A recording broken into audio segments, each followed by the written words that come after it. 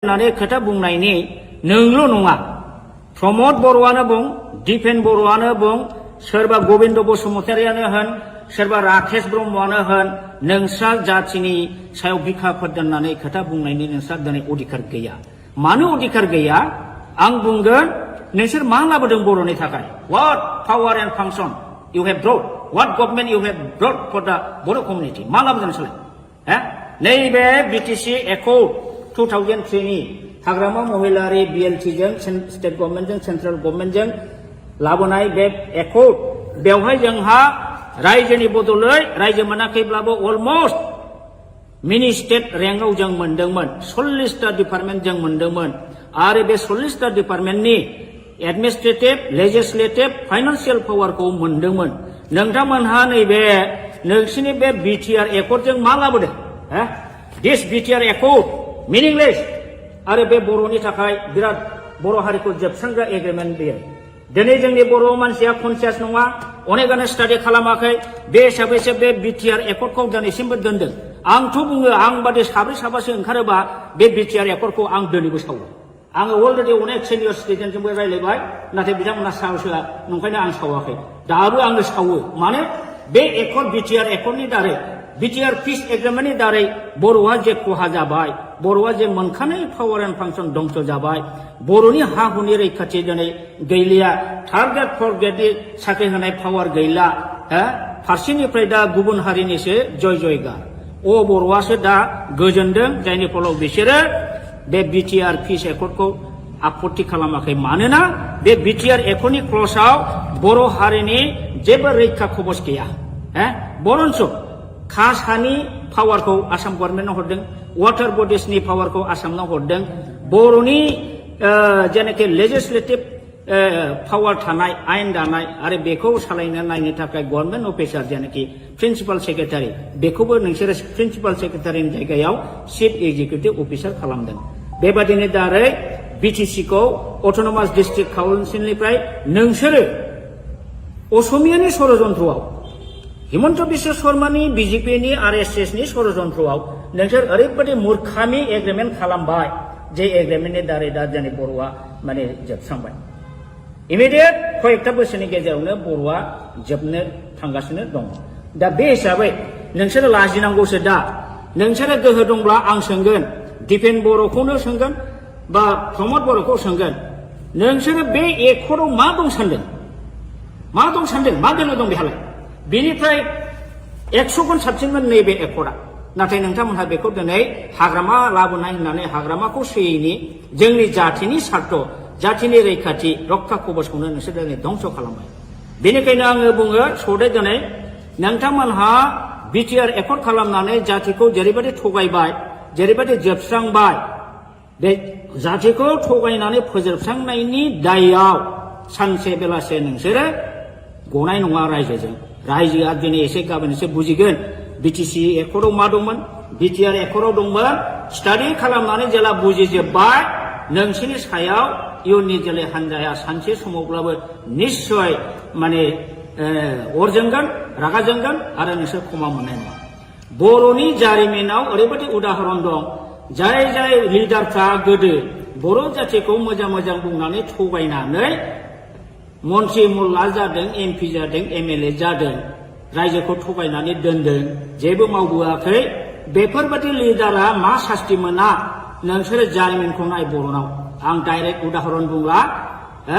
पुरस्कारखौ मोनबोगासिनो दं बावला नोंसोरबो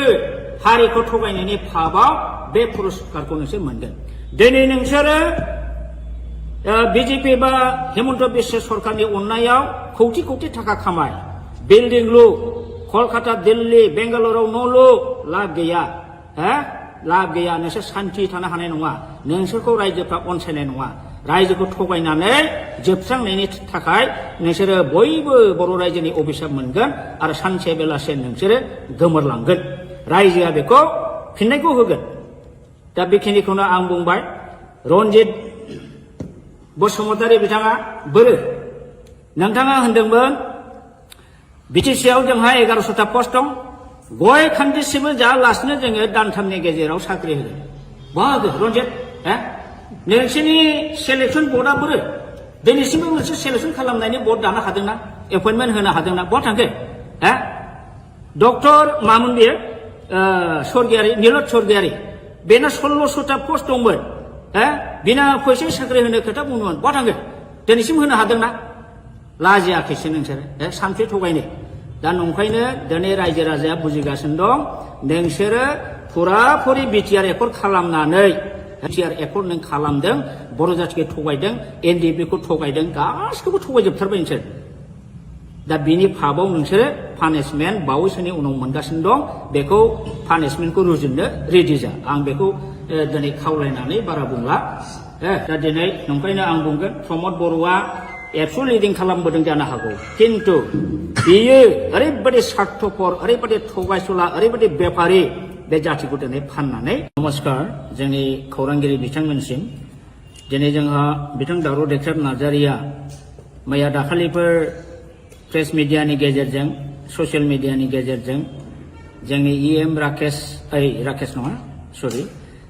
बि फेरेंगा बिथाङा बिथांनि सायाव जे एलिगेसन लाबोदों बिथांखौ जे गाज्रि गाज्रि सोंखारिदों इभेन बिथाङा दावराव देख्रेब नार्जारिनि नामखौ दावराय देख्रेब होनबाय थायो बिथाङा सासे बर' जानानै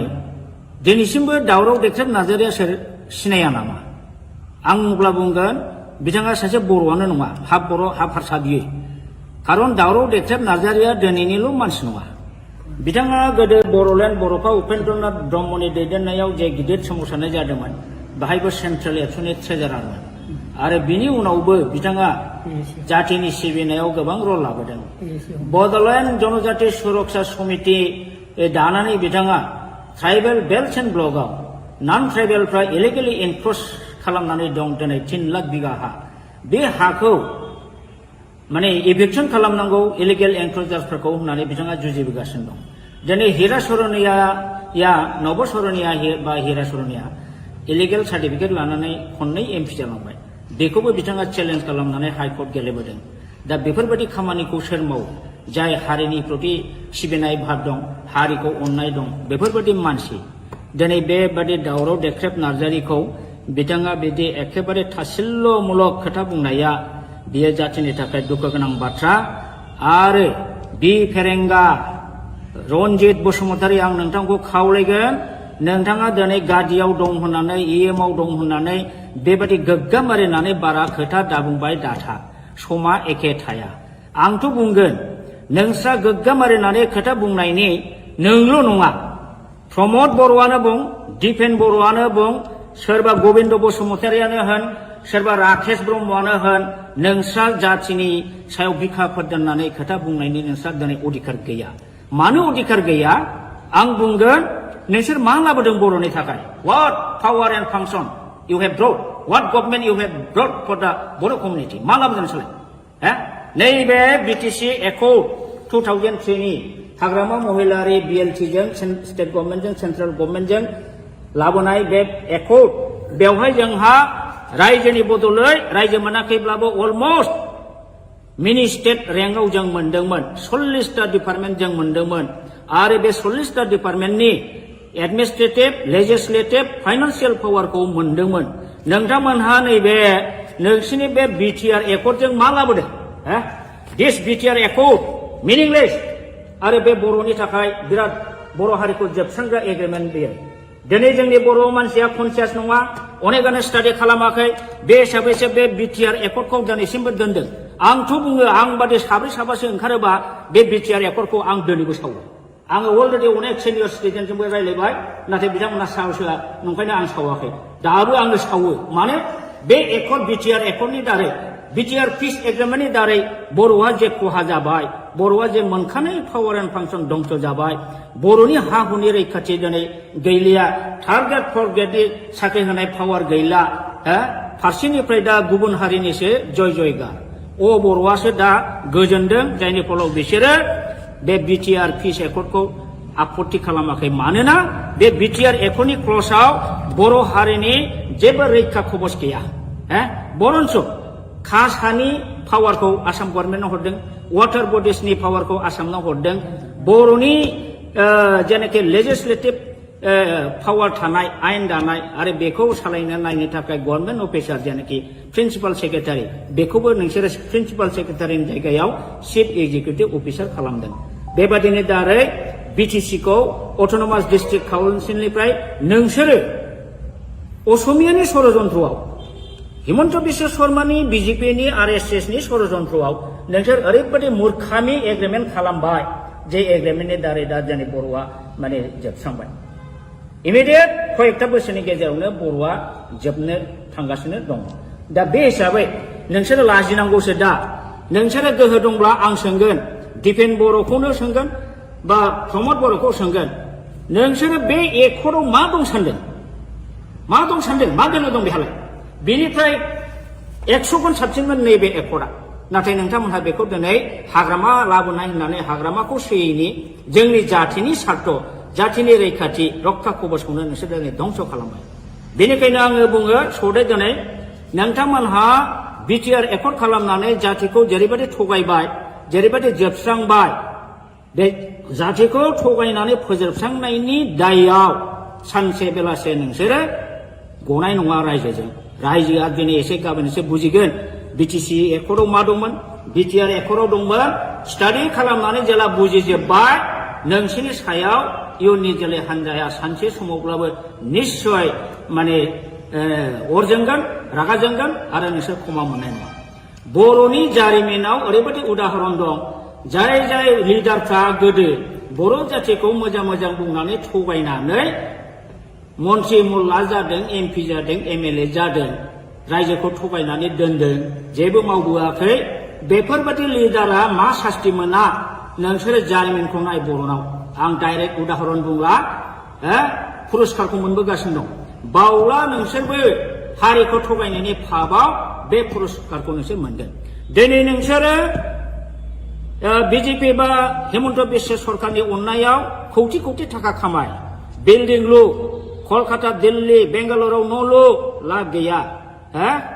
गैया नोंसोर सान्थि थानो हानाय नङा नोंसोरखौ रायजोफ्रा अनसायनाय नङा रायजोखौ थगायनानै जोबस्रांनायनि थाखाय नोंसोरो बयबो बर' रायजोनि अभिशाप मोनगोन आरो सानसे बेलासे नोंसोरो गोमोरलांगोन रायजोआ बेखौ फिननायखौ होगोन दा बेखिनिखौनो आं बुंबाय रन्जित बसुमतारी बिथाङा बोरो नोंथाङा होनदोंमोन बिटिसिआव जोंहा 1100टा पस्ट दं गय खान्दिसेबो जायालासिनो जोङो दानथामनि गेजेराव साख्रि होगोन बाहागो रन्जित नोंसोरनि सेलेक्सन बर्डआ बोरो दिनैसिमबो मोनसे सेलेक्सन खालामनायनि बर्ड दानो हादोंना एपइन्टमेन्ट होनो हादोंना बहा थांखो डक्टर मामोन बेयो स्वर्गियारि नीलत स्वर्गियारि बेना 1600टा पस्ट दंमोन बिना फैसा साख्रि होनो खोथा बुंदोंमोन बहा थांखो दिनैसिम होनो हादोंना लाजियाखैसो नोंसोरो सानसे थगायनो दा नंखायनो दिनै रायजो राजाया बुजिगासिनो दं नोंसोरो फुराफुरि बिटिआर एकर्ड खालामनानै बिटिआर एकर्ड नों खालामदों बर' जातिखौ थगायदों एनडिएफबिखौ थगायदों गासिखौबो थगायजोबथारबाय नोंसोर दा बिनि फाबाव नोंसोरो पानिशमेन्ट बावैसोनि उनाव मोनगासिनो दं बेखौ पानिशमेन्टखौ रुजुननो रेडि जा आं बेखौ दिनै खावलायनानै बारा बुंला दा दिनै नंखायनो आं बुंगोन प्रमद बर'आ एबसु लिडिं खालामबोदों जानो हागौ किन्तु बियो ओरैबायदि स्वार्थपर ओरैबायदि थगायसुला ओरैबायदि बेपारि बे जातिखौ दिनै फाननानै नमस्कार जोंनि खौरांगिरि बिथांमोनसिम दिनै जोंहा बिथां दावराव देख्रेब नार्जारिया मैया दाखालिफोर प्रेस मिडियानि गेजेरजों ससियेल मिडियानि गेजेरजों जोंनि इएम राकेश नङा सरि बि फेरेंगा बिथाङा बिथांनि सायाव जे एलिगेसन लाबोदों बिथांखौ जे गाज्रि सोंखारिदों इभेन बिथाङा दावराव देख्रेब नार्जारिनि नामखौ दावराय देख्रेब होनबाय थायो बिथाङा सासे बर' जानानै दिनैसिमबो दावराव देख्रेब नार्जारिया सोर सिनाया नामा आं अब्ला बुंगोन बिथाङा सासे बर'आनो नङा हाफ बर' हाफ हारसा बियो खारन दावराव देख्रेब नार्जारिया दिनैनिल' मानसि नङा बिथाङा गोदो बर'लेण्ड बर'फा उपेन्द्रनाथ ब्रह्मनि दैदेननायाव जे गिदिर सोमावसारनाय जादोंमोन बाहायबो सेन्ट्रेल एबसुनि ट्रेजारारमोन आरो बिनि उनावबो बिथाङा जातिनि सिबिनायाव गोबां रल लाबोदों बड'लेण्ड जनजाति सुरक्षा समिति दानानै बिथाङा ट्राइबेल बेल्ट एन्ड ब्लकआव नन ट्राइबेलफ्रा इलिगेलि एनक्रच खालामनानै दं दिनै 3 लाख बिगा हा बे हाखौ माने इभिक्सन खालामनांगौ इलिगेल एनक्ल'जारफोरखौ होननानै बिथाङा जुजिबोगासिनो दं दिनै हिरा सरनिया नब सरनिया बा हिरा सरनिया इलिगेल सार्टिफिकेट लानानै खननै एमपि जालांबाय बेखौबो बिथाङा चेलेन्ज खालामनानै हाइकर्ट गेलेबोदों दा बेफोरबायदि खामानिखौ सोर मावो जाय हारिनि प्रति सिबिनाय भाब दं हारिखौ अननाय दं बेफोरबायदि मानसि दिनै बेबादि दावराव देख्रेब नार्जारिखौ बिथाङा बिदि एखेबारे थासिल्ल'मूलक खोथा बुंनाया बियो जातिनि थाखाय दुखु गोनां बाथ्रा आरो बि फेरेंगा रनजित बसुमतारी आं नोंथांखौ खावलायगोन नोंथाङा दिनै गादियाव दं होननानै इएमआव दं होननानै बेबादि गोग्गामारिनानै बारा खोथा दाबुंबाय दाथा समा एखे थाया आंथ' बुंगोन नोंस्रा गोग्गामारिनानै खोथा बुंनायनि नोंल' नङा प्रमद बर'आनो बुं दिपेन बर'आनो बुं सोरबा गबिन्द बसुमतारियानो होन सोरबा राकेश ब्रह्मआनो होन नोंस्रा जातिनि सायाव बिखाफोर दोननानै खोथा बुंनायनि नोंस्रा दिनै अधिकार गैया मानो अधिकार गैया आं बुंगोन नोंसोर मा लाबोदों बर'नि थाखाय what power and function you have brought what government you have brought for the Boro community मा लाबोदों नोंसोरलाय नैबे बिटिसि एकर्ड 2003 नि हाग्रामा महिलारि BLT जों स्टेट गभर्नमेन्टजों सेन्ट्रेल गभर्नमेन्टजों लाबोनाय बे एकर्ड बेवहाय जोंहा रायजोनि बदलै रायजो मोनाखैब्लाबो अलमस्ट मिनि स्टेट रेंकआव जों मोनदोंमोन 40टा डिपार्टमेन्ट जों मोनदोंमोन आरो बे 40टा डिपार्टमेन्टनि एडमिनिस्ट्रेटिभ लेजिस्लेटिभ फाइनान्सियेल पावारखौ मोनदोंमोन नोंथांमोनहा नैबे नोंसिनि बे बिटिआर एकर्डजों मा लाबोदों दिस बिटिआर एकर्ड मिनिंलेस आरो बे बर'नि थाखाय बिराद बर' हारिखौ जोबस्रांग्रा एग्रिमेन्ट बेयो दिनै जोंनि बर' मानसिया कनसियास नङा अनेकानो स्टाडि खालामाखै बे हिसाबैसो बे बिटिआर एकर्डखौ दिनैसिमबो दोनदों आंथ' बुङो आं बादि साब्रै साबासो ओंखारोबा बे बिटिआर एकर्डखौ आं दिनैबो सावो आङो अलरेडि अनेक सिनियर सिटिजेनजोंबो रायज्लायबाय नाथाय बिथांमोना साहसोआ नंखायनो आं सावाखै दाबो आंनो सावो मानो बे एकर्ड बिटिआर एकर्डनि दारै बिटिआर पिस एग्रिमेन्टनि दारै बर'आ जे खहा जाबाय बर'आ जे मोनखानाय पावार एन्ड फांसन दंस जाबाय बर'नि हा हुनि रैखाथि दिनै गैलिया थार्ड ग्रेड फर्थ ग्रेडनि साख्रि होनाय पावार गैला फारसेनिफ्राय दा गुबुन हारिनिसो जय जयगार बर'आसो दा गोजोनदों जायनि फलाव बिसोरो बे बिटिआर पिस एकर्डखौ आपत्ति खालामाखै मानोना बे बिटिआर एकर्डनि क्लजआव बर' हारिनि जेबो रैखा कवच गैया बरन्स खास हानि पावारखौ आसाम गभर्नमेन्टआव हरदों वाटार बडिसनि पावारखौ आसामनाव हरदों बर'नि जेनाखि लेजिस्लेटिभ पावार थानाय आयेन दानाय आरो बेखौ सालायनो नायनो थाखाय गभर्नमेन्ट अफिसार जेनाखि प्रिन्सिपाल सेक्रेटारि बेखौबो नोंसोरो प्रिन्सिपाल सेक्रेटारिनि जायगायाव चिफ एक्जिकिउटिभ अफिसार खालामदों बेबादिनो दारै बिटिसिखौ अट'नमास डिस्ट्रिक्ट काउन्सिलनिफ्राय नोंसोरो असमियानि षड़यन्त्रआव हिमन्त बिश्व शर्मानि बिजेपिनि आरएसएसनि षड़यन्त्रआव नोंसोर ओरैबायदि मूर्खामि एग्रिमेन्ट खालामबाय जे एग्रिमेन्टनि दारै दा जोंनि बर'आ माने जोबस्रांबाय इमिडियेट कयेकथा बोसोरनि गेजेरावनो बर'आ जोबनो थांगासिनो दङ दा बे हिसाबै नोंसोरो लाजिनांगौसो दा नोंसोरो गोहो दंब्ला आं सोंगोन दिपेन बर'खौनो सोंगोन बा प्रमद बर'खौ सोंगोन नोंसोरो बे एकर्डआव मा दं सानदों मा दोननो दं बेहालाय बेनिफ्राय 100 गुन साबसिनमोन नैबे एकर्डआ नाथाय नोंथांमोनहा बेखौ दिनै हाग्रामा लाबोनाय होननानै हाग्रामाखौ सोयैनि जोंनि जातिनि सार्थ जातिनि रैखाथि रक्षा कवचखौनो नोंसोर दिनै धंस खालामबाय बेनिखायनो आङो बुङो सदे दिनै नोंथांमोनहा बिटिआर एकर्ड खालामनानै जातिखौ जेरैबायदि थगायबाय जेरैबायदि जोबस्रांबाय बे जातिखौ थगायनानै फोजोबस्रांनायनि दायआव सानसे बेलासे नोंसोरो गनाय नङा रायजोआ दिनै एसे गाबोन एसे बुजिगोन बिटिसि एकर्डआव मा दंमोन बिटिआर एकर्डआव दंमोन स्टाडि खालामनानै जेला बुजिजोब्बाय नोंसिनि सायाव इयुननि जोलै हान्जाया सानसे समावब्लाबो निश्चय माने अर जोंगोन रागा जोंगोन आरो नोंसोर क्षमा मोननाय नङा बर'नि जारिमिनाव ओरैबायदि उदाहरन दं जाय लिडारफ्रा गोदो बर' जातिखौ मोजां बुंनानै थगायनानै मन्त्रि मुल्ला जादों एमपि जादों एमएलए जादों रायजोखौ थगायनानै दोनदों जेबो मावबोआखै बेफोरबायदि लिडारा मा सास्ति मोना नोंसोरो जारिमिनखौ नाय बर'नाव आं डाइरेक्ट उदाहरन बुंला पुरस्कारखौ मोनबोगासिनो दं बावला नोंसोरबो हारिखौ थगायनायनि फाबाव बे पुरस्कारखौ नोंसोर मोनगोन दिनै नोंसोरो बिजेपि बा हेमन्त बिश्व सरकारनि अननायाव कौटि कौटि थाखा खामाय बिल्डिं लु कलकाता दिल्ली बेंगालुरुआव न' लु लाब गैया लाब गैया नोंसोर सान्थि थानो हानाय नङा नोंसोरखौ रायजोफ्रा अनसायनाय नङा रायजोखौ थगायनानै जोबस्रांनायनि थाखाय नोंसोरो बयबो बर' रायजोनि अभिशाप मोनगोन आरो सानसे बेलासे नोंसोरो गोमोरलांगोन रायजोआ बेखौ फिननायखौ होगोन दा बेखिनिखौनो आं बुंबाय रन्जित बसुमतारी बिथाङा बोरो नोंथाङा होनदोंमोन बिटिसिआव जोंहा 1100टा पस्ट दं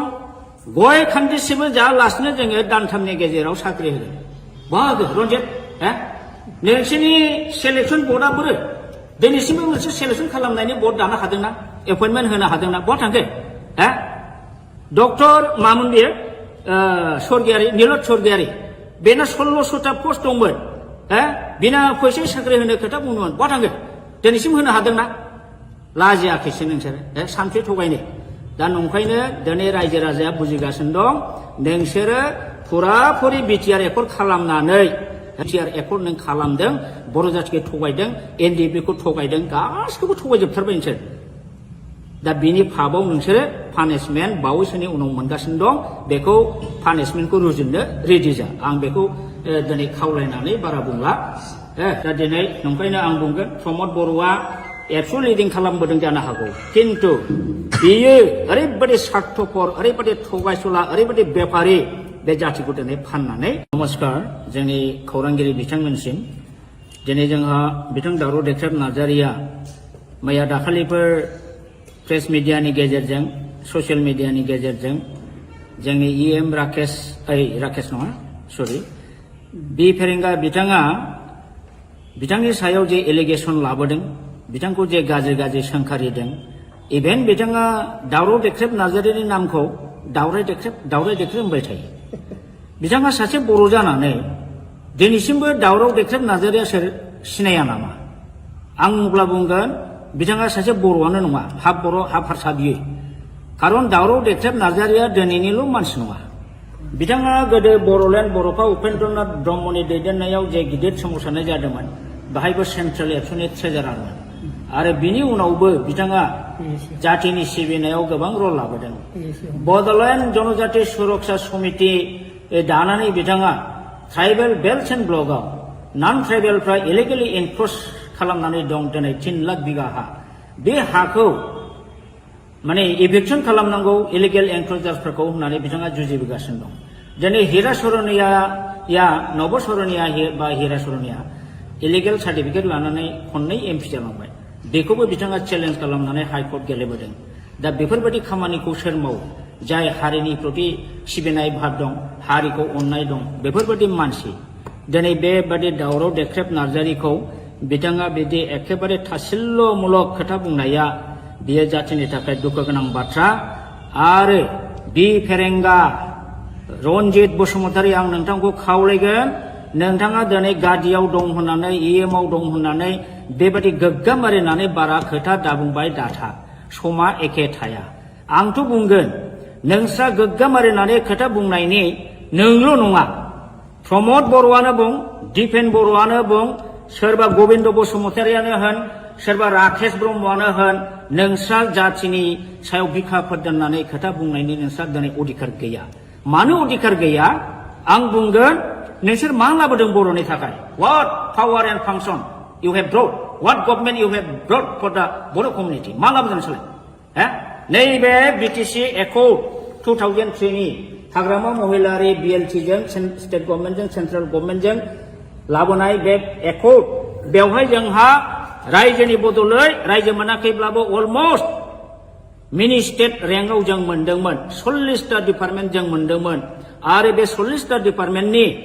एडमिनिस्ट्रेटिभ लेजिस्लेटिभ फाइनान्सियेल पावारखौ मोनदोंमोन नोंथांमोनहा नैबे नोंसिनि बे बिटिआर एकर्डजों मा लाबोदों दिस बिटिआर एकर्ड मिनिंलेस आरो बे बर'नि थाखाय बिराद बर' हारिखौ जोबस्रांग्रा एग्रिमेन्ट बेयो दिनै जोंनि बर' मानसिया कनसियास नङा अनेकानो स्टाडि खालामाखै बे हिसाबैसो बे बिटिआर एकर्डखौ दिनैसिमबो दोनदों आंथ' बुङो आं बादि साब्रै साबासो ओंखारोबा बे बिटिआर एकर्डखौ आं दिनैबो सावो आङो अलरेडि अनेक सिनियर सिटिजेनजोंबो रायलायबाय नाथाय बिथांमोना साहस होआ नंखायनो आं सावाखै दाबो आङो सावो माने बे एकर्ड बिटिआर एकर्डनि दारै बिटिआर पिस एग्रिमेन्टनि दारै बर'आ जे खहा जाबाय बर'आ जे मोनखानाय पावार एन्ड फांसन दंस जाबाय बर'नि हा हुनि रैखाथि दिनै गैलिया थार्ड ग्रेड फर्थ ग्रेडनि साख्रि होनाय पावार गैला फारसेनिफ्राय दा गुबुन हारिनिसो जय जयगा बर'आसो दा गोजोनदों जायनि फलाव बिसोरो बे बिटिआर पिस एकर्डखौ आपत्ति खालामाखै मानोना बे बिटिआर एकर्डनि क्लजआव बर' हारिनि जेबो रैखा खबस गैया बरन्स खास हानि पावारखौ आसाम गभर्नमेन्टनो हरदों वाटार बडिसनि पावारखौ आसामनो हरदों बर'नि जेनाखि लेजिस्लेटिभ पावार थानाय आयेन दानाय आरो बेखौ सालायनो नायनो थाखाय गभर्नमेन्ट अफिसार जेनाखि प्रिन्सिपाल सेक्रेटारि बेखौबो नोंसोरो प्रिन्सिपाल सेक्रेटारिनि जायगायाव चिफ एक्जिकिउटिभ अफिसार खालामदों बेबादिनो दारै बिटिसिखौ अट'नमास डिस्ट्रिक्ट काउन्सिलनिफ्राय नोंसोरो असमियानि षड़यन्त्रआव हिमन्त बिश्व शर्मानि बिजेपिनि आरएसएसनि षड़यन्त्रआव नोंसोर ओरैबायदि मूर्खामि एग्रिमेन्ट खालामबाय जे एग्रिमेन्टनि दारै दा जोंनि बर'आ माने जोबस्रांबाय इमिडियेट कयेकथा बोसोरनि गेजेरावनो बर'आ जोबनो थांगासिनो दं दा बे हिसाबै नोंसोरो लाजिनांगौसो दा नोंसोरो गोहो दंब्ला आं सोंगोन दिपेन बर'खौनो सोंगोन बा प्रमद बर'खौ सोंगोन नोंसोरो बे एकर्डआव मा दं सानदों मा गोनो दं बेहालाय बेनिफ्राय 100 गुन साबसिनमोन नैबे एकर्डआ नाथाय नोंथांमोनहा बेखौ दिनै हाग्रामा लाबोनाय होननानै हाग्रामाखौ सोयैनि जोंनि जाथिनि सार्थ जाथिनि रैखाथि रक्षा कबचखौनो नोंसोर दिनै धंस खालामबाय बेनिखायनो आङो बुङो सौदे दिनै नोंथांमोनहा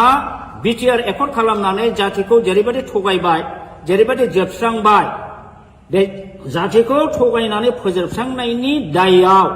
सानसे बेलासे नोंसोरो गनाय नङा रायजोआ दिनै एसे गाबोन एसे बुजिगोन बिटिसि एकर्डआव मा दंमोन बिटिआर एकर्डआव दंमोन स्टाडि खालामनानै जेला बुजिजोब्बाय नोंसिनि सायाव इयुननि जोलै हान्जाया सानसे समावब्लाबो निश्चय माने अर जोंगोन रागा जोंगोन आरो नोंसोर क्षमा मोननाय नङा बर'नि जारिमिनाव ओरैबायदि उदाहरन दं जाय लिडारफ्रा गोदो बर' जातिखौ मोजां बुंनानै थगायनानै मन्त्रि मुल्ला जादों एमपि जादों एमएलए जादों रायजोखौ थगायनानै दोनदों जेबो मावबोआखै बेफोरबायदि लिडारा मा सास्ति मोना नोंसोरो जारिमिनखौ नाय बर'नाव आं डाइरेक्ट उदाहरन बुंला पुरस्कारखौ मोनबोगासिनो दं बावला नोंसोरबो हारिखौ थगायनायनि फाबाव बे पुरस्कारखौ नोंसोर मोनगोन दिनै नोंसोरो बिजेपि बा हिमन्त बिश्व सरकारनि अननायाव कौटि थाखा खामाय बिल्डिं लु कलकाता दिल्ली बेंगालुरुआव न' लु लाब गैया नोंसोर सान्थि थानो हानाय नङा नोंसोरखौ रायजोफ्रा अनसायनाय नङा रायजोखौ थगायनानै जोबस्रांनायनि थाखाय नोंसोरो बयबो बर' रायजोनि अभिशाप मोनगोन आरो सानसे बेलासे नोंसोरो गोमोरलांगोन रायजोआ बेखौ फिननायखौ होगोन दा बेखिनिखौनो आं बुंबाय रन्जित बसुमतारी बिथाङा बोरो नोंथाङा होनदोंमोन बिटिसिआव जोंहा 1100टा पस्ट दं गय खान्दिसेबो जायालासिनो जोङो दानथामनि गेजेराव साख्रि होगोन बाहागो रन्जित नोंसोरनि सेलेक्सन बर्डआ बोरो दिनैसिमबो मोनसे सेलेक्सन खालामनायनि बर्ड दानो हादोंना एपइन्टमेन्ट होनो हादोंना बहा थांखो डक्टर मामोन बेयो स्वर्गियारि नीलत स्वर्गियारि बेना 1600टा पस्ट दंमोन बिना फैसा साख्रि होनो खोथा बुंदोंमोन बहा थांगोन दिनैसिम होनो हादोंना लाजियाखैसो नोंसोरो सान्थि थगायनो दा नंखायनो दिनै रायजो राजाया बुजिगासिनो दं नोंसोरो फुराफुरि बिटिआर एकर्ड खालामनानै बिटिआर एकर्ड नों खालामदों बर' जातिखौ थगायदों एनडिएफबिखौ थगायदों गासिखौबो थगायजोबथारबाय नोंसोर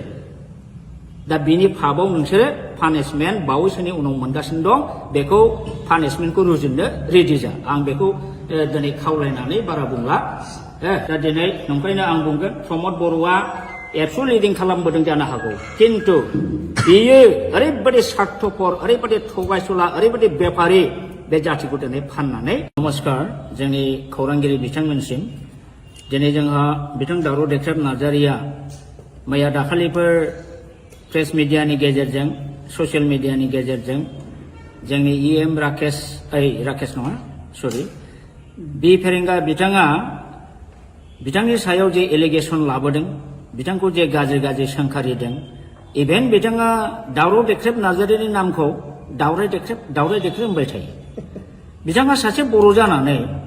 दिनैसिमबो दावराव देख्रेब नार्जारिया सोर सिनाया नामा आं अब्ला बुंगोन बिथाङा सासे बर'आनो नङा हाफ बर' हाफ हारसा बियो खारन दावराव देख्रेब नार्जारिया दिनैनिल' मानसि नङा बिथाङा गोदो बर'लेण्ड बर'फा उपेन्द्रनाथ ब्रह्मनि दैदेननायाव जे गिदिर सोमावसारनाय जादोंमोन बाहायबो सेन्ट्रेल एबसुनि ट्रेजारारमोन आरो बिनि उनावबो बिथाङा जातिनि सिबिनायाव गोबां रल लाबोदों बड'लेण्ड जनजाति सुरक्षा समिति दानानै बिथाङा ट्राइबेल बेल्ट एन्ड ब्लकआव नन ट्राइबेलफ्रा इलिगेलि एनक्रच खालामनानै दं दिनै 3 लाख बिगा हा बे हाखौ माने इभिक्सन खालामनांगौ इलिगेल एनक्रचार्सफोरखौ होननानै बिथाङा जुजिबोगासिनो दं दिनै हिरा सरनिया नब सरनिया बा हिरा सरनिया इलिगेल सार्टिफिकेट लानानै खननै एमपि जालांबाय बेखौबो बिथाङा चेलेन्ज खालामनानै हाइकर्ट गेलेबोदों दा बेफोरबायदि खामानिखौ सोर मावो जाय हारिनि प्रति सिबिनाय भाब दं हारिखौ अननाय दं बेफोरबायदि मानसि दिनै बेबादि दावराव देख्रेब नार्जारिखौ बिथाङा बिदि एखेबारे थासिल्यमूलक खोथा बुंनाया बियो जातिनि थाखाय दुखु गोनां बाथ्रा आरो बि फेरेंगा रनजित बसुमतारी आं नोंथांखौ खावलायगोन नोंथाङा दिनै गादियाव दं होननानै इएमआव दं होननानै बेबादि गोग्गाम मारिनानै बारा खोथा दाबुंबाय दाथा समा एखे थाया आंथ' बुंगोन नोंस्रा गोग्गाम मारिनानै खोथा बुंनायनि नोंल' नङा प्रमद बर'आनो बुं दिपेन बर'आनो बुं सोरबा गबिन्द बसुमतारियानो होन सोरबा राकेश ब्रह्मआनो होन नोंस्रा जातिनि सायाव बिखाफोर दोननानै खोथा बुंनायनि नोंस्रा दिनै अधिकार गैया मानो अधिकार गैया आं बुंगोन नोंसोर मा लाबोदों बर'नि थाखाय what power and function you have brought what government you have brought for the Boro community मा लाबोदों नोंसोरलाय नैबे बिटिसि एकर्ड 2003 नि हाग्रामा महिलारि बिएलटिजों स्टेट गभर्नमेन्टजों सेन्ट्रेल गभर्नमेन्टजों लाबोनाय बे एकर्ड बेवहाय जोंहा रायजोनि बदलै रायजो मोनाखैब्लाबो अलमस्ट मिनि स्टेट रेंकआव जों मोनदोंमोन 40टा डिपार्टमेन्ट जों मोनदोंमोन आरो बे 40टा डिपार्टमेन्टनि एडमिनिस्ट्रेटिभ लेजिस्लेटिभ फाइनान्सियेल पावारखौ मोनदोंमोन नोंथांमोनहा नैबे नोंसिनि बे बिटिआर एकर्डजों मा लाबोदों दिस बिटिआर एकर्ड मिनिंलेस आरो बे बर'नि थाखाय बिराद बर' हारिखौ जोबस्रांग्रा एग्रिमेन्ट बेयो दिनै जोंनि बर' मानसिया कनसियास नङा अनेकानो स्टाडि खालामाखै बे हिसाबैसो बे बिटिआर एकर्डखौ दिनैसिमबो दोनदों आंथ' बुङो आं बादि साब्रै साबासो ओंखारोबा बे बिटिआर एकर्डखौ आं दिनैबो सावो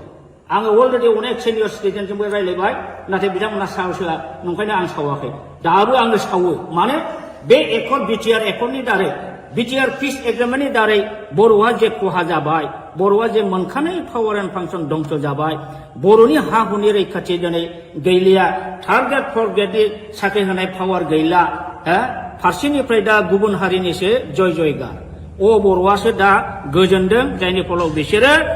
बे बिटिआर पिस एकर्डखौ आपत्ति खालामाखै मानोना बे बिटिआर एकर्डनि क्लजआव बर' हारिनि जेबो रैखा खबस गैया बरन्स कास्ट हानि पावारखौ आसाम गभर्नमेन्टआव हरदों वाटार बडिसनि पावारखौ आसामनाव हरदों बर'नि जेनाखि लेजिस्लेटिभ पावार थानाय आयेन दानाय आरो बेखौ सालायनो नायनो थाखाय गभर्नमेन्ट अफिसार जेनाखि प्रिन्सिपाल सेक्रेटारि बेखौबो नोंसोरो प्रिन्सिपाल सेक्रेटारिनि जायगायाव चिफ एक्जिकिउटिभ अफिसार खालामदों बेबादिनो दारै बिटिसिखौ अट'नमास डिस्ट्रिक्ट काउन्सिलनिफ्राय नोंसोरो असमियानि षड़यन्त्रआव हिमन्त बिश्व शर्मानि बिजेपिनि आरएसएसनि षड़यन्त्रआव नोंसोर ओरैबायदि मूर्खामि एग्रिमेन्ट खालामबाय जे एग्रिमेन्टनि दारै दा जोंनि बर'आ माने जोबस्रांबाय इमिडियेट कयेकथा बोसोरनि गेजेरावनो बर'आ जोबनो थांगासिनो दं दा बे हिसाबै नोंसोरो लाजिनांगौसो दा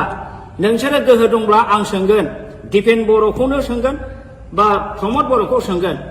नोंसोरो बे एकर्डआव मा दं सानदों मा दोननो दं बेहालाय बेनिफ्राय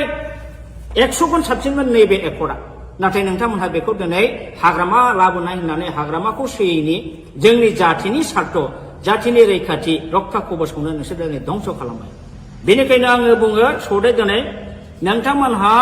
बिटिआर एकर्ड खालामनानै जातिखौ जेरैबायदि थगायबाय जेरैबायदि जोबस्रांबाय बे जातिखौ थगायनानै फोजोबस्रांनायनि दायआव सानसे बेलासे नोंसोरो गनाय नङा रायजोजों रायजोआ दिनै एसे गाबोन एसे बुजिगोन बिटिसि एकर्डआव मा दंमोन बिटिआर एकर्डआव दंमोन स्टाडि खालामनानै जेला बुजिजोब्बाय नोंसोरनि सायाव इयुननि जोलै हान्जाया सानसे समावब्लाबो निश्चय माने अर जोंगोन रागा जोंगोन आरो नोंसोर क्षमा मोननाय नङा बर'नि जारिमिनाव ओरैबायदि उदाहरन दं जाय जाय लिडारफ्रा गोदो बर' जाथिखौ मोजां मोजां बुंनानै थगायनानै मन्त्रि मुल्ला जादों एमपि जादों एमएलए जादों रायजोखौ थगायनानै दोनदों जेबो मावबोआखै बेफोरबायदि लिडारा मा सास्ति मोना नोंसोरो जारिमिनखौ नाय बर'नाव आं डाइरेक्ट उदाहरन बुंला पुरस्कारखौ मोनबोगासिनो दं बावला नोंसोरबो हारिखौ थगायनायनि फाबाव बे पुरस्कारखौ नोंसोर मोनगोन दिनै नोंसोरो बिजेपि बा हेमन्त बिश्व सरकारनि अननायाव कौटि कौटि थाखा खामाय बिल्डिं लु कलकाता दिल्ली बेंगालुरुआव न' लु लाब गैया लाब गैया नोंसोर सान्थि थानो हानाय नङा नोंसोरखौ रायजोफ्रा अनसायनाय नङा रायजोखौ थगायनानै जोबस्रांनायनि थाखाय नोंसोरो बयबो बर' रायजोनि अभिशाप मोनगोन आरो सानसे बेलासे नोंसोरो गोमोरलांगोन रायजोआ बेखौ फिननायखौ होगोन दा बेखिनिखौनो आं बुंबाय रन्जित बसुमतारी बिथाङा बोरो नोंथाङा होनदोंमोन बिटिसिआव जोंहा 1100टा पस्ट दं गय खान्दिसेबो जायालासिनो जोङो दानथामनि गेजेराव साख्रि होगोन बाहागो रन्जित नोंसोरनि सेलेक्सन बर्डआ बोरो दिनैसिमबो मोनसे सेलेक्सन खालामनायनि बर्ड दानो हादोंना एपइन्टमेन्ट होनो हादोंना बहा थांखो डक्टर मामोन बियो स्वर्गियारि नीलत स्वर्गियारि बेना 1600टा पस्ट दंमोन बिना फैसा साख्रि होनो खोथा बुंदोंमोन बहा थांखो दिनैसिम होनो हादोंना लाजियाखैसो नोंसोरो सानसे थगायनो दा नंखायनो दिनै रायजो राजाया बुजिगासिनो दं नोंसोरो फुराफुरि बिटिआर एकर्ड खालामनानै बिटिआर एकर्ड नों खालामदों बर' जाथिखौ थगायदों एनडिएफबिखौ थगायदों गासिखौबो थगायजोबथारबाय नोंसोर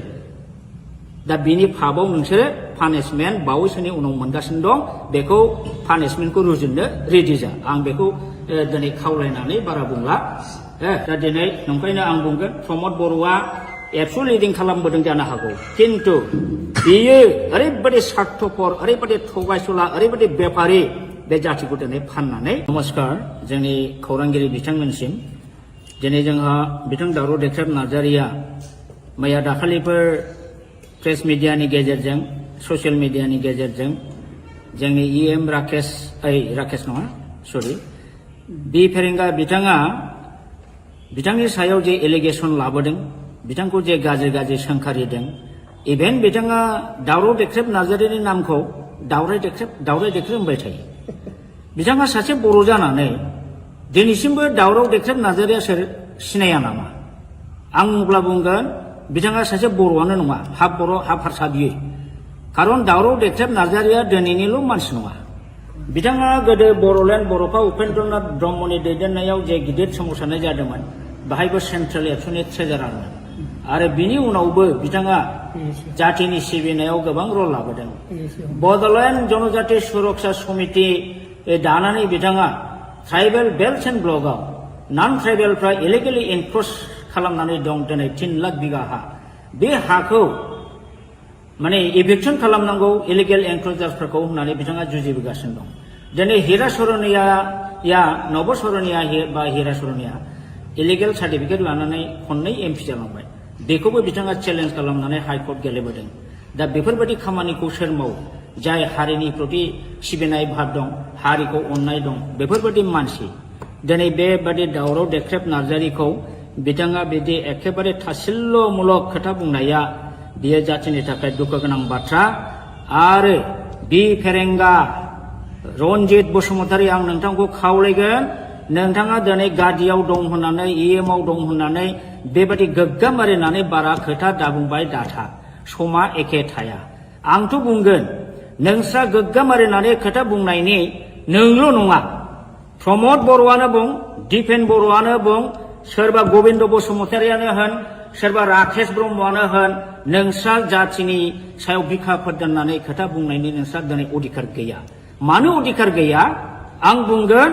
नोंसोर मा लाबोदों बर'नि थाखाय what power and function you have brought what government you have brought for the Bodo' community मा लाबोदों नोंसोरलाय नैबे बिटिसि एकर्ड 2003 नि हाग्रामा महिलारि BLT जों state गभर्नमेन्टजों central गभर्नमेन्टजों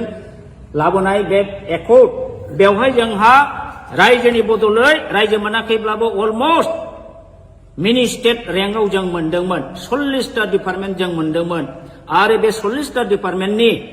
administrative legislative financial पावारखौ मोनदोंमोन नोंथांमोनहा नैबे नोंसिनि बे BTR एकर्डजों मा लाबोदों दिस BTR एकर्ड मिनिंलेस आरो बे बर'नि थाखाय बिराद बर' हारिखौ जोबस्रांग्रा एग्रिमेन्ट बेयो दिनै जोंनि बर' मानसिया कनसियास नङा अनेकानो स्टाडि खालामाखै बे हिसाबैसो बे BTR एकर्डखौ दिनैसिमबो दोनदों आंथ' बुङो आं बादि साब्रै साबासो ओंखारोबा बे BTR एकर्डखौ आं दिनैबो सावो आङो अलरेडि अनेक सिनियर सिटिजेनजोंबो रायलायबाय नाथाय बिथांमोना साहसआ नंखायनो आं सावाखै दाबो आङो सावो मानो बे एकर्ड BTR एकर्डनि दारै BTR पिस एग्रिमेन्टनि दारै बर'आ जे खहा जाबाय बर'आ जे मोनखानाय पावार एन्ड फांसन दंस जाबाय बर'नि हा हुनि रैखाथि दिनै गैलिया थार्ड ग्रेड फर्थ ग्रेडनि साख्रि होनाय पावार गैला फारसेनिफ्राय दा गुबुन हारिनिसो जय जयगार बर'आसो दा गोजोनदों जायनि फलाव बिसोरो बे BTR पिस एकर्डखौ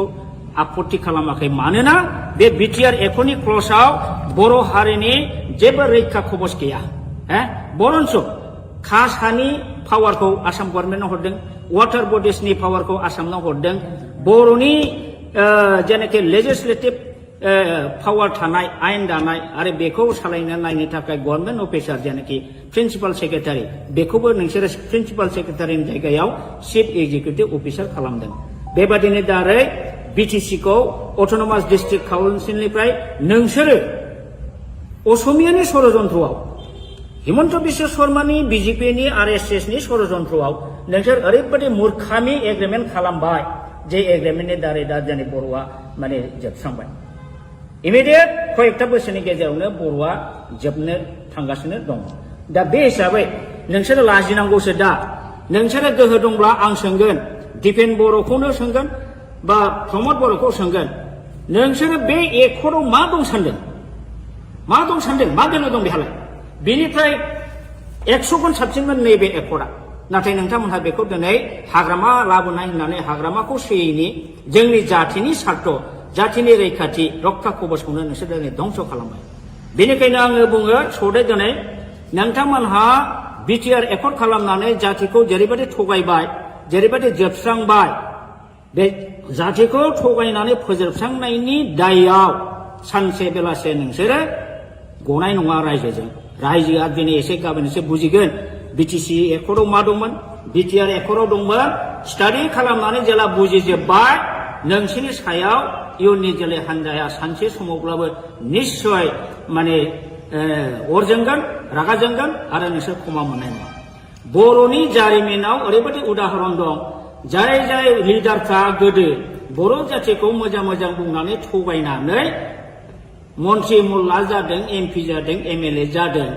रायजोखौ थगायनानै दोनदों जेबो मावबोआखै बेफोरबायदि लिडारा मा सास्ति मोना नोंसोरो जारिमिनखौ नाय बर'नाव आं डाइरेक्ट उदाहरन बुंला पुरस्कारखौ मोनबोगासिनो दं बावला नोंसोरबो हारिखौ थगायनायनि फाबाव बे पुरस्कारखौ नोंसोर मोनगोन दिनै नोंसोरो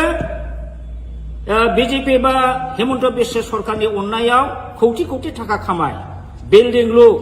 कलकाता दिल्ली बेंगालुरुआव न' लु लाब गैया नोंसोर सान्थि थानो हानाय नङा नोंसोरखौ रायजोफ्रा अनसायनाय नङा रायजोखौ थगायनानै जोबस्रांनायनि थाखाय नोंसोरो बयबो बर' रायजोनि अभिशाप मोनगोन आरो सानसे बेलासे नोंसोरो गोमोरलांगोन रायजोआ बेखौ फिननायखौ होगोन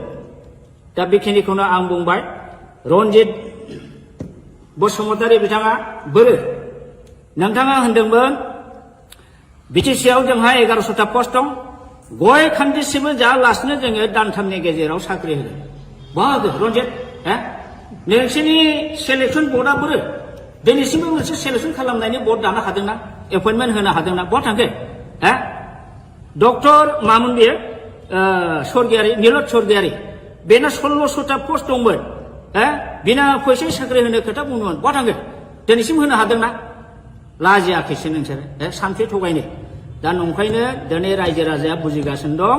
नोंसोरो फुराफुरि BTR एकर्ड खालामनानै बिटिआर एकर्ड नों खालामदों बर' जाथिखौ थगायदों एनडिएफबि खौ थगायदों गासिखौबो थगायजोबथारबाय नोंसोर दा बिनि फाबाव नोंसोरो पानिशमेन्ट बावैसोनि उनाव मोनगासिनो दं बेखौ पानिशमेन्टखौ रुजुननो रेडि जा आं बेखौ दिनै खावलायनानै बारा बुंला दा दिनै नंखायनो आं बुंगोन प्रमद बर'आ एबसु लिडिं खालामबोदों जानो हागौ किन्तु बियो ओरैबायदि स्वार्थपर ओरैबायदि थगायसुला ओरैबायदि बेपारि बे जातिखौ दिनै फाननानै नमस्कार जोंनि खौरांगिरि बिथांमोनसिम दिनै जोंहा बिथां दावराव देख्रेब नार्जारिया मैया दाखालिफोर प्रेस मिडियानि गेजेरजों ससियेल मिडियानि गेजेरजों जोंनि इएम राकेश नङा सरि बि फेरेंगा बिथाङा बिथांनि सायाव जे एलिगेसन लाबोदों बिथांखौ जे गाज्रि सोंखारिदों इभेन बिथाङा दावराव देख्रेब नार्जारिनि नामखौ दावराय देख्रेब होनबाय थायो बिथाङा सासे बर' जानानै दिनैसिमबो दावराव देख्रेब नार्जारिया सोर सिनाया नामा आं अब्ला बुंगोन बिथाङा सासे बर'आनो नङा हाफ बर' हाफ हारसा बियो खारन दावराव देख्रेब नार्जारिया दिनैनिल' मानसि नङा बिथाङा गोदो बर'लेण्ड बर'फा उपेन्द्रनाथ ब्रह्मनि दैदेननायाव जे गिदिर सोमावसारनाय जादोंमोन बाहायबो सेन्ट्रेल एबसुनि ट्रेजारारमोन आरो बिनि उनावबो बिथाङा जातिनि सिबिनायाव गोबां रल लाबोदों बड'लेण्ड जनजाति सुरक्षा समिति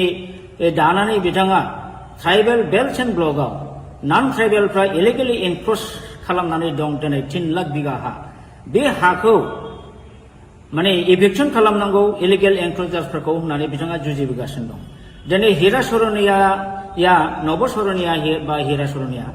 इलिगेल सार्टिफिकेट लानानै खननै एमपि जालांबाय बेखौबो बिथाङा चेलेन्ज खालामनानै हाइकर्ट गेलेबोदों दा बेफोरबायदि खामानिखौ सोर मावो जाय हारिनि प्रति सिबिनाय भाब दं हारिखौ अननाय दं बेफोरबायदि मानसि दिनै बेबादि दावराव देख्रेब नार्जारिखौ बिथाङा बिदि एखेबारे थासिल्यमूलक खोथा बुंनाया बियो जातिनि थाखाय दुखु गोनां बाथ्रा आरो बि फेरेंगा रनजित बसुमतारी आं नोंथांखौ खावलायगोन नोंथाङा दिनै गादियाव दं होननानै इएमआव दं होननानै बेबायदि गोग्गाम मारिनानै बारा खोथा दाबुंबाय दाथा समा एखे थाया आंथ' बुंगोन नोंस्रा गोग्गाम मारिनानै खोथा बुंनायनि नोंल' नङा प्रमद बर'आनो बुं दिपेन बर'आनो बुं सोरबा गबिन्द बसुमतारियानो होन सोरबा राकेश ब्रह्मआनो होन नोंस्रा जातिनि सायाव बिखा फोरदाननानै खोथा बुंनायनि नोंस्रा दिनै अधिकार गैया मानो अधिकार गैया आं बुंगोन नोंसोर मा लाबोदों बर'नि थाखाय what power and function you have brought what government you have brought for the Boro community मा लाबोदों नोंसोरलाय नैबे बिटिसि एकर्ड 2003 नि हाग्रामा महिलारि बिएलटिजों स्टेट गभर्नमेन्टजों सेन्ट्रेल गभर्नमेन्टजों लाबोनाय बे एकर्ड बेवहाय जोंहा रायजोनि बदलै रायजो मोनाखैब्लाबो अलमस्ट मिनि स्टेट रेंकआव जों मोनदोंमोन 40टा डिपार्टमेन्ट जों मोनदोंमोन आरो बे 40टा डिपार्टमेन्टनि एडमिनिस्ट्रेटिभ लेजिस्लेटिभ फाइनान्सियेल पावारखौ मोनदोंमोन नोंथांमोनहा नैबे नोंसिनि बे बिटिआर एकर्डजों मा लाबोदों दिस बिटिआर एकर्ड मिनिंलेस आरो बे बर'नि थाखाय बिराद बर' हारिखौ जोबस्रांग्रा एग्रिमेन्ट बेयो दिनै जोंनि बर' मानसिया कनसियास नङा अनेकानो स्टाडि खालामाखै बे हिसाबैसो बे बिटिआर एकर्डखौ दिनैसिमबो दोनदों आंथ' बुङो आं बादि साब्रै साबासो ओंखारोबा बे बिटिआर एकर्डखौ आं दिनैबो सावो आङो अलरेडि अनेक सिनियर सिटिजेनजोंबो रायज्लायबाय नाथाय बिथांमोना साहसहोआ नंखायनो आं सावाखै दाबो आङो सावो मानो बे एकर्ड बिटिआर एकर्डनि दारै बिटिआर पिस एग्रिमेन्टनि दारै बर'आ जे खहा जाबाय बर'आ जे मोनखानाय पावार एन्ड फांसन दंस जाबाय बर'नि हा हुनि रैखाथि दिनै गैलिया थार्ड ग्रेड फर्थ ग्रेडनि साख्रि होनाय पावार गैला फारसेनिफ्राय दा गुबुन हारिनिसो जयगार बर'आसो दा गोजोनदों जायनि फलाव बिसोरो बे बिटिआर पिस एकर्डखौ आपत्ति खालामाखै मानोना बे बिटिआर एकर्डनि क्लजआव बर' हारिनि जेबो रैखा खबस गैया बरन्स कासानि पावारखौ आसाम गभर्नमेन्टनो हरदों वाटार बडिसनि पावारखौ आसामनाव हरदों बर'नि जेनाखि लेजिस्लेटिभ पावार थानाय आयेन दानाय आरो बेखौ सालायनो नायनो थाखाय गभर्नमेन्ट अफिसार जेनाखि प्रिन्सिपाल सेक्रेटारि बेखौबो नोंसोरो प्रिन्सिपाल सेक्रेटारिनि जायगायाव चिफ एक्जिकिउटिभ अफिसार खालामदों बेबादिनो दारै बिटिसिखौ अट'नमास डिस्ट्रिक्ट काउन्सिलनिफ्राय नोंसोरो असमियानि षड़यन्त्रआव हिमन्त बिश्व शर्मानि बिजेपिनि आरएसएसनि षड़यन्त्रआव नोंसोर ओरैबायदि मूर्खामि एग्रिमेन्ट खालामबाय जे एग्रिमेन्टनि दारै दा जोंनि बर'आ माने जोबस्रांबाय इमिडियेट कयेकटा बोसोरनि गेजेरावनो बर'आ जोबनो थांगासिनो दं दा बे हिसाबै नोंसोरो लाजिनांगौसो दा नोंसोरो गोहो दंब्ला आं सोंगोन दिपेन बर'खौनो सोंगोन बा प्रमद बर'खौ सोंगोन नोंसोरो बे एकर्डआव मा दं सानदों मा दं सानदों मा गोनो दं बेहालाय बेनिफ्राय 100 गुन साबसिनमोन नैबे एकर्डआ नाथाय नोंथांमोनहा बेखौ दिनै हाग्रामा लाबोनाय होननानै हाग्रामाखौ सोयैनि जोंनि जाथिनि सार्थ जाथिनि रैखाथि रक्षा कवचखौनो नोंसोर दिनै धंस खालामबाय बेनिखायनो आङो बुङो सदै दिनै नोंथांमोनहा बिटिआर एकर्ड खालामनानै जातिखौ जेरैबायदि थगायबाय जेरैबायदि जोबस्रांबाय बे जातिखौ थगायनानै फोजोबस्रांनायनि दायाव सानसे बेलासे नोंसोरो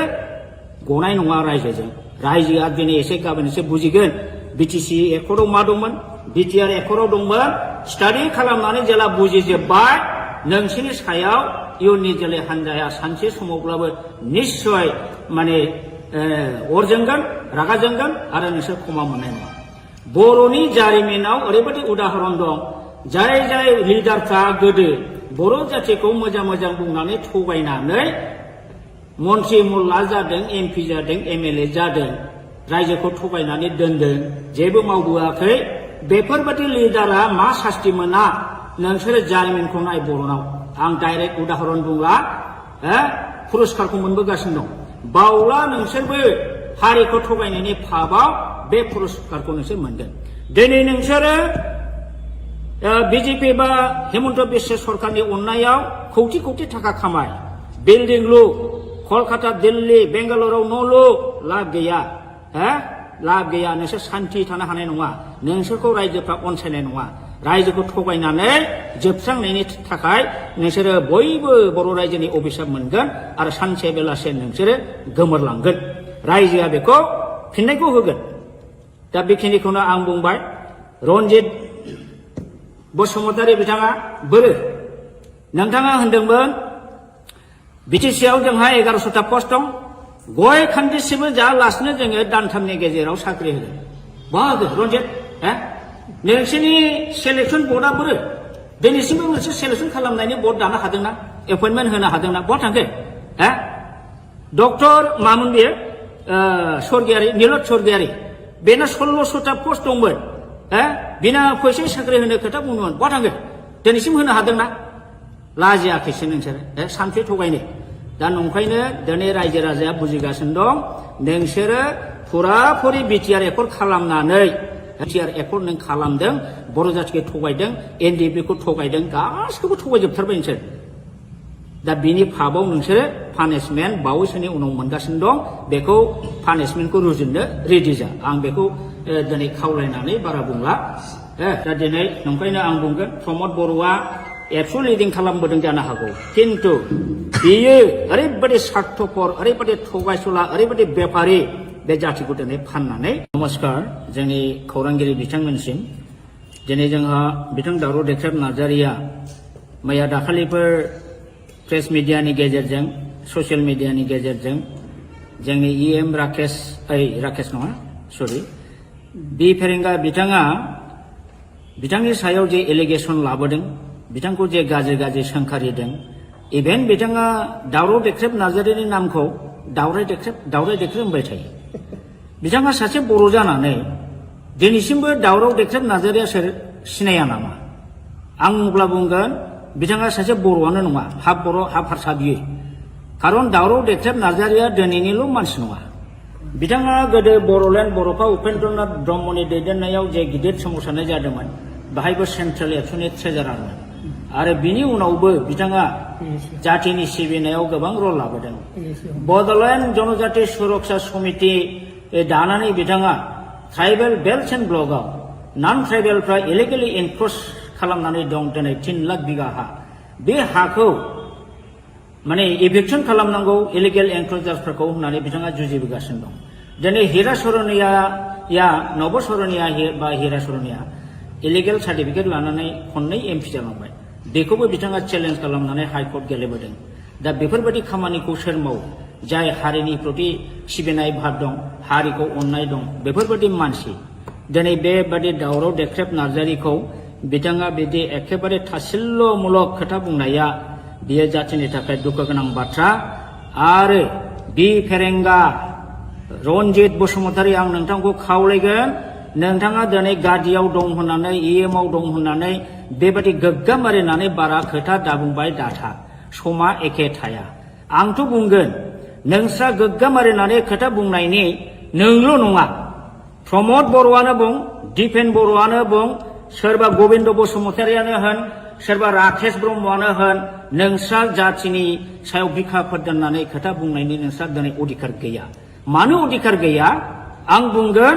नोंसोर मा लाबोदों बर'नि थाखाय what power and function you have brought what government you have brought for the Boro community मा लाबोदों नोंसोरलाय नैबे बिटिसि एकर्ड 2003 नि हाग्रामा महिलारि बिएलटिजों स्टेट गभर्नमेन्टजों सेन्ट्रेल गभर्नमेन्टजों लाबोनाय बे एकर्ड बेवहाय जोंहा रायजोनि बदलै रायजो मोनाखैब्लाबो अलमस्ट मिनि स्टेट रेंकआव जों मोनदोंमोन 40टा डिपार्टमेन्ट जों मोनदोंमोन आरो बे 40टा डिपार्टमेन्टनि एडमिनिस्ट्रेटिभ लेजिस्लेटिभ फाइनान्सियेल पावारखौ मोनदोंमोन नोंथांमोनहा नैबे नोंसिनि बे बिटिआर एकर्डजों मा लाबोदों दिस बिटिआर एकर्ड मिनिंलेस आरो बे बर'नि थाखाय बिराद बर' हारिखौ जोबस्रांग्रा एग्रिमेन्ट बेयो दिनै जोंनि बर' मानसिया कनसियास नङा अनेकानो स्टाडि खालामाखै बे हिसाबैसो बे बिटिआर एकर्डखौ दिनैसिमबो दोनदों आंथ' बुङो आं बादि साब्रै साबासो ओंखारोबा बे बिटिआर एकर्डखौ आं दिनैबो सावो आङो अलरेडि अनेक सिनियर सिटिजेनजोंबो रायज्लायबाय नाथाय बिथांमोना साहस होआ नंखायनो आं सावाखै दाबो आङो सावो माने बे एकर्ड बिटिआर एकर्डनि दारै बिटिआर पिस एग्रिमेन्टनि दारै बर'आ जे खहा जाबाय बर'आ जे मोनखानाय पावार एन्ड फांसन दंस जाबाय बर'नि हा हुनि रैखाथि दिनै गैलिया थार्ड ग्रेड फर्थ ग्रेडनि साख्रि होनाय पावार गैला फारसेनिफ्राय दा गुबुन हारिनिसो जय जयगार बर'आसो दा गोजोनदों जायनि फलाव बिसोरो बे बिटिआर पिस एकर्डखौ आपत्ति खालामाखै मानोना बे बिटिआर एकर्डनि क्लजआव बर' हारिनि जेबो रैखा खबस गैया बरन्स कासानि पावारखौ आसाम गभर्नमेन्टआव हरदों वाटार बडिसनि पावारखौ आसामनाव हरदों बर'नि जेनाखि लेजिस्लेटिभ पावार थानाय आयेन दानाय आरो बेखौ सालायनो नायनो थाखाय गभर्नमेन्ट अफिसार जेनाखि प्रिन्सिपाल सेक्रेटारि बेखौबो नोंसोरो प्रिन्सिपाल सेक्रेटारिनि जायगायाव चिफ एक्जिकिउटिभ अफिसार खालामदों बेबादिनो दारै बिटिसिखौ अट'नमास डिस्ट्रिक्ट काउन्सिलनिफ्राय नोंसोरो असमियानि षड़यन्त्रआव हिमन्त बिश्व शर्मानि बिजेपिनि आरएसएसनि षड़यन्त्रआव नोंसोर ओरैबायदि मूर्खामि एग्रिमेन्ट खालामबाय जे एग्रिमेन्टनि दारै दा जोंनि बर'आ माने जोबस्रांबाय इमिडियेट कयेकटा बोसोरनि गेजेरावनो बर'आ जोबनो थांगासिनो दङ दा बे हिसाबै नोंसोरो लाजिनांगौसो दा नोंसोरो गोहो दंब्ला आं सोंगोन दिपेन बर'खौनो सोंगोन बा प्रमद बर'खौ सोंगोन नोंसोरो बे एकर्डआव मा दं सानदों मा दोनो दं बेहालाय बेनिफ्राय 100 गुन साबसिनमोन नैबे एकर्डआ नाथाय नोंथांमोनहा बेखौ दिनै हाग्रामा लाबोनाय होननानै हाग्रामाखौ सोयैनि जोंनि जाथिनि सार्थ जाथिनि रैखाथि रक्षा कबचखौनो नोंसोर दिनै धंस खालामबाय बेनिखायनो आङो बुङो सदै दिनै नोंथांमोनहा बिटिआर एकर्ड खालामनानै जातिखौ जेरैबायदि थगायबाय जेरैबायदि जोबस्रांबाय बे जातिखौ थगायनानै फोजोबस्रांनायनि दायआव सानसे बेलासे नोंसोरो गनाय नङा रायजोआ दिनै एसे गाबोन एसे बुजिगोन बिटिसि एकर्डआव मा दंमोन बिटिआर एकर्डआव दंमोन स्टाडि खालामनानै जेला बुजिजोब्बाय नोंसोरनि सायाव इयुननि जोलै हान्जाया सानसे समावब्लाबो निश्चय माने अर जोंगोन रागा जोंगोन आरो नोंसोर क्षमा मोननाय नङा बर'नि जारिमिनाव ओरैबायदि उदाहरन दं जाय लिडारफ्रा गोदो बर' जातिखौ मोजां बुंनानै थगायनानै मन्त्रि मुल्ला जादों एमपि जादों एमएलए जादों रायजोखौ थगायनानै दोनदों जेबो मावबोआखै बेफोरबायदि लिडारा मा सास्ति मोना नोंसोरो जारिमिनखौ नाय बर'नाव आं डाइरेक्ट उदाहरन बुंला पुरस्कारखौ मोनबोगासिनो दं बावला नोंसोरबो हारिखौ थगायनायनि फाबाव बे पुरस्कारखौ नोंसोर मोनगोन दिनै नोंसोरो बिजेपि बा हिमन्त बिश्व सरकारनि अननायाव कौटि थाखा खामाय बिल्डिं लु कलकाता दिल्ली बेंगालुरुआव न' लु लाब गैया नोंसोर सान्थि थानो हानाय नङा नोंसोरखौ रायजोफ्रा अनसायनाय नङा रायजोखौ थगायनानै जोबस्रांनायनि थाखाय नोंसोरो बयबो बर' रायजोनि अभिशाप मोनगोन आरो सानसे बेलासे नोंसोरो गोमोरलांगोन रायजोआ बेखौ फिननायखौ होगोन दा बेखिनिखौनो आं बुंबाय रनजित बसुमतारी बिथाङा बोरो नोंथाङा होनदोंमोन बिटिसिआव जोंहा 1100टा पस्ट दं गय खान्दिसिबो जायालासिनो जोङो दानथामनि गेजेराव साख्रि होगोन बाहागो रन्जित नोंसोरनि सेलेक्सन बर्डआ बोरो दिनैसिमबो मोनसे सेलेक्सन खालामनायनि बर्ड दानो हादोंना एपइन्टमेन्ट होनो हादोंना बहा थांखो डक्टर मामोन बेयो स्वर्गियारि नीलत स्वर्गियारि बेना 1600टा पस्ट दंमोन बिना फैसा साख्रि होनो खोथा बुंदोंमोन बहा थांखो दिनैसिम होनो हादोंना लाजियाखैसो नोंसोरो सानफे थगायनो दा नंखायनो दिनै रायजो राजाया बुजिगासिनो दं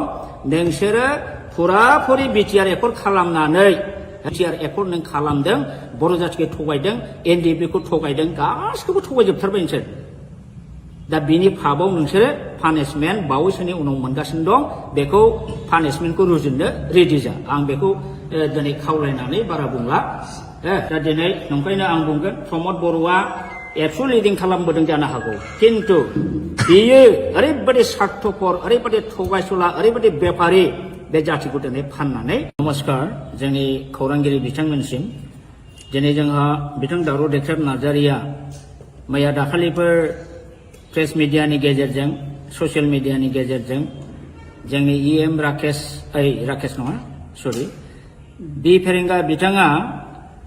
बिथांनि सायाव जे एलिगेसन लाबोदों बिथांखौ जे गाज्रि गाज्रि सोंखारिदों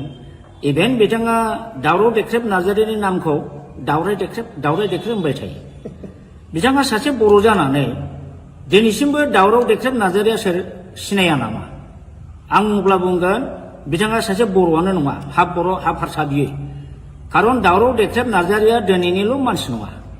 बिथाङा गोदो बर'लेण्ड बर'फा उपेन्द्रनाथ ब्रह्मनि दैदेननायाव जे गिदिर सोमावसारनाय जादोंमोन बाहायबो सेन्ट्रेल एबसुनि ट्रेजारारमोन आरो बिनि उनावबो बिथाङा जातिनि सिबिनायाव गोबां रल लाबोदों बड'लेण्ड जनजाति सुरक्षा समिति दानानै बिथाङा ट्राइबेल बेल्ट एन्ड ब्लकआव नन ट्राइबेलफ्रा इलिगेलि एनक्रच खालामनानै दं दिनै 3 लाख बिगा हा बे हाखौ माने इभिक्सन खालामनांगौ इलिगेल एनक्रचार्सफोरखौ होननानै बिथाङा जुजिबोगासिनो दं दिनै हिरा सरनिया नब सरनिया बा हिरा सरनिया इलिगेल सार्टिफिकेट लानानै खननै एमपि जालांबाय बेखौबो बिथाङा चेलेन्ज खालामनानै हाइकर्ट गेलेबोदों दा बेफोरबायदि खामानिखौ सोर मावो जाय हारिनि प्रति सिबिनाय भाब दं हारिखौ अननाय दं बेफोरबायदि मानसि दिनै बेबादि दावराव देख्रेब नार्जारिखौ बिथाङा बिदि एखेबारे थासिल्यमूलक खोथा बुंनाया बियो जातिनि थाखाय दुखु गोनां बाथ्रा आरो बि फेरेंगा रन्जित बसुमतारी आं नोंथांखौ खावलायगोन नोंथाङा दिनै गादियाव दं होननानै इएमआव दं होननानै बेबायदि गोग्गाम मारिनानै बारा खोथा दाबुंबाय दाथा समा एखे थाया आंथ' बुंगोन नोंस्रा गोग्गाम मारिनानै खोथा बुंनायनि नोंल' नङा प्रमद बर'आनो बुं दिपेन बर'आनो बुं सोरबा गबिन्द बसुमतारियानो होन सोरबा राकेश ब्रह्मआनो होन नोंस्रा जातिनि सायाव बिखाफोर दोननानै खोथा बुंनायनि नोंस्रा दिनै अधिकार गैया मानो अधिकार गैया आं बुंगोन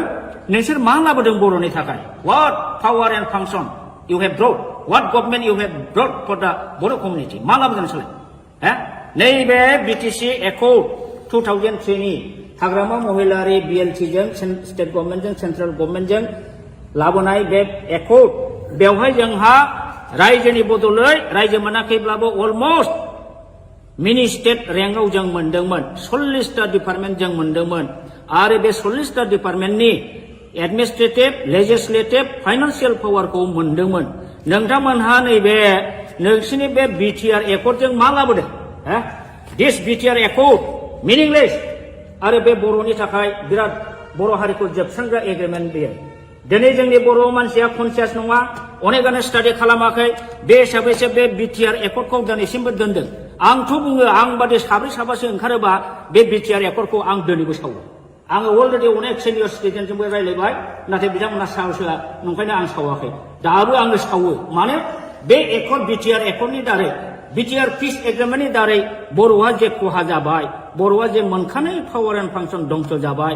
बर'नि हा हुनि रैखाथि दिनै गैलिया थार्ड ग्रेड फर्थ ग्रेडनि साख्रि होनाय पावार गैला फारसेनिफ्राय दा गुबुन हारिनिसो जय जयगार बर'आसो दा गोजोनदों जायनि फलाव बिसोरो बे बिटिआर पिस एकर्डखौ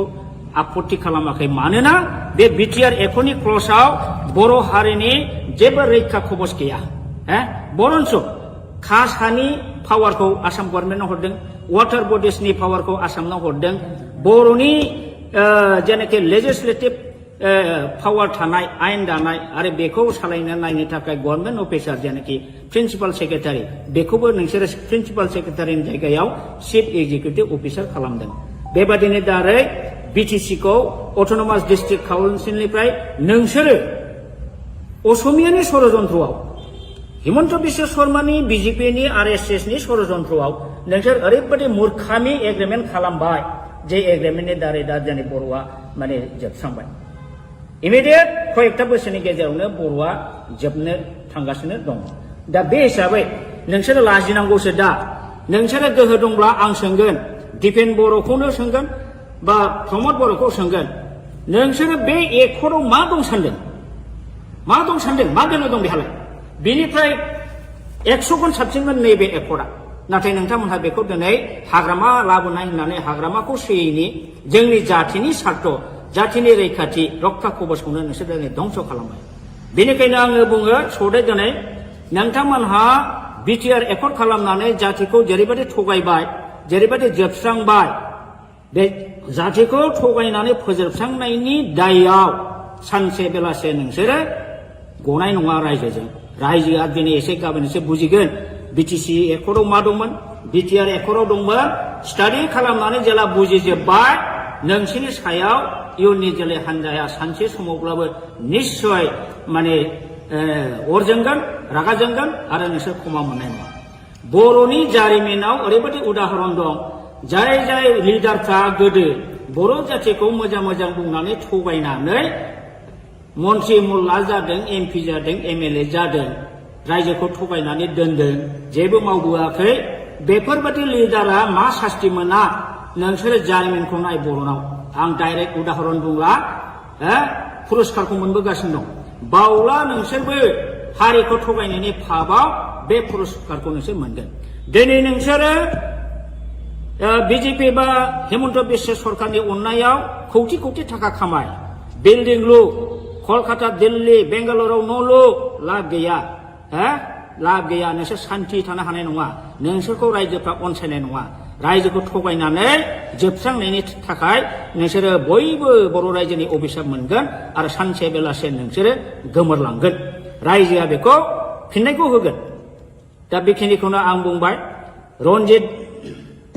बसुमतारी बिथाङा बोरो नोंथाङा होनदोंमोन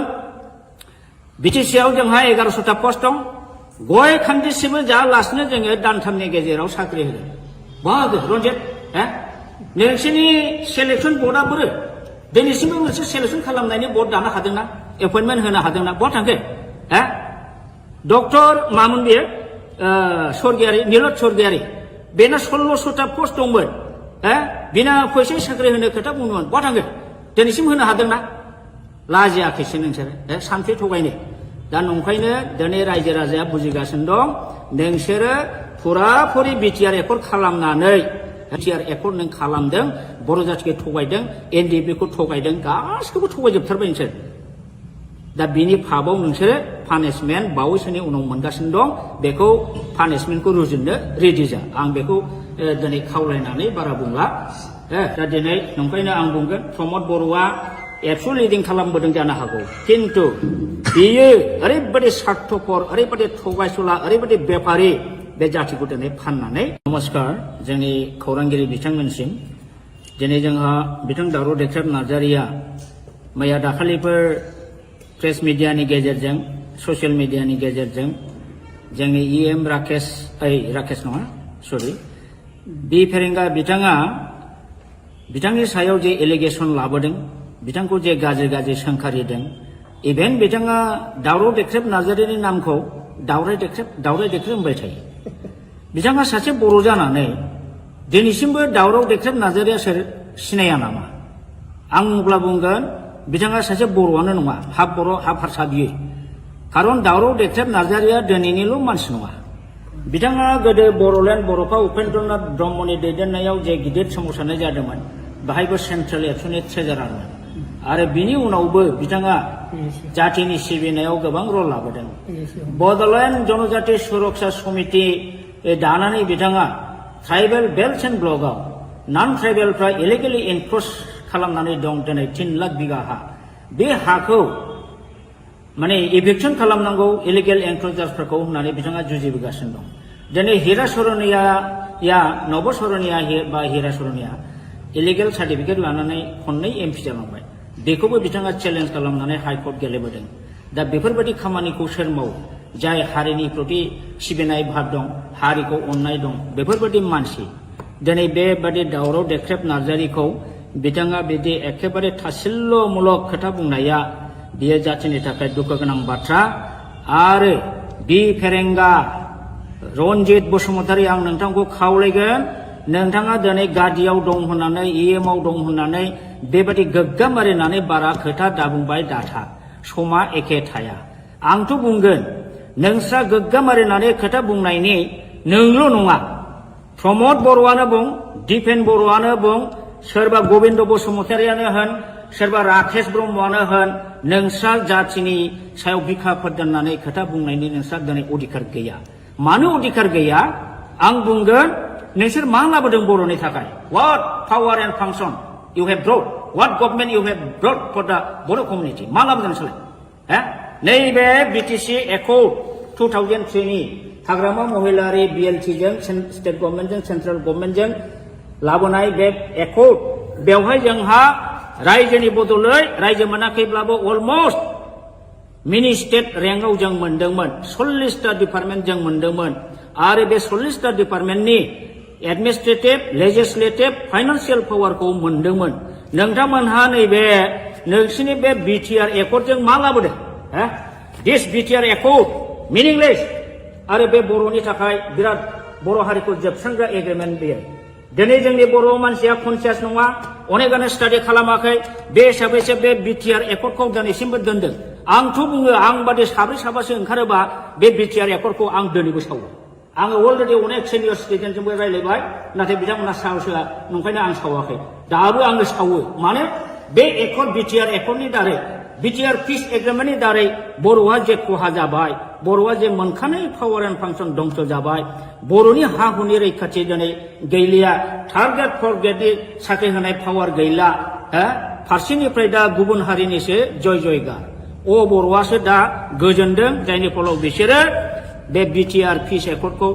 आपत्ति खालामाखै मानोना बे बिटिआर एकर्डनि क्लजआव बर' हारिनि जेबो रैखा खबस गैया बरन्स कासानि पावारखौ आसाम गभर्नमेन्टआव हरदों वाटार बडिसनि पावारखौ आसामनाव हरदों बर'नि जेनाखि लेजिस्लेटिभ पावार थानाय आयेन दानाय आरो बेखौ सालायनो नायनो थाखाय गभर्नमेन्ट अफिसार जेनाखि प्रिन्सिपाल सेक्रेटारि बेखौबो नोंसोरो प्रिन्सिपाल सेक्रेटारिनि जायगायाव चिफ एक्जिकिउटिभ अफिसार खालामदों बेबादिनो दारै बिटिसिखौ अट'नमास डिस्ट्रिक्ट काउन्सिलनिफ्राय नोंसोरो असमियानि षड़यन्त्रआव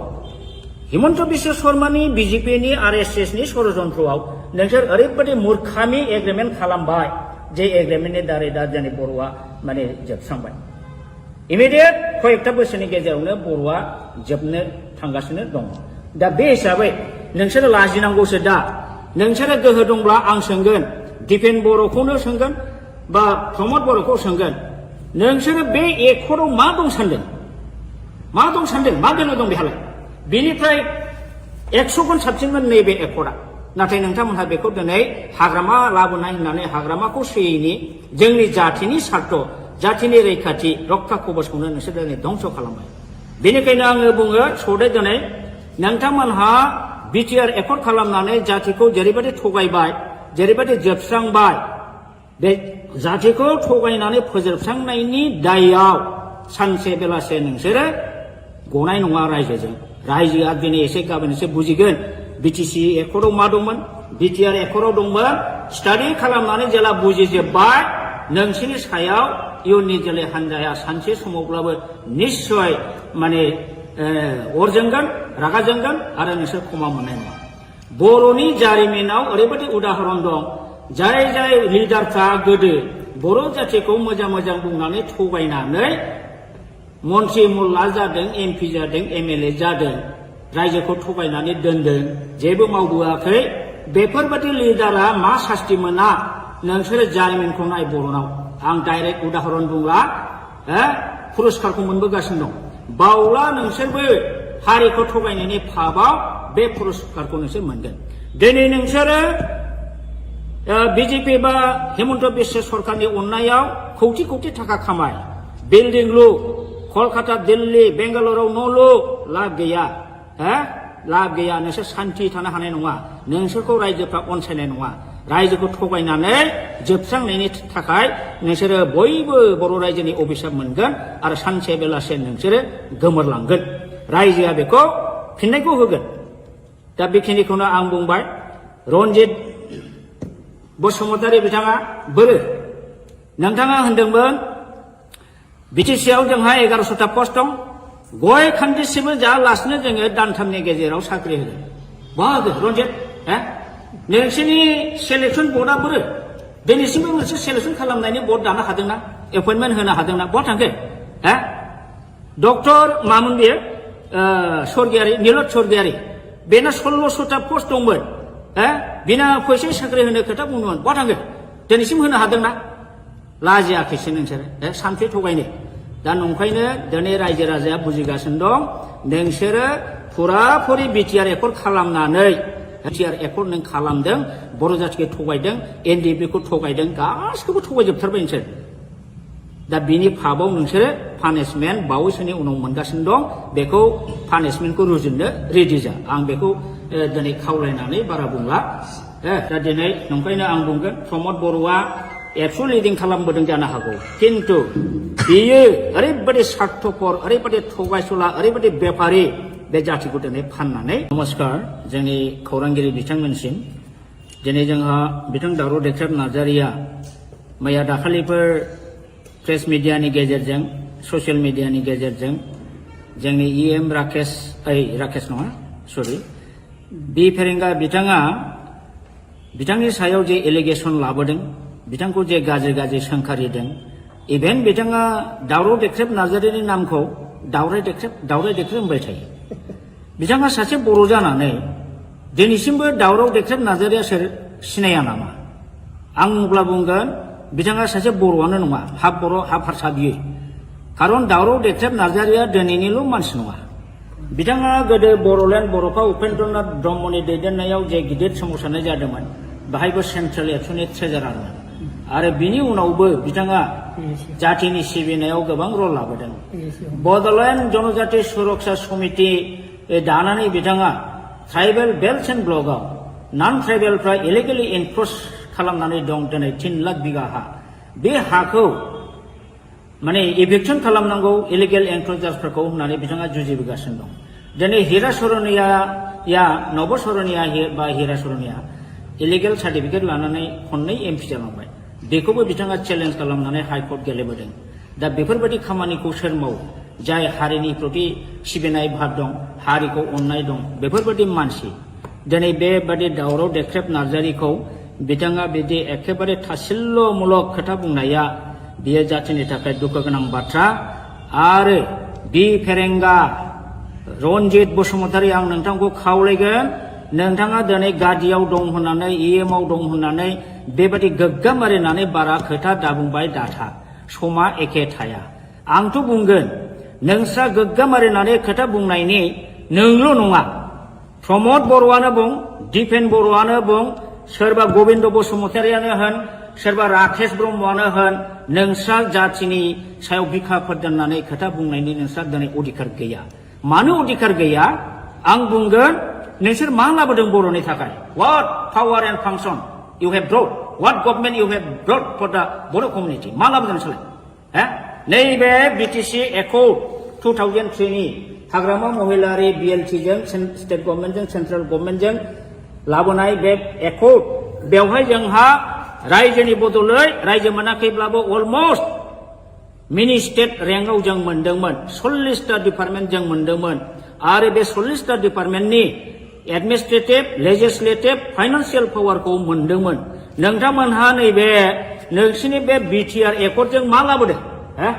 दिस बिटिआर एकर्ड मिनिंलेस आरो बे बर'नि थाखाय बिराद बर' हारिखौ जोबस्रांग्रा एग्रिमेन्ट बेयो दिनै जोंनि बर' मानसिया कनसियास नङा अनेकानो स्टाडि खालामाखै बे हिसाबैसो बे बिटिआर एकर्डखौ दिनैसिमबो दोनदों आंथ' बुङो आं बादि साब्रै साबासो ओंखारोबा बे बिटिआर एकर्डखौ आं दिनैबो सावो आङो अलरेडि अनेक सिनियर सिटिजेनजोंबो रायज्लायबाय नाथाय बिथांमोना साहसआ नंखायनो आं सावाखै दाबो आङो सावो माने बे एकर्ड बिटिआर एकर्डनि दारै बिटिआर पिस एग्रिमेन्टनि दारै बर'आ जे खहा जाबाय बर'आ जे मोनखानाय पावार एन्ड फांसन दंस जाबाय बर'नि हा हुनि रैखाथि दिनै गैलिया थार्ड ग्रेड फर्थ ग्रेडनि साख्रि होनाय पावार गैला फारसेनिफ्राय दा गुबुन हारिनिसो जय जयगार बर'आसो दा गोजोनदों जायनि फलाव बिसोरो बे बिटिआर पिस एकर्डखौ आपत्ति खालामाखै मानोना बे बिटिआर एकर्डनि क्लजआव बर' हारिनि जेबो रैखा खबस गैया बरन्स खास हानि पावारखौ आसाम गभर्नमेन्टनो हरदों वाटार बडिसनि पावारखौ आसामनो हरदों बर'नि जेनाखि लेजिस्लेटिभ पावार थानाय आयेन दानाय आरो बेखौ सालायनो नायनो थाखाय गभर्नमेन्ट अफिसार जेनाखि प्रिन्सिपाल सेक्रेटारि बेखौबो नोंसोरो प्रिन्सिपाल सेक्रेटारिनि जायगायाव चिफ एक्जिकिउटिभ अफिसार खालामदों बेबादिनो दारै बिटिसिखौ अट'नमास डिस्ट्रिक्ट काउन्सिलनिफ्राय नोंसोरो असमियानि षड़यन्त्रआव हिमन्त बिश्व शर्मानि बिजेपिनि आरएसएसनि षड़यन्त्रआव नोंसोर ओरैबायदि मूर्खामि एग्रिमेन्ट खालामबाय जे एग्रिमेन्टनि दारै दा जोंनि बर'आ माने जोबस्रांबाय इमिडियेट कयेकथा बोसोरनि गेजेरावनो बर'आ जोबनो थांगासिनो दं दा बे हिसाबै नोंसोरो लाजिनांगौसो दा नोंसोरो गोहो दंब्ला आं सोंगोन दिपेन बर'खौनो सोंगोन बा प्रमद बर'खौ सोंगोन नोंसोरो बे एकर्डआव मा दं सानदों मा दोननो दं बेहालाय बेनिफ्राय 100 गुन साबसिनमोन नैबे एकर्डआ नाथाय नोंथांमोनहा बेखौ दिनै हाग्रामा लाबोनाय होननानै हाग्रामाखौ सोयैनि जोंनि जाथिनि सार्थ जाथिनि रैखाथि रक्षा कबचखौनो नोंसोर दिनै धंस खालामबाय बेनिखायनो आङो बुङो सदै दिनै नोंथांमोनहा बिटिआर एकर्ड खालामनानै जातिखौ जेरैबायदि थगायबाय जेरैबायदि जोबस्रांबाय बे जातिखौ थगायनानै फोजोबस्रांनायनि दायाव सानसे बेलासे नोंसोरो गनाय नङा रायजोआ दिनै एसे गाबोन एसे बुजिगोन बिटिसि एकर्डआव मा दंमोन बिटिआर एकर्डआव दंमोन स्टाडि खालामनानै जेला बुजिजोब्बाय नोंसोरनि सायाव इयुननि जोलै हान्जाया सानसे समावब्लाबो निश्चय माने अर जोंगोन रागा जोंगोन आरो नोंसोर क्षमा मोननाय नङा बर'नि जारिमिनाव ओरैबायदि उदाहरन दं जाय लिडारफ्रा गोदो बर' जातिखौ मोजां बुंनानै थगायनानै मन्त्रि मुल्ला जादों एमपि जादों एमएलए जादों रायजोखौ थगायनानै दोनदों जेबो मावबोआखै बेफोरबायदि लिडारा मा सास्ति मोना नोंसोरो जारिमिनखौ नाय बर'नाव आं डाइरेक्ट उदाहरन बुंला पुरस्कारखौ मोनबोगासिनो दं बावला नोंसोरबो हारिखौ थगायनायनि फाबाव बे पुरस्कारखौ नोंसोर मोनगोन दिनै नोंसोरो बिजेपि बा हिमन्त बिश्व सरकारनि अननायाव कौटि थाखा खामाय बिल्डिं लु कलकाता दिल्ली बेंगालुराव न' लु लाब गैया नोंसोर सान्थि थानो हानाय नङा नोंसोरखौ रायजोफ्रा अनसायनाय नङा रायजोखौ थगायनानै जोबस्रांनायनि थाखाय नोंसोरो बयबो बर' रायजोनि अभिशाप मोनगोन आरो सानसे बेलासे नोंसोरो गोमोरलांगोन रायजोआ बेखौ फिननायखौ होगोन दा बेखिनिखौनो आं बुंबाय रन्जित बसुमतारी बिथाङा बोरो नोंथाङा होनदोंमोन बिटिसिआव जोंहा 1100टा पस्ट दं गय खान्दिसिमबो जायालासिनो जोङो दानथामनि गेजेराव साख्रि होगोन बहा होगोन रन्जित नोंसोरनि सेलेक्सन बर्डआ बोरो दिनैसिमबो मोनसे सेलेक्सन खालामनायनि बर्ड दानो हादोंना एपइन्टमेन्ट होनो हादोंना बहा थांखो डक्टर मामोन बेयो स्वर्गियारि नीलत स्वर्गियारि बेना 1600टा पस्ट दंमोन बिना फैसा साख्रि होनो खोथा बुंदोंमोन बहा थांखो दिनैसिम होनो हादोंना लाजियाखैसो नोंसोरो सानसे थगायनो दा नंखायनो दिनै रायजो राजाया बुजिगासिनो दं नोंसोरो फुराफुरि बिटिआर एकर्ड खालामनानै बिटिआर एकर्ड नों खालामदों बर' जातिखौ थगायदों एनडिएफबिखौ थगायदों गासिखौबो थगायजोबथारबाय नोंसोर दा बिनि फाबाव नोंसोरो पानिशमेन्ट बावैसोनि उनाव मोनगासिनो दं बेखौ पानिशमेन्टखौ रुजुननो रेडि जा आं बेखौ दिनै खावलायनानै बारा बुंला दा दिनै नंखायनो आं बुंगोन प्रमद बर'आ एबसु लिडिं खालामबोदों जानो हागौ किन्तु बियो ओरैबायदि स्वार्थपर ओरैबायदि थगायसुला ओरैबायदि बेपारि बे जातिखौ दिनै फाननानै नमस्कार जोंनि खौरांगिरि बिथांमोनसिम दिनै जोंहा बिथां दावराव देख्रेब नार्जारिया मैया दाखालिफोर प्रेस मिडियानि गेजेरजों ससियेल मिडियानि गेजेरजों जोंनि EM राकेश नङा सरि बि फेरेंगा बिथांनि सायाव जे एलिगेसन लाबोदों बिथांखौ जे गाज्रि सोंखारिदों इभेन बिथाङा दावराव देख्रेब नार्जारिनि नामखौ दावराय देख्रेब होनबाय थायो बिथाङा सासे बर' जानानै दिनैसिमबो दावराव देख्रेब नार्जारिया सोर सिनाया नामा आं अब्ला बुंगोन बिथाङा सासे बर'आनो नङा हाफ बर' हाफ हारसा बियो खारन दावराव देख्रेब नार्जारिया दिनैनिल' मानसि नङा बिथाङा गोदो बर'लेण्ड बर'फा उपेन्द्रनाथ ब्रह्मनि दैदेननायाव जे गिदिर सोमावसारनाय जादोंमोन बाहायबो सेन्ट्रेल एबसुनि ट्रेजारारमोन आरो बिनि उनावबो बिथाङा जातिनि सिबिनायाव गोबां रल लाबोदों बड'लेण्ड जनजाति सुरक्षा समिति दानानै बिथाङा ट्राइबेल बेल्ट एन्ड ब्लकआव नन ट्राइबेलफ्रा इलिगेलि एनक्रच खालामनानै दं दिनै 3 लाख बिगा हा बे हाखौ माने इभिक्सन खालामनांगौ इलिगेल एनक्रचार्सफोरखौ होननानै बिथाङा जुजिबोगासिनो दं दिनै हिरा सरनिया नब सरनिया बा हिरा सरनिया इलिगेल सार्टिफिकेट लानानै खननै MP जालांबाय बेखौबो बिथाङा चेलेन्ज खालामनानै हाइकर्ट गेलेबोदों दा बेफोरबायदि खामानिखौ सोर मावो जाय हारिनि प्रति सिबिनाय भाब दं हारिखौ अननाय दं बेफोरबायदि मानसि दिनै बेबादि दावराव देख्रेब नार्जारिखौ बिथाङा बिदि एखेबारे थासिल्यमूलक खोथा बुंनाया बियो जातिनि थाखाय दुखु गोनां बाथ्रा आरो बि फेरेंगा रनजित बसुमतारी आं नोंथांखौ खावलायगोन नोंथाङा दिनै गादियाव दं होननानै EMआव दं होननानै बेबादि गोग्गामारिनानै बारा खोथा दाबुंबाय दाथा समा एखे थाया आंथ' बुंगोन नोंस्रा गोग्गामारिनानै खोथा बुंनायनि नोंल' नङा प्रमद बर'आनो बुं दिपेन बर'आनो बुं सोरबा गबिन्द बसुमतारियानो होन सोरबा राकेश ब्रह्मआनो होन नोंस्रा जातिनि सायाव बिखाफोर दोननानै खोथा बुंनायनि नोंस्रा दिनै अधिकार गैया मानो अधिकार गैया आं बुंगोन नोंसोर मा लाबोदों बर'नि थाखाय what power and function you have brought what government you have brought for the Boro community मा लाबोदों नोंसोरलाय नैबे BTC Accord 2003 नि हाग्रामा महिलारि BLT जों स्टेट गभर्नमेन्टजों सेन्ट्रेल गभर्नमेन्टजों लाबोनाय बे एकर्ड बेवहाय जोंहा रायजोनि बदलै रायजो मोनाखैब्लाबो अलमस्ट मिनि स्टेट रेंकआव जों मोनदोंमोन 40टा डिपार्टमेन्ट जों मोनदोंमोन आरो बे 40टा डिपार्टमेन्टनि एडमिनिस्ट्रेटिभ लेजिस्लेटिभ फाइनान्सियेल पावारखौ मोनदोंमोन नोंथांमोनहा नैबे नोंसिनि बे BTR एकर्डजों मा लाबोदों दिस BTR एकर्ड मिनिंलेस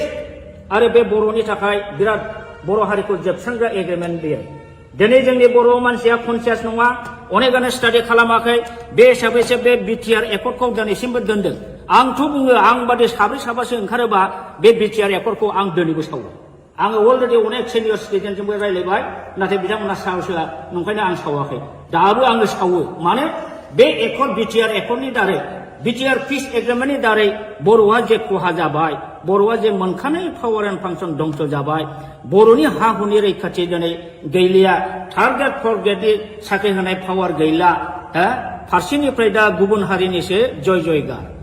बर'आसो दा गोजोनदों जायनि फलाव बिसोरो बे BTR पिस एकर्डखौ आपत्ति खालामाखै मानोना बे BTR एकर्डनि क्लजआव बर' हारिनि जेबो रैखा खबस गैया बरन्स खास हानि पावारखौ आसाम गभर्नमेन्टआव हरदों वाटार बडिसनि पावारखौ आसामनाव हरदों बर'नि जेनाखि लेजिस्लेटिभ पावार थानाय आयेन दानाय आरो बेखौ सालायनो नायनो थाखाय गभर्नमेन्ट अफिसार जेनाखि प्रिन्सिपाल सेक्रेटारि बेखौबो नोंसोरो प्रिन्सिपाल सेक्रेटारिनि जायगायाव चिफ एक्जिकिउटिभ अफिसार खालामदों बेबादिनो दारै BTCखौ अट'नमास डिस्ट्रिक्ट काउन्सिलनिफ्राय नोंसोरो असमियानि षड़यन्त्रआव हिमन्त बिश्व शर्मानि BJPनि RSSनि षड़यन्त्रआव नोंसोर ओरैबायदि मूर्खामि एग्रिमेन्ट खालामबाय जे एग्रिमेन्टनि दारै दा जोंनि बर'आ माने जोबस्रांबाय इमिडियेट कयेकटा बोसोरनि गेजेरावनो बर'आ जोबनो थांगासिनो दं दा बे हिसाबै नोंसोरो लाजिनांगौसो दा नोंसोरो गोहो दंब्ला आं सोंगोन दिपेन बर'खौनो सोंगोन बा प्रमद बर'खौ सोंगोन नोंसोरो बे एकर्डआव मा दं सानदों मा दोननो दं बेहालाय बेनिफ्राय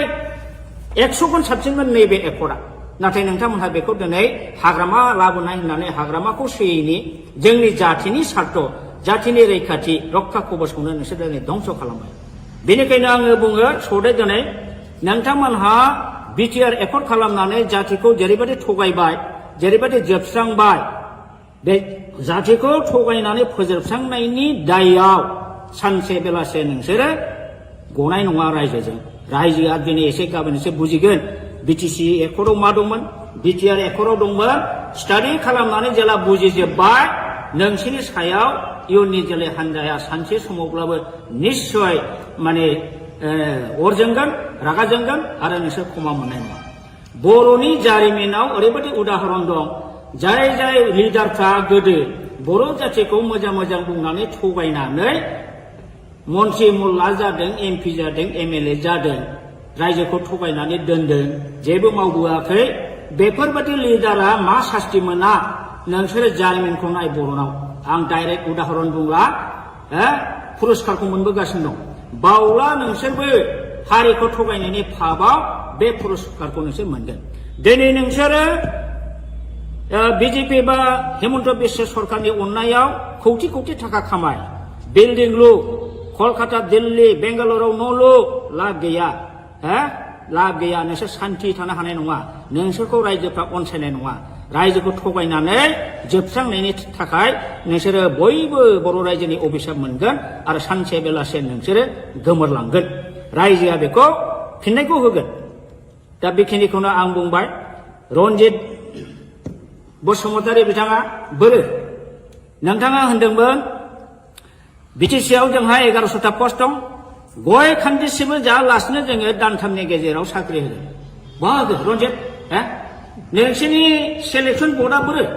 दिनैसिमबो मोनसे सेलेक्सन खालामनायनि बर्ड दानो हादोंना एपइन्टमेन्ट होनो हादोंना बहा थांखो डक्टर मामोन बियो स्वर्गियारि नीलत स्वर्गियारि बेना 1600टा पस्ट दंमोन बिना फैसा साख्रि होनो खोथा बुंदोंमोन बहा थांखो दिनैसिम होनो हादोंना लाजियाखैसो नोंसोरो सानसे थगायनो दा नंखायनो दिनै रायजो राजाया बुजिगासिनो दं नोंसोरो फुराफुरि बिटिआर एकर्ड खालामनानै बिटिआर एकर्ड नों खालामदों बर' जातिखौ थगायदों एनडिएफबिखौ थगायदों गासिखौबो थगायजोबथारबाय नोंसोर दा बिनि फाबाव नोंसोरो पानिशमेन्ट बावैसोनि उनाव मोनगासिनो दं बेखौ पानिशमेन्टखौ रुजुननो रेडि जा आं बेखौ दिनै खावलायनानै बारा बुंला दा दिनै नंखायनो आं बुंगोन प्रमद बर'आ एबसु लिडिं खालामबोदों जानो हागौ किन्तु बियो ओरैबायदि स्वार्थपर ओरैबायदि थगायसुला ओरैबायदि बेपारि बे जातिखौ दिनै फाननानै नमस्कार जोंनि खौरांगिरि बिथांमोनसिम दिनै जोंहा बिथां दावराव देख्रेब नार्जारिया मैया दाखालिफोर प्रेस मिडियानि गेजेरजों ससियेल मिडियानि गेजेरजों जोंनि इएम राकेश नङा सरि बि फेरेंगा बिथाङा बिथांनि सायाव जे एलिगेसन लाबोदों बिथांखौ जे गाज्रि गाज्रि सोंखारिदों इभेन बिथाङा दावराव देख्रेब नार्जारिनि नामखौ दावराय देख्रेब होनबाय थायो बिथाङा सासे बर' जानानै दिनैसिमबो दावराव देख्रेब नार्जारिया सोर सिनाया नामा आं अब्ला बुंगोन बिथाङा सासे बर'आनो नङा हाफ बर' हाफ हारसा बियो खारन दावराव देख्रेब नार्जारिया दिनैनिल' मानसि नङा बिथाङा गोदो बर'लेण्ड बर'फा उपेन्द्रनाथ ब्रह्मनि दैदेननायाव जे गिदिर सोमावसारनाय जादोंमोन बाहायबो सेन्ट्रेल एबसुनि ट्रेजारारमोन आरो बिनि उनावबो बिथाङा जातिनि सिबिनायाव गोबां रल लाबोदों बड'लेण्ड जनजाति सुरक्षा समिति दानानै बिथाङा ट्राइबेल बेल्ट एन्ड ब्लकआव नन ट्राइबेलफ्रा इलिगेलि एनक्रच खालामनानै दं दिनै 3 लाख बिगा हा बे हाखौ माने इभिक्सन खालामनांगौ इलिगेल एनक्रचार्सफोरखौ होननानै बिथाङा जुजिबोगासिनो दं दिनै हिरा सरनिया नब सरनिया बा हिरा सरनिया इलिगेल सार्टिफिकेट लानानै खननै एमपि जालांबाय बेखौबो बिथाङा चेलेन्ज खालामनानै हाइकर्ट गेलेबोदों दा बेफोरबायदि खामानिखौ सोर मावो जाय हारिनि प्रति सिबिनाय भाब दं हारिखौ अननाय दं बेफोरबायदि मानसि दिनै बेबादि दावराव देख्रेब नार्जारिखौ बिथाङा बिदि एखेबारे थासिल्यमूलक खोथा बुंनाया बियो जातिनि थाखाय दुखु गोनां बाथ्रा आरो बि फेरेंगा रन्जित बसुमतारी आं नोंथांखौ खावलायगोन नोंथाङा दिनै गादियाव दं होननानै इएमआव दं होननानै बेबायदि गोग्गाम मारिनानै बारा खोथा दाबुंबाय दाथा समा एखे थाया आंथ' बुंगोन नोंस्रा गोग्गाम मारिनानै खोथा बुंनायनि नोंल' नङा प्रमद बर'आनो बुं दिपेन बर'आनो बुं सोरबा गबिन्द बसुमतारियानो होन सोरबा राकेश ब्रह्मआनो होन नोंस्रा जातिनि सायाव बिखा फोरदाननानै खोथा बुंनायनि नोंस्रा दिनै अधिकार गैया मानो अधिकार गैया आं बुंगोन नोंसोर मा लाबोदों बर'नि थाखाय what power and function you have brought what government you have brought for the Boro community मा लाबोदों नोंसोरलाय नैबे बिटिसि एकर्ड 2003 नि हाग्रामा महिलारि BLT जों स्टेट गभर्नमेन्टजों सेन्ट्रेल गभर्नमेन्टजों लाबोनाय बे एकर्ड बेवहाय जोंहा रायजोनि बदलै रायजो मोनाखैब्लाबो अलमोस्ट मिनि स्टेट रेंकआव जों मोनदोंमोन 40टा डिपार्टमेन्ट जों मोनदोंमोन आरो बे 40टा डिपार्टमेन्टनि एडमिनिस्ट्रेटिभ लेजिस्लेटिभ फाइनान्सियेल पावारखौ मोनदोंमोन नोंथांमोनहा नैबे नोंसिनि बे बिटिआर एकर्डजों मा लाबोदों दिस बिटिआर एकर्ड मिनिंलेस आरो बे बर'नि थाखाय बिराद बर' हारिखौ जोबस्रांग्रा एग्रिमेन्ट बेयो दिनै जोंनि बर' मानसिया कनसियास नङा अनेकानो स्टाडि खालामाखै बे हिसाबैसो बे बिटिआर एकर्डखौ दिनैसिमबो दोनदों आंथ' बुङो आं बादि साब्रै साबासो ओंखारोबा बे बिटिआर एकर्डखौ आं दिनैबो सावो आङो अलरेडि अनेक सिनियर सिटिजेनजोंबो रायलायबाय नाथाय बिथांमोना साहसआ नंखायनो आं सावाखै दाबो आङो सावो माने बे एकर्ड बिटिआर एकर्डनि दारै बिटिआर पिस एग्रिमेन्टनि दारै बर'आ जे खहा जाबाय बर'आ जे मोनखानाय पावार एन्ड फांसन दंस जाबाय बर'नि हा हुनि रैखाथि दिनै गैलिया थार्ड ग्रेड फर्थ ग्रेडनि साख्रि होनाय पावार गैला फारसेनिफ्राय दा गुबुन हारिनिसो जय जयगार बर'आसो दा गोजोनदों जायनि फलाव बिसोरो बे बिटिआर पिस एकर्डखौ आपत्ति खालामाखै मानोना बे बिटिआर एकर्डनि क्लजआव बर' हारिनि जेबो रैखा खबस गैया बरन्स खास हानि पावारखौ आसाम गभर्नमेन्टआव हरदों वाटार बडिसनि पावारखौ आसामनाव हरदों बर'नि जेनाखि लेजिस्लेटिभ पावार थानाय आयेन दानाय आरो बेखौ सालायनो नायनो थाखाय गभर्नमेन्ट अफिसार जेनाखि प्रिन्सिपाल सेक्रेटारि बेखौबो नोंसोरो प्रिन्सिपाल सेक्रेटारिनि जायगायाव चिफ एक्जिकिउटिभ अफिसार खालामदों बेबादिनो दारै बिटिसिखौ अट'नमास डिस्ट्रिक्ट काउन्सिलनिफ्राय नोंसोरो असमियानि षड़यन्त्रआव हिमन्त बिश्व शर्मानि बिजेपिनि आरएसएसनि षड़यन्त्रआव नोंसोर ओरैबायदि मूर्खामि एग्रिमेन्ट खालामबाय जे एग्रिमेन्टनि दारै दा जोंनि बर'आ माने जोबस्रांबाय इमिडियेट कयेकटा बोसोरनि गेजेरावनो बर'आ जोबनो थांगासिनो दङ दा बे हिसाबै नोंसोरो लाजिनांगौसो दा नोंसोरो गोहो दंब्ला आं सोंगोन दिपेन बर'खौनो सोंगोन बा प्रमद बर'खौ सोंगोन नोंसोरो बे एकर्डआव मा दं सानदों मा दोलो दं बेहालाय बेनिफ्राय 100 गुन साबसिनमोन नैबे एकर्डआ नाथाय नोंथांमोनहा बेखौ दिनै हाग्रामा लाबोनाय होननानै हाग्रामाखौ सोयैनि जोंनि जाथिनि सार्थ जाथिनि रैखाथि रक्षा कबचखौनो नोंसोर दिनै धंस खालामबाय बेनिखायनो आङो बुङो सदै दिनै नोंथांमोनहा बिटिआर एकर्ड खालामनानै जातिखौ जेरैबायदि थगायबाय जेरैबायदि जोबस्रांबाय बे जातिखौ थगायनानै फोजोबस्रांनायनि दायआव सानसे बेलासे नोंसोरो गनाय नङा रायजोआ दिनै एसे गाबोन एसे बुजिगोन बिटिसि एकर्डआव मा दंमोन बिटिआर एकर्डआव दंमोन स्टाडि खालामनानै जेला बुजिजोब्बाय नोंसिनि सायाव इयुननि जोलै हान्जाया सानसे समावब्लाबो निश्चय माने अर जोंगोन रागा जोंगोन आरो नोंसोर क्षमा मोननाय नङा बर'नि जारिमिनाव ओरैबायदि उदाहरन दं जाय लिडारफ्रा गोदो बर' जातिखौ मोजां बुंनानै थगायनानै मन्त्रि मुल्ला जादों एमपि जादों एमएलए जादों रायजोखौ थगायनानै दोनदों जेबो मावबोआखै बेफोरबायदि लिडारा मा सास्ति मोना नोंसोरो जारिमिनखौ नाय बर'नाव आं डाइरेक्ट उदाहरन बुंला पुरस्कारखौ मोनबोगासिनो दं बावला नोंसोरबो हारिखौ थगायनायनि फाबाव बे पुरस्कारखौ नोंसोर मोनगोन दिनै नोंसोरो बिजेपि बा हिमन्त बिश्व सरकारनि अननायाव कौटि थाखा खामाय बिल्डिं लु कलकाता दिल्ली बेंगालुराव न' लु लाब गैया नोंसोर सान्थि थानो हानाय नङा नोंसोरखौ रायजोफ्रा अनसायनाय नङा रायजोखौ थगायनानै जोबस्रांनायनि थाखाय नोंसोरो बयबो बर' रायजोनि अभिशाप मोनगोन आरो सानसे बेलासे नोंसोरो गोमोरलांगोन रायजोआ बेखौ फिननायखौ होगोन दा बेखिनिखौनो आं बुंबाय रन्जित बसुमतारी बिथाङा बोरो नोंथाङा होनदोंमोन बिटिसिआव जोंहा 1100टा पस्ट दं गय खान्दिसिमबो जायालासिनो जोङो दानथामनि गेजेराव साख्रि होगोन बाहागो रन्जित नोंसोरनि सेलेक्सन बर्डआ बोरो दिनैसिमबो मोनसे सेलेक्सन खालामनायनि बर्ड दानो हादोंना एपइन्टमेन्ट होनो हादोंना बहा थांखो डक्टर मामोन बेयो स्वर्गियारि नीलत स्वर्गियारि बेना 1600टा पस्ट दंमोन बिना फैसा साख्रि होनो खोथा बुंदोंमोन बहा थांखो दिनैसिम होनो हादोंना लाजियाखैसो नोंसोरो सानफ्रि थगायनो दा नंखायनो दिनै रायजो राजाया बुजिगासिनो दं नोंसोरो फुराफुरि बिटिआर एकर्ड खालामनानै बिटिआर एकर्ड नों खालामदों बर' जाथिखौ थगायदों एनडिएफबिखौ थगायदों गासिखौबो थगायजोबथारबाय नोंसोर दा बिनि फाबाव नोंसोरो पानिशमेन्ट बावैसोनि उनाव मोनगासिनो दं बेखौ पानिशमेन्टखौ रुजुननो रेडि जा आं बेखौ दिनै खावलायनानै बारा बुंला दा दिनै नंखायनो आं बुंगोन प्रमद बर'आ एबसु लिडिं खालामबोदों जानो हागौ किन्तु बियो ओरैबायदि स्वार्थपर ओरैबायदि थगायसुला ओरैबायदि बेफारि बे जाथिखौ दिनै फाननानै नमस्कार जोंनि खौरांगिरि बिथांमोनसिम दिनै जोंहा बिथां दावराव देख्रेब नार्जारिया मैया दाखालिफोर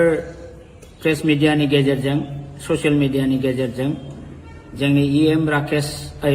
नङा सरि बि फेरेंगा बिथाङा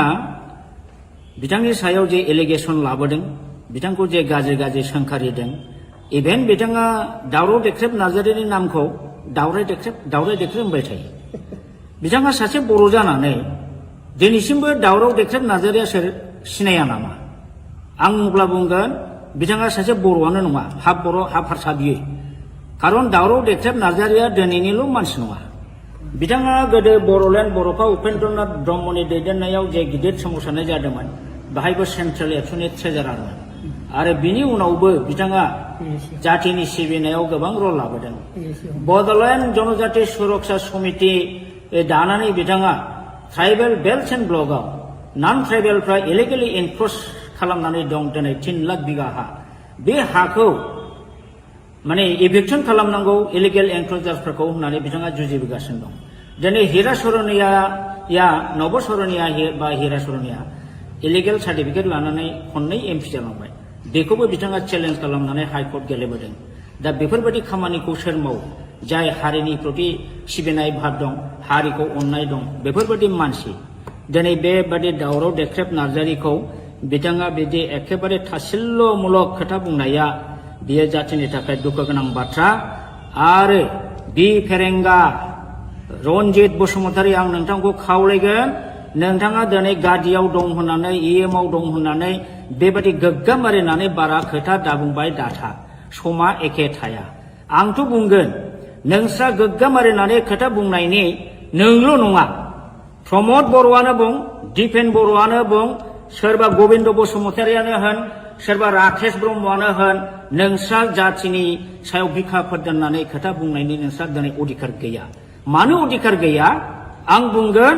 नोंसोर मा लाबोदों बर'नि थाखाय what power and function you have brought what government you have brought for the Boro community मा लाबोदों नोंसोरलाय नैबे बिटिसि एकर्ड 2003 नि हाग्रामा महिलारि बिएलटिजों स्टेट गभर्नमेन्टजों सेन्ट्रेल गभर्नमेन्टजों लाबोनाय बे एकर्ड बेवहाय जोंहा रायजोनि बदलै रायजो मोनाखैब्लाबो अलमस्ट मिनि स्टेट रेंकआव जों मोनदोंमोन 40टा डिपार्टमेन्ट जों मोनदोंमोन आरो बे 40टा डिपार्टमेन्टनि एडमिनिस्ट्रेटिभ लेजिस्लेटिभ फाइनान्सियेल पावारखौ मोनदोंमोन नोंथांमोनहा नैबे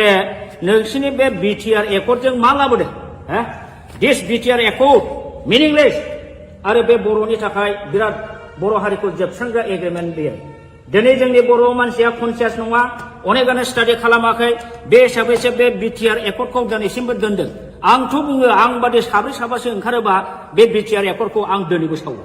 आङो अलरेडि अनेक सिनियर सिटिजेनजोंबो रायज्लायबाय नाथाय बिथांमोना साहस होआ नंखायनो आं सावाखै दाबो आङो सावो मानो बे एकर्ड बिटिआर एकर्डनि दारै बिटिआर पिस एग्रिमेन्टनि दारै बर'आ जे खहा जाबाय बर'आ जे मोनखानाय पावार एन्ड फांसन दंस जाबाय बर'नि हा हुनि रैखाथि दिनै गैलिया थार्ड ग्रेड फर्थ ग्रेडनि साख्रि होनाय पावार गैला फारसेनिफ्राय दा गुबुन हारिनिसो जय जयगार बर'आसो दा गोजोनदों जायनि फलाव बिसोरो बे बिटिआर पिस एकर्डखौ आपत्ति खालामाखै मानोना बे बिटिआर एकर्डनि क्लजआव बर' हारिनि जेबो रैखा कवच गैया बरन्स खास हानि पावारखौ आसाम गभर्नमेन्टआव हरदों वाटार बडिसनि पावारखौ आसामनाव हरदों बर'नि जेनाखि लेजिस्लेटिभ पावार थानाय आयेन दानाय आरो बेखौ सालायनो नायनो थाखाय गभर्नमेन्ट अफिसार जेनाखि प्रिन्सिपाल सेक्रेटारि बेखौबो नोंसोरो प्रिन्सिपाल सेक्रेटारिनि जायगायाव चिफ एक्जिकिउटिभ अफिसार खालामदों बेबादिनो दारै बिटिसिखौ अट'नमास डिस्ट्रिक्ट काउन्सिलनिफ्राय नोंसोरो असमियानि षड़यन्त्रआव हिमंत बिश्व शर्मानि बीजेपीनि आरएसएसनि षड़यंत्रआव नोंसोर ओरैबायदि मूर्खामि एग्रिमेन्ट खालामबाय जे एग्रिमेन्टनि दारै दा जोंनि बर'आ माने जोबस्रांबाय इमिडियेट कयेकटा बोसोरनि गेजेरावनो बर'आ जोबनो थांगासिनो दं दा बे हिसाबै नोंसोरो लाजिनांगौसो दा नोंसोरो गोहो दंब्ला आं सोंगोन दिपेन बर'खौनो सोंगोन बा प्रमद बर'खौ सोंगोन नोंसोरो बे एकर्डआव मा दं सानदों मा बेनो दं बेहालाय बेनिफ्राय 100 गुन साबसिनमोन नैबे एकर्डआ नाथाय नोंथांमोनहा बेखौ दिनै हाग्रामा लाबोनाय होननानै हाग्रामाखौ सोयैनि जोंनि जाथिनि सार्थ जाथिनि रैखाथि रक्षा कवचखौनो नोंसोर दिनै धंस खालामबाय बेनिखायनो आङो बुङो सदै दिनै नोंथांमोनहा बिटिआर एकर्ड खालामनानै जातिखौ जेरैबायदि थगायबाय जेरैबायदि जोबस्रांबाय बे जातिखौ थगायनानै फोजोबस्रांनायनि दायाव सानसे बेलासे नोंसोरो गनाय नङा रायजोजों रायजोआ दिनै एसे गाबोन एसे बुजिगोन बिटिसि एकर्डआव मा दंमोन बिटिआर एकर्डआव दंमोन स्टाडि खालामनानै जेला बुजिजोब्बाय नोंसिनि सायाव इयुननि जोलै हान्जाया सानसे समावब्लाबो निश्चय माने अर जोंगोन रागा जोंगोन आरो नोंसोर क्षमा मोननाय नङा बर'नि जारिमिनाव ओरैबायदि उदाहरन दं जाय लिडारफ्रा गोदो बर' जातिखौ मोजां बुंनानै थगायनानै मन्त्रि मुल्ला जादों एमपि जादों एमएलए जादों रायजोखौ थगायनानै दोनदों जेबो मावबोआखै बेफोरबायदि लिडारा मा सास्ति मोना नोंसोरो जारिमिनखौ नाय बर'नाव आं डाइरेक्ट उदाहरन बुंला पुरस्कारखौ मोनबोगासिनो दं बावला नोंसोरबो हारिखौ थगायनायनि फाबाव बे पुरस्कारखौ नोंसोर मोनगोन दिनै नोंसोरो बिजेपि बा हिमन्त बिश्व सरकारनि अननायाव कौटि थाखा खामाय बिल्डिं लु कलकाता दिल्ली बेंगालुरुआव न' लु लाब गैया लाब गैया नोंसोर सान्थि थानो हानाय नङा नोंसोरखौ रायजोफ्रा अनसायनाय नङा रायजोखौ थगायनानै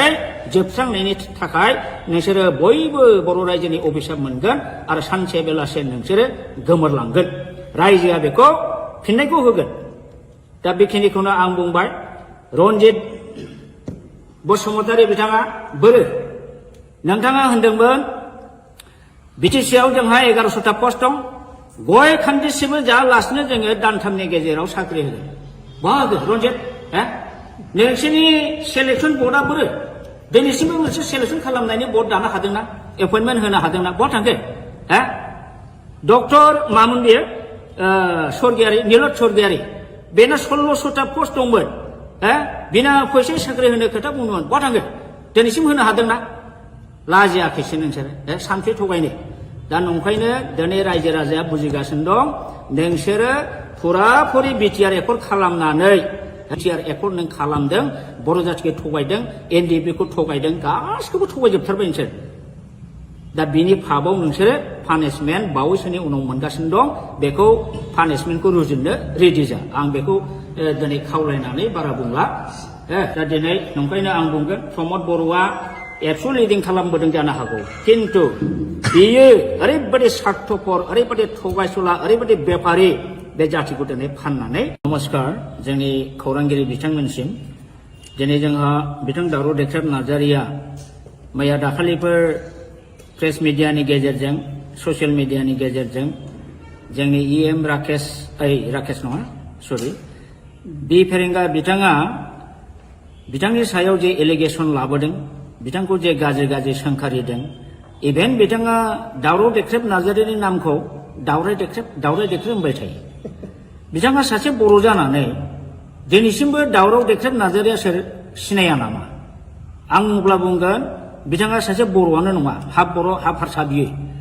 खारन दावराव देख्रेब नार्जारिया दिनैनिल' मानसि नङा बिथाङा गोदो बर'लेण्ड बर'फा उपेन्द्रनाथ ब्रह्मनि दैदेननायाव जे गिदिर सोमावसारनाय जादोंमोन बाहायबो सेन्ट्रेल एबसुनि ट्रेजारारमोन आरो बिनि उनावबो बिथाङा जातिनि सिबिनायाव गोबां रल लाबोदों बड'लेण्ड जनजाति सुरक्षा समिति दानानै बिथाङा ट्राइबेल बेल्ट एन्ड ब्लकआव नन ट्राइबेलफ्रा इलिगेलि एनक्रच खालामनानै दं दिनै 3 लाख बिगा हा बे हाखौ माने इभिक्सन खालामनांगौ इलिगेल एनक्रचार्सफोरखौ होननानै बिथाङा जुजिबोगासिनो दं दिनै हिरा सरनिया नब सरनिया बा हिरा सरनिया इलिगेल सार्टिफिकेट लानानै खननै एमपि जालांबाय बेखौबो बिथाङा चेलेन्ज खालामनानै हाइकर्ट गेलेबोदों दा बेफोरबायदि खामानिखौ सोर मावो जाय हारिनि प्रति सिबिनाय भाब दं हारिखौ अननाय दं बेफोरबायदि मानसि दिनै बेबादि दावराव देख्रेब नार्जारिखौ बिथाङा बिदि एखेबारे थासिल्ल'मूलक खोथा बुंनाया बियो जातिनि थाखाय दुखु गोनां बाथ्रा आरो बि फेरेंगा रनजित बसुमतारी आं नोंथांखौ खावलायगोन नोंथाङा दिनै गादियाव दं होननानै इएमआव दं होननानै बेबादि गोग्गाम मारिनानै बारा खोथा दाबुंबाय दाथा समा एखे थाया आंथ' बुंगोन नोंस्रा गोग्गाम मारिनानै खोथा बुंनायनि नोंल' नङा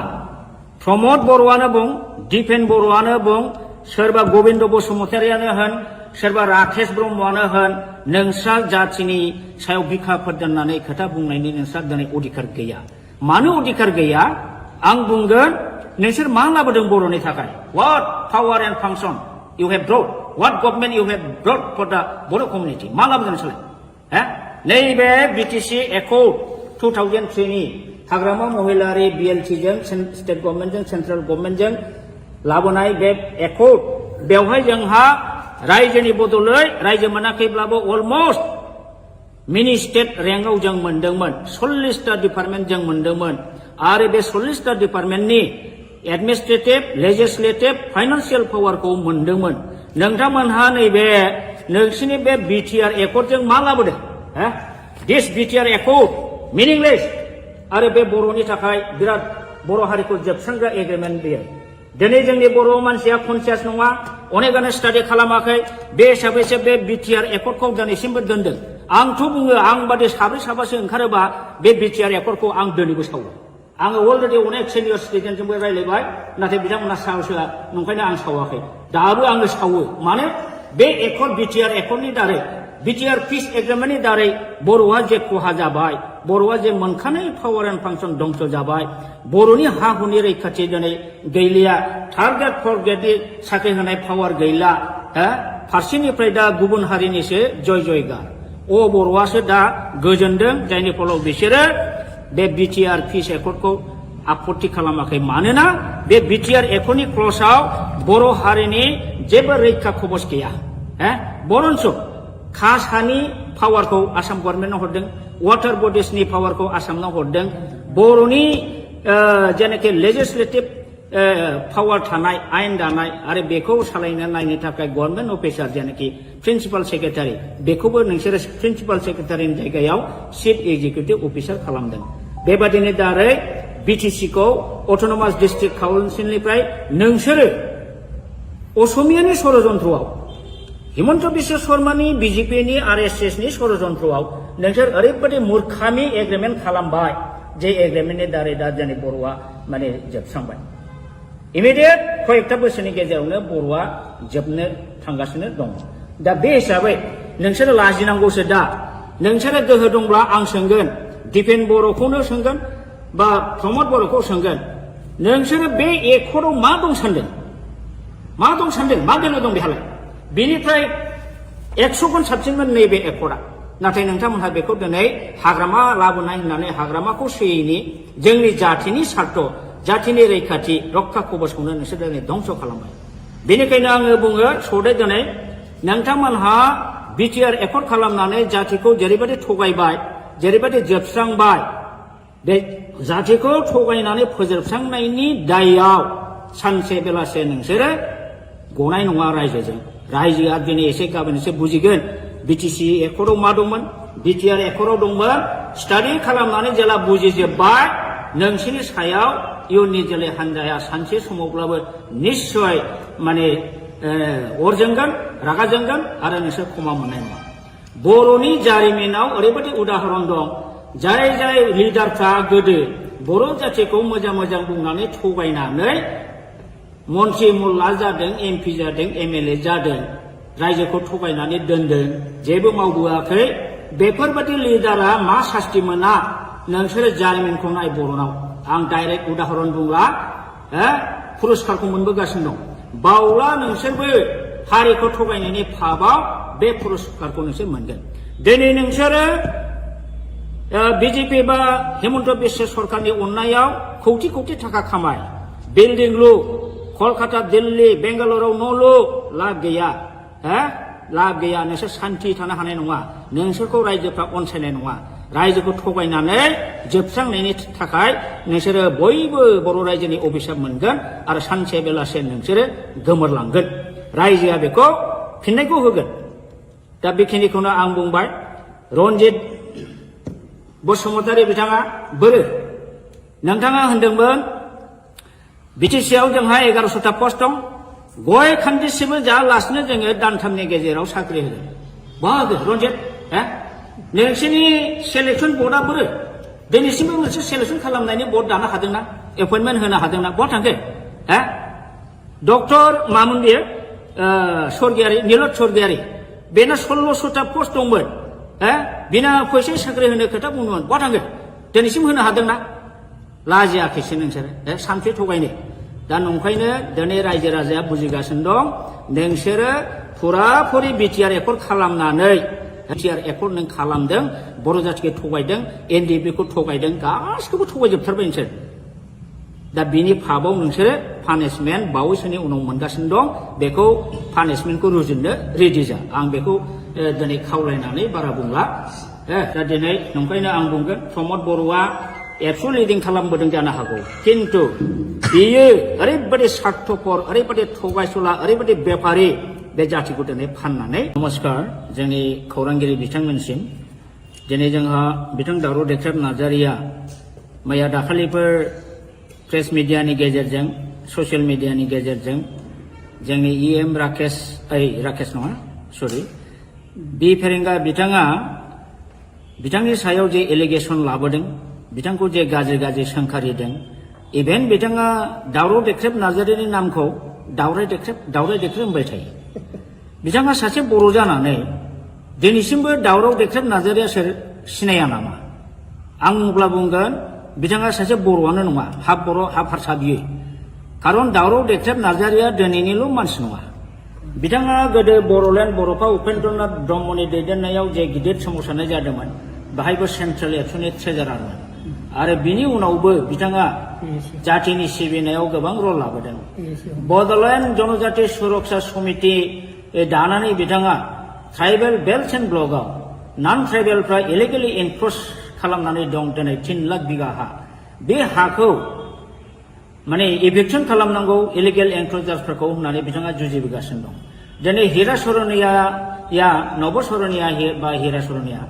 इलिगेल सार्टिफिकेट लानानै खननै एमपि जालांबाय बेखौबो बिथाङा चेलेन्ज खालामनानै हाइकर्ट गेलेबोदों दा बेफोरबायदि खामानिखौ सोर मावो जाय हारिनि प्रति सिबिनाय भाब दं हारिखौ अननाय दं बेफोरबायदि मानसि दिनै बेबादि दावराव देख्रेब नार्जारिखौ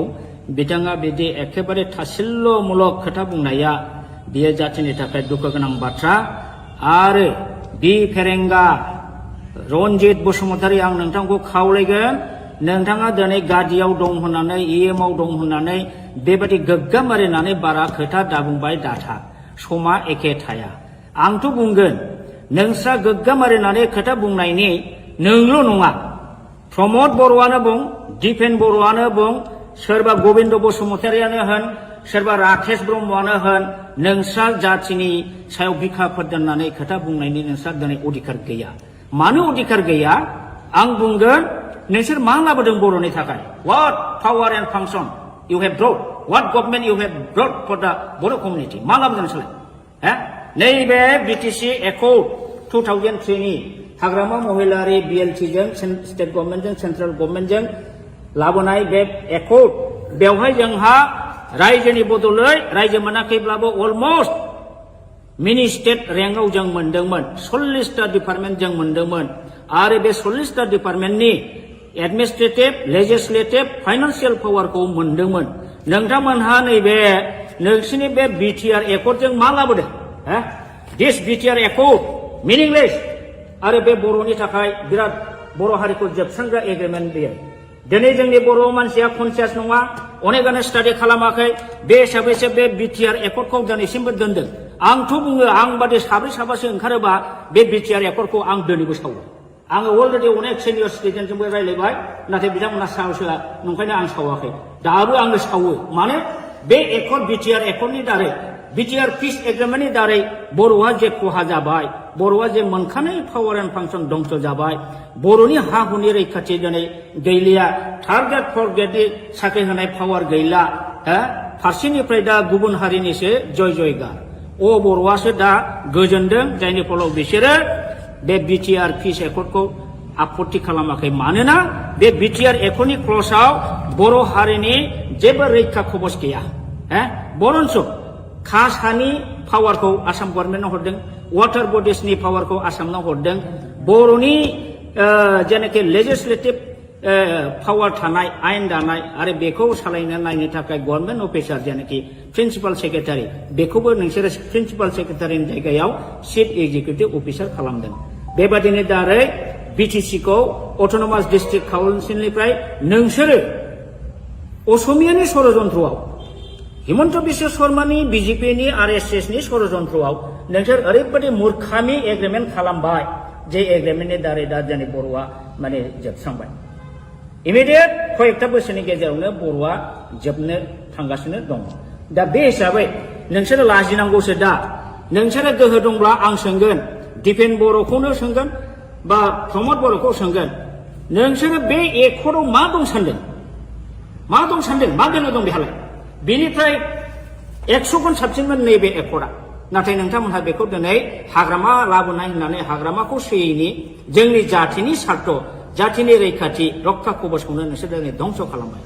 बेनिखायनो आङो बुङो सदै दिनै नोंथांमोनहा बिटिआर एकर्ड खालामनानै जातिखौ जेरैबायदि थगायबाय जेरैबायदि जोबस्रांबाय बे जातिखौ थगायनानै फोजोबस्रांनायनि दायआव सानसे बेलासे नोंसोरो गनाय नङा रायजोआ दिनै एसे गाबोन एसे बुजिगोन बिटिसि एकर्डआव मा दंमोन बिटिआर एकर्डआव दंमोन स्टाडि खालामनानै जेला बुजिजोब्बाय नोंसोरनि सायाव इयुननि जोलै हान्जाया सानसे समावब्लाबो निश्चय माने अर जोंगोन रागा जोंगोन आरो नोंसोर क्षमा मोननाय नङा बर'नि जारिमिनाव ओरैबायदि उदाहरन दं जाय लिडारफ्रा गोदो बर' जातिखौ मोजां बुंनानै थगायनानै मन्त्रि मुल्ला जादों एमपि जादों एमएलए जादों रायजोखौ थगायनानै दोनदों जेबो मावबोआखै बेफोरबायदि लिडारा मा सास्ति मोना नोंसोरो जारिमिनखौ नाय बर'नाव आं डाइरेक्ट उदाहरन बुंला पुरस्कारखौ मोनबोगासिनो दं बावला नोंसोरबो हारिखौ थगायनायनि फाबाव बे पुरस्कारखौ नोंसोर मोनगोन दिनै नोंसोरो बिजेपि बा हिमन्त बिश्व सरकारनि अननायाव कौटि थाखा खामाय बिल्डिं लु कलकाता दिल्ली बेंगालुरुआव न' लु लाब गैया नोंसोर सान्थि थानो हानाय नङा नोंसोरखौ रायजोफ्रा अनसायनाय नङा रायजोखौ थगायनानै जोबस्रांनायनि थाखाय नोंसोरो बयबो बर' रायजोनि अभिशाप मोनगोन आरो सानसे बेलासे नोंसोरो गोमोरलांगोन रायजोआ बेखौ फिननायखौ होगोन दा बेखिनिखौनो आं बुंबाय रन्जित बसुमतारी बिथाङा बोरो नोंथाङा होनदोंमोन बिटिसिआव जोंहा 1100टा पस्ट दं गय खान्दिसेबो जायालासिनो जोङो दानथामनि गेजेराव साख्रि होगोन बाहागो रन्जित नोंसोरनि सेलेक्सन बर्डआ बोरो दिनैसिमबो मोनसे सेलेक्सन खालामनायनि बर्ड दानो हादोंना एपइन्टमेन्ट होनो हादोंना बहा थांखो डक्टर मामोन बियो स्वर्गियारि नीलत स्वर्गियारि बेना 1600टा पस्ट दंमोन बिना फैसा साख्रि होनो खोथा बुंदोंमोन बहा थांखो दिनैसिम होनो हादोंना लाजियाखैसो नोंसोरो सानसे थगायनो दा नंखायनो दिनै रायजो राजाया बुजिगासिनो दं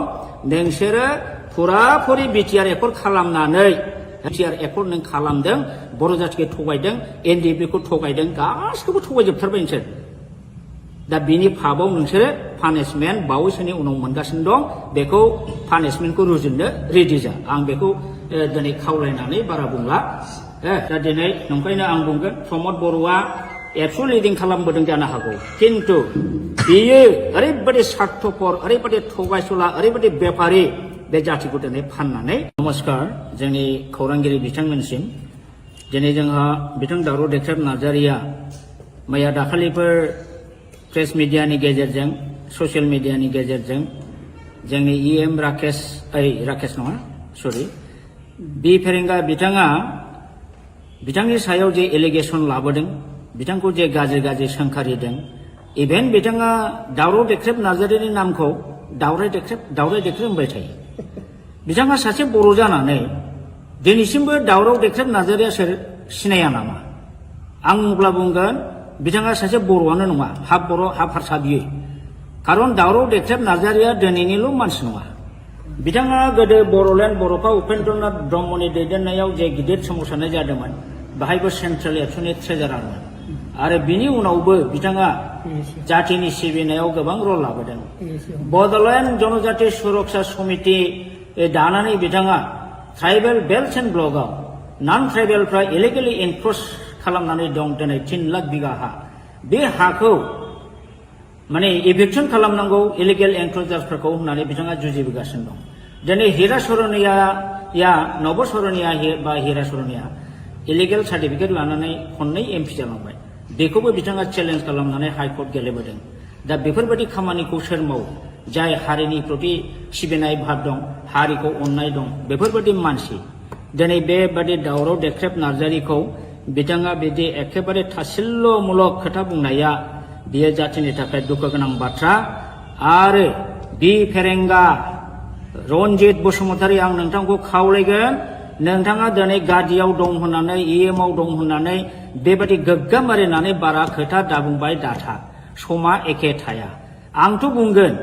नोंस्रा गोग्गाम मारिनानै खोथा बुंनायनि नोंल' नङा प्रमद बर'आनो बुं दिपेन बर'आनो बुं सोरबा गबिन्द बसुमतारियानो होन सोरबा राकेश ब्रह्मआनो होन नोंस्रा जातिनि सायाव बिखाफोर दोननानै खोथा बुंनायनि नोंस्रा दिनै अधिकार गैया मानो अधिकार गैया आं बुंगोन नोंसोर मा लाबोदों बर'नि थाखाय what power and function you have brought what government you have brought for the Bodo' community मा लाबोदों नोंसोरलाय नैबे बिटिसि एकर्ड 2003 नि हाग्रामा महिलारि बिएलटिजों स्टेट गभर्नमेन्टजों सेन्ट्रेल गभर्नमेन्टजों लाबोनाय बे एकर्ड बेवहाय जोंहा रायजोनि बदलै रायजो मोनाखैब्लाबो अलमस्ट मिनि स्टेट रेंकआव जों मोनदोंमोन 40टा डिपार्टमेन्ट जों मोनदोंमोन आरो बे 40टा डिपार्टमेन्टनि एडमिनिस्ट्रेटिभ लेजिस्लेटिभ फाइनान्सियेल पावारखौ मोनदोंमोन नोंथांमोनहा नैबे नोंसिनि बे बिटिआर एकर्डजों मा लाबोदों दिस बिटिआर एकर्ड मिनिंलेस आरो बे बर'नि थाखाय बिराद बर' हारिखौ जोबस्रांग्रा एग्रिमेन्ट बेयो दिनै जोंनि बर' मानसिया कनसियास नङा अनेकानो स्टाडि खालामाखै बे हिसाबैसो बे बिटिआर एकर्डखौ दिनैसिमबो दोनदों आंथ' बुङो आं बादि साब्रै साबासो ओंखारोबा बे बिटिआर एकर्डखौ आं दिनैबो सावो आङो अलरेडि अनेक सिनियर सिटिजेनजोंबो रायज्लायबाय नाथाय बिथांमोना साहसआ नंखायनो आं सावाखै दाबो आंनो सावो माने बे एकर्ड बिटिआर एकर्डनि दारै बिटिआर पिस एग्रिमेन्टनि दारै बर'आ जे खहा जाबाय बर'आ जे मोनखानाय पावार एन्ड फांसन दंस जाबाय बर'नि हा हुनि रैखाथि दिनै गैलिया थार्ड ग्रेड फर्थ ग्रेडनि साख्रि होनाय पावार गैला फारसेनिफ्राय दा गुबुन हारिनिसो जय जयगार बर'आसो दा गोजोनदों जायनि फलाव बिसोरो बे बिटिआर पिस एकर्डखौ आपत्ति खालामाखै मानोना बे बिटिआर एकर्डनि क्लजआव बर' हारिनि जेबो रैखा कवच गैया बरन्स कासानि पावारखौ आसाम गभर्नमेन्टनो हरदों वाटार बडिसनि पावारखौ आसामनो हरदों बर'नि जेनाखि लेजिस्लेटिभ पावार थानाय आयेन दानाय आरो बेखौ सालायनो नायनो थाखाय गभर्नमेन्ट अफिसार जेनाखि प्रिन्सिपाल सेक्रेटारि बेखौबो नोंसोरो प्रिन्सिपाल सेक्रेटारिनि जायगायाव चिफ एक्जिकिउटिभ अफिसार खालामदों बेबादिनो दारै बिटिसिखौ अट'नमास डिस्ट्रिक्ट काउन्सिलनिफ्राय नोंसोरो असमियानि षड़यन्त्रआव हिमन्त बिश्व शर्मानि बिजेपिनि आरएसएसनि षड़यन्त्रआव नोंसोर ओरैबायदि मूर्खामि एग्रिमेन्ट खालामबाय जे एग्रिमेन्टनि दारै दा दिनै बर'आ माने जोबस्रांबाय इमिडियेट कयेकटा बोसोरनि गेजेरावनो बर'आ जोबनो थांगासिनो दं दा बे हिसाबै नोंसोरो लाजिनांगौसो दा नोंसोरो गोहो दंब्ला आं सोंगोन दिपेन बर'खौनो सोंगोन बा प्रमद बर'खौ सोंगोन नोंसोरो बे एकर्डआव मा दं सानदों मा गोनो दं बेहालाय बेनिफ्राय 100 गुन साबसिनमोन नैबे एकर्डआ नाथाय नोंथांमोनहा बेखौ दिनै हाग्रामा लाबोनाय होननानै हाग्रामाखौ सोयैनि जोंनि जातिनि सार्थ जातिनि रैखाथि रक्षा कवचखौनो नोंसोर दिनै धंस खालामबाय बेनिखायनो आङो बुङो सौदे दिनै नोंथांमोनहा बिटिआर एकर्ड खालामनानै जातिखौ जेरैबायदि थगायबाय जेरैबायदि जोबस्रांबाय बे जातिखौ थगायनानै फोजोबस्रांनायनि दायआव सानसे बेलासे नोंसोरो गनाय नङा रायजोआ दिनै एसे गाबोन एसे बुजिगोन बिटिसि एकर्डआव मा दंमोन बिटिआर एकर्डआव दंमोन स्टाडि खालामनानै जेला बुजिजोब्बाय नोंसिनि सायाव इयुननि जोलै हान्जाया सानसे समावब्लाबो निश्चय माने अर जोंगोन रागा जोंगोन आरो नोंसोर क्षमा मोननाय नङा बर'नि जारिमिनाव ओरैबायदि उदाहरन दं जाय जाय लिडारफ्रा गोदो बर' जाथिखौ मोजां मोजां बुंनानै थगायनानै मन्त्रि मुल्ला जादों एमपि जादों एमएलए जादों रायजोखौ थगायनानै दोनदों जेबो मावबोआखै बेफोरबायदि लिडारा मा सास्ति मोना नोंसोरो जारिमिनखौ नाय बर'नाव आं डाइरेक्ट उदाहरन बुंला पुरस्कारखौ मोनबोगासिनो दं बावला नोंसोरबो हारिखौ थगायनायनि फाबाव बे पुरस्कारखौ नोंसोर मोनगोन दिनै नोंसोरो बिजेपि बा हेमन्त बिश्व सरकारनि अननायाव कौटि कौटि थाखा खामाय बिल्डिं लु कलकाता दिल्ली बेंगालुरुआव न' लु लाब गैया लाब गैया नोंसोर सान्थि थानो हानाय नङा नोंसोरखौ रायजोफ्रा अनसायनाय नङा रायजोखौ थगायनानै जोबस्रांनायनि थाखाय नोंसोरो बयबो बर' रायजोनि अभिशाप मोनगोन आरो सानसे बेलासे नोंसोरो गोमोरलांगोन रायजोआ बेखौ फिननायखौ होगोन दा बेखिनिखौनो आं बुंबाय रन्जित बसुमतारी बिथाङा बोरो नोंथाङा होनदोंमोन बिटिसिआव जोंहा 1100टा पस्ट दं गय खान्दिसिबो जायालासिनो जोङो दानथामनि गेजेराव साख्रि होगोन बाहागो रन्जित नोंसोरनि सेलेक्सन बर्डआ बोरो दिनैसिमबो मोनसे सेलेक्सन खालामनायनि बर्ड दानो हादोंना एपइन्टमेन्ट होनो हादोंना बहा थांखो डक्टर मामोन बेयो स्वर्गियारि नीलत स्वर्गियारि बेना 1600टा पस्ट दंमोन बिना फैसा साख्रि होनो खोथा बुंदोंमोन बहा थांखो दिनैसिम होनो हादोंना लाजियाखैसो नोंसोरो सानसे थगायनो दा नंखायनो दिनै रायजो राजाया बुजिगासिनो दं नोंसोरो फुराफुरि बिटिआर एकर्ड खालामनानै बिटिआर एकर्ड नों खालामदों बर' जाथिखौ थगायदों एनडिएफबिखौ थगायदों गासिखौबो थगायजोबथारबाय नोंसोर दा बिनि फाबाव नोंसोरो पानिशमेन्ट बावैसोनि उनाव मोनगासिनो दं बेखौ पानिशमेन्टखौ रुजुननो रेडि जा आं बेखौ दिनै खावलायनानै बारा बुंला दा दिनै नंखायनो आं बुंगोन प्रमद बर'आ एबसु लिडिं खालामबोदों जानो हागौ किन्तु बियो ओरैबायदि स्वार्थपर ओरैबायदि थगायसुला ओरैबायदि बेफारि बे जातिखौ दिनै फाननानै नमस्कार जोंनि खौरांगिरि बिथांमोनसिम दिनै जोंहा बिथां दावराव देख्रेब नार्जारिया मैया दाखालिफोर प्रेस मिडियानि गेजेरजों ससियेल मिडियानि गेजेरजों जोंनि इएम राकेश नङा सरि बि फेरेंगा बिथाङा बिथांनि सायाव जे एलिगेसन लाबोदों बिथांखौ जे गाज्रि गाज्रि सोंखारिदों इभेन बिथाङा दावराव देख्रेब नार्जारिनि नामखौ दावराय देख्रेब होनबाय थायो बिथाङा सासे बर' जानानै दिनैसिमबो दावराव देख्रेब नार्जारिया सोर सिनाया नामा आं अब्ला बुंगोन बिथाङा सासे बर'आनो नङा हाफ बर' हाफ हारसा बियो खारन दावराव देख्रेब नार्जारिया दिनैनिल' मानसि नङा बिथाङा गोदो बर'लेण्ड बर'फा उपेन्द्रनाथ ब्रह्मनि दैदेननायाव जे गिदिर सोमावसारनाय जादोंमोन बाहायबो सेन्ट्रेल एबसुनि ट्रेजारारमोन आरो बिनि उनावबो बिथाङा जातिनि सिबिनायाव गोबां रल लाबोदों बड'लेण्ड जनजाति सुरक्षा समिति दानानै बिथाङा ट्राइबेल बेल्ट एन्ड ब्लकआव नन ट्राइबेलफ्रा इलिगेलि एनक्रच खालामनानै दं दिनै 3 लाख बिगा हा बे हाखौ माने इभिक्सन खालामनांगौ इलिगेल एनक्रचार्सफोरखौ होननानै बिथाङा जुजिबोगासिनो दं दिनै हिरा सरनिया नब सरनिया बा हिरा सरनिया इलिगेल सार्टिफिकेट लानानै खननै एमपि जालांबाय बेखौबो बिथाङा चेलेन्ज खालामनानै हाइकर्ट गेलेबोदों दा बेफोरबायदि खामानिखौ सोर मावो जाय हारिनि प्रति सिबिनाय भाब दं हारिखौ अननाय दं बेफोरबायदि मानसि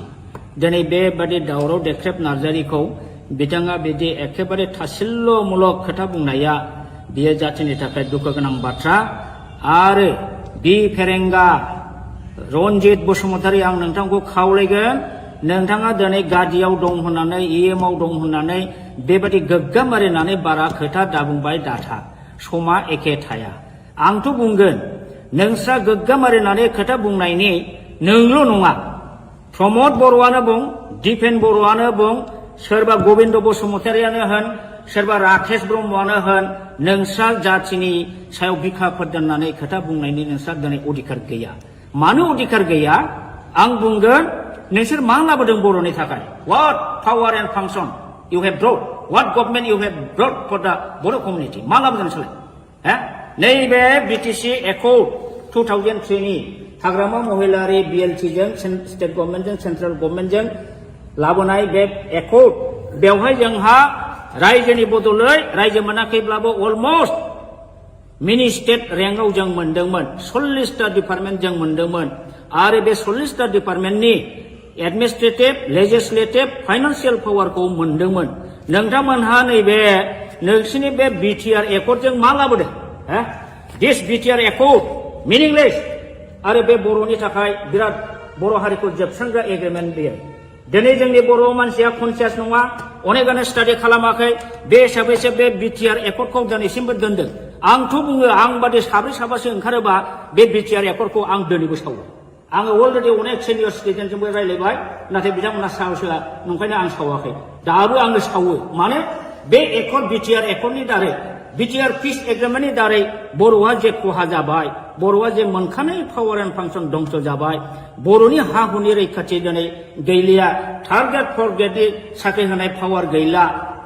फारसेनिफ्राय दा गुबुन हारिनिसो जय जयगार बर'आसो दा गोजोनदों जायनि फलाव बिसोरो बे बिटिआर पिस एकर्डखौ आपत्ति खालामाखै मानोना बे बिटिआर एकर्डनि क्लजआव बर' हारिनि जेबो रैखा खबस गैया बरन्स कास्ट हानि पावारखौ आसाम गभर्नमेन्टआव हरदों वाटार बडिसनि पावारखौ आसामनाव हरदों बर'नि जेनाखि लेजिस्लेटिभ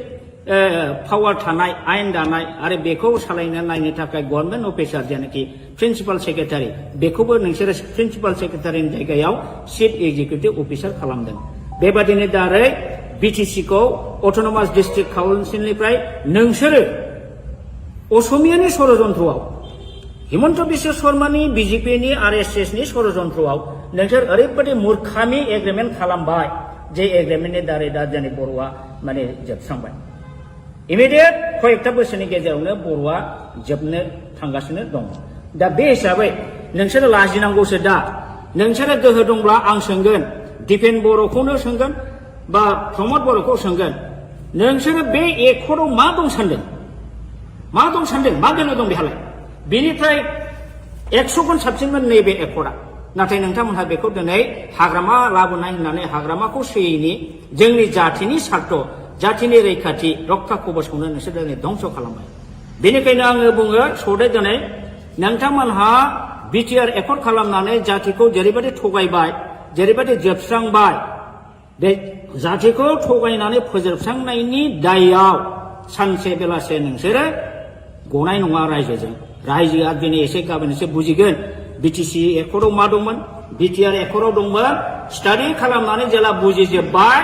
नोंसोरनि सायाव इयुननि जोलै हान्जाया सानसे समावब्लाबो निश्चय माने अर जोंगोन रागा जोंगोन आरो नोंसोर क्षमा मोननाय नङा बर'नि जारिमिनाव ओरैबायदि उदाहरन दं जाय लिडारफ्रा गोदो बर' जाथिखौ मोजां बुंनानै थगायनानै मन्त्रि मुल्ला जादों एमपि जादों एमएलए जादों रायजोखौ थगायनानै दोनदों जेबो मावबोआखै बेफोरबायदि लिडारा मा सास्ति मोना नोंसोरो जारिमिनखौ नाय बर'नाव आं डाइरेक्ट उदाहरन बुंला पुरस्कारखौ मोनबोगासिनो दं बावला नोंसोरबो हारिखौ थगायनायनि फाबाव बे पुरस्कारखौ नोंसोर मोनगोन दिनै नोंसोरो बिजेपि बा हिमन्त बिश्व सरकारनि अननायाव कौटि थाखा खामाय बिल्डिं लु कलकाता दिल्ली बेंगालुरुआव न' लु लाब गैया नोंसोर सान्थि थानो हानाय नङा नोंसोरखौ रायजोफ्रा अनसायनाय नङा रायजोखौ थगायनानै जोबस्रांनायनि थाखाय नोंसोरो बयबो बर' रायजोनि अभिशाप मोनगोन आरो सानसे बेलासे नोंसोरो गोमोरलांगोन रायजोआ बेखौ फिननायखौ होगोन दा बेखिनिखौनो आं बुंबाय रन्जित बसुमतारी बिथाङा बोरो नोंथाङा होनदोंमोन बिटिसिआव जोंहा 1100टा पस्ट दं गय खान्दिसेबो जायालासिनो जोङो दानथामनि गेजेराव साख्रि होगोन बाहागो रन्जित नोंसोरनि सेलेक्सन बर्डआ बोरो दिनैसिमबो मोनसे सेलेक्सन खालामनायनि बर्ड दानो हादोंना एपइन्टमेन्ट होनो हादोंना बहा थांखो डक्टर मामोन बियो स्वर्गियारि नीलत स्वर्गियारि बेना 1600टा पस्ट दंमोन बिना फैसा साख्रि होनो खोथा बुंदोंमोन बहा थांखो दिनैसिम होनो हादोंना लाजियाखैसो नोंसोरो सानसे थगायनो दा नंखायनो दिनै रायजो राजाया बुजिगासिनो दं नोंसोरो फुराफुरि बिटिआर एकर्ड खालामनानै बिटिआर एकर्ड नों खालामदों बर' जाथिखौ थगायदों एनडिएफबिखौ थगायदों गासिखौबो थगायजोबथारबाय नोंसोर दा बिनि फाबाव नोंसोरो पानिशमेन्ट बावैसोनि उनाव मोनगासिनो दं बेखौ पानिशमेन्टखौ रुजुननो रेडि जा आं बेखौ दिनै खावलायनानै बारा बुंला दा दिनै नंखायनो आं बुंगोन प्रमद बर'आ एबसु लिडिं खालामबोदों जानो हागौ किन्तु बियो ओरैबायदि स्वार्थपर ओरैबायदि थगायसुला ओरैबायदि बेपारि बे जातिखौ दिनै फाननानै नमस्कार जोंनि खौरांगिरि बिथांमोनसिम दिनै जोंहा बिथां दावराव देख्रेब नार्जारिया मैया दाखालिफोर प्रेस मिडियानि गेजेरजों ससियेल मिडियानि गेजेरजों जोंनि EM राकेश नङा सरि बि फेरेंगा बिथाङा बिथांनि सायाव जे एलिगेसन लाबोदों बिथांखौ जे गाज्रि सोंखारिदों इभेन बिथाङा दावराव देख्रेब नार्जारिनि नामखौ दावराय देख्रेब होनबाय थायो बिथाङा सासे बर' जानानै दिनैसिमबो दावराव देख्रेब नार्जारिया सोर सिनाया नामा आं अब्ला बुंगोन बिथाङा सासे बर'आनो नङा हाफ बर' हाफ हारसा बियो खारन दावराव देख्रेब नार्जारिया दिनैनिल' मानसि नङा बिथाङा गोदो बर'लेण्ड बर'फा उपेन्द्रनाथ ब्रह्मनि दैदेननायाव जे गिदिर सोमावसारनाय जादोंमोन बाहायबो सेन्ट्रेल एबसुनि ट्रेजारारमोन आरो बिनि उनावबो बिथाङा जातिनि सिबिनायाव गोबां रल लाबोदों बड'लेण्ड जनजाति सुरक्षा समिति दानानै बिथाङा ट्राइबेल बेल्ट एन्ड ब्लकआव नन ट्राइबेलफ्रा इलिगेलि एनक्रच खालामनानै दं दिनै 3 लाख बिगा हा बे हाखौ माने इभिक्सन खालामनांगौ इलिगेल एनक्रचार्सफोरखौ होननानै बिथाङा जुजिबोगासिनो दं दिनै हिरा सरनिया नब सरनिया बा हिरा सरनिया इलिगेल सार्टिफिकेट लानानै खननै MP जालांबाय बेखौबो बिथाङा चेलेन्ज खालामनानै हाइकर्ट गेलेबोदों दा बेफोरबायदि खामानिखौ सोर मावो जाय हारिनि प्रति सिबिनाय भाब दं हारिखौ अननाय दं बेफोरबायदि मानसि दिनै बेबादि दावराव देख्रेब नार्जारिखौ बिथाङा बिदि एखेबारे थासिल्यमूलक खोथा बुंनाया बियो जातिनि थाखाय दुखु गोनां बाथ्रा आरो बि फेरेंगा रनजित बसुमतारी आं नोंथांखौ खावलायगोन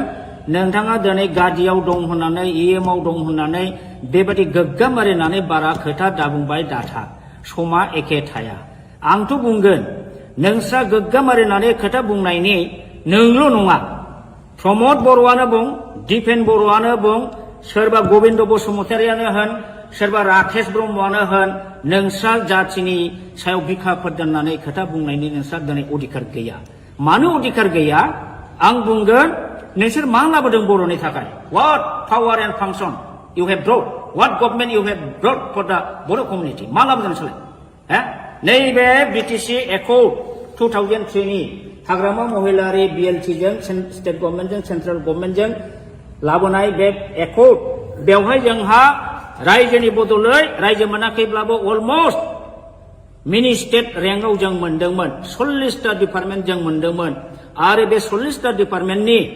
एडमिनिस्ट्रेटिभ लेजिस्लेटिभ फाइनान्सियेल पावारखौ मोनदोंमोन नोंथांमोनहा नैबे नोंसिनि बे BTR एकर्डजों मा लाबोदों दिस BTR एकर्ड मिनिंलेस आरो बे बर'नि थाखाय बिराद बर' हारिखौ जोबस्रांग्रा एग्रिमेन्ट बेयो दिनै जोंनि बर' मानसिया कनसियास नङा अनेकानो स्टाडि खालामाखै बे हिसाबैसो बे BTR एकर्डखौ दिनैसिमबो दोनदों आंथ' बुङो आं बादि साब्रै साबासो ओंखारोबा बे BTR एकर्डखौ आं दिनैबो सावो आङो अलरेडि अनेक सिनियर सिटिजेनजोंबो रायज्लायबाय नाथाय बिथांमोना साहसआ नंखायनो आं सावाखै दाबो आङो सावो माने बे एकर्ड BTR एकर्डनि दारै BTR पिस एग्रिमेन्टनि दारै बर'आ जे खहा जाबाय बर'आ जे मोनखानाय पावार एन्ड फांसन दंस जाबाय बर'नि हा हुनि रैखाथि दिनै गैलिया थार्ड ग्रेड फर्थ ग्रेडनि साख्रि होनाय पावार गैला फारसेनिफ्राय दा गुबुन हारिनिसो जयगा बर'आसो दा गोजोनदों जायनि फलाव बिसोरो बे BTR पिस एकर्डखौ आपत्ति खालामाखै मानोना बे BTR एकर्डनि क्लजआव बर' हारिनि जेबो रैखा कवच गैया बरन्स कास्ट हानि पावारखौ आसाम गभर्नमेन्टआव हरदों वाटार बडिसनि पावारखौ आसामनाव हरदों बर'नि जेनाखि लेजिस्लेटिभ पावार थानाय आयेन दानाय आरो बेखौ सालायनो नायनो थाखाय गभर्नमेन्ट अफिसार जेनाखि प्रिन्सिपाल सेक्रेटारि बेखौबो नोंसोरो प्रिन्सिपाल सेक्रेटारिनि जायगायाव चिफ एक्जिकिउटिभ अफिसार खालामदों बेबादिनो दारै BTCखौ अट'नमास डिस्ट्रिक्ट काउन्सिलनिफ्राय नोंसोरो असमियानि षड़यन्त्रआव हिमन्त बिश्व शर्मानि BJPनि RSSनि षड़यन्त्रआव नोंसोर ओरैबायदि मूर्खामि एग्रिमेन्ट खालामबाय जे एग्रिमेन्टनि दारै दा जोंनि बर'आ माने जोबस्रांबाय इमिडियेट कयेकटा बोसोरनि गेजेरावनो बर'आ जोबनो थांगासिनो दं दा बे हिसाबै नोंसोरो लाजिनांगौसो दा नोंसोरो गोहो दंब्ला आं सोंगोन दिपेन बर'खौनो सोंगोन बा प्रमद बर'खौ सोंगोन नोंसोरो बे एकर्डआव मा दं सानदों मा दं सानदों मा गोनो दं बेहालाय बेनिफ्राय 100 गुन साबसिनमोन नैबे एकर्डआ नाथाय नोंथांमोनहा बेखौ दिनै हाग्रामा लाबोनाय होननानै हाग्रामाखौ सोयैनि जोंनि जाथिनि सार्थ जाथिनि रैखाथि रक्षा कवचखौनो नोंसोर दिनै धंस खालामबाय बेनिखायनो आङो बुङो सौदे दिनै नोंथांमोनहा बिटिआर एकर्ड खालामनानै जातिखौ जेरैबायदि थगायबाय जेरैबायदि जोबस्रांबाय बे जातिखौ थगायनानै फोजोबस्रांनायनि दायआव सानसे बेलासे नोंसोरो गनाय नङा रायजोजों रायजोआ दिनै एसे गाबोन एसे बुजिगोन बिटिसि एकर्डआव मा दंमोन बिटिआर एकर्डआव दंमोन स्टाडि खालामनानै जेला बुजिजोब्बाय नोंसोरनि सायाव इयुननि जोलै हान्जाया सानसे समावब्लाबो निश्चय माने अर जोंगोन रागा जोंगोन आरो नोंसोर क्षमा मोननाय नङा बर'नि जारिमिनाव ओरैबायदि उदाहरन दं जाय जाय लिडारफ्रा गोदो बर' जातिखौ मोजां मोजां बुंनानै थगायनानै मन्त्रि मुल्ला जादों एमपि जादों एमएलए जादों रायजोखौ थगायनानै दोनदों जेबो मावबोआखै बेफोरबायदि लिडारा मा सास्ति मोना नोंसोरो जारिमिनखौ नाय बर'नाव आं डाइरेक्ट उदाहरन बुंला पुरस्कारखौ मोनबोगासिनो दं बावला नोंसोरबो हारिखौ थगायनायनि फाबाव बे पुरस्कारखौ नोंसोर मोनगोन दिनै नोंसोरो बिजेपि बा हेमन्त बिश्व सरकारनि अननायाव कौटि कौटि थाखा खामाय बिल्डिं लु कलकाता दिल्ली बेंगालुरुआव न' लु लाब गैया लाब गैया नोंसोर सान्थि थानो हानाय नङा नोंसोरखौ रायजोफ्रा अनसायनाय नङा रायजोखौ थगायनानै जोबस्रांनायनि थाखाय नोंसोरो बयबो बर' रायजोनि अभिशाप मोनगोन आरो सानसे बेलासे नोंसोरो गोमोरलांगोन रायजोआ बेखौ फिननायखौ होगोन दा बेखिनिखौनो आं बुंबाय रन्जित बसुमतारी बिथाङा बोरो नोंथाङा होनदोंमोन बिटिसिआव जोंहा 1100टा पस्ट दं गय खान्दिसेबो जायालासिनो जोङो दानथामनि गेजेराव साख्रि होगोन बाहागो रन्जित नोंसोरनि सेलेक्सन बर्डआ बोरो दिनैसिमबो मोनसे सेलेक्सन खालामनायनि बर्ड दानो हादोंना एपइन्टमेन्ट होनो हादोंना बहा थांखो डक्टर मामोन बेयो स्वर्गियारि नीलत स्वर्गियारि बेना 1600टा पस्ट दंमोन बिना फैसा साख्रि होनो खोथा बुंदोंमोन बहा थांखो दिनैसिम होनो हादोंना लाजियाखैसो नोंसोरो सान्थि थगायनो दा नंखायनो दिनै रायजो राजाया बुजिगासिनो दं नोंसोरो फुराफुरि बिटिआर एकर्ड खालामनानै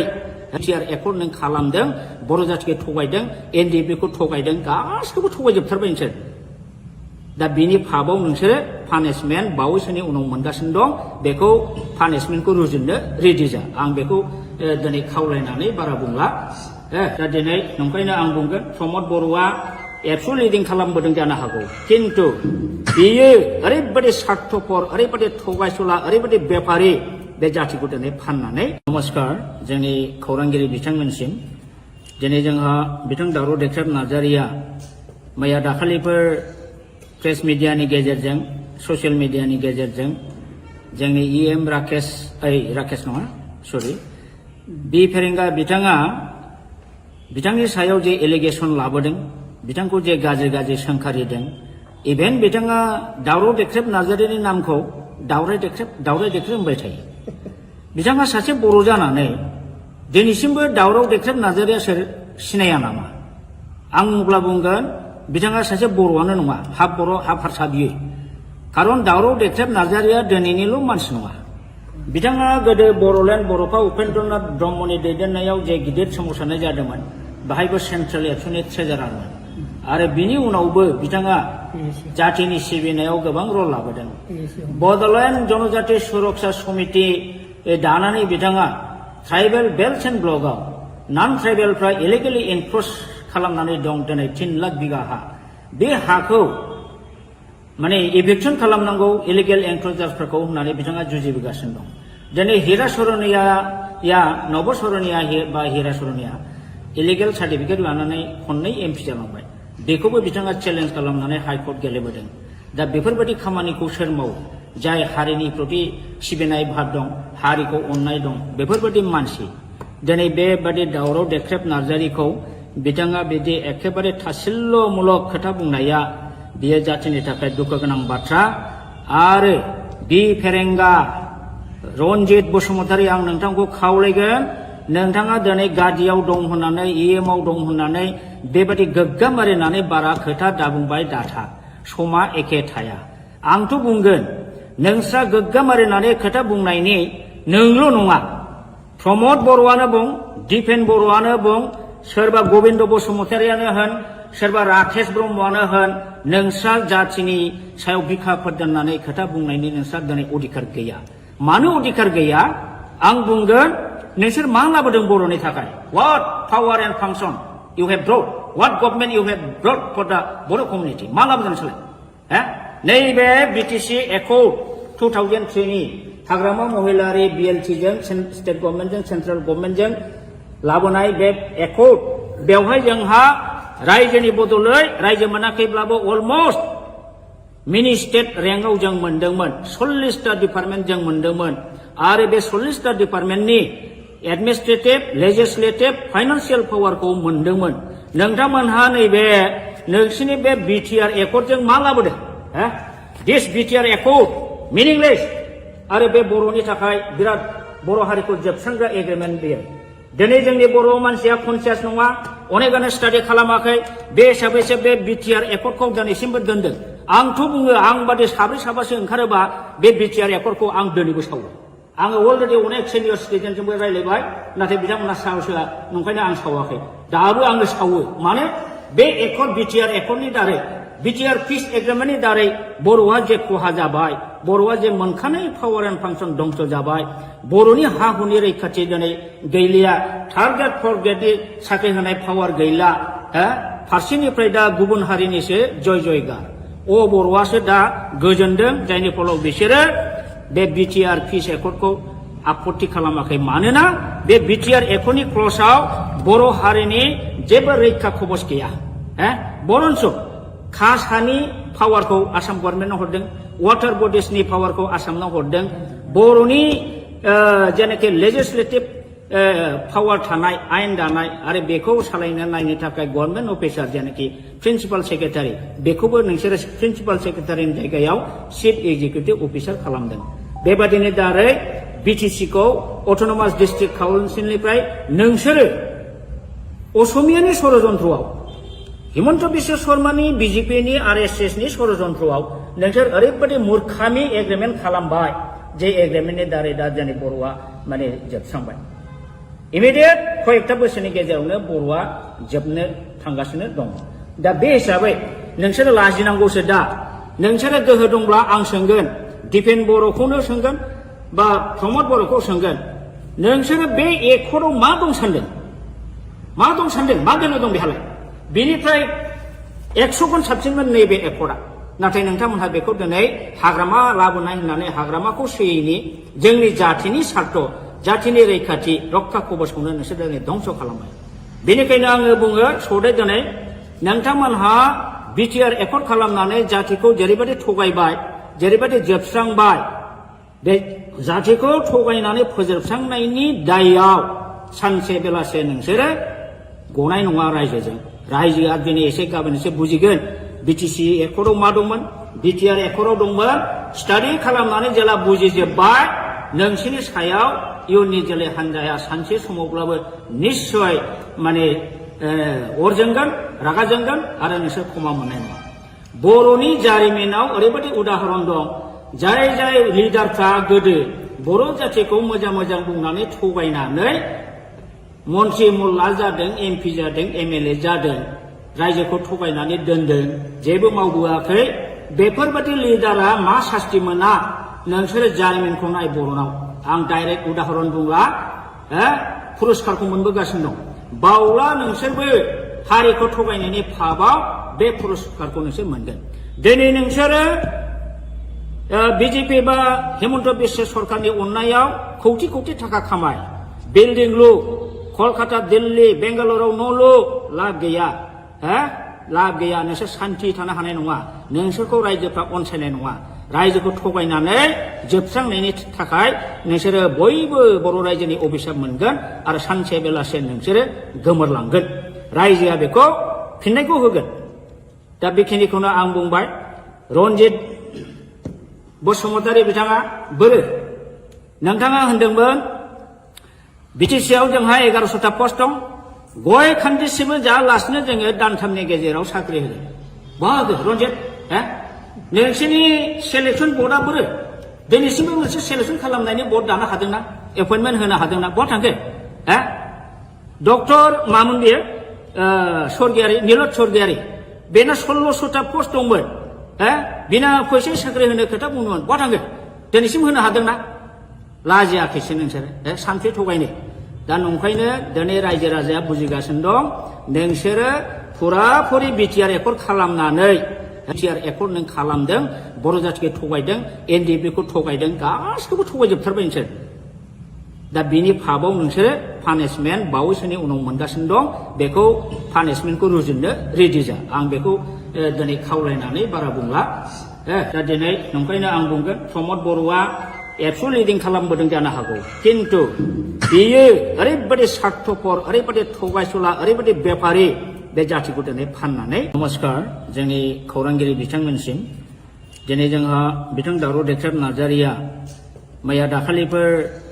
प्रेस मिडियानि गेजेरजों ससियेल मिडियानि गेजेरजों जोंनि इएम राकेश नङा सरि बि फेरेंगा बिथाङा बिथांनि सायाव जे एलिगेसन लाबोदों बिथांखौ जे गाज्रि सोंखारिदों इभेन बिथाङा दावराव देख्रेब नार्जारिनि नामखौ दावराय देख्रेब होनबाय थायो बिथाङा सासे बर' जानानै दिनैसिमबो दावराव देख्रेब नार्जारिया सोर सिनाया नामा आं अब्ला बुंगोन बिथाङा सासे बर'आनो नङा हाफ बर' हाफ हारसा बियो खारन दावराव देख्रेब नार्जारिया दिनैनिल' मानसि नङा बिथाङा गोदो बर'लेण्ड बर'फा उपेन्द्रनाथ ब्रह्मनि दैदेननायाव जे गिदिर सोमावसारनाय जादोंमोन बाहायबो सेन्ट्रेल एबसुनि ट्रेजारारमोन आरो बिनि उनावबो बिथाङा जातिनि सिबिनायाव गोबां रल लाबोदों बड'लेण्ड जनजाति सुरक्षा समिति दानानै बिथाङा ट्राइबेल बेल्ट एन्ड ब्लकआव नन ट्राइबेलफ्रा इलिगेलि एनक्रच खालामनानै दं दिनै 3 लाख बिगा हा बे हाखौ माने इभिक्सन खालामनांगौ इलिगेल एनक्रचार्सफोरखौ होननानै बिथाङा जुजिबोगासिनो दं दिनै हिरा सरनिया नब सरनिया बा हिरा सरनिया इलिगेल सार्टिफिकेट लानानै खननै एमपि जालांबाय बेखौबो बिथाङा चेलेन्ज खालामनानै हाइकर्ट गेलेबोदों दा बेफोरबायदि खामानिखौ सोर मावो जाय हारिनि प्रति सिबिनाय भाब दं हारिखौ अननाय दं बेफोरबायदि मानसि दिनै बेबादि दावराव देख्रेब नार्जारिखौ बिथाङा बिदि एखेबारे थासिल्यमूलक खोथा बुंनाया बियो जातिनि थाखाय दुखु गोनां बाथ्रा आरो बि फेरेंगा रन्जित बसुमतारी आं नोंथांखौ खावलायगोन नोंथाङा दिनै गादियाव दं होननानै इएमआव दं होननानै बेबादि गोग्गा मारिनानै बारा खोथा दाबुंबाय दाथा समा एखे थाया आंथ' बुंगोन नोंस्रा गोग्गा मारिनानै खोथा बुंनायनि नोंल' नङा प्रमद बर'आनो बुं दिपेन बर'आनो बुं सोरबा गबिन्द बसुमतारियानो होन सोरबा राकेश ब्रह्मआनो होन नोंस्रा जातिनि सायाव बिखाफोर दोननानै खोथा बुंनायनि नोंस्रा दिनै अधिकार गैया मानो अधिकार गैया आं बुंगोन नोंसोर मा लाबोदों बर'नि थाखाय what power and function you have brought what government you have brought for the Bodo' community मा लाबोदों नोंसोरलाय नैबे बिटिसि एकर्ड 2003 नि हाग्रामा महिलारि बिएलटिजों स्टेट गभर्नमेन्टजों सेन्ट्रेल गभर्नमेन्टजों लाबोनाय बे एकर्ड बेवहाय जोंहा रायजोनि बदलै रायजो मोनाखैब्लाबो अलमस्ट मिनि स्टेट रेंकआव जों मोनदोंमोन 40टा डिपार्टमेन्ट जों मोनदोंमोन आरो बे 40टा डिपार्टमेन्टनि एडमिनिस्ट्रेटिभ लेजिस्लेटिभ फाइनान्सियेल पावारखौ मोनदोंमोन नोंथांमोनहा नैबे नोंसिनि बे बिटिआर एकर्डजों मा लाबोदों दिस बिटिआर एकर्ड मिनिंलेस आरो बे बर'नि थाखाय बिराद बर' हारिखौ जोबस्रांग्रा एग्रिमेन्ट बेयो दिनै जोंनि बर' मानसिया कनसियास नङा अनेकानो स्टाडि खालामाखै बे हिसाबैसो बे बिटिआर एकर्डखौ दिनैसिमबो दोनदों आंथ' बुङो आं बादि साब्रै साबासो ओंखारोबा बे बिटिआर एकर्डखौ आं दिनैबो सावो आङो अलरेडि अनेक सिनियर सिटिजेनजोंबो रायज्लायबाय नाथाय बिथांमोना साहसआ नंखायनो आं सावाखै दाबो आङो सावो मानो बे एकर्ड बिटिआर एकर्डनि दारै बिटिआर पिस एग्रिमेन्टनि दारै बर'आ जे खहा जाबाय बर'आ जे मोनखानाय पावार एन्ड फांसन दंस जाबाय बर'नि हा हुनि रैखाथि दिनै गैलिया थार्ड ग्रेड फर्थ ग्रेडनि साख्रि होनाय पावार गैला फारसेनिफ्राय दा गुबुन हारिनिसो जयगार बर'आसो दा गोजोनदों जायनि फलाव बिसोरो बे बिटिआर पिस एकर्डखौ आपत्ति खालामाखै मानोना बे बिटिआर एकर्डनि क्लजआव बर' हारिनि जेबो रैखा खबस गैया बरन्स खा सानि पावारखौ आसाम गभर्नमेन्टआव हरदों वाटार बडिसनि पावारखौ आसामनाव हरदों बर'नि जेनाखि लेजिस्लेटिभ पावार थानाय आयेन दानाय आरो बेखौ सालायनो नायनो थाखाय गभर्नमेन्ट अफिसार जेनाखि प्रिन्सिपाल सेक्रेटारि बेखौबो नोंसोरो प्रिन्सिपाल सेक्रेटारिनि जायगायाव चिफ एग्जिकिउटिभ अफिसार खालामदों बेबादिनो दारै बिटिसिखौ अट'नमास डिस्ट्रिक्ट काउन्सिलनिफ्राय नोंसोरो असमियानि षड़यन्त्रआव हिमन्त बिश्व शर्मानि बिजेपिनि आरएसएसनि षड़यन्त्रआव नोंसोर ओरैबायदि मूर्खामि एग्रिमेन्ट खालामबाय जे एग्रिमेन्टनि दारै दा जोंनि बर'आ माने जोबस्रांबाय इमिडियेट कयेकटा बोसोरनि गेजेरावनो बर'आ जोबनो थांगासिनो दं दा बे हिसाबै नोंसोरो लाजिनांगौसो दा नोंसोरो गोहो दंब्ला आं सोंगोन दिपेन बर'खौनो सोंगोन बा प्रमद बर'खौ सोंगोन नोंसोरो बे एकर्डआव मा दं सानदों मा दं सानदों मा गोनो दं बेहालाय बेनिफ्राय 100 गुन साबसिनमोन नैबे एकर्डआ नाथाय नोंथांमोनहा बेखौ दिनै हाग्रामा लाबोनाय होननानै हाग्रामाखौ सोयैनि जोंनि जाथिनि सार्थ जाथिनि रैखाथि रक्षा कवचखौनो नोंसोर दिनै धंस खालामबाय बेनिखायनो आङो बुङो सदै दिनै नोंथांमोनहा बिटिआर एकर्ड खालामनानै जातिखौ जेरैबायदि थगायबाय जेरैबायदि जोबस्रांबाय बे जातिखौ थगायनानै फोजोबस्रांनायनि दायआव सानसे बेलासे नोंसोरो गनाय नङा रायजोजों रायजोआ दिनै एसे गाबोन एसे बुजिगोन बिटिसि एकर्डआव मा दंमोन बिटिआर एकर्डआव दंमोन स्टाडि खालामनानै जेला बुजिजोब्बाय नोंसोरनि सायाव इयुननि जोलै हान्जाया सानसे समावब्लाबो निश्चय माने अर जोंगोन रागा जोंगोन आरो नोंसोर क्षमा मोननाय नङा बर'नि जारिमिनाव ओरैबायदि उदाहरन दं जाय जाय लिडारफ्रा गोदो बर' जातिखौ मोजां मोजां बुंनानै थगायनानै मन्त्रि मुल्ला जादों एमपि जादों एमएलए जादों रायजोखौ थगायनानै दोनदों जेबो मावबोआखै बेफोरबायदि लिडारा मा सास्ति मोना नोंसोरो जारिमिनखौ नाय बर'नाव आं डाइरेक्ट उदाहरन बुंला पुरस्कारखौ मोनबोगासिनो दं बावला नोंसोरबो हारिखौ थगायनायनि फाबाव बे पुरस्कारखौ नोंसोर मोनगोन दिनै नोंसोरो बिजेपि बा हिमन्त बिश्व सरकारनि अननायाव कौटि कौटि थाखा खामाय बिल्डिं लु कलकाता दिल्ली बेंगालुरुआव न' लु लाब गैया लाब गैया नोंसोर सान्थि थानो हानाय नङा नोंसोरखौ रायजोफ्रा अनसायनाय नङा रायजोखौ थगायनानै जोबस्रांनायनि थाखाय नोंसोरो बयबो बर' रायजोनि अभिशाप मोनगोन आरो सानसे बेलासे नोंसोरो गोमोरलांगोन रायजोआ बेखौ फिननायखौ होगोन दा बेखिनिखौनो आं बुंबाय रन्जित बसुमतारी बिथाङा बोरो नोंथाङा होनदोंमोन बिटिसिआव जोंहा 1100टा पस्ट दं गय खान्दिसेबो जायालासिनो जोङो दानथामनि गेजेराव साख्रि होगोन बहा होगोन रन्जित नोंसोरनि सेलेक्सन बर्डआ बोरो दिनैसिमबो मोनसे सेलेक्सन खालामनायनि बर्ड दानो हादोंना एपइन्टमेन्ट होनो हादोंना बहा थांखो डक्टर मामोन बेयो स्वर्गियारि नीलत स्वर्गियारि बेना 1600टा पस्ट दंमोन बिना फैसा साख्रि होनो खोथा बुंदोंमोन बहा थांखो दिनैसिम होनो हादोंना लाजियाखैसो नोंसोरो सानसे थगायनो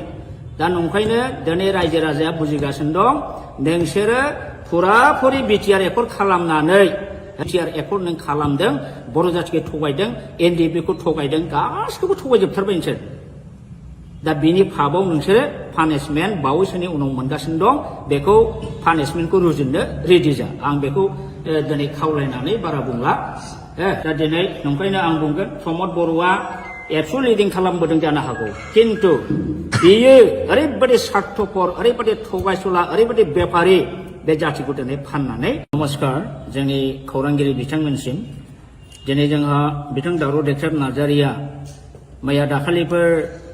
प्रेस मिडियानि गेजेरजों ससियेल मिडियानि गेजेरजों जोंनि इएम राकेश नङा सरि बि फेरेंगा बिथाङा बिथांनि सायाव जे एलिगेसन लाबोदों बिथांखौ जे गाज्रि गाज्रि सोंखारिदों इभेन बिथाङा दावराव देख्रेब नार्जारिनि नामखौ दावराय देख्रेब होनबाय थायो बिथाङा सासे बर' जानानै दिनैसिमबो दावराव देख्रेब नार्जारिया सोर सिनाया नामा आं अब्ला बुंगोन बिथाङा सासे बर'आनो नङा हाफ बर' हाफ हारसा बियो खारन दावराव देख्रेब नार्जारिया दिनैनिल' मानसि नङा बिथाङा गोदो बर'लेण्ड बर'फा उपेन्द्रनाथ ब्रह्मनि दैदेननायाव जे गिदिर सोमावसारनाय जादोंमोन बाहायबो सेन्ट्रेल एबसुनि ट्रेजारारमोन आरो बिनि उनावबो बिथाङा जातिनि सिबिनायाव गोबां रल लाबोदों बड'लेण्ड जनजाति सुरक्षा समिति दानानै बिथाङा ट्राइबेल बेल्ट एंड ब्लकआव नन ट्राइबेलफ्रा इलिगेलि एनक्रोच खालामनानै दं दिनै 3 लाख बिगा हा बे हाखौ माने इभिक्सन खालामनांगौ इलिगेल एनक्रोचार्सफोरखौ होननानै बिथाङा जुजिबोगासिनो दं दिनै हिरा सरनिया नब सरनिया बा हिरा सरनिया इलिगेल सार्टिफिकेट लानानै खननै एमपि जालांबाय बेखौबो बिथाङा चेलेन्ज खालामनानै हाइकर्ट गेलेबोदों दा बेफोरबायदि खामानिखौ सोर मावो जाय हारिनि प्रति सिबिनाय भाब दं हारिखौ अननाय दं बेफोरबायदि मानसि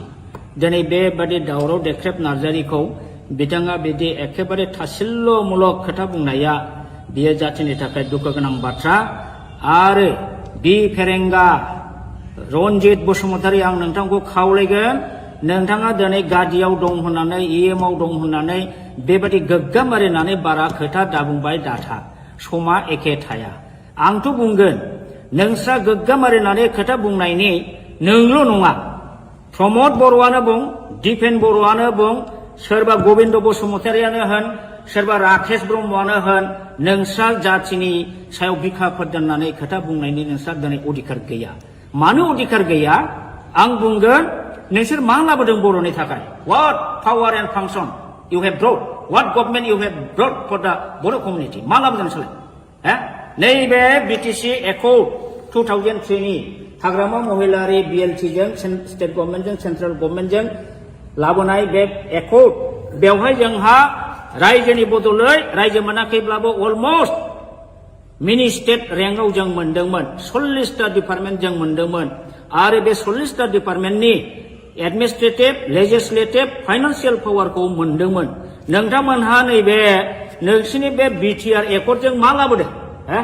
दिस बिटिआर एकर्ड मिनिंलेस आरो बे बर'नि थाखाय बिराद बर' हारिखौ जोबस्रांग्रा एग्रिमेन्ट बेयो दिनै जोंनि बर' मानसिया कनसियास नङा अनेकानो स्टाडि खालामाखै बे हिसाबैसो बे बिटिआर एकर्डखौ दिनैसिमबो दोनदों आंथ' बुङो आं बादि साब्रै साबासो ओंखारोबा बे बिटिआर एकर्डखौ आं दिनैबो सावो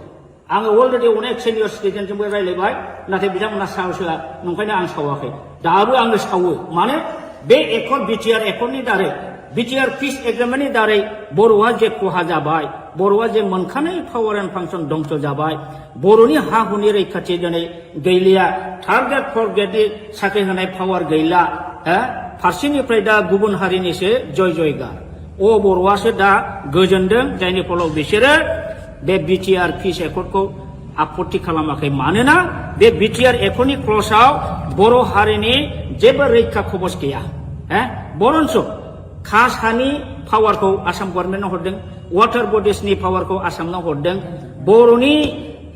जेनाखि लेजिस्लेटिभ पावार थानाय आयेन दानाय आरो बेखौ सालायनो नायनो थाखाय गभर्नमेन्ट अफिसार जेनाखि प्रिन्सिपाल सेक्रेटारि बेखौबो नोंसोरो प्रिन्सिपाल सेक्रेटारिनि जायगायाव चिफ एक्जिकिउटिभ अफिसार खालामदों बेबादिनो दारै बिटिसिखौ अट'नमास डिस्ट्रिक्ट काउन्सिलनिफ्राय नोंसोरो असमियानि षड़यन्त्रआव हिमन्त बिश्व शर्मानि बिजेपिनि आरएसएसनि षड़यन्त्रआव नोंसोर ओरैबायदि मूर्खामि एग्रिमेन्ट खालामबाय जे एग्रिमेन्टनि दारै दा जोंनि बर'आ माने जोबस्रांबाय इमिडियेट कयेकथा बोसोरनि गेजेरावनो बर'आ जोबनो थांगासिनो दं दा बे हिसाबै नोंसोरो लाजिनांगौसो दा नोंसोरो गोहो दंब्ला आं सोंगोन दिपेन बर'खौनो सोंगोन बा प्रमद बर'खौ सोंगोन नोंसोरो बे एकर्डआव मा दं सानदों मा दोनो दं बेहालाय बेनिफ्राय 100 गुन साबसिनमोन नैबे एकर्डआ नाथाय नोंथांमोनहा बेखौ दिनै हाग्रामा लाबोनाय होननानै हाग्रामाखौ सोयैनि जोंनि जातिनि सार्थ जातिनि रैखाथि रक्षा कबचखौनो नोंसोर दिनै धंस खालामबाय बेनिखायनो आङो बुङो सदै दिनै नोंथांमोनहा बिटिआर एकर्ड खालामनानै जातिखौ जेरैबायदि थगायबाय जेरैबायदि जोबस्रांबाय बे जातिखौ थगायनानै फोजोबस्रांनायनि दायआव सानसे बेलासे नोंसोरो गनाय नङा रायजोआ दिनै एसे गाबोन एसे बुजिगोन बिटिसि एकर्डआव मा दंमोन बिटिआर एकर्डआव दंमोन स्टाडि खालामनानै जेला बुजिजोब्बाय नोंसोरनि सायाव इयुननि जोलै हान्जाया सानसे समावब्लाबो निश्चय माने अर जोंगोन रागा जोंगोन आरो नोंसोर क्षमा मोननाय नङा बर'नि जारिमिनाव ओरैबायदि उदाहरन दं जाय लिडारफ्रा गोदो बर' जातिखौ मोजां बुंनानै थगायनानै मन्त्रि मुल्ला जादों एमपि जादों एमएलए जादों रायजोखौ थगायनानै दोनदों जेबो मावबोआखै बेफोरबायदि लिडारा मा सास्ति मोना नोंसोरो जारिमिनखौ नाय बर'नाव आं डाइरेक्ट उदाहरन बुंला पुरस्कारखौ मोनबोगासिनो दं बावला नोंसोरबो हारिखौ थगायनायनि फाबाव बे पुरस्कारखौ नोंसोर मोनगोन दिनै नोंसोरो बिजेपि बा हेमन्त बिश्व सरकारनि अननायाव कौटि कौटि थाखा खामाय बिल्डिं लु कलकाता दिल्ली बेंगालुराव न' लु लाब गैया लाब गैया नोंसोर सान्थि थानो हानाय नङा नोंसोरखौ रायजोफ्रा अनसायनाय नङा रायजोखौ थगायनानै जोबस्रांनायनि थाखाय नोंसोरो बयबो बर' रायजोनि अभिशाप मोनगोन आरो सानसे बेलासे नोंसोरो गोमोरलांगोन रायजोआ बेखौ फिननायखौ होगोन दा बेखिनिखौनो आं बुंबाय रन्जित बसुमतारी बिथाङा बोरो नोंथाङा होनदोंमोन बिटिसिआव जोंहा 1100टा पस्ट दं गय खान्दिसेबो जायालासिनो जोङो दानथामनि गेजेराव साख्रि होगोन बहा होगोन रन्जित नोंसोरनि सेलेक्सन बर्डआ बोरो दिनैसिमबो मोनसे सेलेक्सन खालामनायनि बर्ड दानो हादोंना एपइन्टमेन्ट होनो हादोंना बहा थांखो डक्टर मामोन बेयो स्वर्गियारि नीलत स्वर्गियारि बेना 1600टा पस्ट दंमोन बिना फैसा साख्रि होनो खोथा बुंदोंमोन बहा थांगोन दिनैसिम होनो हादोंना लाजियाखैसो नोंसोरो सानफ्रि थगायनो दा नंखायनो दिनै रायजो राजाया बुजिगासिनो दं नोंसोरो फुराफुरि बिटिआर एकर्ड खालामनानै बिटिआर एकर्ड नों खालामदों बर' जाथिखौ थगायदों एनडिएफबिखौ थगायदों गासिखौबो थगायजोबथारबाय नोंसोर दा बिनि फाबाव नोंसोरो पानिशमेन्ट बावैसोनि उनाव मोनगासिनो दं बेखौ पानिशमेन्टखौ रुजुननो रेडि जा आं बेखौ दिनै खावलायनानै बारा बुंला दा दिनै नंखायनो आं बुंगोन प्रमद बर'आ एबसु लिडिं खालामबोदों जानो हागौ किन्तु बियो ओरैबायदि स्वार्थपर ओरैबायदि थगायसुला ओरैबायदि बेफारि बे जाथिखौ दिनै फाननानै नमस्कार जोंनि खौरांगिरि बिथांमोनसिम दिनै जोंहा बिथां दावराव देख्रेब नार्जारिया मैया दाखालिफोर प्रेस मिडियानि गेजेरजों ससियेल मिडियानि गेजेरजों जोंनि इएम राकेश नङा सरि बि फेरेंगा बिथाङा बिथांनि सायाव जे एलिगेसन लाबोदों बिथांखौ जे गाज्रि गाज्रि सोंखारिदों इभेन बिथाङा दावराव देख्रेब नार्जारिनि नामखौ दावराय देख्रेब होनबाय थायो बिथाङा सासे बर' जानानै दिनैसिमबो दावराव देख्रेब नार्जारिया सोर सिनाया नामा आं अब्ला बुंगोन बिथाङा सासे बर'आनो नङा हाफ बर' हाफ हारसा बियो खारन दावराव देख्रेब नार्जारिया दिनैनिल' मानसि नङा बिथाङा गोदो बर'लेण्ड बर'फा उपेन्द्रनाथ ब्रह्मनि दैदेननायाव जे गिदिर सोमावसारनाय जादोंमोन बाहायबो सेन्ट्रेल एबसुनि ट्रेजारारमोन आरो बिनि उनावबो बिथाङा जातिनि सिबिनायाव गोबां रल लाबोदों बड'लेण्ड जनजाति सुरक्षा समिति दानानै बिथाङा ट्राइबेल बेल्ट एन्ड ब्लकआव नन ट्राइबेलफ्रा इलिगेलि एनक्रच खालामनानै दं दिनै 3 लाख बिगा हा बे हाखौ माने इभिक्सन खालामनांगौ इलिगेल एनक्रचार्सफोरखौ होननानै बिथाङा जुजिबोगासिनो दं दिनै हिरा सरनिया नब सरनिया बा हिरा सरनिया इलिगेल सार्टिफिकेट लानानै खननै एमपि जालांबाय बेखौबो बिथाङा चेलेन्ज खालामनानै हाइकर्ट गेलेबोदों दा बेफोरबायदि खामानिखौ सोर मावो जाय हारिनि प्रति सिबिनाय भाब दं हारिखौ अननाय दं बेफोरबायदि मानसि दिनै बेबादि दावराव देख्रेब नार्जारिखौ बिथाङा बिदि एखेबारे थासिल्यमूलक खोथा बुंनाया बियो जातिनि थाखाय दुखु गोनां बाथ्रा आरो बि फेरेंगा रन्जित बसुमतारी आं नोंथांखौ खावलायगोन नोंथाङा दिनै गादियाव दं होननानै इएमआव दं होननानै बेबायदि गोग्गा मारिनानै बारा खोथा दाबुंबाय दाथा समा एखे थाया आंथ' बुंगोन नोंस्रा गोग्गा मारिनानै खोथा बुंनायनि नोंल' नङा प्रमद बर'आनो बुं दिपेन बर'आनो बुं सोरबा गबिन्द बसुमतारियानो होन सोरबा राकेश ब्रह्मआनो होन नोंस्रा जातिनि सायाव बिखाफोर दोननानै खोथा बुंनायनि नोंस्रा दिनै अधिकार गैया मानो अधिकार गैया आं बुंगोन नोंसोर मा लाबोदों बर'नि थाखाय what power and function you have brought what government you have brought for the Bodo' community मा लाबोदों नोंसोरलाय नैबे बिटिसि एकर्ड 2003 नि हाग्रामा महिलारि बिएलटिजों स्टेट गभर्नमेन्टजों सेन्ट्रेल गभर्नमेन्टजों लाबोनाय बे एकर्ड बेवहाय जोंहा रायजोनि बदलै रायजो मोनाखैब्लाबो अलमस्ट मिनि स्टेट रेंकआव जों मोनदोंमोन 40टा डिपार्टमेन्ट जों मोनदोंमोन आरो बे 40टा डिपार्टमेन्टनि एडमिनिस्ट्रेटिभ लेजिस्लेटिभ फाइनान्सियेल पावारखौ मोनदोंमोन नोंथांमोनहा नैबे नोंसिनि बे बिटिआर एकर्डजों मा लाबोदों दिस बिटिआर एकर्ड मिनिंलेस आरो बे बर'नि थाखाय बिराद बर' हारिखौ जोबस्रांग्रा एग्रिमेन्ट बेयो दिनै जोंनि बर' मानसिया कनसियास नङा अनेकानो स्टाडि खालामाखै बे हिसाबैसो बे बिटिआर एकर्डखौ दिनैसिमबो दोनदों आंथ' बुङो आं बादि साब्रै साबासो ओंखारोबा बे बिटिआर एकर्डखौ आं दिनैबो सावो आङो अलरेडि अनेक सिनियर सिटिजेनजोंबो रायलायबाय नाथाय बिथांमोना साहसआ नंखायनो आं सावाखै दाबो आङो सावो माने बे एकर्ड बिटिआर एकर्डनि दारै बिटिआर पिस एग्रिमेन्टनि दारै बर'आ जे खहा जाबाय बर'आ जे मोनखानाय पावार एन्ड फांसन दंस जाबाय बर'नि हा हुनि रैखाथि दिनै गैलिया थार्ड ग्रेड फर्थ ग्रेडनि साख्रि होनाय पावार गैला फारसेनिफ्राय दा गुबुन हारिनिसो जय जयगार बर'आसो दा गोजोनदों जायनि फलाव बिसोरो बे बिटिआर पिस एकर्डखौ आपत्ति खालामाखै मानोना बे बिटिआर एकर्डनि क्लजआव बर' हारिनि जेबो रैखा खबस गैया बरन्स कासानि पावारखौ आसाम गभर्नमेन्टआव हरदों वाटार बडिसनि पावारखौ आसामनाव हरदों बर'नि जेनाखि लेजिस्लेटिभ पावार थानाय आयेन दानाय आरो बेखौ सालायनो नायनो थाखाय गभर्नमेन्ट अफिसार जेनाखि प्रिन्सिपाल सेक्रेटारि बेखौबो नोंसोरो प्रिन्सिपाल सेक्रेटारिनि जायगायाव चिफ एक्जिकिउटिभ अफिसार खालामदों बेबादिनो दारै बिटिसिखौ अट'नमास डिस्ट्रिक्ट काउन्सिलनिफ्राय नोंसोरो असमियानि षड़यन्त्रआव हिमन्त बिश्व शर्मानि बिजेपिनि आरएसएसनि षड़यन्त्रआव नोंसोर ओरैबायदि मूर्खामि एग्रिमेन्ट खालामबाय जे एग्रिमेन्टनि दारै दा जोंनि बर'आ माने जोबस्रांबाय इमिडियेट कयेकटा बोसोरनि गेजेरावनो बर'आ जोबनो थांगासिनो दं दा बे हिसाबै नोंसोरो लाजिनांगौसो दा नोंसोरो गोहो दंब्ला आं सोंगोन दिपेन बर'खौनो सोंगोन बा प्रमद बर'खौ सोंगोन नोंसोरो बे एकर्डआव मा दं सानदों मा बेनो दं बेहालाय बेनिफ्राय 100 गुन साबसिनमोन नैबे एकर्डआ नाथाय नोंथांमोनहा बेखौ दिनै हाग्रामा लाबोनाय होननानै हाग्रामाखौ सोयैनि जोंनि जाथिनि सार्थ जाथिनि रैखाथि रक्षा कबचखौनो नोंसोर दिनै धंस खालामबाय बेनिखायनो आङो बुङो सदे दिनै नोंथांमोनहा बिटिआर एकर्ड खालामनानै जातिखौ जेरैबायदि थगायबाय जेरैबायदि जोबस्रांबाय बे जातिखौ थगायनानै फोजोबस्रांनायनि दायआव सानसे बेलासे नोंसोरो गनाय नङा रायजोआ दिनै एसे गाबोन एसे बुजिगोन बिटिसि एकर्डआव मा दंमोन बिटिआर एकर्डआव दंमोन स्टाडि खालामनानै जेला बुजिजोब्बाय नोंसोरनि सायाव इयुननि जोलै हान्जाया सानसे समावब्लाबो निश्चय माने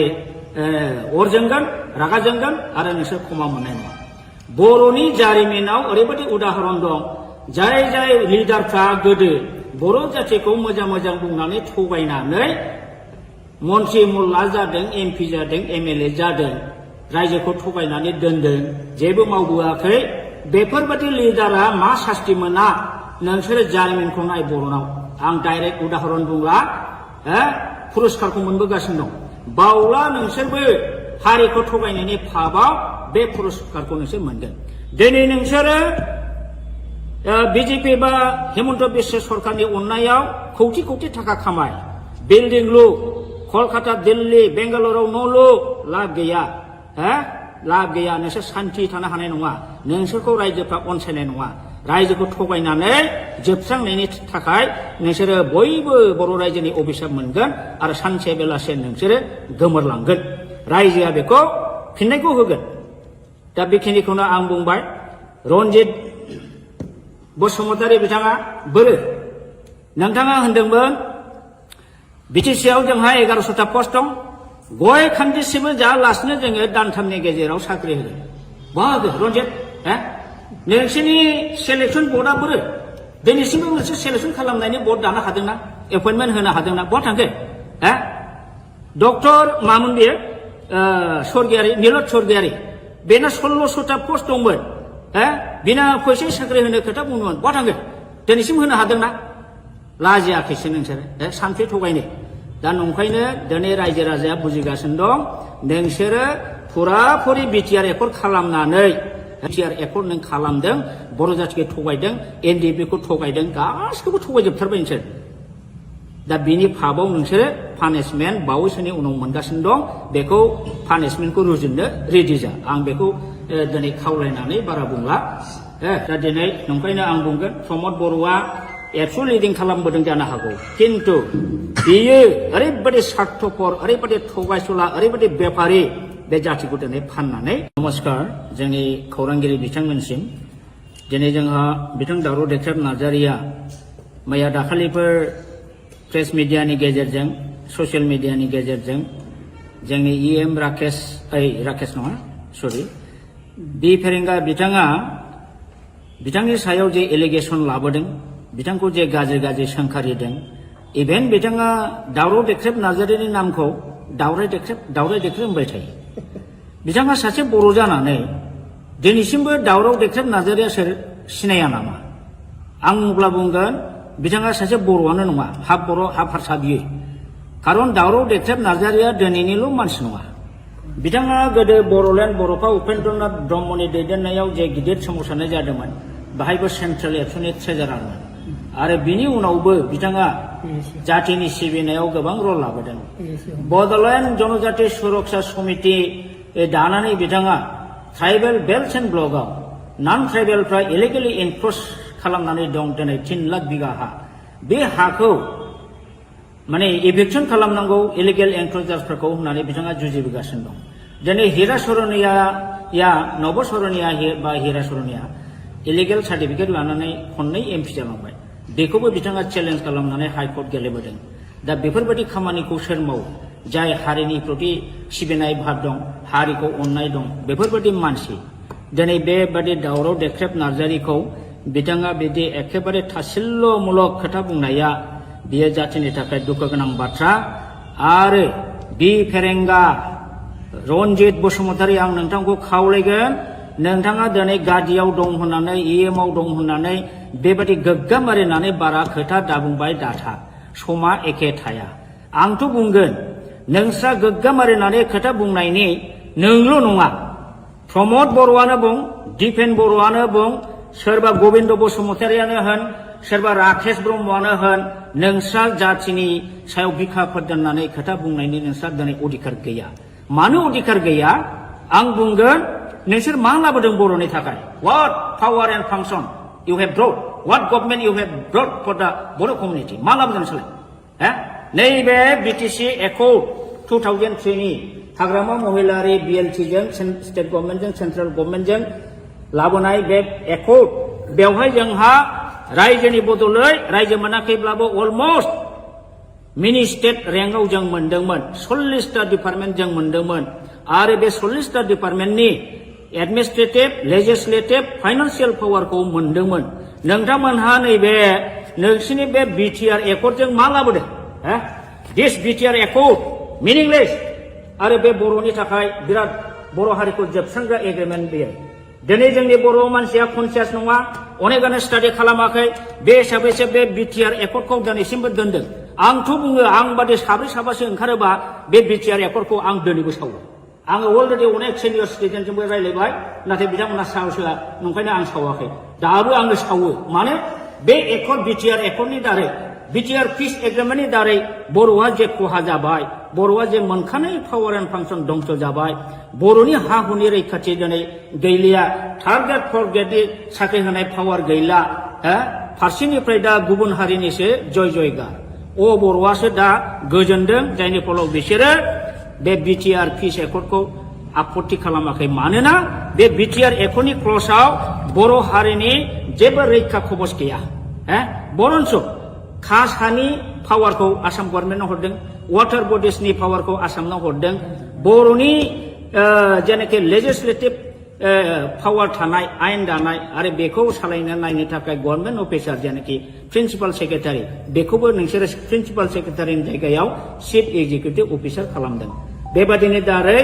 बिटिसिखौ अट'नमास डिस्ट्रिक्ट काउन्सिलनिफ्राय नोंसोरो असमियानि षड़यन्त्रआव हिमन्त बिश्व शर्मानि बिजेपिनि आरएसएसनि षड़यन्त्रआव नोंसोर ओरैबायदि मूर्खामि एग्रिमेन्ट खालामबाय जे एग्रिमेन्टनि दारै दा जोंनि बर'आ माने जोबस्रांबाय इमिडियेट कयेकथा बोसोरनि गेजेरावनो बर'आ जोबनो थांगासिनो दं दा बे हिसाबै नोंसोरो लाजिनांगौसो दा नोंसोरो गोहो दंब्ला आं सोंगोन दिपेन बर'खौनो सोंगोन बा प्रमद बर'खौ सोंगोन नोंसोरो बे एकर्डआव मा दं सानदों मा दोननो दं बेहालाय बेनिफ्राय 100 गुन साबसिनमोन नैबे एकर्डआ नाथाय नोंथांमोनहा बेखौ दिनै हाग्रामा लाबोनाय होननानै हाग्रामाखौ सोयैनि जोंनि जातिनि सार्थ जातिनि रैखाथि रक्षा कबचखौनो नोंसोर दिनै धंस खालामबाय बेनिखायनो आङो बुङो सदै दिनै नोंथांमोनहा बिटिआर एकर्ड खालामनानै जातिखौ जेरैबायदि थगायबाय जेरैबायदि जोबस्रांबाय बे जातिखौ थगायनानै फोजोबस्रांनायनि दायआव सानसे बेलासे नोंसोरो गनाय नङा रायजोजों रायजोआ दिनै एसे गाबोन एसे बुजिगोन बिटिसि एकर्डआव मा दंमोन बिटिआर एकर्डआव दंमोन स्टाडि खालामनानै जेला बुजिजोब्बाय नोंसोरनि सायाव इयुननि जोलै हान्जाया सानसे समावब्लाबो निश्चय माने अर जोंगोन रागा जोंगोन आरो नोंसोर क्षमा मोननाय नङा बर'नि जारिमिनाव ओरैबायदि उदाहरन दं जाय जाय लिडारफ्रा गोदो बर' जाथिखौ मोजां मोजां बुंनानै थगायनानै मन्त्रि मुल्ला जादों एमपि जादों एमएलए जादों रायजोखौ थगायनानै दोनदों जेबो मावबोआखै बेफोरबायदि लिडारा मा सास्ति मोना नोंसोरो जारिमिनखौ नाय बर'नाव आं डाइरेक्ट उदाहरन बुंला पुरस्कारखौ मोनबोगासिनो दं बावला नोंसोरबो हारिखौ थगायनायनि फाबाव बे पुरस्कारखौ नोंसोर मोनगोन दिनै नोंसोरो बिजेपि बा हेमन्त बिश्व सरकारनि अननायाव कौटि कौटि थाखा खामाय बिल्डिं लु कलकाता दिल्ली बेंगालुरुआव न' लु लाब गैया लाब गैया नोंसोर सान्थि थानो हानाय नङा नोंसोरखौ रायजोफ्रा अनसायनाय नङा रायजोखौ थगायनानै जोबस्रांनायनि थाखाय नोंसोरो बयबो बर' रायजोनि अभिशाप मोनगोन आरो सानसे बेलासे नोंसोरो गोमोरलांगोन रायजोआ बेखौ फिननायखौ होगोन दा बेखिनिखौनो आं बुंबाय रन्जित बसुमतारी बिथाङा बोरो नोंथाङा होनदोंमोन बिटिसिआव जोंहा 1100टा पस्ट दं गय खान्दिसेबो जायालासिनो जोङो दानथामनि गेजेराव साख्रि होगोन बाहागो रन्जित नोंसोरनि सेलेक्सन बर्डआ बोरो दिनैसिमबो नोंसोर सेलेक्सन खालामनायनि बर्ड दानो हादोंना एपइन्टमेन्ट होनो हादोंना बहा थांखो डक्टर मामोन बेयो स्वर्गियारि नीलत स्वर्गियारि बेना 1600टा पस्ट दंमोन बिना फैसा साख्रि होनो खोथा बुंदोंमोन बहा थांखो दिनैसिम होनो हादोंना लाजियाखैसो नोंसोरो सानसे थगायनो दा नंखायनो दिनै रायजो राजाया बुजिगासिनो दं नोंसोरो फुराफुरि बिटिआर एकर्ड खालामनानै बिटिआर एकर्ड नों खालामदों बर' जाथिखौ थगायदों एनडिएफबिखौ थगायदों गासिखौबो थगायजोबथारबाय नोंसोर दा बिनि फाबाव नोंसोरो पानिशमेन्ट बावैसोनि उनाव मोनगासिनो दं बेखौ पानिशमेन्टखौ रुजुननो रेडि जा आं बेखौ दिनै खावलायनानै बारा बुंला दा दिनै नंखायनो आं बुंगोन प्रमद बर'आ एबसु लिडिं खालामबोदों जानो हागौ किन्तु बियो ओरैबायदि स्वार्थपर ओरैबायदि थगायसुला ओरैबायदि बेपारि बे जाथिखौ दिनै फाननानै नमस्कार जोंनि खौरांगिरि बिथांमोनसिम दिनै जोंहा बिथां दावराव देख्रेब नार्जारिया मैया दाखालिफोर प्रेस मिडियानि गेजेरजों ससियेल मिडियानि गेजेरजों जोंनि इएम राकेश नङा सरि बि फेरेंगा बिथाङा बिथांनि सायाव जे एलिगेसन लाबोदों बिथांखौ जे गाज्रि गाज्रि सोंखारिदों इभेन बिथाङा दावराव देख्रेब नार्जारिनि नामखौ दावराय देख्रेब होनबाय थायो बिथाङा सासे बर' जानानै दिनैसिमबो दावराव देख्रेब नार्जारिया सोर सिनाया नामा आं अब्ला बुंगोन बिथाङा सासे बर'आनो नङा हाफ बर' हाफ हारसा बियो खारन दावराव देख्रेब नार्जारिया दिनैनिल' मानसि नङा बिथाङा गोदो बर'लेण्ड बर'फा उपेन्द्रनाथ ब्रह्मनि दैदेननायाव जे गिदिर सोमावसारनाय जादोंमोन बाहायबो सेन्ट्रेल एबसुनि ट्रेजारारमोन आरो बिनि उनावबो बिथाङा जातिनि सिबिनायाव गोबां रल लाबोदों बड'लेण्ड जनजाति सुरक्षा समिति दानानै बिथाङा ट्राइबेल बेल्ट एन्ड ब्लकआव नन ट्राइबेलफ्रा इलिगेलि एनक्रच खालामनानै दं दिनै 3 लाख बिगा हा बे हाखौ माने इभिक्सन खालामनांगौ इलिगेल एनक्रचार्सफोरखौ होननानै बिथाङा जुजिबोगासिनो दं दिनै हिरा सरनिया नब सरनिया बा हिरा सरनिया इलिगेल सार्टिफिकेट लानानै खननै एमपि जालांबाय बेखौबो बिथाङा चेलेन्ज खालामनानै हाइकर्ट गेलेबोदों दा बेफोरबायदि खामानिखौ सोर मावो जाय हारिनि प्रति सिबिनाय भाब दं हारिखौ अननाय दं बेफोरबायदि मानसि दिनै बेबादि दावराव देख्रेब नार्जारिखौ बिथाङा बिदि एखेबारे थासिल्यमूलक खोथा बुंनाया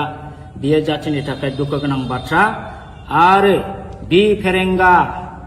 रन्जित बसुमतारी आं नोंथांखौ खावलायगोन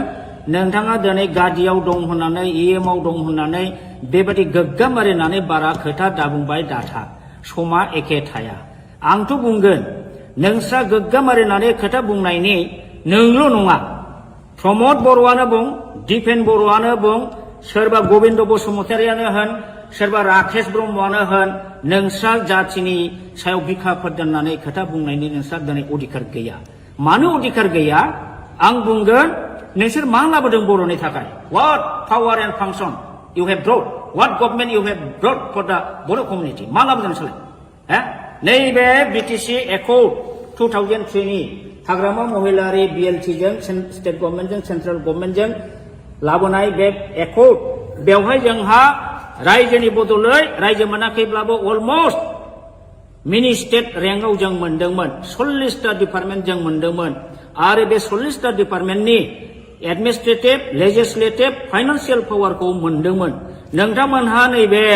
नोंसिनि बे BTR एकर्डजों मा लाबोदों दिस BTR एकर्ड मिनिंलेस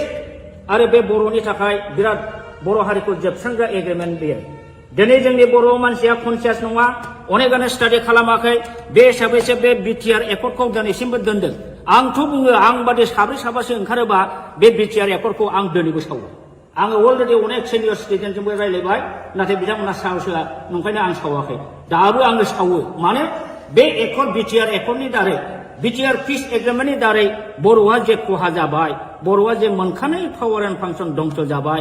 बर'नि हा हुनि रैखाथि दिनै गैलिया थार्ड ग्रेड फर्थ ग्रेडनि साख्रि होनाय पावार गैला फारसेनिफ्राय दा गुबुन हारिनिसो जय जयगार बर'आसो दा गोजोनदों जायनि फलाव बिसोरो बे BTR पिस एकर्डखौ आपत्ति खालामाखै मानोना बे BTR एकर्डनि क्लजआव बर' हारिनि जेबो रैखा खबस गैया बरन्स कासानि पावारखौ आसाम गभर्नमेन्टआव हरदों वाटार बडिसनि पावारखौ आसामनाव हरदों बर'नि जेनाखि लेजिस्लेटिभ पावार थानाय आयेन दानाय आरो बेखौ सालायनो नायनो थाखाय गभर्नमेन्ट अफिसार जेनाखि प्रिन्सिपाल सेक्रेटारि बेखौबो नोंसोरो प्रिन्सिपाल सेक्रेटारिनि जायगायाव चिफ एक्जिकिउटिभ अफिसार खालामदों बेबादिनो दारै BTC-खौ अट'नमास डिस्ट्रिक्ट काउन्सिलनिफ्राय नोंसोरो असमियानि षड़यन्त्रआव हिमन्त बिश्व शर्मानि BJP-नि RSS-नि षड़यन्त्रआव नोंसोर ओरैबायदि मूर्खामि एग्रिमेन्ट खालामबाय जे एग्रिमेन्टनि दारै दा जोंनि बर'आ माने जोबस्रांबाय इमिडियेट कयेकटा बोसोरनि गेजेरावनो बर'आ जोबनो थांगासिनो दं दा बे हिसाबै नोंसोरो लाजिनांगौसो दा नोंसोरो गोहो दंब्ला आं सोंगोन दिपेन बर'खौनो सोंगोन बा प्रमद बर'खौ सोंगोन नोंसोरो बे एकर्डआव मा दं सानदों मा गोनो दं बेहालाय बेनिफ्राय 100 गुन साबसिनमोन नैबे एकर्डआ नाथाय नोंथांमोनहा बेखौ दिनै हाग्रामा लाबोनाय होननानै हाग्रामाखौ सोयैनि जोंनि जाथिनि सार्थ जाथिनि रैखाथि रक्षा कबचखौनो नोंसोर दिनै धंस खालामबाय बेनिखायनो आङो बुङो सदे दिनै नोंथांमोनहा BTR एकर्ड खालामनानै जातिखौ जेरैबायदि थगायबाय जेरैबायदि जोबस्रांबाय बे जातिखौ थगायनानै फोजोबस्रांनायनि दायाव सानसे बेलासे नोंसोरो गनाय नङा रायजोआ दिनै एसे गाबोन एसे बुजिगोन BTC एकर्डआव मा दंमोन BTR एकर्डआव दंमोन स्टाडि खालामनानै जेला बुजिजोब्बाय नोंसिनि सायाव इयुननि जोलै हान्जाया सानसे समावब्लाबो निश्चय माने अर जोंगोन रागा जोंगोन आरो नोंसोर क्षमा मोननाय नङा बर'नि जारिमिनाव ओरैबायदि उदाहरन दं जाय लिडारफ्रा गोदो बर' जातिखौ मोजां बुंनानै थगायनानै मन्त्रि मुल्ला जादों MP जादों MLA जादों रायजोखौ थगायनानै दोनदों जेबो मावबोआखै बेफोरबायदि लिडारा मा सास्ति मोना नोंसोरो जारिमिनखौ नाय बर'नाव आं डाइरेक्ट उदाहरन बुंला पुरस्कारखौ मोनबोगासिनो दं बावला नोंसोरबो हारिखौ थगायनायनि फाबाव बे पुरस्कारखौ नोंसोर मोनगोन दिनै नोंसोरो BJP बा हिमन्त बिश्व सरकारनि अननायाव कौटि थाखा खामाय बिल्डिं लु कलकाता दिल्ली बेंगालुरुआव न' लु लाब गैया नोंसोर सान्थि थानो हानाय नङा नोंसोरखौ रायजोफ्रा अनसायनाय नङा रायजोखौ थगायनानै जोबस्रांनायनि थाखाय नोंसोरो बयबो बर' रायजोनि अभिशाप मोनगोन आरो सानसे बेलासे नोंसोरो गोमोरलांगोन रायजोआ बेखौ फिननायखौ होगोन दा बेखिनिखौनो आं बुंबाय रन्जित बसुमतारी बिथाङा बोरो नोंथाङा होनदोंमोन BTC-आव जोंहा 1100टा पस्ट दं गय खान्दिसेबो जायालासिनो जोङो दानथामनि गेजेराव साख्रि होगोन बाहागो रन्जित नोंसोरनि सेलेक्सन बर्डआ बोरो दिनैसिमबो मोनसे सेलेक्सन खालामनायनि बर्ड दानो हादोंना एपइन्टमेन्ट होनो हादोंना बहा थांखो डक्टर मामोन बेयो स्वर्गियारि नीलत स्वर्गियारि बेना 1600टा पस्ट दंमोन बिना फैसा साख्रि होनो खोथा बुंदोंमोन बहा थांखो दिनैसिम होनो हादोंना लाजियाखैसो नोंसोरो सानसे थगायनो दा नंखायनो दिनै रायजो राजाया बुजिगासिनो दं नोंसोरो फुराफुरि BTR एकर्ड खालामनानै बिटिआर एकर्ड नों खालामदों बर' जाथिखौ थगायदों एनडिएफबि खौ थगायदों गासिखौबो थगायजोबथारबाय नोंसोर दा बिनि फाबाव नोंसोरो पानिशमेन्ट बावैसोनि उनाव मोनगासिनो दं बेखौ पानिशमेन्टखौ रुजुननो रेडि जा आं बेखौ दिनै खावलायनानै बारा बुंला दा दिनै नंखायनो आं बुंगोन प्रमद बर'आ एबसु लिडिं खालामबोदों जानो हागौ किन्तु बियो ओरैबायदि स्वार्थपर ओरैबायदि थगायसुला ओरैबायदि बेपारि बे जातिखौ दिनै फाननानै नमस्कार जोंनि खौरांगिरि बिथांमोनसिम दिनै जोंहा बिथां दावराव देख्रेब नार्जारिया मैया दाखालिफोर प्रेस मिडियानि गेजेरजों ससियेल मिडियानि गेजेरजों जोंनि इएम राकेश नङा सरि बि फेरेंगा बिथाङा बिथांनि सायाव जे एलिगेसन लाबोदों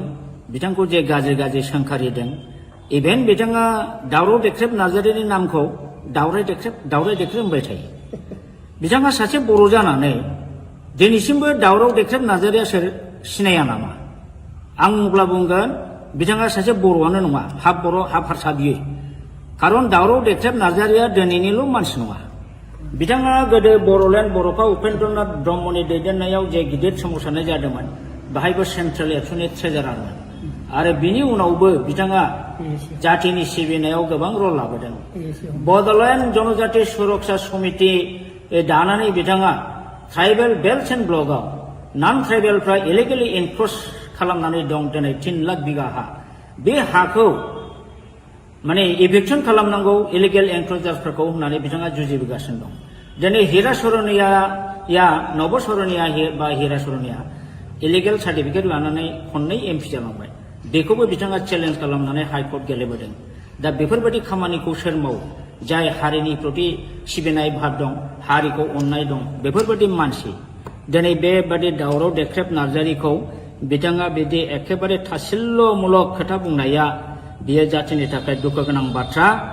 आरो बि फेरेंगा रनजित बसुमतारी आं नोंथांखौ खावलायगोन नोंथाङा दिनै गादियाव दं होननानै इएमआव दं होननानै बेबायदि गोग्गाम मारिनानै बारा खोथा दाबुंबाय दाथा समा एखे थाया आंथ' बुंगोन नोंस्रा गोग्गाम मारिनानै खोथा बुंनायनि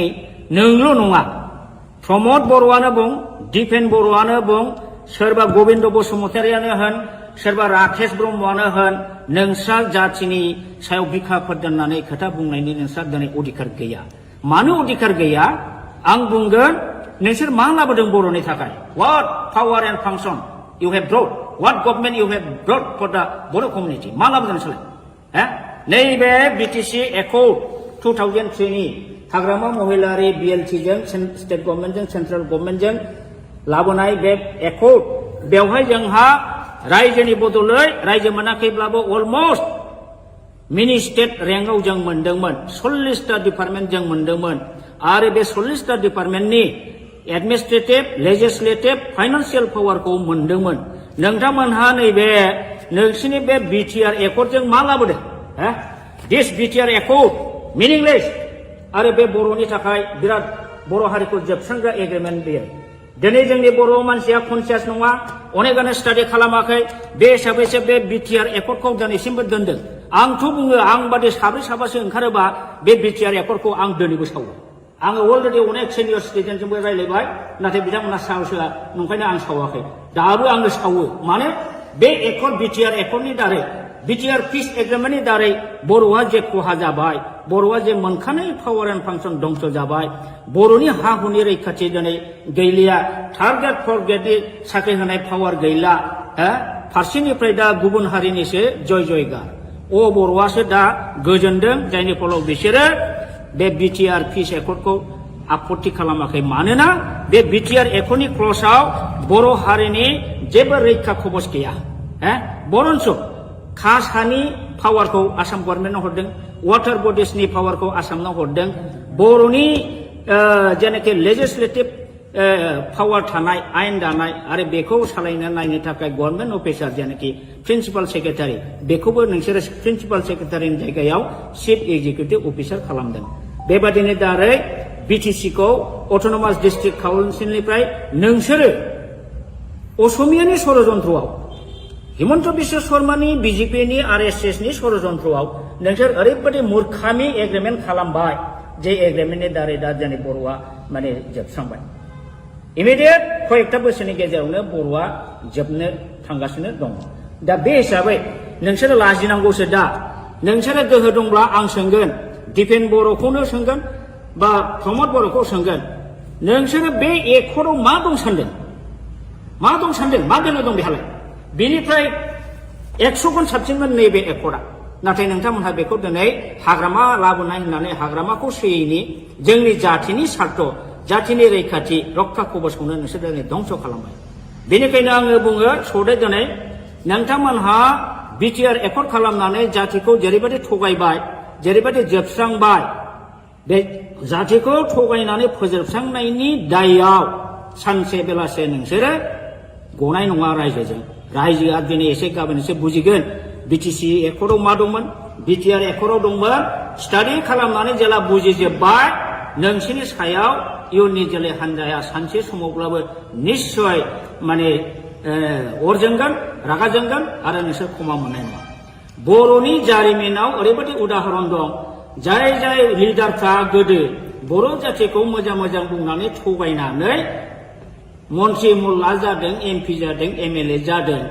रायजोखौ थगायनानै दोनदों जेबो मावबोआखै बेफोरबायदि लिडारा मा सास्ति मोना नोंसोरो जारिमिनखौ नाय बर'नाव आं डाइरेक्ट उदाहरन बुंला पुरस्कारखौ मोनबोगासिनो दं बावला नोंसोरबो हारिखौ थगायनायनि फाबाव बे पुरस्कारखौ नोंसोर मोनगोन दिनै नोंसोरो बिजेपि बा हेमन्त बिश्व सरकारनि अननायाव कौटि कौटि थाखा खामाय बिल्डिं लु कलकाता दिल्ली बेंगालुरुआव न' लु लाब गैया लाब गैया नोंसोर सान्थि थानो हानाय नङा नोंसोरखौ रायजोफ्रा अनसायनाय नङा रायजोखौ थगायनानै जोबस्रांनायनि थाखाय नोंसोरो बयबो बर' रायजोनि अभिशाप मोनगोन आरो सानसे बेलासे नोंसोरो गोमोरलांगोन रायजोआ बेखौ फिननायखौ होगोन दा बेखिनिखौनो आं बुंबाय रन्जित बसुमतारी बिथाङा बोरो नोंथाङा होनदोंमोन बिटिसिआव जोंहा 1100टा पस्ट दं गय खान्दिसिमबो जायालासिनो जोङो दानथामनि गेजेराव साख्रि होगोन बहा रन्जित नोंसोरनि सेलेक्सन बर्डआ बोरो दिनैसिमबो मोनसे सेलेक्सन खालामनायनि बर्ड दानो हादोंना एपइन्टमेन्ट होनो हादोंना बहा थांखो डक्टर मामोन बेयो स्वर्गियारि नीलत स्वर्गियारि बेना 1600टा पस्ट दंमोन बिना फैसा साख्रि होनो खोथा बुंदोंमोन बहा थांखो दिनैसिम होनो हादोंना लाजियाखैसो नोंसोरो सानसे थगायनो दा नंखायनो दिनै रायजो राजाया बुजिगासिनो दं नोंसोरो फुराफुरि बिटिआर एकर्ड खालामनानै बिटिआर एकर्ड नों खालामदों बर' जातिखौ थगायदों एनडिएफबिखौ थगायदों गासिखौबो थगायजोबथारबाय नोंसोर दा बिनि फाबाव नोंसोरो पानिशमेन्ट बावैसोनि उनाव मोनगासिनो दं बेखौ पानिशमेन्टखौ रुजुननो रेडि जा आं बेखौ दिनै खावलायनानै बारा बुंला दा दिनै नंखायनो आं बुंगोन प्रमद बर'आ एबसु लिडिं खालामबोदों जानो हागौ किन्तु बियो ओरैबायदि स्वार्थपर ओरैबायदि थगायसुला ओरैबायदि बेफारि बे जातिखौ दिनै फाननानै नमस्कार जोंनि खौरांगिरि बिथांमोनसिम दिनै जोंहा बिथां दावराव देख्रेब नार्जारिया मैया दाखालिफोर प्रेस मिडियानि गेजेरजों ससियेल मिडियानि गेजेरजों जोंनि इएम राकेश नङा सरि बि फेरेंगा बिथाङा बिथांनि सायाव जे एलिगेसन लाबोदों बिथांखौ जे गाज्रि गाज्रि सोंखारिदों इभेन बिथाङा दावराव देख्रेब नार्जारिनि नामखौ दावराय देख्रेब होनबाय थायो बिथाङा सासे बर' जानानै दिनैसिमबो दावराव देख्रेब नार्जारिया सोर सिनाया नामा आं अब्ला बुंगोन बिथाङा सासे बर'आनो नङा हाफ बर' हाफ हारसा बियो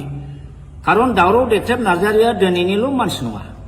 बिथाङा गोदो बर'लेण्ड बर'फा उपेन्द्रनाथ ब्रह्मनि दैदेननायाव जे गिदिर सोमावसारनाय जादोंमोन बाहायबो सेन्ट्रेल एबसुनि ट्रेजारारमोन आरो बिनि उनावबो बिथाङा जातिनि सिबिनायाव गोबां रल लाबोदों बड'लेण्ड जनजाति सुरक्षा समिति दानानै बिथाङा ट्राइबेल बेल्ट एन्ड ब्लकआव नन ट्राइबेलफ्रा इलिगेलि एनक्रच खालामनानै दं दिनै 3 लाख बिगा हा बे हाखौ माने इभिक्सन खालामनांगौ इलिगेल एनक्रचार्सफोरखौ होननानै बिथाङा जुजिबोगासिनो दं दिनै हिरा सरनिया नब सरनिया बा हिरा सरनिया इलिगेल सार्टिफिकेट लानानै खननै एमपि जालांबाय बेखौबो बिथाङा चेलेन्ज खालामनानै हाइकर्ट गेलेबोदों दा बेफोरबायदि खामानिखौ सोर मावो जाय हारिनि प्रति सिबिनाय भाब दं हारिखौ अननाय दं बेफोरबायदि मानसि दिनै बेबादि दावराव देख्रेब नार्जारिखौ बिथाङा बिदि एखेबारे थासिल्यमूलक खोथा बुंनाया बियो जातिनि थाखाय दुखु गोनां बाथ्रा आरो बि फेरेंगा रनजित बसुमतारी आं नोंथांखौ खावलायगोन नोंथाङा दिनै गादियाव दं होननानै इएमआव दं होननानै बेबादि गोग्गा मारिनानै बारा खोथा दाबुंबाय दाथा समा एखे थाया आंथ' बुंगोन नोंस्रा गोग्गा मारिनानै खोथा बुंनायनि नोंल' नङा प्रमद बर'आनो बुं दिपेन बर'आनो बुं सोरबा गबिन्द बसुमतारियानो होन सोरबा राकेश ब्रह्मआनो होन नोंस्रा जाथिनि सायाव बिखाफोर दोननानै खोथा बुंनायनि नोंस्रा दिनै अधिकार गैया मानो अधिकार गैया आं बुंगोन नोंसोर मा लाबोदों बर'नि थाखाय what power and function you have brought what government you have brought for the Boro community मा लाबोदों नोंसोरलाय नैबे बिटिसि एकर्ड 2003 नि हाग्रामा महिलारि BLT जों स्टेट गभर्नमेन्टजों सेन्ट्रेल गभर्नमेन्टजों लाबोनाय बे एकर्ड बेवहाय जोंहा रायजोनि बदलै रायजो मोनाखैब्लाबो अलमस्ट मिनि स्टेट रेंकआव जों मोनदोंमोन 40टा डिपार्टमेन्ट जों मोनदोंमोन आरो बे 40टा डिपार्टमेन्टनि एडमिनिस्ट्रेटिभ लेजिस्लेटिभ फाइनान्सियेल पावारखौ मोनदोंमोन नोंथांमोनहा नैबे नोंसिनि बे बिटिआर एकर्डजों मा लाबोदों दिस बिटिआर एकर्ड मिनिंलेस आरो बे बर'नि थाखाय बिराद बर' हारिखौ जोबस्रांग्रा एग्रिमेन्ट बेयो दिनै जोंनि बर' मानसिया कनसियास नङा अनेकानो स्टाडि खालामाखै बे हिसाबैसो बे बिटिआर एकर्डखौ दिनैसिमबो दोनदों आंथ' बुङो आं बादि साब्रै साबासो ओंखारोबा बे बिटिआर एकर्डखौ आं दिनैबो सावो आङो अलरेडि अनेक सिनियर सिटिजेनजोंबो रायज्लायबाय नाथाय बिथांमोना साहसआ नंखायनो आं सावाखै दाबो आङो सावो मानो बे एकर्ड बिटिआर एकर्डनि दारै बिटिआर पिस एग्रिमेन्टनि दारै बर'आ जे खहा जाबाय बर'आ जे मोनखानाय पावार एन्ड फांसन दंस जाबाय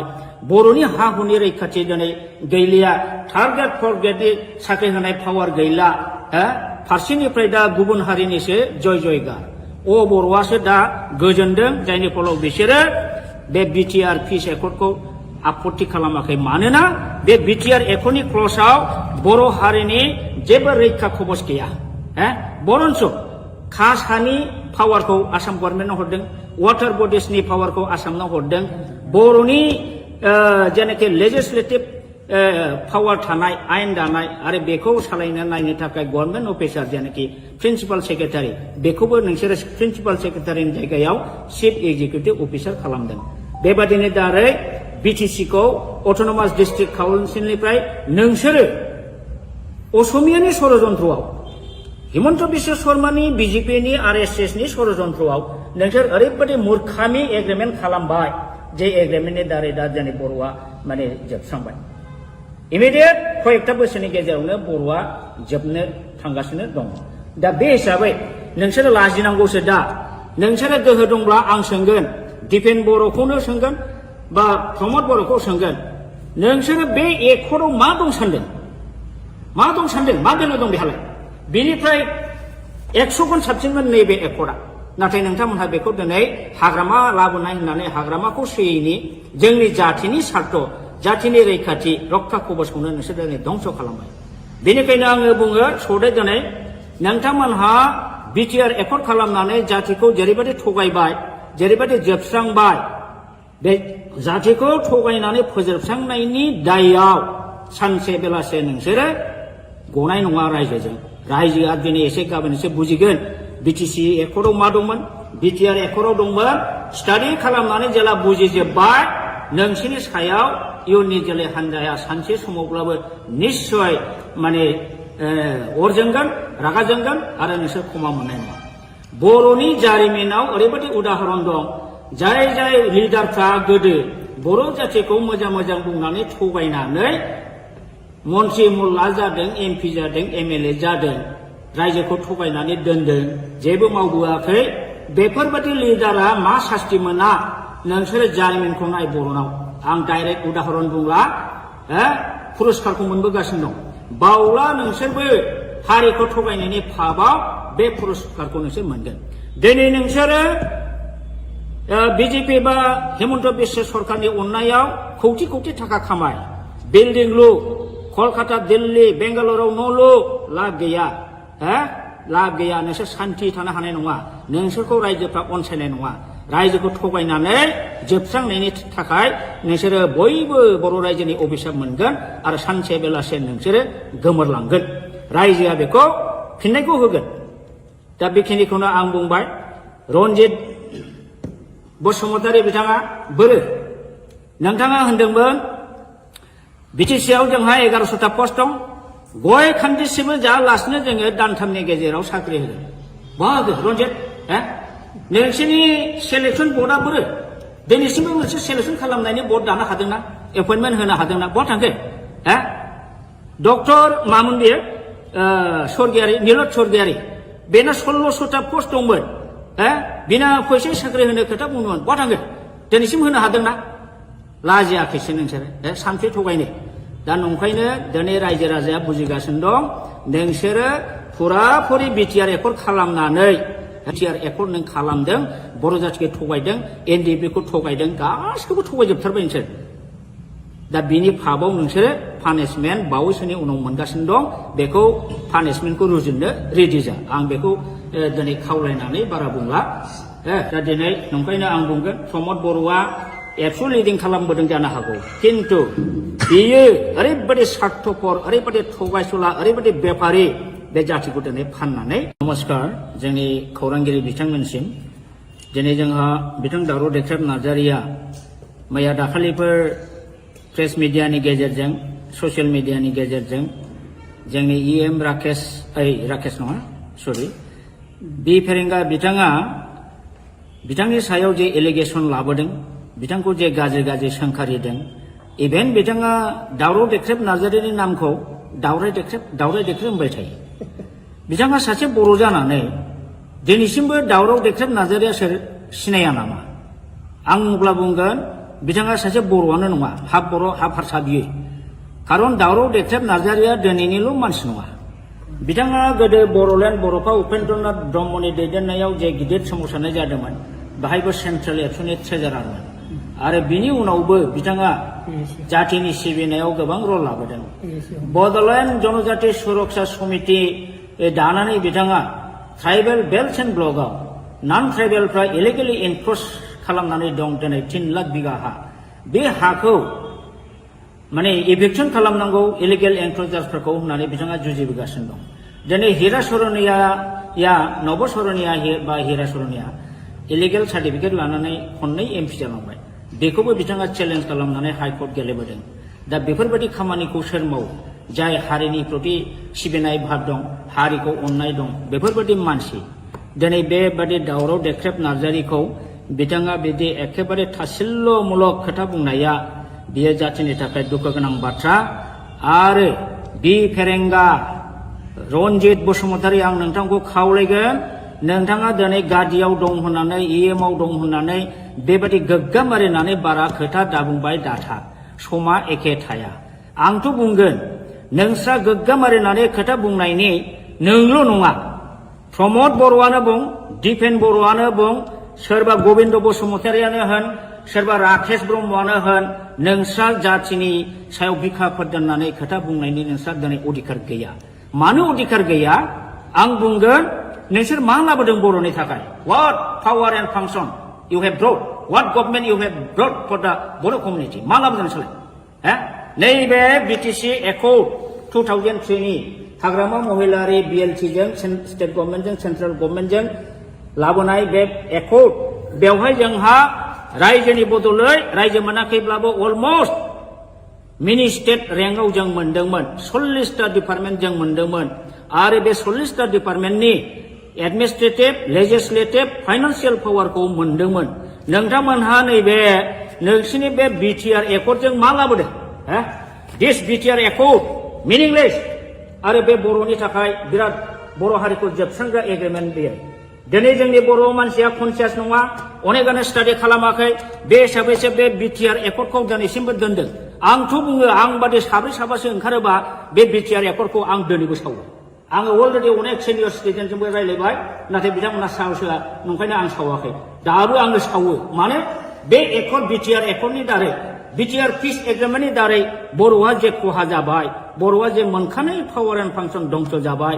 बर'नि हा हुनि रैखाथि दिनै गैलिया थार्ड ग्रेड फर्थ ग्रेडनि साख्रि होनाय पावार गैला फारसेनिफ्राय दा गुबुन हारिनिसो जय जयगार बर'आसो दा गोजोनदों जायनि फलाव बिसोरो बे बिटिआर पिस एकर्डखौ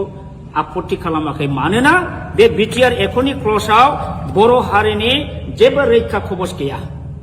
बरन्स खास हानि पावारखौ आसाम गभर्नमेन्टनो हरदों वाटार बडिसनि पावारखौ आसामनो हरदों बर'नि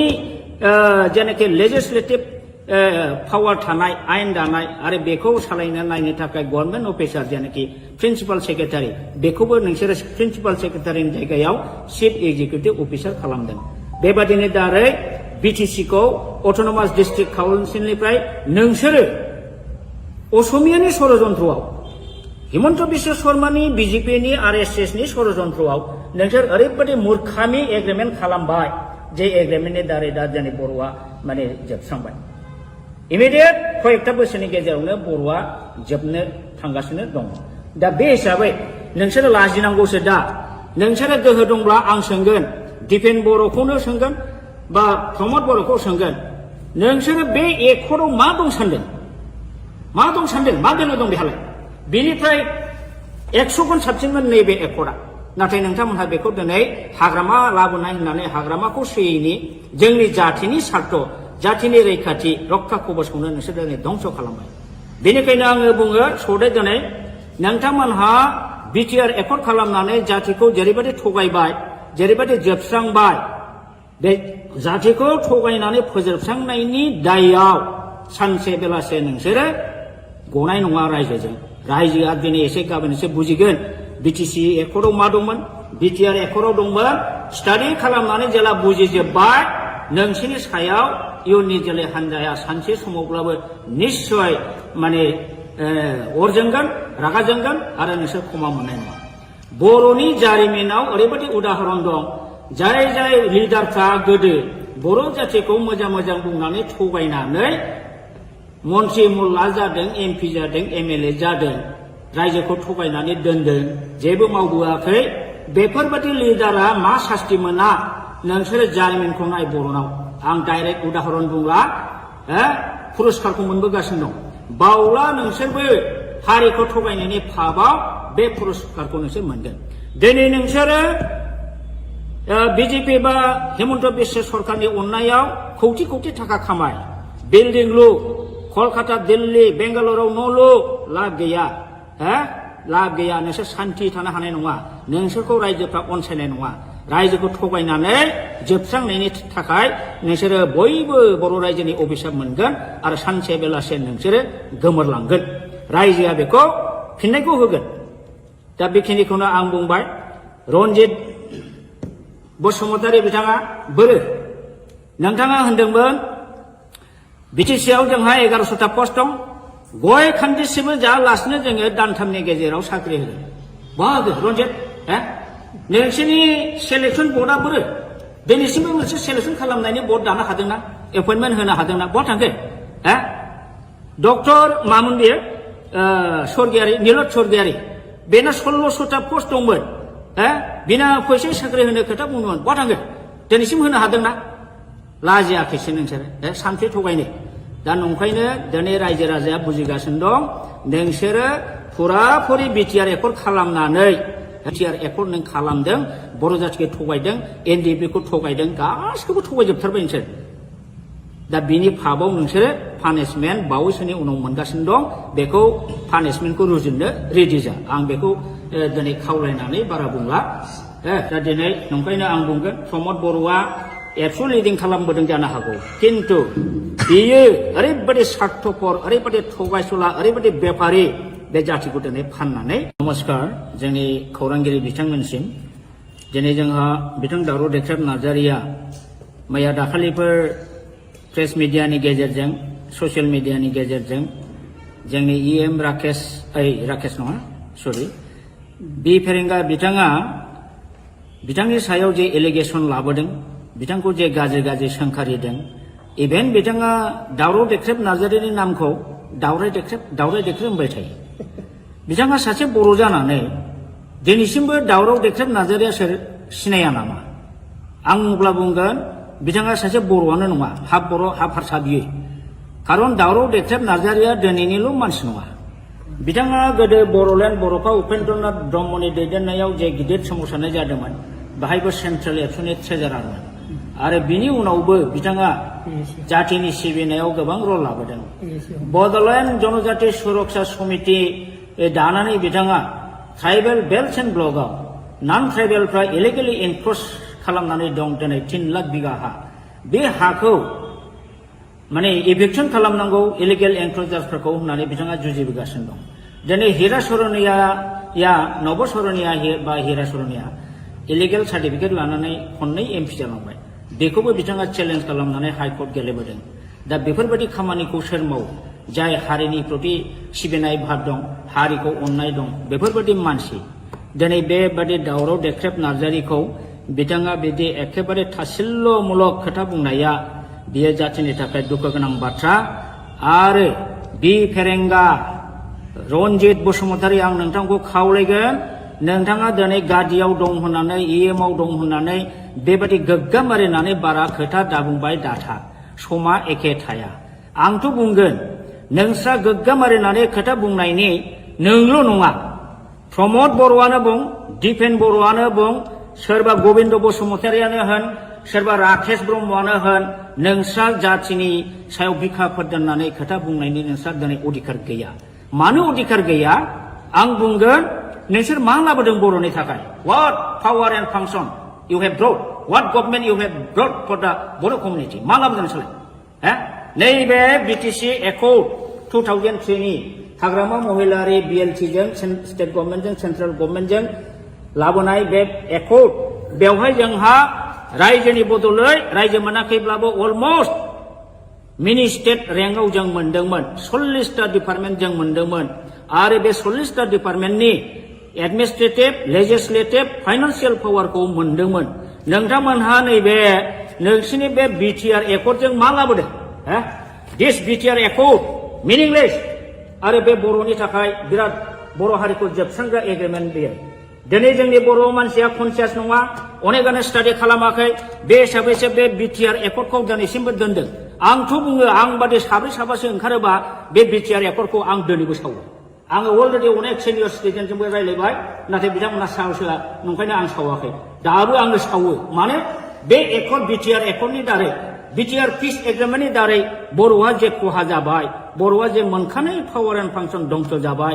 बर'नि हा हुनि रैखाथि दिनै गैलिया थार्ड ग्रेड फर्थ ग्रेडनि साख्रि होनाय पावार गैला फारसेनिफ्राय दा गुबुन हारिनिसो जय जयगार बर'आसो दा गोजोनदों जायनि फलाव बिसोरो बे बिटिआर पिस एकर्डखौ आपत्ति खालामाखै मानोना बे बिटिआर एकर्डनि क्लजआव बर' हारिनि जेबो रैखा खबस गैया बरन्स खास हानि पावारखौ आसाम गभर्नमेन्टआव हरदों वाटार बडिसनि पावारखौ आसामनाव हरदों बर'नि जेनाखि लेजिस्लेटिभ पावार थानाय आयेन दानाय आरो बेखौ सालायनो नायनो थाखाय गभर्नमेन्ट अफिसार जेनाखि प्रिन्सिपाल सेक्रेटारि बेखौबो नोंसोरो प्रिन्सिपाल सेक्रेटारिनि जायगायाव चिफ एक्जिकिउटिभ अफिसार खालामदों बेबादिनो दारै बिटिसिखौ अट'नमास डिस्ट्रिक्ट काउन्सिलनिफ्राय नोंसोरो असमियानि षड़यन्त्रआव हिमन्त बिश्व शर्मानि बिजेपिनि आरएसएसनि षड़यन्त्रआव नोंसोर ओरैबायदि मूर्खामि एग्रिमेन्ट खालामबाय जे एग्रिमेन्टनि दारै दा जोंनि बर'आ माने जोबस्रांबाय इमिडियेट कयेकटा बोसोरनि गेजेरावनो बर'आ जोबनो थांगासिनो दङ दा बे हिसाबै नोंसोरो लाजिनांगौसो दा नोंसोरो गोहो दंब्ला आं सोंगोन दिपेन बर'खौनो सोंगोन बा प्रमद बर'खौ सोंगोन नोंसोरो बे एकर्डआव मा दं सानदों मा दोननो दं बेहालाय बेनिफ्राय 100 गुन साबसिनमोन नैबे एकर्डआ नाथाय नोंथांमोनहा बेखौ दिनै हाग्रामा लाबोनाय होननानै हाग्रामाखौ सोयैनि जोंनि जातिनि सार्थ जातिनि रैखाथि रक्षा कबचखौनो नोंसोर दिनै धंस खालामबाय बेनिखायनो आङो बुङो सदे दिनै नोंथांमोनहा बिटिआर एकर्ड खालामनानै जातिखौ जेरैबायदि थगायबाय जेरैबायदि जोबस्रांबाय बे जातिखौ थगायनानै फोजोबस्रांनायनि दायआव सानसे बेलासे नोंसोरो गनाय नङा रायजोआ दिनै एसे गाबोन एसे बुजिगोन बिटिसि एकर्डआव मा दंमोन बिटिआर एकर्डआव दंमोन स्टाडि खालामनानै जेला बुजिजोब्बाय नोंसिनि सायाव इयुननि जोलै हान्जाया सानसे समावब्लाबो निश्चय माने अर जोंगोन रागा जोंगोन आरो नोंसोर क्षमा मोननाय नङा बर'नि जारिमिनाव ओरैबायदि उदाहरन दं जाय लिडारफ्रा गोदो बर' जातिखौ मोजां बुंनानै थगायनानै मन्त्रि मुल्ला जादों एमपि जादों एमएलए जादों रायजोखौ थगायनानै दोनदों जेबो मावबोआखै बेफोरबायदि लिडारा मा सास्ति मोना नोंसोरो जारिमिनखौ नाय बर'नाव आं डाइरेक्ट उदाहरन बुंला पुरस्कारखौ मोनबोगासिनो दं बावला नोंसोरबो हारिखौ थगायनायनि फाबाव बे पुरस्कारखौ नोंसोर मोनगोन दिनै नोंसोरो बिजेपि बा हेमन्त बिश्व सरकारनि अननायाव कौटि कौटि थाखा खामाय बिल्डिं लु कलकाता दिल्ली बेंगालुरुआव न' लु लाब गैया लाब गैया नोंसोर सान्थि थानो हानाय नङा नोंसोरखौ रायजोफ्रा अनसायनाय नङा रायजोखौ थगायनानै जोबस्रांनायनि थाखाय नोंसोरो बयबो बर' रायजोनि अभिशाप मोनगोन आरो सानसे बेलासे नोंसोरो गोमोरलांगोन रायजोआ बेखौ फिननायखौ होगोन दा बेखिनिखौनो आं बुंबाय रन्जित बसुमतारी बिथाङा बोरो नोंथाङा होनदोंमोन बिटिसिआव जोंहा 1100टा पस्ट दं गय खान्दिसेबो जायालासिनो जोङो दानथामनि गेजेराव साख्रि होगोन बहा रन्जित नोंसोरनि सेलेक्सन बर्डआ बोरो दिनैसिमबो मोनसे सेलेक्सन खालामनायनि बर्ड दानो हादोंना एपइन्टमेन्ट होनो हादोंना बहा थांखो डक्टर मामोन बेयो स्वर्गियारि नीलत स्वर्गियारि बेना 1600टा पस्ट दंमोन बिना फैसा साख्रि होनो खोथा बुंदोंमोन बहा थांखो दिनैसिम होनो हादोंना लाजियाखैसो नोंसोरो सानफ्रि थगायनो दा नंखायनो दिनै रायजो राजाया बुजिगासिनो दं नोंसोरो फुराफुरि बिटिआर एकर्ड खालामनानै बिटिआर एकर्ड नों खालामदों बर' जाथिखौ थगायदों एनडिएफबिखौ थगायदों गासिखौबो थगायजोबथारबाय नोंसोर दा बिनि फाबाव नोंसोरो पानिशमेन्ट बावैसोनि उनाव मोनगासिनो दं बेखौ पानिशमेन्टखौ रुजुननो रेडि जा आं बेखौ दिनै खावलायनानै बारा बुंला दा दिनै नंखायनो आं बुंगोन प्रमद बर'आ एबसु लिडिं खालामबोदों जानो हागौ किन्तु बियो ओरैबायदि स्वार्थपर ओरैबायदि थगायसुला ओरैबायदि बेपारि बे जातिखौ दिनै फाननानै नमस्कार जोंनि खौरांगिरि बिथांमोनसिम दिनै जोंहा बिथां दावराव देख्रेब नार्जारिया मैया दाखालिफोर प्रेस मिडियानि गेजेरजों ससियेल मिडियानि गेजेरजों जोंनि इएम राकेश नङा सरि बि फेरेंगा बिथाङा बिथांनि सायाव जे एलिगेसन लाबोदों बिथांखौ जे गाज्रि गाज्रि सोंखारिदों इभेन बिथाङा दावराव देख्रेब नार्जारिनि नामखौ दावराय देख्रेब होनबाय थायो बिथाङा सासे बर' जानानै दिनैसिमबो दावराव देख्रेब नार्जारिया सोर सिनाया नामा आं अब्ला बुंगोन बिथाङा सासे बर'आनो नङा हाफ बर' हाफ हारसा बियो खारन दावराव देख्रेब नार्जारिया दिनैनिल' मानसि नङा बिथाङा गोदो बर'लेण्ड बर'फा उपेन्द्रनाथ ब्रह्मनि दैदेननायाव जे गिदिर सोमावसारनाय जादोंमोन बाहायबो सेन्ट्रेल एबसुनि ट्रेजारारमोन आरो बिनि उनावबो बिथाङा जातिनि सिबिनायाव गोबां रल लाबोदों बड'लेण्ड जनजाति सुरक्षा समिति दानानै बिथाङा ट्राइबेल बेल्ट एन्ड ब्लकआव नन ट्राइबेलफ्रा इलिगेलि एनक्रच खालामनानै दं दिनै 3 लाख बिगा हा बे हाखौ माने इभिक्सन खालामनांगौ इलिगेल एनक्रचार्सफोरखौ होननानै बिथाङा जुजिबोगासिनो दं दिनै हिरा सरनिया नब सरनिया बा हिरा सरनिया इलिगेल सार्टिफिकेट लानानै खननै एमपि जालांबाय बेखौबो बिथाङा चेलेन्ज खालामनानै हाइकर्ट गेलेबोदों दा बेफोरबायदि खामानिखौ सोर मावो जाय हारिनि प्रति सिबिनाय भाब दं हारिखौ अननाय दं बेफोरबायदि मानसि दिनै बेबादि दावराव देख्रेब नार्जारिखौ बिथाङा बिदि एखेबारे थासिल्यमूलक खोथा बुंनाया बियो जातिनि थाखाय दुखु गोनां बाथ्रा आरो बि फेरेंगा रन्जित बसुमतारी आं नोंथांखौ खावलायगोन नोंथाङा दिनै गादियाव दं होननानै इएमआव दं होननानै बेबायदि गोग्गाम मारिनानै बारा खोथा दाबुंबाय दाथा समा एखे थाया आंथ' बुंगोन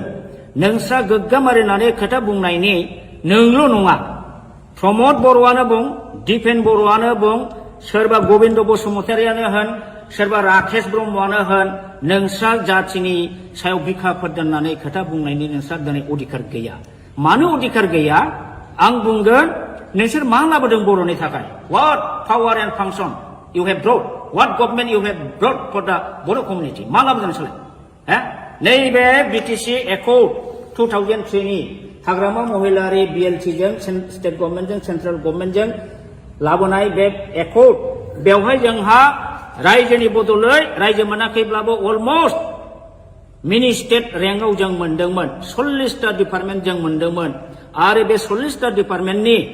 एडमिनिस्ट्रेटिभ लेजिस्लेटिभ फाइनान्सियेल पावारखौ मोनदोंमोन नोंथांमोनहा नैबे नोंसिनि बे बिटिआर एकर्डजों मा लाबोदों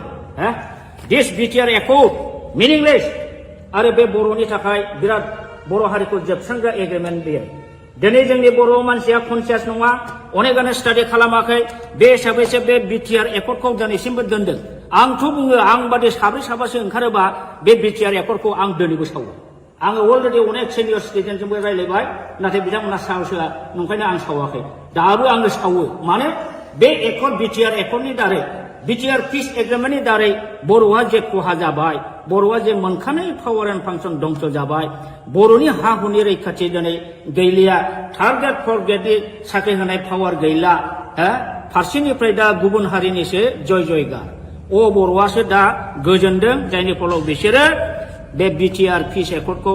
आपत्ति खालामाखै मानोना बे बिटिआर एकर्डनि क्लजआव बर' हारिनि जेबो रैखा खबस गैया बरन्स कास्ट हानि पावारखौ आसाम गभर्नमेन्टनो हरदों वाटार बडिसनि पावारखौ आसामनो हरदों बर'नि जेनाखि लेजिस्लेटिभ पावार थानाय आयेन दानाय आरो बेखौ सालायनो नायनो थाखाय गभर्नमेन्ट अफिसार जेनाखि प्रिन्सिपाल सेक्रेटारि बेखौबो नोंसोरो प्रिन्सिपाल सेक्रेटारिनि जायगायाव चिफ एक्जिकिउटिभ अफिसार खालामदों बेबादिनो दारै बिटिसिखौ अट'नमास डिस्ट्रिक्ट काउन्सिलनिफ्राय नोंसोरो असमियानि षड़यन्त्रआव हिमन्त बिश्व शर्मानि बिजेपिनि आरएसएसनि षड़यन्त्रआव नोंसोर ओरैबायदि मूर्खामि एग्रिमेन्ट खालामबाय जे एग्रिमेन्टनि दारै दा जोंनि बर'आ माने जोबस्रांबाय इमिडियेट कयेकथा बोसोरनि गेजेरावनो बर'आ जोबनो थांगासिनो दं दा बे हिसाबै नोंसोरो लाजिनांगौसो दा नोंसोरो गोहो दंब्ला आं सोंगोन दिपेन बर'खौनो सोंगोन बा प्रमद बर'खौ सोंगोन नोंसोरो बे एकर्डआव मा दं सानदों मा दोलो दं बेहालाय बेनिफ्राय 100 गुन साबसिनमोन नैबे एकर्डआ नाथाय नोंथांमोनहा बेखौ दिनै हाग्रामा लाबोनाय होननानै हाग्रामाखौ सोयैनि जोंनि जाथिनि सार्थ जाथिनि रैखाथि रक्षा कबचखौनो नोंसोर दिनै धंस खालामबाय बेनिखायनो आङो बुङो सदै दिनै नोंथांमोनहा बिटिआर एकर्ड खालामनानै जातिखौ जेरैबायदि थगायबाय जेरैबायदि जोबस्रांबाय बे जातिखौ थगायनानै फोजोबस्रांनायनि दायाव सानसे बेलासे नोंसोरो गनाय नङा रायजोआ दिनै एसे गाबोन एसे बुजिगोन बिटिसि एकर्डआव मा दंमोन बिटिआर एकर्डआव दंमोन स्टाडि खालामनानै जेला बुजिजोब्बाय नोंसोरनि सायाव इयुननि जोलै हान्जाया सानसे समावब्लाबो निश्चय माने अर जोंगोन रागा जोंगोन आरो नोंसोर क्षमा मोननाय नङा बर'नि जारिमिनाव ओरैबायदि उदाहरन दं जाय लिडारफ्रा गोदो बर' जातिखौ मोजां बुंनानै थगायनानै मन्त्रि मुल्ला जादों एमपि जादों एमएलए जादों रायजोखौ थगायनानै दोनदों जेबो मावबोआखै बेफोरबायदि लिडारा मा सास्ति मोना नोंसोरो जारिमिनखौ नाय बर'नाव आं डाइरेक्ट उदाहरन बुंला पुरस्कारखौ मोनबोगासिनो दं बावला नोंसोरबो हारिखौ थगायनायनि फाबाव बे पुरस्कारखौ नोंसोर मोनगोन दिनै नोंसोरो बिजेपि बा हिमन्त बिश्व सरकारनि अननायाव कौटि थाखा खामाय बिल्डिं लु कलकाता दिल्ली बेंगालुराव न' लु लाब गैया नोंसोर सान्थि थानो हानाय नङा नोंसोरखौ रायजोफ्रा अनसायनाय नङा रायजोखौ थगायनानै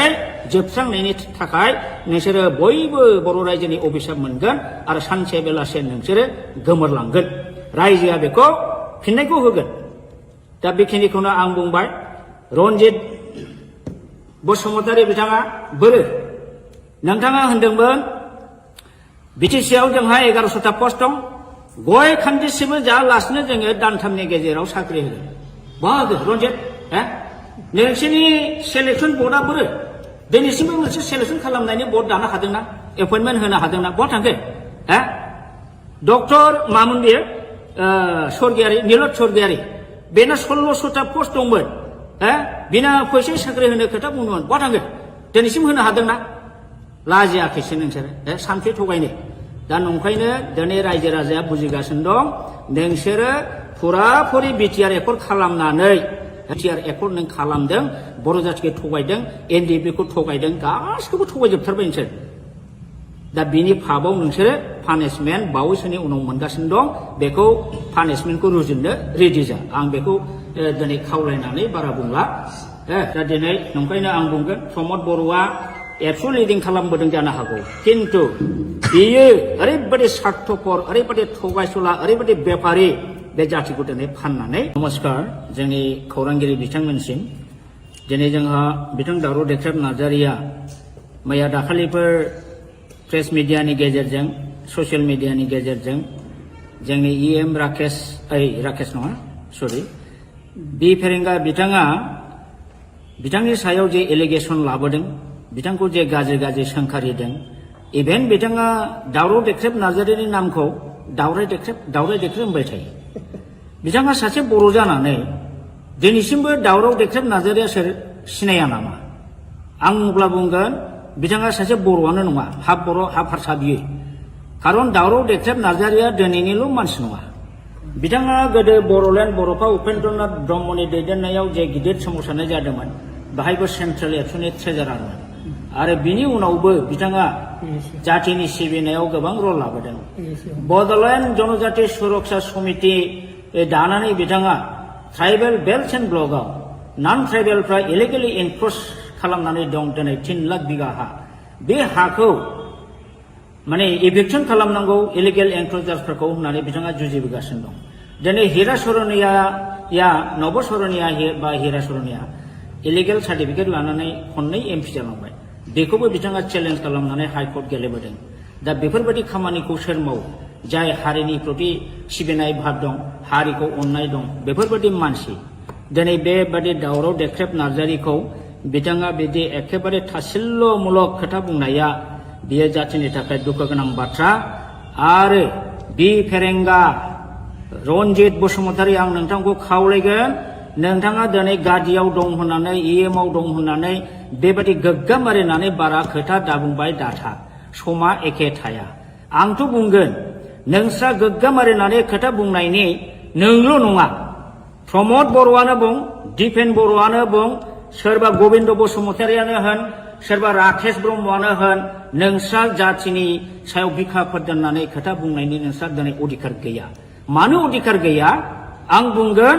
नोंसोर मा लाबोदों बर'नि थाखाय what power and function you have brought what government you have brought for the Boro community मा लाबोदों नोंसोरलाय नैबे BTC एकर्ड 2003 नि हाग्रामा महिलारि BLT जों स्टेट गभर्नमेन्टजों सेन्ट्रेल गभर्नमेन्टजों लाबोनाय बे एकर्ड बेवहाय जोंहा रायजोनि बदलै रायजो मोनाखैब्लाबो अलमस्ट मिनि स्टेट रेंकआव जों मोनदोंमोन 40टा डिपार्टमेन्ट जों मोनदोंमोन आरो बे 40टा डिपार्टमेन्टनि एडमिनिस्ट्रेटिभ लेजिस्लेटिभ फाइनान्सियेल पावारखौ मोनदोंमोन नोंथांमोनहा नैबे नोंसिनि बे BTR एकर्डजों मा लाबोदों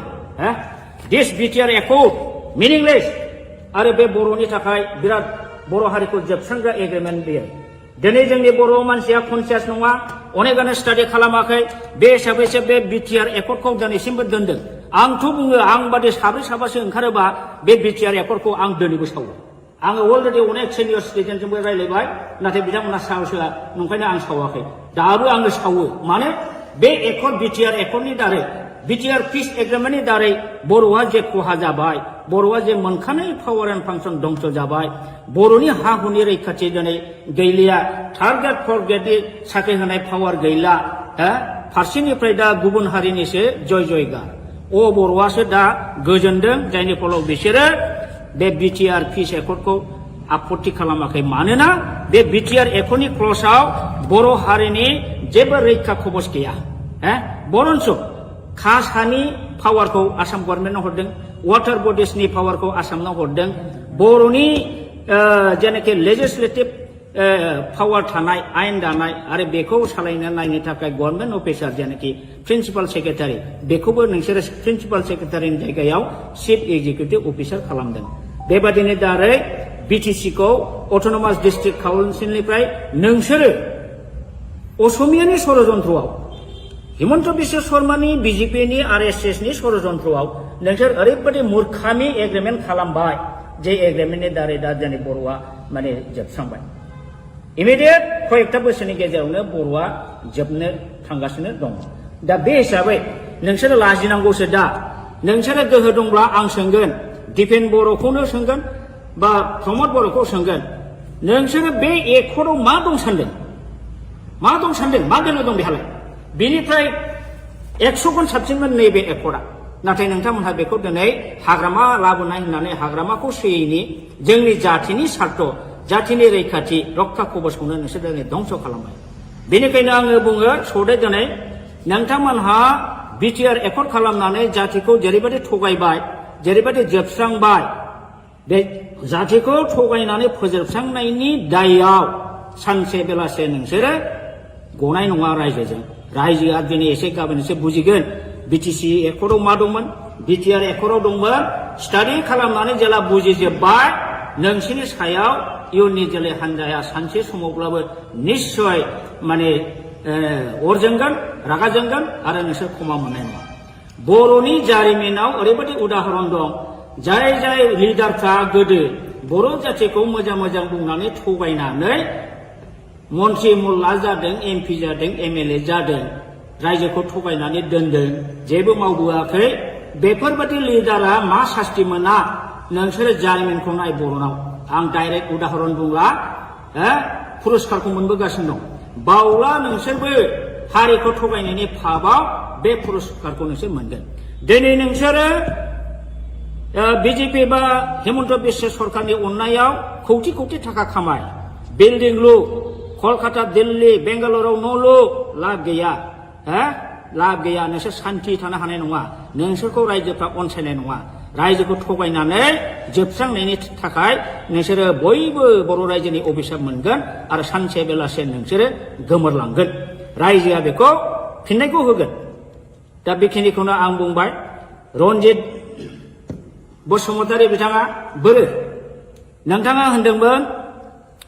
बिटिसिआव जोंहा 1100टा पस्ट दं गय खान्दिसेबो जायालासिनो जोङो दानथामनि गेजेराव साख्रि होगोन बाहागो रन्जित नोंसोरनि सेलेक्सन बर्डआ बोरो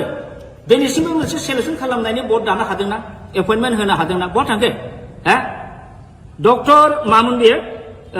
स्वर्गियारि नीलत स्वर्गियारि बेना 1600टा पस्ट दंमोन बिना फैसा साख्रि होनो खोथा बुंदोंमोन बहा थांखो दिनैसिम होनो हादोंना लाजियाखैसो नोंसोरो सानसे थगायनो दा नंखायनो दिनै रायजो राजाया बुजिगासिनो दं नोंसोरो फुराफुरि बिटिआर एकर्ड खालामनानै बिटिआर एकर्ड नों खालामदों बर' जातिखौ थगायदों एनडिएफबिखौ थगायदों गासिखौबो थगायजोबथारबाय नोंसोर दा बिनि फाबाव नोंसोरो पानिशमेन्ट बावैसोनि उनाव मोनगासिनो दं बेखौ पानिशमेन्टखौ रुजुननो रेडि जा आं बेखौ दिनै खावलायनानै बारा बुंला दा दिनै नंखायनो आं बुंगोन प्रमद बर'आ एबसु लिडिं खालामबोदों जानो हागौ किन्तु बियो ओरैबायदि स्वार्थपर ओरैबायदि थगायसुला ओरैबायदि बेपारि बे जातिखौ दिनै फाननानै नमस्कार जोंनि खौरांगिरि बिथांमोनसिम दिनै जोंहा बिथां दावराव देख्रेब नार्जारिया मैया दाखालिफोर प्रेस मिडियानि गेजेरजों ससियेल मिडियानि गेजेरजों जोंनि इएम राकेश नङा सरि बि फेरेंगा बिथाङा बिथांनि सायाव जे एलिगेसन लाबोदों बिथांखौ जे गाज्रि गाज्रि सोंखारिदों इभेन बिथाङा दावराव देख्रेब नार्जारिनि नामखौ दावराय देख्रेब होनबाय थायो बिथाङा सासे बर' जानानै दिनैसिमबो दावराव देख्रेब नार्जारिया सोर सिनाया नामा आं अब्ला बुंगोन बिथाङा सासे बर'आनो नङा हाफ बर' हाफ हारसा बियो खारन दावराव देख्रेब नार्जारिया दिनैनिल' मानसि नङा बिथाङा गोदो बर'लेण्ड बर'फा उपेन्द्रनाथ ब्रह्मनि दैदेननायाव जे गिदिर सोमावसारनाय जादोंमोन बाहायबो सेन्ट्रेल एबसुनि ट्रेजारारमोन आरो बिनि उनावबो बिथाङा जातिनि सिबिनायाव गोबां रल लाबोदों बड'लेण्ड जनजाति सुरक्षा समिति दानानै बिथाङा ट्राइबेल बेल्ट एन्ड ब्लकआव नन ट्राइबेलफ्रा इलिगेलि एनक्रच खालामनानै दं दिनै 3 लाख बिगा हा बे हाखौ माने इभिक्सन खालामनांगौ इलिगेल एनक्रचार्सफोरखौ होननानै बिथाङा जुजिबोगासिनो दं दिनै हिरा सरनिया नब सरनिया बा हिरा सरनिया इलिगेल सार्टिफिकेट लानानै खननै एमपि जालांबाय बेखौबो बिथाङा चेलेन्ज खालामनानै हाइकर्ट गेलेबोदों दा बेफोरबायदि खामानिखौ सोर मावो जाय हारिनि प्रति सिबिनाय भाब दं हारिखौ अननाय दं बेफोरबायदि मानसि दिनै बेबायदि दावराव देख्रेब नार्जारिखौ बिथाङा बिदि एखेबारे थासिल्यमूलक खोथा बुंनाया बियो जातिनि थाखाय दुखु गोनां बाथ्रा आरो बि फेरेंगा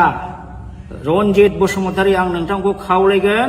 नोंथाङा दिनै गादियाव दं होननानै इएमआव दं होननानै बेबायदि गोग्गा मारिनानै बारा खोथा दाबुंबाय दाथा समा एखे थाया आंथ' बुंगोन नोंस्रा गोग्गा मारिनानै खोथा बुंनायनि नोंल' नङा प्रमद बर'आनो बुं दिपेन बर'आनो बुं सोरबा गबिन्द बसुमतारियानो होन सोरबा राकेश ब्रह्मआनो होन नोंस्रा जातिनि सायाव बिखाफोर दोननानै खोथा बुंनायनि नोंस्रा दिनै अधिकार गैया मानो अधिकार गैया आं बुंगोन नोंसोर मा लाबोदों बर'नि थाखाय what power and function you have brought what government you have brought for the Boro community मा लाबोदों नोंसोरलाय नैबे BTC Accord 2003 नि हाग्रामा महिलारि BLT जों स्टेट गभर्नमेन्ट जों सेन्ट्रेल गभर्नमेन्ट जों लाबोनाय बे एकर्ड बेवहाय जोंहा रायजोनि बदलै रायजो मोनाखैब्लाबो अलमोस्ट मिनि स्टेट रेंकआव जों मोनदोंमोन 40टा डिपार्टमेन्ट जों मोनदोंमोन आरो बे 40टा डिपार्टमेन्टनि एडमिनिस्ट्रेटिभ लेजिस्लेटिभ फाइनान्सियेल पावारखौ मोनदोंमोन नोंथांमोनहा नैबे नोंसिनि बे बिटिआर एकर्डजों मा लाबोदों दिस बिटिआर एकर्ड मिनिंलेस आरो बे बर'नि थाखाय बिराद बर' हारिखौ जोबस्रांग्रा एग्रिमेन्ट बेयो दिनै जोंनि बर' मानसिया कनसियास नङा अनेकानो स्टाडि खालामाखै बे हिसाबैसो बे बिटिआर एकर्डखौ दिनैसिमबो दोनदों आंथ' बुङो आं बादि साब्रै साबासो ओंखारोबा बे बिटिआर एकर्डखौ आं दिनैबो सावो आङो अलरेडि अनेक सिनियर सिटिजेनजोंबो रायलायबाय नाथाय बिथांमोना साहसआ नंखायनो आं सावाखै दाबो आङो सावो मानो बे एकर्ड बिटिआर एकर्डनि दारै बिटिआर पिस एग्रिमेन्टनि दारै बर'आ जे खहा जाबाय बर'आ जे मोनखानाय पावार एन्ड फांसन दंस जाबाय बर'नि हा हुनि रैखाथि दिनै गैलिया थार्ड ग्रेड फर्थ ग्रेडनि साख्रि होनाय पावार गैला फारसेनिफ्राय दा गुबुन हारिनिसो जय जयगा बर'आसो दा गोजोनदों जायनि फलाव बिसोरो बे बिटिआर पिस एकर्डखौ आपत्ति खालामाखै मानोना बे बिटिआर एकर्डनि क्लजआव बर' हारिनि जेबो रैखा कवच गैया बरन्स कास्ट हानि पावारखौ आसाम गभर्नमेन्टनो हरदों वाटार बडिसनि पावारखौ आसामनो हरदों बर'नि जेनाखि लेजिस्लेटिभ पावार थानाय आयेन दानाय आरो बेखौ सालायनो नायनो थाखाय गभर्नमेन्ट अफिसार जेनाखि प्रिन्सिपाल सेक्रेटारि बेखौबो नोंसोरो प्रिन्सिपाल सेक्रेटारिनि जायगायाव चिफ एक्जिकिउटिभ अफिसार खालामदों बेबादिनो दारै बिटिसिखौ अट'नमास डिस्ट्रिक्ट काउन्सिलनिफ्राय नोंसोरो असमियानि षड़यन्त्रआव हिमन्त बिश्व शर्मानि बिजेपिनि आरएसएसनि षड़यन्त्रआव नोंसोर ओरैबायदि मूर्खामि एग्रिमेन्ट खालामबाय जे एग्रिमेन्टनि दारै दा जोंनि बर'आ माने जोबस्रांबाय इमिडियेट कयेकटा बोसोरनि गेजेरावनो बर'आ जोबनो थांगासिनो दं दा बे हिसाबै नोंसोरो लाजिनांगौसो दा नोंसोरो गोहो दंब्ला आं सोंगोन दिपेन बर'खौनो सोंगोन बा प्रमद बर'खौ सोंगोन नोंसोरो बे एकर्डआव मा दं सानदों मा गोनो दं बेहालाय बेनिफ्राय 100 गुन साबसिनमोन नैबे एकर्डआ नाथाय नोंथांमोनहा बेखौ दिनै हाग्रामा लाबोनाय होननानै हाग्रामाखौ सोयैनि जोंनि जाथिनि सार्थ जाथिनि रैखाथि रक्षा कवचखौनो नोंसोर दिनै धंस खालामबाय बेनिखायनो आङो बुङो सौदे दिनै नोंथांमोनहा बिटिआर एकर्ड खालामनानै जातिखौ जेरैबायदि थगायबाय जेरैबायदि जोबस्रांबाय बे जातिखौ थगायनानै फोजोबस्रांनायनि दायआव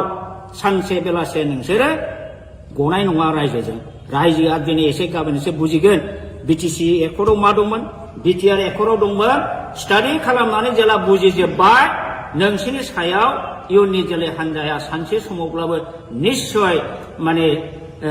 अर जोंगोन रागा जोंगोन आरो नोंसोर क्षमा मोननाय नङा बर'नि जारिमिनाव ओरैबायदि उदाहरन दं जाय लिडारफ्रा गोदो बर' जातिखौ मोजां बुंनानै थगायनानै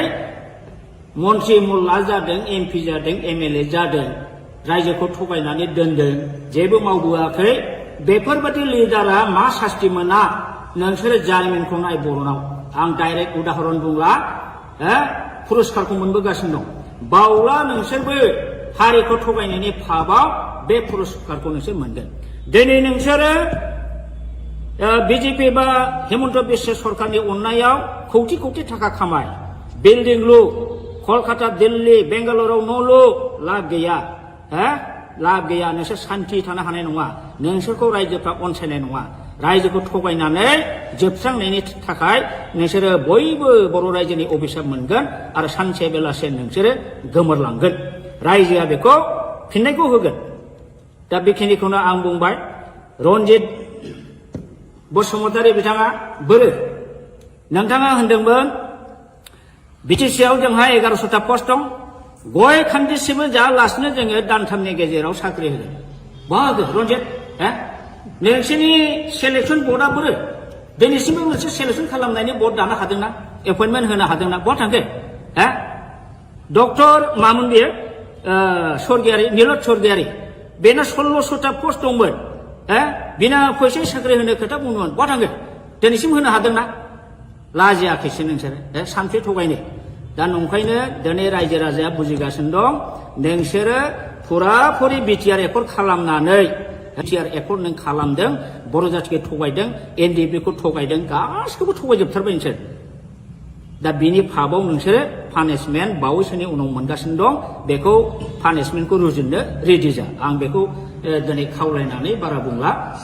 दा दिनै नंखायनो आं बुंगोन प्रमद बर'आ एबसु लिडिं खालामबोदों जानो हागौ किन्तु बियो ओरैबायदि स्वार्थपर ओरैबायदि थगायसुला ओरैबायदि बेफारि बे जातिखौ दिनै फाननानै नमस्कार जोंनि खौरांगिरि बिथांमोनसिम दिनै जोंहा बिथां दावराव देख्रेब नार्जारिया मैया दाखालिफोर प्रेस मिडियानि गेजेरजों ससियेल मिडियानि गेजेरजों जोंनि इएम राकेश नङा सरि बि फेरेंगा बिथाङा बिथांनि सायाव जे एलिगेसन लाबोदों बिथांखौ जे गाज्रि गाज्रि सोंखारिदों इभेन बिथाङा दावराव देख्रेब नार्जारिनि नामखौ दावराय देख्रेब होनबाय थायो बिथाङा सासे बर' जानानै दिनैसिमबो दावराव देख्रेब नार्जारिया सोर सिनाया नामा आं अब्ला बुंगोन बिथाङा सासे बर'आनो नङा हाफ बर' हाफ हारसा बियो खारन दावराव देख्रेब नार्जारिया दिनैनिल' मानसि नङा बिथाङा गोदो बर'लेण्ड बर'फा उपेन्द्रनाथ ब्रह्मनि दैदेननायाव जे गिदिर सोमावसारनाय जादोंमोन बाहायबो सेन्ट्रेल एबसुनि ट्रेजारारमोन आरो बिनि उनावबो बिथाङा जातिनि सिबिनायाव गोबां रल लाबोदों बड'लेण्ड जनजाति सुरक्षा समिति दानानै बिथाङा ट्राइबेल बेल्ट एन्ड ब्लकआव नन ट्राइबेलफ्रा इलिगेलि एनक्रच खालामनानै दं दिनै 3 लाख बिगा हा बे हाखौ माने इभिक्सन खालामनांगौ इलिगेल एनक्रचार्सफोरखौ होननानै बिथाङा जुजिबोगासिनो दं दिनै हिरा सरनिया नब सरनिया बा हिरा सरनिया इलिगेल सार्टिफिकेट लानानै खननै एमपि जालांबाय बेखौबो बिथाङा चेलेन्ज खालामनानै हाइकर्ट गेलेबोदों दा बेफोरबायदि खामानिखौ सोर मावो जाय हारिनि प्रति सिबिनाय भाब दं हारिखौ अननाय दं बेफोरबायदि मानसि दिनै बेबादि दावराव देख्रेब नार्जारिखौ बिथाङा बिदि एखेबारे थासिल्यमूलक खोथा बुंनाया बियो जातिनि थाखाय दुखु गोनां बाथ्रा आरो बि फेरेंगा रनजित बसुमतारी आं नोंथांखौ खावलायगोन नोंथाङा दिनै गादियाव दं होननानै इएमआव दं होननानै बेबायदि गोग्गाम मारिनानै बारा खोथा दाबुंबाय दाथा समा एखे थाया आंथ' बुंगोन नोंस्रा गोग्गाम मारिनानै खोथा बुंनायनि नोंल' नङा प्रमद बर'आनो बुं दिपेन बर'आनो बुं सोरबा गबिन्द बसुमतारियानो होन सोरबा राकेश ब्रह्मआनो होन नोंस्रा जातिनि सायाव बिखाफोर दोननानै खोथा बुंनायनि नोंस्रा दिनै अधिकार गैया मानो अधिकार गैया आं बुंगोन नोंसोर मा लाबोदों बर'नि थाखाय what power and function you have brought what government you have brought for the Boro community मा लाबोदों नोंसोरलाय नैबे बिटिसि एकर्ड 2003 नि हाग्रामा महिलारि बिएलटिजों स्टेट गभर्नमेन्टजों सेन्ट्रेल गभर्नमेन्टजों लाबोनाय बे एकर्ड बेवहाय जोंहा रायजोनि बदलै रायजो मोनाखैब्लाबो अलमस्ट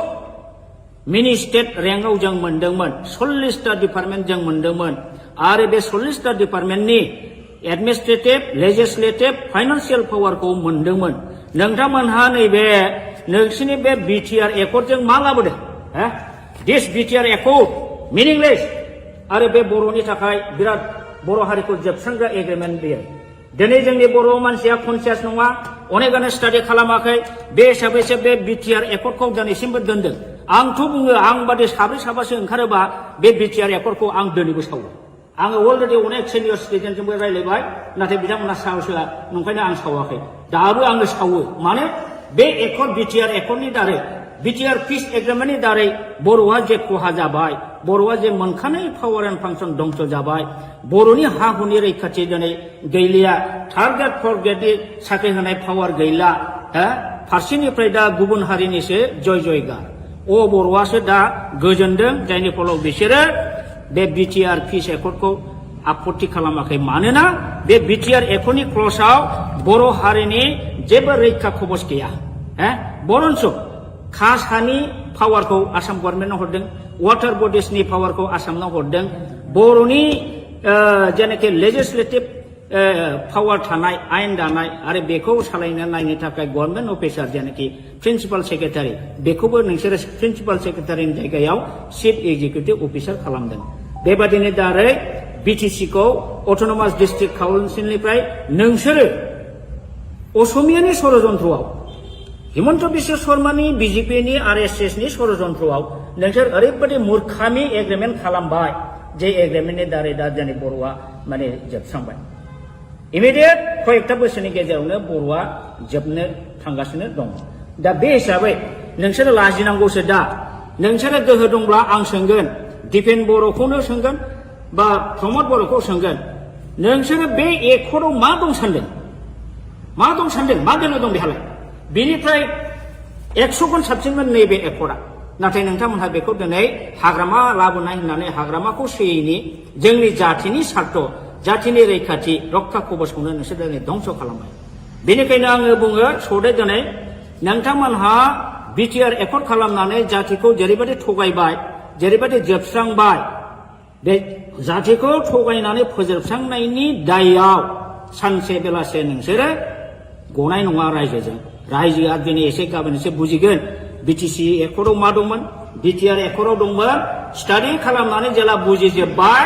नोंसोरनि सायाव इयुननि जोलै हान्जाया सानसे समावब्लाबो निश्चय माने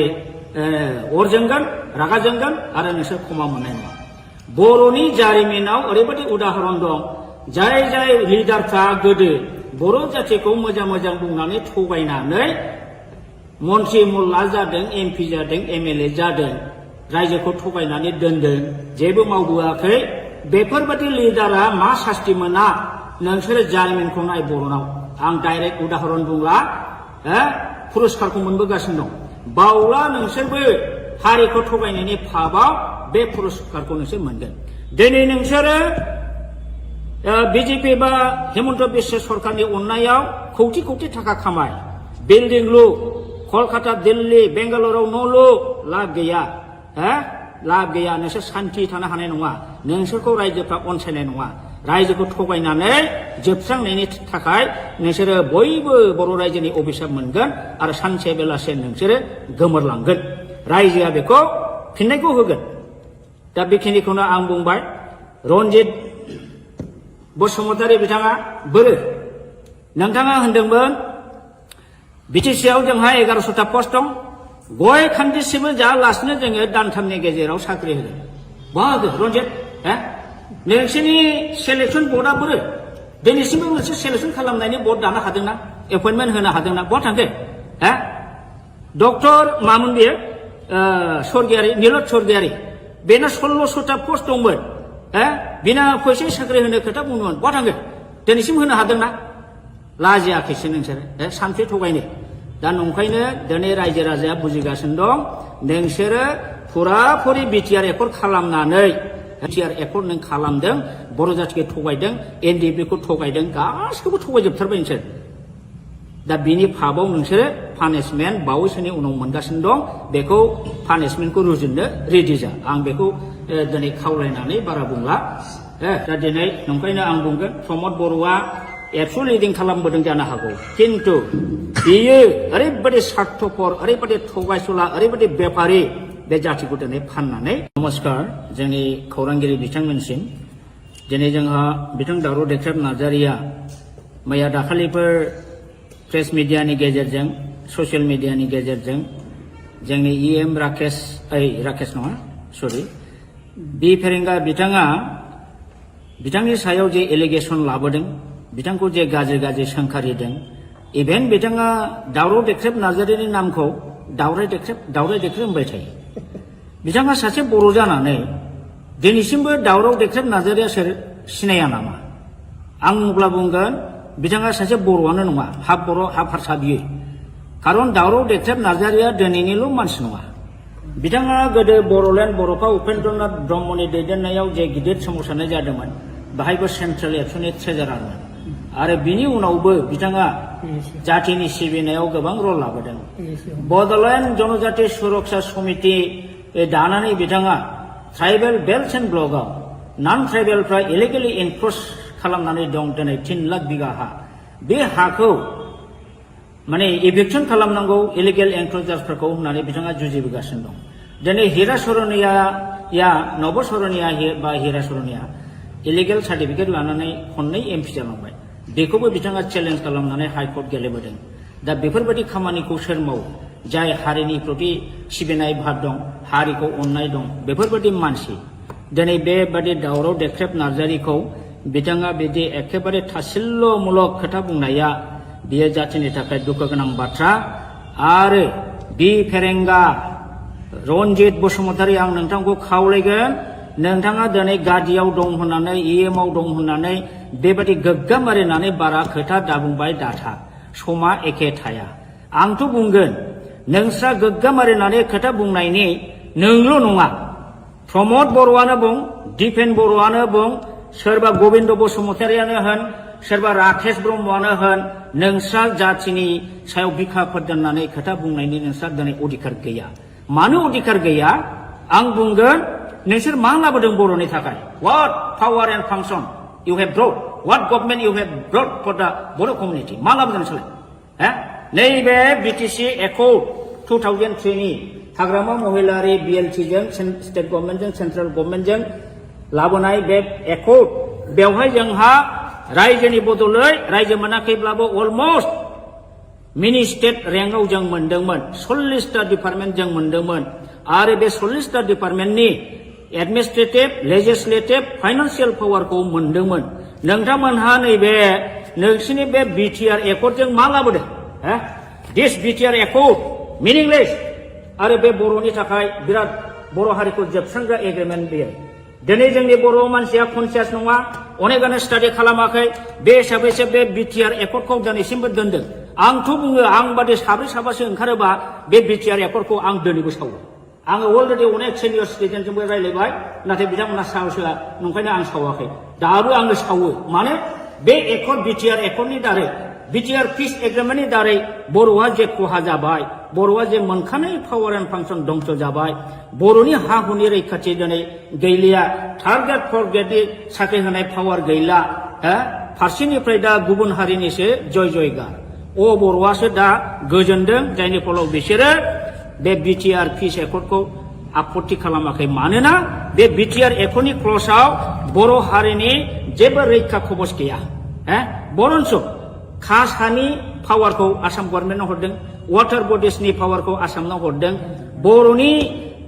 जेनाखि लेजिस्लेटिभ पावार थानाय, आयेन दानाय आरो बेखौ सालायनो नायनो थाखाय गभर्नमेन्ट अफिसार जेनाखि प्रिन्सिपाल सेक्रेटारि, बेखौबो नोंसोरो प्रिन्सिपाल सेक्रेटारिनि जायगायाव चिफ एक्जिकिउटिभ अफिसार खालामदों। बेबादिनो दारै बिटिसिखौ अट'नमास डिस्ट्रिक्ट काउन्सिलनिफ्राय नोंसोरो असमियानि षड़यन्त्रआव, हिमन्त बिश्व शर्मानि बिजेपिनि आरएसएसनि षड़यन्त्रआव नोंसोर ओरैबायदि मूर्खामि एग्रिमेन्ट खालामबाय, जे एग्रिमेन्टनि दारै दा दिनै बर'आ माने जोबस्रांबाय। इमिडियेट कयेकटा बोसोरनि गेजेरावनो बर'आ जोबनो थांगासिनो दं। दा बे हिसाबै नोंसोरो लाजिनांगौसो। दा नोंसोरो गोहो दंब्ला आं सोंगोन, दिपेन बर'खौनो सोंगोन बा प्रमद बर'खौ सोंगोन, नोंसोरो बे एकर्डआव मा दं सानदों? मा दं सानदों? मा गोनो दं बेहालाय? बेनिफ्राय 100 गुन साबसिनमोन नैबे एकर्डआ। नाथाय नोंथांमोनहा बेखौ दिनै हाग्रामा लाबोनाय होननानै हाग्रामाखौ सोयैनि जोंनि जाथिनि सार्थ, जाथिनि रैखाथि रक्षा कवचखौनो नोंसोर दिनै धंस खालामबाय। बेनिखायनो आङो बुङो सौदे दिनै नोंथांमोनहा बिटिआर एकर्ड खालामनानै जातिखौ जेरैबायदि थगायबाय, जेरैबायदि जोबस्रांबाय, बे जातिखौ थगायनानै फोजोबस्रांनायनि दायआव सानसे बेलासे नोंसोरो गनाय नङा रायजोजों। रायजोआ दिनै एसे गाबोन एसे बुजिगोन। बिटिसि एकर्डआव मा दंमोन? बिटिआर एकर्डआव दंमोन। स्टाडि खालामनानै जेला बुजिजोब्बाय, नोंसिनि सायाव इयुननि जोलै हान्जाया सानसे समावब्लाबो निश्चय माने अर जोंगोन, रागा जोंगोन आरो नोंसोर क्षमा मोननाय नङा। बर'नि जारिमिनाव ओरैबायदि उदाहरन दं, जाय जाय लिडारफ्रा गोदो बर' जातिखौ मोजां मोजां बुंनानै थगायनानै मन्त्रि मुल्ला जादों, एमपि जादों, एमएलए जादों, रायजोखौ थगायनानै दोनदों, जेबो मावबोआखै। बेफोरबायदि लिडारा मा सास्ति मोना? नोंसोरो जारिमिनखौ नाय बर'नाव। आं डाइरेक्ट उदाहरन बुंला, पुरस्कारखौ मोनबोगासिनो दं। बावला नोंसोरबो हारिखौ थगायनायनि फाबाव बे पुरस्कारखौ नोंसोर मोनगोन। दिनै नोंसोरो बिजेपि बा हिमन्त बिश्व सरकारनि अननायाव कौटि कौटि थाखा खामाय, बिल्डिं लु, कलकाता, दिल्ली, बेंगालुरुआव न' लु, लाब गैया। लाब गैया। नोंसोर सान्थि थानो हानाय नङा। नोंसोरखौ रायजोफ्रा अनसायनाय नङा। रायजोखौ थगायनानै जोबस्रांनायनि थाखाय नोंसोरो बयबो बर' रायजोनि अभिशाप मोनगोन आरो सानसे बेलासे नोंसोरो गोमोरलांगोन रायजोआ बेखौ फिननायखौ होगोन दा बेखिनिखौनो आं बुंबाय रनजित बसुमतारी बिथाङा बोरो नोंथाङा होनदोंमोन बिटिसिआव जोंहा 1100टा पस्ट दं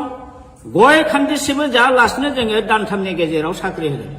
बाहागो रनजित नोंसोरनि सेलेक्सन बर्डआ बोरो दिनैसिमबो मोनसे सेलेक्सन खालामनायनि बर्ड दानो हादोंना एपइन्टमेन्ट होनो हादोंना बहा थांखो डक्टर मामोन बेयो स्वर्गियारि नीलद स्वर्गियारि बेना 1600टा पस्ट दंमोन बिना फैसा साख्रि होनो खोथा बुंदोंमोन बहा थांखो दिनैसिम होनो हादोंना लाजियाखैसो नोंसोरो सानसे थगायनो दा नंखायनो दिनै रायजो राजाया बुजिगासिनो दं नोंसोरो फुराफुरि बिटिआर एकर्ड खालामनानै बिटिआर एकर्ड नों खालामदों बर' जाथिखौ थगायदों एनडिएफबिखौ थगायदों गासिखौबो थगायजोबथारबाय नोंसोर दा बिनि फाबाव नोंसोरो पानिशमेन्ट बावैसोनि उनाव मोनगासिनो दं बेखौ पानिशमेन्टखौ रुजुननो रेडि जा आं बेखौ दिनै खावलायनानै बारा बुंला दा दिनै नंखायनो आं बुंगोन प्रमद बर'आ एबसु लिडिं खालामबोदों जानो हागौ किन्तु बियो ओरैबायदि स्वार्थपर ओरैबायदि थगायसुला ओरैबायदि बेपारि बे जातिखौ दिनै फाननानै नमस्कार जोंनि खौरांगिरि बिथांमोनसिम दिनै जोंहा बिथां दावराव देख्रेब नार्जारिया मैया दाखालिफोर प्रेस मिडियानि गेजेरजों ससियेल मिडियानि गेजेरजों जोंनि इएम राकेश नङा सरि बि फेरेंगा बिथाङा बिथांनि सायाव जे एलिगेसन लाबोदों बिथांखौ जे गाज्रि गाज्रि सोंखारिदों इभेन बिथाङा दावराव देख्रेब नार्जारिनि नामखौ दावराय देख्रेब होनबाय थायो बिथाङा सासे बर' जानानै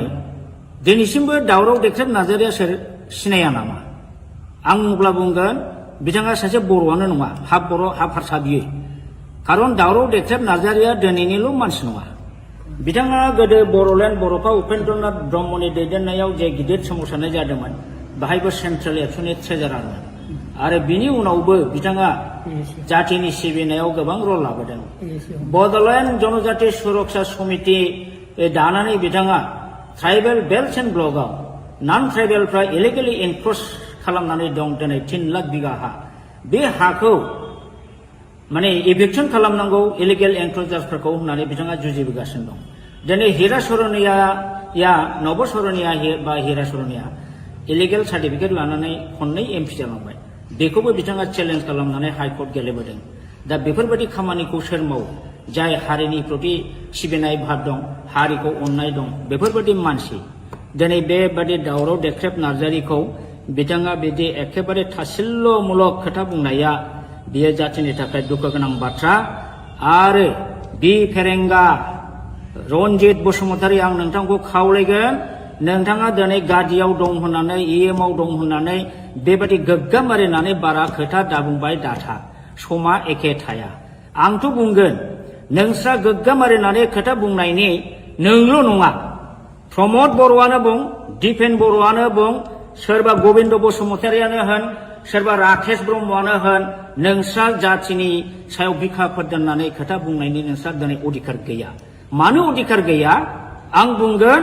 नोंसोर मा लाबोदों बर'नि थाखाय what power and function you have brought what government you have brought for the Bodo' community मा लाबोदों नोंसोरलाय नैबे बिटिसि एकर्ड 2003 नि हाग्रामा महिलारि बिएलटिजों स्टेट गभर्नमेन्टजों सेन्ट्रेल गभर्नमेन्टजों लाबोनाय बे एकर्ड बेवहाय जोंहा रायजोनि बदलै रायजो मोनाखैब्लाबो अलमस्ट मिनि स्टेट रेंकआव जों मोनदोंमोन 40टा डिपार्टमेन्ट जों मोनदोंमोन आरो बे 40टा डिपार्टमेन्टनि एडमिनिस्ट्रेटिभ लेजिस्लेटिभ फाइनान्सियेल पावारखौ मोनदोंमोन नोंथांमोनहा नैबे नोंसिनि बे बिटिआर एकर्डजों मा लाबोदों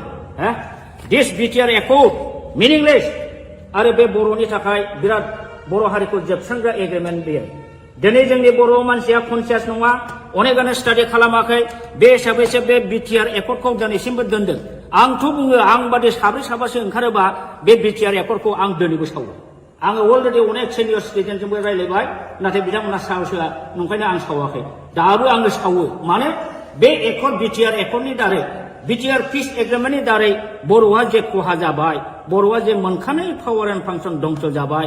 बर'नि हा हुनि रैखाथि दिनै गैलिया थार्ड ग्रेड फर्थ ग्रेडनि साख्रि होनाय पावार गैला फारसेनिफ्राय दा गुबुन हारिनिसो जय जयगार बर'आसो दा गोजोनदों जायनि फलाव बिसोरो बे बिटिआर पिस एकर्डखौ आपत्ति खालामाखै मानोना बे बिटिआर एकर्डनि क्लजआव बर' हारिनि जेबो रैखा खबस गैया बरन्स खास हानि पावारखौ आसाम गभर्नमेन्टनो हरदों वाटार बडिसनि पावारखौ आसामनो हरदों बर'नि जेनाखि लेजिस्लेटिभ पावार थानाय आयेन दानाय आरो बेखौ सालायनो नायनो थाखाय गभर्नमेन्ट अफिसार जेनाखि प्रिन्सिपाल सेक्रेटारि बेखौबो नोंसोरो प्रिन्सिपाल सेक्रेटारिनि जायगायाव चिफ एग्जिकिउटिभ अफिसार खालामदों बेबादिनो दारै बिटिसिखौ अट'नमास डिस्ट्रिक्ट काउन्सिलनिफ्राय नोंसोरो असमियानि षड़यन्त्रआव हिमन्त बिश्व शर्मानि बिजेपिनि आरएसएसनि षड़यन्त्रआव नोंसोर ओरैबायदि मूर्खामि एग्रिमेन्ट खालामबाय जे एग्रिमेन्टनि दारै दा दिनै बर'आ माने जोबस्रांबाय इमिडियेट कयेकथा बोसोरनि गेजेरावनो बर'आ जोबनो थांगासिनो दं दा बे हिसाबै नोंसोरो लाजिनांगौसो दा नोंसोरो गोहो दंब्ला आं सोंगोन दिपेन बर'खौनो सोंगोन बा प्रमद बर'खौ सोंगोन नोंसोरो बे एकर्डआव मा दं सानदों मा गोनो दं बेहालाय बेनिफ्राय 100 गुन साबसिनमोन नैबे एकर्डआ नाथाय नोंथांमोनहा बेखौ दिनै हाग्रामा लाबोनाय होननानै हाग्रामाखौ सोयैनि जोंनि जाथिनि सार्थ जाथिनि रैखाथि रक्षा कबचखौनो नोंसोर दिनै धंस खालामबाय बेनिखायनो आङो बुङो सौदे दिनै नोंथांमोनहा बिटिआर एकर्ड खालामनानै जाथिखौ जेरैबायदि थगायबाय जेरैबायदि जोबस्रांबाय बे जाथिखौ थगायनानै फोजोबस्रांनायनि दायआव सानसे बेलासे नोंसोरो गनाय नङा रायजोआ दिनै एसे गाबोन एसे बुजिगोन बिटिसि एकर्डआव मा दंमोन बिटिआर एकर्डआव दंमोन स्टाडि खालामनानै जेला बुजिजोब्बाय नोंसोरनि सायाव इयुननि जोलै हान्जाया सानसे समावब्लाबो निश्चय माने अर जोंगोन रागा जोंगोन आरो नोंसोर क्षमा मोननाय नङा बर'नि जारिमिनाव ओरैबायदि उदाहरन दं जाय लिडारफ्रा गोदो बर' जाथिखौ मोजां बुंनानै थगायनानै मन्त्रि मुल्ला जादों एमपि जादों एमएलए जादों रायजोखौ थगायनानै दोनदों जेबो मावबोआखै बेफोरबायदि लिडारा मा सास्ति मोना नोंसोरो जारिमिनखौ नाय बर'नाव आं डाइरेक्ट उदाहरन बुंला पुरस्कारखौ मोनबोगासिनो दं बावला नोंसोरबो हारिखौ थगायनायनि फाबाव बे पुरस्कारखौ नोंसोर मोनगोन दिनै नोंसोरो बिजेपि बा हिमन्त बिश्व सरकारनि अननायाव कौटि थाखा खामाय बिल्डिं लु कलकाता दिल्ली बेंगालुरुआव न' लु लाब गैया नोंसोर सान्थि थानो हानाय नङा नोंसोरखौ रायजोफ्रा अनसायनाय नङा रायजोखौ थगायनानै जोबस्रांनायनि थाखाय नोंसोरो बयबो बर' रायजोनि अभिशाप मोनगोन आरो सानसे बेलासे नोंसोरो गोमोरलांगोन रायजोआ बेखौ फिननायखौ होगोन दा बेखिनिखौनो आं बुंबाय रन्जित बसुमतारी बिथाङा बोरो नोंथाङा होनदोंमोन बिटिसिआव जोंहा 1100टा पस्ट दं गय खान्दिसिबो जायालासिनो जोङो दानथामनि गेजेराव साख्रि होगोन बाहागो रन्जित नोंसोरनि सेलेक्सन बर्डआ बोरो दिनैसिमबो मोनसे सेलेक्सन खालामनायनि बर्ड दानो हादोंना एपइन्टमेन्ट होनो हादोंना बहा थांखो डक्टर मामोन बेयो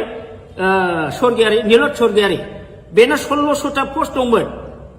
बिना फैसा साख्रि होनो खोथा बुंदोंमोन बहा थांखो दिनैसिम होनो हादोंना लाजियाखैसो नोंसोरो सानसे थगायनो दा नंखायनो दिनै रायजो राजाया बुजिगासिनो दं नोंसोरो फुराफुरि बिटिआर एकर्ड खालामनानै बिटिआर एकर्ड नों खालामदों बर' जाथिखौ थगायदों एनडिएफबिखौ थगायदों गासिखौबो थगायजोबथारबाय नोंसोर दा बिनि फाबाव नोंसोरो पानिशमेन्ट बावैसोनि उनाव मोनगासिनो दं बेखौ पानिशमेन्टखौ रुजुननो रेडि जा आं बेखौ दिनै खावलायनानै बारा बुंला दा दिनै नंखायनो आं बुंगोन प्रमद बर'आ एबसु लिडिं खालामबोदों जानो हागौ किन्तु बियो ओरैबायदि स्वार्थपर ओरैबायदि थगायसुला ओरैबायदि बेपारि बे जाथिखौ दिनै फाननानै नमस्कार जोंनि खौरांगिरि बिथांमोनसिम दिनै जोंहा बिथां दावराव देख्रेब नार्जारिया मैया दाखालिफोर प्रेस मिडियानि गेजेरजों ससियेल मिडियानि गेजेरजों जोंनि इएम राकेश नङा सरि बि फेरेंगा बिथाङा बिथांनि सायाव जे एलिगेसन लाबोदों बिथांखौ जे गाज्रि सोंखारिदों इभेन बिथाङा दावराव देख्रेब नार्जारिनि नामखौ दावराय देख्रेब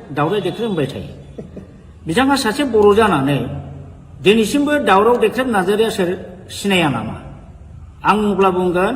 बिथाङा सासे बर'आनो नङा हाफ बर' हाफ हारसा बियो खारन दावराव देख्रेब नार्जारिया दिनैनिल' मानसि नङा बिथाङा गोदो बर'लेण्ड बर'फा उपेन्द्रनाथ ब्रह्मनि दैदेननायाव जे गिदिर सोमावसारनाय जादोंमोन बाहायबो सेन्ट्रेल एबसुनि ट्रेजारारमोन आरो बिनि उनावबो बिथाङा जातिनि सिबिनायाव गोबां रल लाबोदों बड'लेण्ड जनजाति सुरक्षा समिति दानानै बिथाङा ट्राइबेल बेल्ट एन्ड ब्लकआव नन ट्राइबेलफ्रा इलिगेलि एनक्रच खालामनानै दं दिनै 3 लाख बिगा हा बे हाखौ माने इभिक्सन खालामनांगौ इलिगेल एनक्रचार्सफोरखौ होननानै बिथाङा जुजिबोगासिनो दं दिनै हिरा सरनिया नब सरनिया बा हिरा सरनिया इलिगेल सार्टिफिकेट लानानै खननै एमपि जालांबाय बेखौबो बिथाङा चेलेन्ज खालामनानै हाइकर्ट गेलेबोदों दा बेफोरबायदि खामानिखौ सोर मावो जाय हारिनि प्रति सिबिनाय भाब दं हारिखौ अननाय दं बेफोरबायदि मानसि दिनै बेबादि दावराव देख्रेब नार्जारिखौ बिथाङा बिदि एखेबारे थासिल्यमूलक खोथा बुंनाया बियो जातिनि थाखाय दुखु गोनां बाथ्रा आरो बि फेरेंगा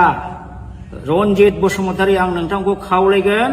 नोंथाङा दिनै गादियाव दं होननानै इएमआव दं होननानै बेबादि गोग्गाम मारिनानै बारा खोथा दाबुंबाय दाथा समा एखे थाया आंथ' बुंगोन नोंस्रा गोग्गाम मारिनानै खोथा बुंनायनि नोंल' नङा प्रमद बर'आनो बुं दिपेन बर'आनो बुं सोरबा गबिन्द बसुमतारियानो होन सोरबा राकेश ब्रह्मआनो होन नोंस्रा जातिनि सायाव बिखाफोर दोननानै खोथा बुंनायनि नोंस्रा दिनै अधिकार गैया मानो अधिकार गैया आं बुंगोन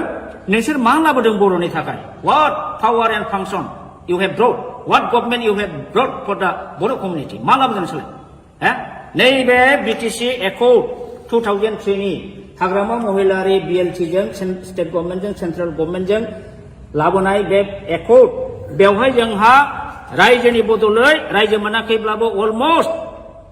मिनि स्टेट रेंकआव जों मोनदोंमोन 40टा डिपार्टमेन्ट जों मोनदोंमोन आरो बे 40टा डिपार्टमेन्टनि एडमिनिस्ट्रेटिभ लेजिस्लेटिभ फाइनान्सियेल पावारखौ मोनदोंमोन नोंथांमोनहा नैबे नोंसिनि बे बिटिआर एकर्डजों मा लाबोदों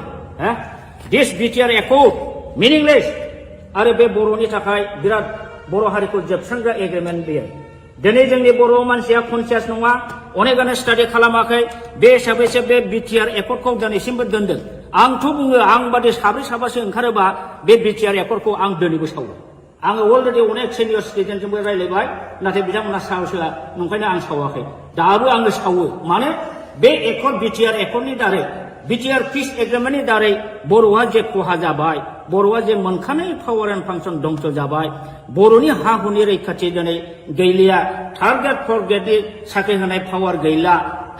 फारसेनिफ्राय दा गुबुन हारिनिसो जय जयगार बर'आसो दा गोजोनदों जायनि फलाव बिसोरो बे बिटिआर पिस एकर्डखौ आपत्ति खालामाखै मानोना बे बिटिआर एकर्डनि क्लजआव बर' हारिनि जेबो रैखा कवच गैया बरन्स कासानि पावारखौ आसाम गभर्नमेन्टआव हरदों वाटार बडिसनि पावारखौ आसामनाव हरदों बर'नि जेनाखि लेजिस्लेटिभ पावार थानाय आयेन दानाय आरो बेखौ सालायनो नायनो थाखाय गभर्नमेन्ट अफिसार जेनाखि प्रिन्सिपाल सेक्रेटारि बेखौबो नोंसोरो प्रिन्सिपाल सेक्रेटारिनि जायगायाव चिफ एक्जिकिउटिभ अफिसार खालामदों बेबादिनो दारै बिटिसिखौ अट'नमास डिस्ट्रिक्ट काउन्सिलनिफ्राय नोंसोरो असमियानि षड़यन्त्रआव हिमन्त बिश्व शर्मानि बिजेपिनि आरएसएसनि षड़यन्त्रआव नोंसोर ओरैबायदि मूर्खामि एग्रिमेन्ट खालामबाय जे एग्रिमेन्टनि दारै दा जोंनि बर'आ माने जोबस्रांबाय इमिडियेट कयेकटा बोसोरनि गेजेरावनो बर'आ जोबनो थांगासिनो दं दा बे हिसाबै नोंसोरो लाजिनांगौसो दा नोंसोरो गोहो दंब्ला आं सोंगोन दिपेन बर'खौनो सोंगोन बा प्रमद बर'खौ सोंगोन नोंसोरो बे एकर्डआव मा दं सानदों मा गोनो दं बेहालाय बेनिफ्राय 100 गुन साबसिनमोन नैबे एकर्डआ नाथाय नोंथांमोनहा बेखौ दिनै हाग्रामा लाबोनाय होननानै हाग्रामाखौ सोयैनि जोंनि जातिनि सार्थ जातिनि रैखाथि रक्षा कवचखौनो नोंसोर दिनै धंस खालामबाय बेनिखायनो आङो बुङो सदै दिनै नोंथांमोनहा बिटिआर एकर्ड खालामनानै जातिखौ जेरैबायदि थगायबाय जेरैबायदि जोबस्रांबाय बे जातिखौ थगायनानै फोजोबस्रांनायनि दायआव सानसे बेलासे नोंसोरो गनाय नङा रायजोआ दिनै एसे गाबोन एसे बुजिगोन बिटिसि एकर्डआव मा दंमोन बिटिआर एकर्डआव दंमोन स्टाडि खालामनानै जेला बुजिजोब्बाय नोंसोरनि सायाव इयुननि जोलै हान्जाया सानसे समावब्लाबो निश्चय माने अरजोंगोन रागा जोंगोन आरो नोंसोर क्षमा मोननाय नङा बर'नि जारिमिनाव ओरैबायदि उदाहरन दं जाय जाय लिडारफ्रा गोदो बर' जातिखौ मोजां मोजां बुंनानै थगायनानै मन्त्रि मुल्ला जादों एमपि जादों एमएलए जादों रायजोखौ थगायनानै दोनदों जेबो मावबोआखै बेफोरबायदि लिडारा मा सास्ति मोना नोंसोरो जारिमिनखौ नाय बर'नाव आं डाइरेक्ट उदाहरन बुंला पुरस्कारखौ मोनबोगासिनो दं बावला नोंसोरबो हारिखौ थगायनायनि फाबाव बे पुरस्कारखौ नोंसोर मोनगोन दिनै नोंसोरो बिजेपि बा हेमन्त बिश्व सरकारनि अननायाव कौटि कौटि थाखा खामाय बिल्डिं लु कलकाता दिल्ली बेंगालुरुआव न' लु लाब गैया लाब गैया नोंसोर सान्थि थानो हानाय नङा नोंसोरखौ रायजोफ्रा अनसायनाय नङा रायजोखौ थगायनानै जोबस्रांनायनि थाखाय नोंसोरो बयबो बर' रायजोनि अभिशाप मोनगोन आरो सानसे बेलासे नोंसोरो गोमोरलांगोन रायजोआ बेखौ फिननायखौ होगोन दा बेखिनिखौनो आं बुंबाय रन्जित बसुमतारी बिथाङा बोरो नोंथाङा होनदोंमोन बिटिसिआव जोंहा 1100टा पस्ट दं गय खान्दिसेबो जायालासिनो जोङो दानथामनि गेजेराव साख्रि होगोन बहा होगोन रन्जित नोंसोरनि सेलेक्सन बर्डआ बोरो दिनैसिमबो मोनसे सेलेक्सन खालामनायनि बर्ड दानो हादोंना एपइन्टमेन्ट होनो हादोंना बहा थांखो डक्टर मामोन बियो स्वर्गियारि नीलत स्वर्गियारि बेना 1600टा पस्ट दंमोन बिना फैसा साख्रि होनो खोथा बुंदोंमोन बहा थांखो दिनैसिम होनो हादोंना लाजियाखैसो नोंसोरो सानसे थगायनो दा नंखायनो दिनै रायजो राजाया बुजिगासिनो दं नोंसोरो फुराफुरि बिटिआर एकर्ड खालामनानै बिटिआर एकर्ड नों खालामदों बर' जातिखौ थगायदों एनडिएफबिखौ थगायदों गासिखौबो थगायजोबथारबाय नोंसोर दा बिनि फाबाव नोंसोरो पानिशमेन्ट बावैसोनि उनाव मोनगासिनो दं बेखौ पानिशमेन्टखौ रुजुननो रेडि जा आं बेखौ दिनै खावलायनानै बारा बुंला दा दिनै नंखायनो आं बुंगोन प्रमद बर'आ एबसु लिडिं खालामबोदों जानो हागौ किन्तु बियो ओरैबायदि स्वार्थपर ओरैबायदि थगायसुला ओरैबायदि बेपारि बे जातिखौ दिनै फाननानै नमस्कार जोंनि खौरांगिरि बिथांमोनसिम दिनै जोंहा बिथां दावराव देख्रेब नार्जारिया मैया दाखालिफोर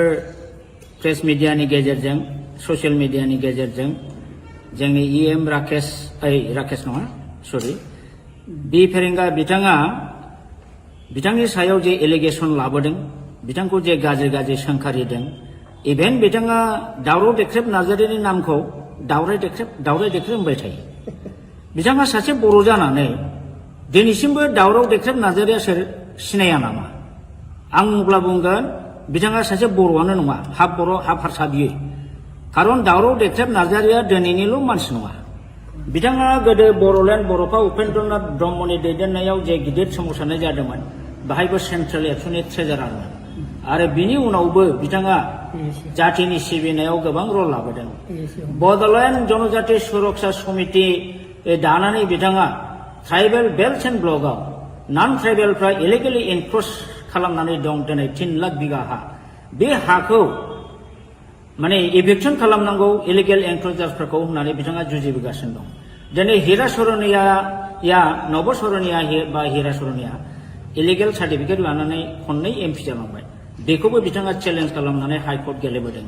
दा बेफोरबायदि खामानिखौ सोर मावो जाय हारिनि प्रति सिबिनाय भाब दं हारिखौ अननाय दं बेफोरबायदि मानसि दिनै बेबादि दावराव देख्रेब नार्जारिखौ बिथाङा बिदि एखेबारे थासिल्यमूलक खोथा बुंनाया बियो जातिनि थाखाय दुखु गोनां बाथ्रा आरो बि फेरेंगा रन्जित बसुमतारी आं नोंथांखौ खावलायगोन नोंथाङा दिनै गादियाव दं होननानै इएमआव दं होननानै बेबायदि गोग्गाम मारिनानै बारा खोथा दाबुंबाय दाथा समा एखे थाया आंथ' बुंगोन नोंस्रा गोग्गाम मारिनानै खोथा बुंनायनि नोंल' नङा प्रमद बर'आनो बुं दिपेन बर'आनो बुं सोरबा गबिन्द बसुमतारियानो होन सोरबा राकेश ब्रह्मआनो होन नोंस्रा जातिनि सायाव बिखाफोर दोननानै खोथा बुंनायनि नोंस्रा दिनै अधिकार गैया मानो अधिकार गैया आं बुंगोन नोंसोर मा लाबोदों बर'नि थाखाय what power and function you have brought what government you have brought for the Bodo' community मा लाबोदों नोंसोरलाय नैबे बिटिसि एकर्ड 2003 नि हाग्रामा महिलारि बिएलटिजों स्टेट गभर्नमेन्टजों सेन्ट्रेल गभर्नमेन्टजों लाबोनाय बे एकर्ड बेवहाय जोंहा रायजोनि बदलै रायजो मोनाखैब्लाबो अलमस्ट मिनि स्टेट रेंकआव जों मोनदोंमोन 40टा डिपार्टमेन्ट जों मोनदोंमोन आरो बे 40टा डिपार्टमेन्टनि एडमिनिस्ट्रेटिभ लेजिस्लेटिभ फाइनान्सियेल पावारखौ मोनदोंमोन नोंथांमोनहा नैबे नोंसिनि बे बिटिआर एकर्डजों मा लाबोदों दिस बिटिआर एकर्ड मिनिंलेस आरो बे बर'नि थाखाय बिराद बर' हारिखौ जोबस्रांग्रा एग्रिमेन्ट बेयो दिनै जोंनि बर' मानसिया कनसियास नङा अनेकानो स्टाडि खालामाखै बे हिसाबैसो बे बिटिआर एकर्डखौ दिनैसिमबो दोनदों आंथ' बुङो आं बादि साब्रै साबासो ओंखारोबा बे बिटिआर एकर्डखौ आं दिनैबो सावो आङो अलरेडि अनेक सिनियर सिटिजेनजोंबो रायलायबाय नाथाय बिथांमोना साहसोआ नंखायनो आं सावाखै दाबो आङो सावो मानो बे एकर्ड बिटिआर एकर्डनि दारै बिटिआर पिस एग्रिमेन्टनि दारै बर'आ जे खहा जाबाय बर'आ जे मोनखानाय पावार एन्ड फांसन दंस जाबाय बर'नि हा हुनि रैखाथि दिनै गैलिया थार्ड ग्रेड फर्थ ग्रेडनि साख्रि होनाय पावार गैला फारसेनिफ्राय दा गुबुन हारिनिसो जय जयगार बर'आसो दा गोजोनदों जायनि फलाव बिसोरो बे बिटिआर पिस एकर्डखौ आपत्ति खालामाखै मानोना बे बिटिआर एकर्डनि क्लजआव बर' हारिनि जेबो रैखा खबस गैया बरन्स कास्ट हानि पावारखौ आसाम गभर्नमेन्टनो हरदों वाटार बडिसनि पावारखौ आसामनाव हरदों बर'नि जेनाखि लेजिस्लेटिभ पावार थानाय आयेन दानाय आरो बेखौ सालायनो नायनो थाखाय गभर्नमेन्ट अफिसार जेनाखि प्रिन्सिपाल सेक्रेटारि बेखौबो नोंसोरो प्रिन्सिपाल सेक्रेटारिनि जायगायाव चिफ एक्जिकिउटिभ अफिसार खालामदों बेबादिनो दारै बिटिसिखौ अट'नमास डिस्ट्रिक्ट काउन्सिलनिफ्राय नोंसोरो असमियानि षड़यन्त्रआव हिमन्त बिश्व शर्मानि बिजेपिनि आरएसएसनि षड़यन्त्रआव नोंसोर ओरैबायदि मूर्खामि एग्रिमेन्ट खालामबाय जे एग्रिमेन्टनि दारै दा जोंनि बर'आ माने जोबस्रांबाय इमिडियेट कयेकथा बोसोरनि गेजेरावनो बर'आ जोबनो थांगासिनो दं दा बे हिसाबै नोंसोरो लाजिनांगौसो दा नोंसोरो गोहो दंब्ला आं सोंगोन दिपेन बर'खौनो सोंगोन बा प्रमद बर'खौ सोंगोन नोंसोरो बे एकर्डआव मा दं सानदों मा दोनो दं बेहालाय बेनिफ्राय 100 गुन साबसिनमोन नैबे एकर्डआ नाथाय नोंथांमोनहा बेखौ दिनै हाग्रामा लाबोनाय होननानै हाग्रामाखौ सोयैनि जोंनि जाथिनि सार्थ जाथिनि रैखाथि रक्षा कबचखौनो नोंसोर दिनै धंस खालामबाय बेनिखायनो आङो बुङो सदै दिनै नोंथांमोनहा बिटिआर एकर्ड खालामनानै जातिखौ जेरैबायदि थगायबाय जेरैबायदि जोबस्रांबाय बे जातिखौ थगायनानै फोजोबस्रांनायनि दायआव सानसे बेलासे नोंसोरो गनाय नङा रायजोजों रायजोआ दिनै एसे गाबोन एसे बुजिगोन बिटिसि एकर्डआव मा दंमोन बिटिआर एकर्डआव दंमोन स्टाडि खालामनानै जेला बुजिजोब्बाय नोंसोरनि सायाव इयुननि जोलै हान्जाया सानसे समावब्लाबो निश्चय माने अर जोंगोन रागा जोंगोन आरो नोंसोर क्षमा मोननाय नङा बर'नि जारिमिनाव ओरैबायदि उदाहरन दं जाय जाय लिडारफ्रा गोदो बर' जातिखौ मोजां मोजां बुंनानै थगायनानै मन्त्रि मुल्ला जादों एमपि जादों एमएलए जादों रायजोखौ थगायनानै दोनदों जेबो मावबोआखै बेफोरबायदि लिडारा मा सास्ति मोना नोंसोरो जारिमिनखौ नाय बर'नाव आं डाइरेक्ट उदाहरन बुंला पुरस्कारखौ मोनबोगासिनो दं बावला नोंसोरबो हारिखौ थगायनायनि फाबाव बे पुरस्कारखौ नोंसोर मोनगोन दिनै नोंसोरो बिजेपि बा हिमन्त बिश्व सरकारनि अननायाव कौटि कौटि थाखा खामाय बिल्डिं लु कलकाता दिल्ली बेंगालुरुआव न' लु लाब गैया लाब गैया नोंसोर सान्थि थानो हानाय नङा नोंसोरखौ रायजोफ्रा अनसायनाय नङा रायजोखौ थगायनानै जोबस्रांनायनि थाखाय नोंसोरो बयबो बर' रायजोनि अभिशाप मोनगोन आरो सानसे बेलासे नोंसोरो गोमोरलांगोन रायजोआ बेखौ फिननायखौ होगोन दा बेखिनिखौनो आं बुंबाय रन्जित बसुमतारी बिथाङा बोरो नोंथाङा होनदोंमोन बिटिसिआव जोंहा 1100टा पस्ट दं गय खान्दिसेबो जायालासिनो जोङो दानथामनि गेजेराव साख्रि होगोन बाहागो रन्जित नोंसोरनि सेलेक्सन बर्डआ बोरो दिनैसिमबो मोनसे सेलेक्सन खालामनायनि बर्ड दानो हादोंना एपइन्टमेन्ट होनो हादोंना बहा थांखो डक्टर मामोन बेयो स्वर्गियारि निलत स्वर्गियारि बेना 1600टा पस्ट दंमोन बिना फैसा साख्रि होनो खोथा बुंदोंमोन बहा थांखो दिनैसिम होनो हादोंना लाजियाखैसो नोंसोरो सानसे थगायनो दा नंखायनो दिनै रायजो राजाया बुजिगासिनो दं नोंसोरो फुराफुरि बिटिआर एकर्ड खालामनानै बिटिआर एकर्ड नों खालामदों बर' जातिखौ थगायदों एनडिएफबिखौ थगायदों गासिखौबो थगायजोबथारबाय नोंसोर दा बिनि फाबाव नोंसोरो पानिशमेन्ट बावैसोनि उनाव मोनगासिनो दं बेखौ पानिशमेन्टखौ रुजुननो रेडि जा आं बेखौ दिनै खावलायनानै बारा बुंला दा दिनै नंखायनो आं बुंगोन प्रमद बर'आ एबसु लिडिं खालामबोदों जानो हागौ किन्तु बियो ओरैबायदि स्वार्थपर ओरैबायदि थगायसुला ओरैबायदि बेपारि बे जातिखौ दिनै फाननानै नमस्कार जोंनि खौरांगिरि बिथांमोनसिम दिनै जोंहा बिथां दावराव देख्रेब नार्जारिया मैया दाखालिफोर प्रेस मिडियानि गेजेरजों ससियेल मिडियानि गेजेरजों जोंनि EM राकेश नङा सरि बि फेरेंगा बिथाङा बिथांनि सायाव जे एलिगेसन लाबोदों बिथांखौ जे गाज्रि सोंखारिदों इभेन बिथाङा दावराव देख्रेब नार्जारिनि नामखौ दावराय देख्रेब होनबाय थायो बिथाङा सासे बर' जानानै दिनैसिमबो दावराव देख्रेब नार्जारिया सोर सिनाया नामा आं अब्ला बुंगोन बिथाङा सासे बर'आनो नङा हाफ बर' हाफ हारसा बियो खारन दावराव देख्रेब नार्जारिया दिनैनिल' मानसि नङा बिथाङा गोदो बर'लेण्ड बर'फा उपेन्द्रनाथ ब्रह्मनि दैदेननायाव जे गिदिर सोमावसारनाय जादोंमोन बाहायबो सेन्ट्रेल एबसुनि ट्रेजारारमोन आरो बिनि उनावबो बिथाङा जातिनि सिबिनायाव गोबां रल लाबोदों बड'लेण्ड जनजाति सुरक्षा समिति दानानै बिथाङा ट्राइबेल बेल्ट एन्ड ब्लकआव नन ट्राइबेलफ्रा इलिगेलि एनक्रच खालामनानै दं दिनै 3 लाख बिगा हा बे हाखौ माने इभिक्सन खालामनांगौ इलिगेल एनक्रचार्सफोरखौ होननानै बिथाङा जुजिबोगासिनो दं दिनै हिरा सरनिया नब सरनिया बा हिरा सरनिया इलिगेल सार्टिफिकेट लानानै खननै MP जालांबाय बेखौबो बिथाङा चेलेन्ज खालामनानै हाइकर्ट गेलेबोदों दा बेफोरबायदि खामानिखौ सोर मावो जाय हारिनि प्रति सिबिनाय भाब दं हारिखौ अननाय दं बेफोरबायदि मानसि दिनै बेबादि दावराव देख्रेब नार्जारिखौ बिथाङा बिदि एखेबारे थासिल्यमूलक खोथा बुंनाया बियो जातिनि थाखाय दुखु गोनां बाथ्रा आरो बि फेरेंगा रनजित बसुमतारी आं नोंथांखौ खावलायगोन नोंथाङा दिनै गादियाव दं होननानै EMआव दं होननानै बेबादि गोग्गाम मारिनानै बारा खोथा दाबुंबाय दाथा समा एखे थाया आंथ' बुंगोन नोंस्रा गोग्गाम मारिनानै खोथा बुंनायनि नोंल' नङा प्रमद बर'आनो बुं दिपेन बर'आनो बुं सोरबा गबिन्द बसुमतारियानो होन सोरबा राकेश ब्रह्मआनो होन नोंस्रा जातिनि सायाव बिखाफोर दोननानै खोथा बुंनायनि नोंस्रा दिनै अधिकार गैया मानो अधिकार गैया आं बुंगोन नोंसोर मा लाबोदों बर'नि थाखाय what power and function you have brought what government you have brought for the Bodo' community मा लाबोदों नोंसोरलाय नैबे BTC Accord 2003 नि हाग्रामा महिलारि BLT जों स्टेट गभर्नमेन्टजों सेन्ट्रेल गभर्नमेन्टजों लाबोनाय बे एकर्ड बेवहाय जोंहा रायजोनि बदलै रायजो मोनाखैब्लाबो अलमस्ट मिनि स्टेट रेंकआव जों मोनदोंमोन 40टा डिपार्टमेन्ट जों मोनदोंमोन आरो बे 40टा डिपार्टमेन्टनि एडमिनिस्ट्रेटिभ लेजिस्लेटिभ फाइनान्सियेल पावारखौ मोनदोंमोन नोंथांमोनहा नैबे नोंसिनि बे BTR एकर्डजों मा लाबोदों दिस BTR एकर्ड मिनिंलेस आरो बे बर'नि थाखाय बिराद बर' हारिखौ जोबस्रांग्रा एग्रिमेन्ट बेयो दिनै जोंनि बर' मानसिया कनसियास नङा अनेकानो स्टाडि खालामाखै बे हिसाबैसो बे BTR एकर्डखौ दिनैसिमबो दोनदों आंथ' बुङो आं बादि साब्रै साबासो ओंखारोबा बे BTR एकर्डखौ आं दिनैबो सावो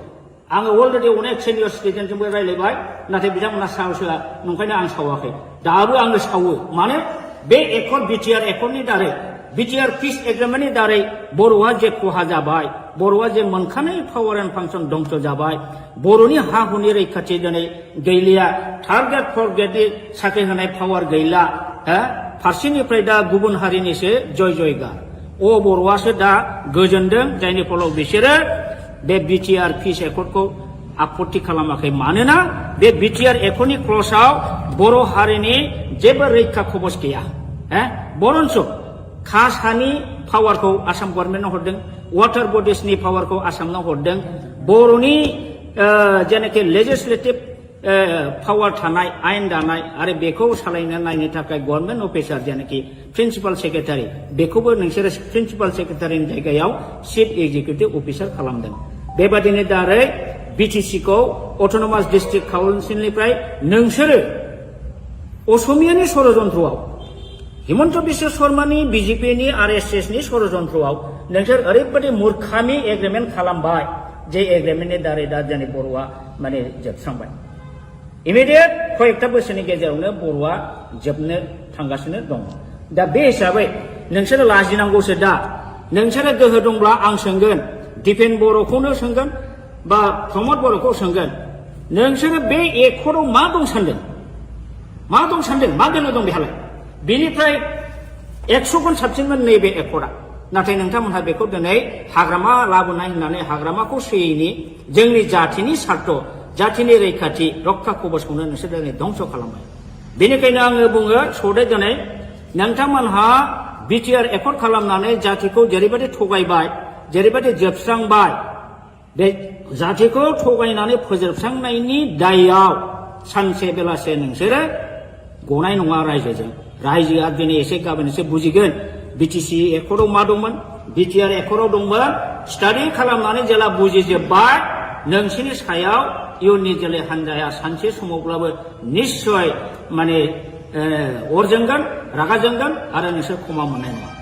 बर'नि जारिमिनाव ओरैबायदि उदाहरन दं जाय जाय लिडारफ्रा गोदो बर' जातिखौ मोजां मोजां बुंनानै थगायनानै मन्त्रि मुल्ला जादों एमपि जादों एमएलए जादों रायजोखौ थगायनानै दोनदों जेबो मावबोआखै बेफोरबायदि लिडारा मा सास्ति मोना नोंसोरो जारिमिनखौ नाय बर'नाव आं डाइरेक्ट उदाहरन बुंला पुरस्कारखौ मोनबोगासिनो दं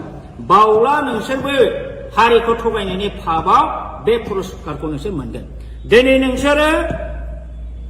बिजेपि बा हेमन्त बिश्व सरकारनि अननायाव कौटि कौटि थाखा खामाय बिल्डिं लु कलकाता दिल्ली बेंगालुरुआव न' लु लाब गैया लाब गैया नोंसोर सान्थि थानो हानाय नङा नोंसोरखौ रायजोफ्रा अनसायनाय नङा रायजोखौ थगायनानै जोबस्रांनायनि थाखाय नोंसोरो बयबो बर' रायजोनि अभिशाप मोनगोन आरो सानसे बेलासे नोंसोरो गोमोरलांगोन रायजोआ बेखौ फिननायखौ होगोन दा बेखिनिखौनो आं बुंबाय रन्जित बसुमतारी बिथाङा बोरो नोंथाङा होनदोंमोन बिटिसिआव जोंहा 1100टा पस्ट दं गय खान्दिसेबो जायालासिनो जोङो दानथामनि गेजेराव साख्रि होगोन बहा होगोन रन्जित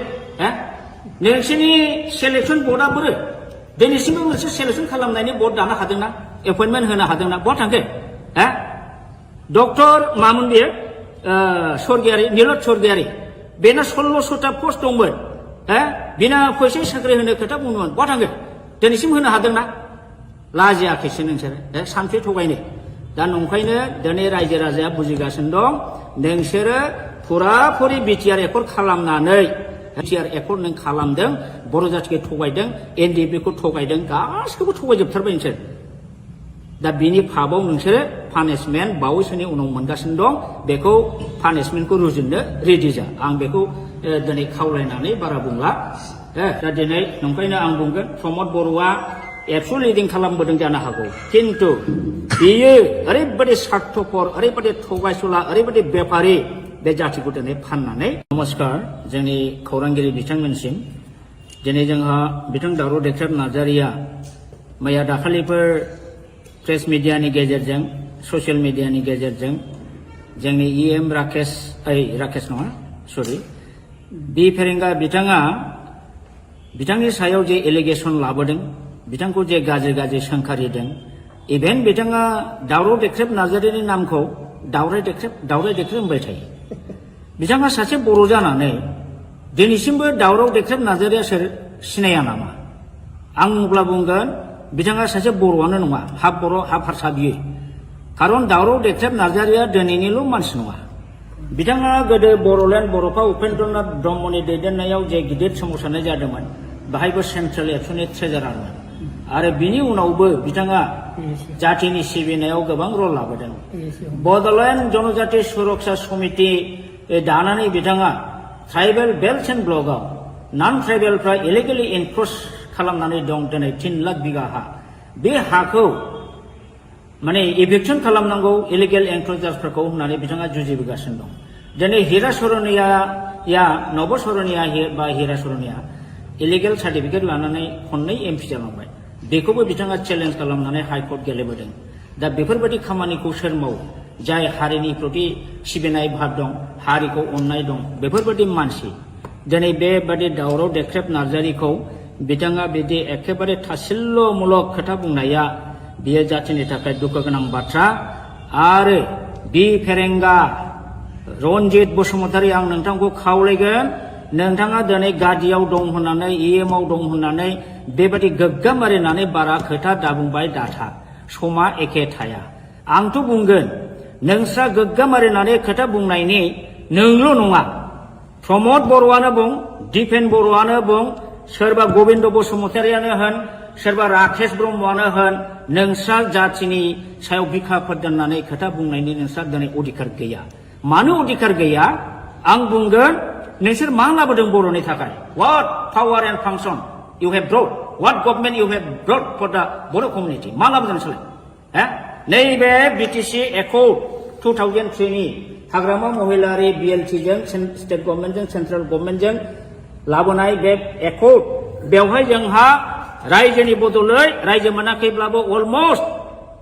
मिनि स्टेट रेंकआव जों मोनदोंमोन 40टा डिपार्टमेन्ट जों मोनदोंमोन आरो बे 40टा डिपार्टमेन्टनि एडमिनिस्ट्रेटिभ लेजिस्लेटिभ फाइनान्सियेल पावारखौ मोनदोंमोन नोंथांमोनहा नैबे नोंसिनि बे बिटिआर एकर्डजों मा लाबोदों दिस बिटिआर एकर्ड मिनिंलेस आरो बे बर'नि थाखाय बिराद बर' हारिखौ जोबस्रांग्रा एग्रिमेन्ट बेयो दिनै जोंनि बर' मानसिया कनसियास नङा अनेकानो स्टाडि खालामाखै बे हिसाबैसो बे बिटिआर एकर्डखौ दिनैसिमबो दोनदों आंथ' बुङो आं बादि साब्रै साबासो ओंखारोबा बे बिटिआर एकर्डखौ आं दिनैबो सावो आङो अलरेडि अनेक सिनियर सिटिजेनजोंबो रायलायबाय नाथाय बिथांमोना साहसआ नंखायनो आं सावाखै दाबो आङो सावो मानो बे एकर्ड बिटिआर एकर्डनि दारै बिटिआर पिस एग्रिमेन्टनि दारै बर'आ जे खहा जाबाय बर'आ जे मोनखानाय पावार एन्ड फांसन दंस जाबाय बर'नि हा हुनि रैखाथि दिनै गैलिया थार्ड ग्रेड फर्थ ग्रेडनि साख्रि होनाय पावार गैला फारसेनिफ्राय दा गुबुन हारिनिसो जय जयगार बर'आसो दा गोजोनदों जायनि फलाव बिसोरो बे बिटिआर पिस एकर्डखौ आपत्ति खालामाखै मानोना बे बिटिआर एकर्डनि क्लजआव बर' हारिनि जेबो रैखा खबस गैया बरन्स कास्ट हानि पावारखौ आसाम गभर्नमेन्टनो हरदों वाटार बडिसनि पावारखौ आसामनाव हरदों बर'नि जेनाखि लेजिस्लेटिभ पावार थानाय आयेन दानाय आरो बेखौ सालायनो नायनो थाखाय गभर्नमेन्ट अफिसार जेनाखि प्रिन्सिपाल सेक्रेटारि बेखौबो नोंसोरो प्रिन्सिपाल सेक्रेटारिनि जायगायाव चिफ एक्जिकिउटिभ अफिसार खालामदों बेबादिनो दारै बिटिसिखौ अट'नमास डिस्ट्रिक्ट काउन्सिलनिफ्राय नोंसोरो असमियानि षड़यन्त्रआव हिमन्त बिश्व शर्मानि बिजेपिनि आरएसएसनि षड़यन्त्रआव नोंसोर ओरैबायदि मूर्खामि एग्रिमेन्ट खालामबाय जे एग्रिमेन्टनि दारै दा जोंनि बर'आ माने जोबस्रांबाय इमिडियेट कयेकथा बोसोरनि गेजेरावनो बर'आ जोबनो थांगासिनो दङ दा बे हिसाबै नोंसोरो लाजिनांगौसो दा नोंसोरो गोहो दंब्ला आं सोंगोन दिपेन बर'खौनो सोंगोन बा प्रमद बर'खौ सोंगोन नोंसोरो बे एकर्डआव मा दं सानदों मा दोनो दं बेहालाय बेनिफ्राय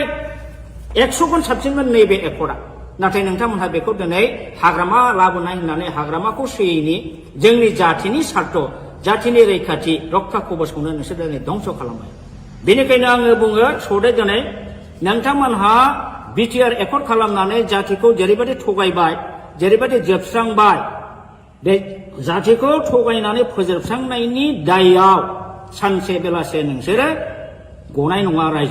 रायजोआ दिनै एसे गाबोन एसे बुजिगोन बिटिसि एकर्डआव मा दंमोन बिटिआर एकर्डआव दंमोन स्टाडि खालामनानै जेला बुजिजोब्बाय नोंसोरनि सायाव इयुननि जोलै हान्जाया सानसे समावब्लाबो निश्चय माने अर जोंगोन रागा जोंगोन आरो नोंसोर क्षमा मोननाय नङा बर'नि जारिमिनाव ओरैबायदि उदाहरन दं जाय लिडारफ्रा गोदो बर' जातिखौ मोजां बुंनानै थगायनानै मन्त्रि मुल्ला जादों एमपि जादों एमएलए जादों रायजोखौ थगायनानै दोनदों जेबो मावबोआखै बेफोरबायदि लिडारा मा सास्ति मोना नोंसोरो जारिमिनखौ नाय बर'नाव आं डाइरेक्ट उदाहरन बुंला पुरस्कारखौ मोनबोगासिनो दं बावला नोंसोरबो हारिखौ थगायनायनि फाबाव बे पुरस्कारखौ नोंसोर मोनगोन दिनै नोंसोरो बिजेपि बा हिमन्त बिश्व सरकारनि अननायाव कौटि थाखा खामाय बिल्डिं लु कलकाता दिल्ली बेंगालुरुआव न' लु लाब गैया नोंसोर सान्थि थानो हानाय नङा नोंसोरखौ रायजोफ्रा अनसायनाय नङा रायजोखौ थगायनानै जोबस्रांनायनि थाखाय नोंसोरो बयबो बर' रायजोनि अभिशाप मोनगोन आरो सानसे बेलासे नोंसोरो गोमोरलांगोन रायजोआ बेखौ फिननायखौ होगोन दा बेखिनिखौनो आं बुंबाय रन्जित बसुमतारी बिथाङा बोरो नोंथाङा होनदोंमोन बिटिसिआव जोंहा 1100टा पस्ट दं गय खान्दिसेबो जायालासिनो जोङो दानथामनि गेजेराव साख्रि होगोन बाहागो रन्जित नोंसोरनि सेलेक्सन बर्डआ बोरो दिनैसिमबो मोनसे सेलेक्सन खालामनायनि बर्ड दानो हादोंना एपइन्टमेन्ट होनो हादोंना बहा थांखो डक्टर मामोन बेयो स्वर्गियारि नीलत स्वर्गियारि बेना 1600टा पस्ट दंमोन बिना फैसा साख्रि होनो खोथा बुंदोंमोन बहा थांखो दिनैसिम होनो हादोंना लाजियाखैसो नोंसोरो सानसे थगायनो दा नंखायनो दिनै रायजो राजाया बुजिगासिनो दं नोंसोरो फुराफुरि बिटिआर एकर्ड खालामनानै बिटिआर एकर्ड नों खालामदों बर' जाथिखौ थगायदों एनडिएफबि खौ थगायदों गासिखौबो थगायजोबथारबाय नोंसोर दा बिनि फाबाव नोंसोरो पानिशमेन्ट बावैसोनि उनाव मोनगासिनो दं बेखौ पानिशमेन्टखौ रुजुननो रेडि जा आं बेखौ दिनै खावलायनानै बारा बुंला दा दिनै नंखायनो आं बुंगोन प्रमद बर'आ एबसु लिडिं खालामबोदों जानो हागौ किन्तु बियो ओरैबायदि स्वार्थपर ओरैबायदि थगायसुला ओरैबायदि बेपारि बे जाथिखौ दिनै फाननानै नमस्कार जोंनि खौरांगिरि बिथांमोनसिम दिनै जोंहा बिथां दावराव देख्रेब नार्जारिया मैया दाखालिफोर प्रेस मिडियानि गेजेरजों ससियेल मिडियानि गेजेरजों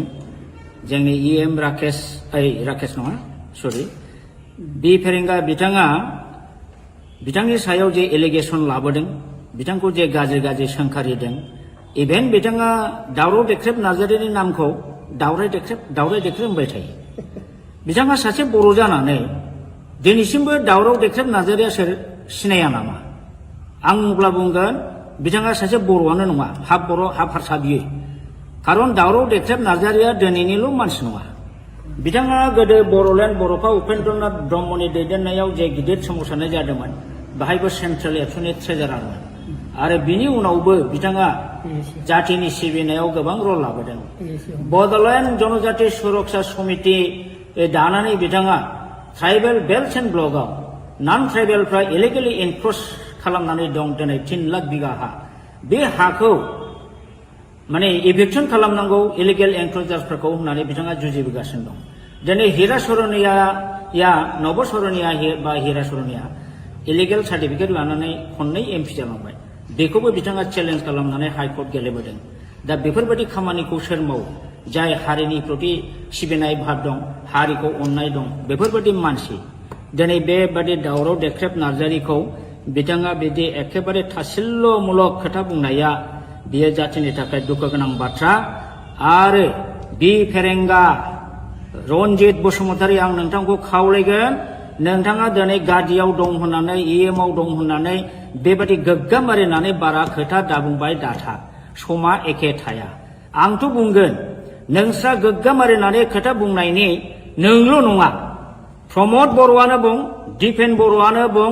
सोरबा गबिन्द बसुमतारियानो होन सोरबा राकेश ब्रह्मआनो होन नोंस्रा जातिनि सायाव बिखाफोर दोननानै खोथा बुंनायनि नोंस्रा दिनै अधिकार गैया मानो अधिकार गैया आं बुंगोन नोंसोर मा लाबोदों बर'नि थाखाय what power and function you have brought what government you have brought for the Bodo' community मा लाबोदों नोंसोरलाय नैबे बिटिसि एकर्ड 2003 नि हाग्रामा महिलारि बिएलटिजों स्टेट गभर्नमेन्टजों सेन्ट्रेल गभर्नमेन्टजों लाबोनाय बे एकर्ड बेवहाय जोंहा रायजोनि बदलै रायजो मोनाखैब्लाबो अलमस्ट मिनि स्टेट रेंकआव जों मोनदोंमोन 40टा डिपार्टमेन्ट जों मोनदोंमोन आरो बे 40टा डिपार्टमेन्टनि एडमिनिस्ट्रेटिभ लेजिस्लेटिभ फाइनान्सियेल पावारखौ मोनदोंमोन नोंथांमोनहा नैबे नोंसिनि बे बिटिआर एकर्डजों मा लाबोदों दिस बिटिआर एकर्ड मिनिंलेस आरो बे बर'नि थाखाय बिराद बर' हारिखौ जोबस्रांग्रा एग्रिमेन्ट बेयो दिनै जोंनि बर' मानसिया कनसियास नङा अनेकानो स्टाडि खालामाखै बे हिसाबैसो बे बिटिआर एकर्डखौ दिनैसिमबो दोनदों आंथ' बुङो आं बादि साब्रै साबासो ओंखारोबा बे बिटिआर एकर्डखौ आं दिनैबो सावो आङो अलरेडि अनेक सिनियर सिटिजेनजोंबो रायज्लायबाय नाथाय बिथांमोना साहसआ नंखायनो आं सावाखै दाबो आङो सावो मानो बे एकर्ड बिटिआर एकर्डनि दारै बिटिआर पिस एग्रिमेन्टनि दारै बर'आ जे खहा जाबाय बर'आ जे मोनखानाय पावार एन्ड फांसन दंस जाबाय बर'नि हा हुनि रैखाथि दिनै गैलिया थार्ड ग्रेड फर्थ ग्रेडनि साख्रि होनाय पावार गैला फारसेनिफ्राय दा गुबुन हारिनिसो जयगार बर'आसो दा गोजोनदों जायनि फलाव बिसोरो बे बिटिआर पिस एकर्डखौ आपत्ति खालामाखै मानोना बे बिटिआर एकर्डनि क्लजआव बर' हारिनि जेबो रैखा कवच गैया बरन्स खास हानि पावारखौ आसाम गभर्नमेन्टआव हरदों वाटार बडिसनि पावारखौ आसामनाव हरदों बर'नि जेनाखि लेजिस्लेटिभ पावार थानाय आयेन दानाय आरो बेखौ सालायनो नायनो थाखाय गभर्नमेन्ट अफिसार जेनाखि प्रिन्सिपाल सेक्रेटारि बेखौबो नोंसोरो प्रिन्सिपाल सेक्रेटारिनि जायगायाव चिफ एग्जिकिउटिभ अफिसार खालामदों बेबादिनो दारै बिटिसि खौ अट'नमास डिस्ट्रिक्ट काउन्सिलनिफ्राय नोंसोरो असमियानि षड़यन्त्रआव हिमन्त बिश्व शर्मानि बिजेपिनि आरएसएसनि षड़यन्त्रआव नोंसोर ओरैबायदि मूर्खामि एग्रिमेन्ट खालामबाय जे एग्रिमेन्टनि दारै दा जोंनि बर'आ माने जोबस्रांबाय इमिडियेट कयेकटा बोसोरनि गेजेरावनो बर'आ जोबनो थांगासिनो दं दा बे हिसाबै नोंसोरो लाजिनांगौसो दा नोंसोरो गोहो दंब्ला आं सोंगोन दिपेन बर'खौनो सोंगोन बा प्रमद बर'खौ सोंगोन नोंसोरो बे एकर्डआव मा दं सानदों मा दं सानदों मा गोनो दं बेहालाय बेनिफ्राय 100 गुन साबसिनमोन नैबे एकर्डआ नाथाय नोंथांमोनहा बेखौ दिनै हाग्रामा लाबोनाय होननानै हाग्रामाखौ सोयैनि जोंनि जाथिनि सार्थ जाथिनि रैखाथि रक्षा कवचखौनो नोंसोर दिनै धंस खालामबाय बेनिखायनो आङो बुङो सदे दिनै नोंथांमोनहा बिटिआर एकर्ड खालामनानै जातिखौ जेरैबायदि थगायबाय जेरैबायदि जोबस्रांबाय बे जातिखौ थगायनानै फोजोबस्रांनायनि दायआव सानसे बेलासे नोंसोरो गनाय नङा रायजोजों रायजोआ दिनै एसे गाबोन एसे बुजिगोन बिटिसि एकर्डआव मा दंमोन बिटिआर एकर्डआव दंमोन स्टाडि खालामनानै जेला बुजिजोब्बाय नोंसोरनि सायाव इयुननि जोलै हान्जाया सानसे समावब्लाबो निश्चय माने अर जोंगोन रागा जोंगोन आरो नोंसोर क्षमा मोननाय नङा बर'नि जारिमिनाव ओरैबायदि उदाहरन दं जाय जाय लिडारफ्रा गोदो बर' जातिखौ मोजां मोजां बुंनानै थगायनानै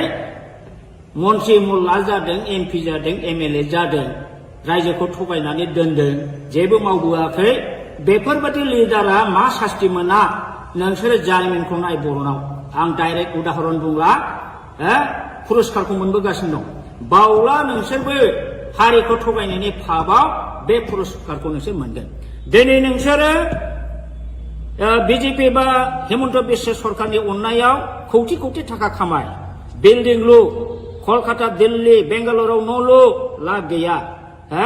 लाब गैया नोंसोर सान्थि थानो हानाय नङा नोंसोरखौ रायजोफ्रा अनसायनाय नङा रायजोखौ थगायनानै जोबस्रांनायनि थाखाय नोंसोरो बयबो बर' रायजोनि अभिशाप मोनगोन आरो सानसे बेलासे नोंसोरो गोमोरलांगोन रायजोआ बेखौ फिननायखौ होगोन दा बेखिनिखौनो आं बुंबाय रन्जित बसुमतारी बिथाङा बोरो नोंथाङा होनदोंमोन बिटिसिआव जोंहा 1100टा पस्ट दं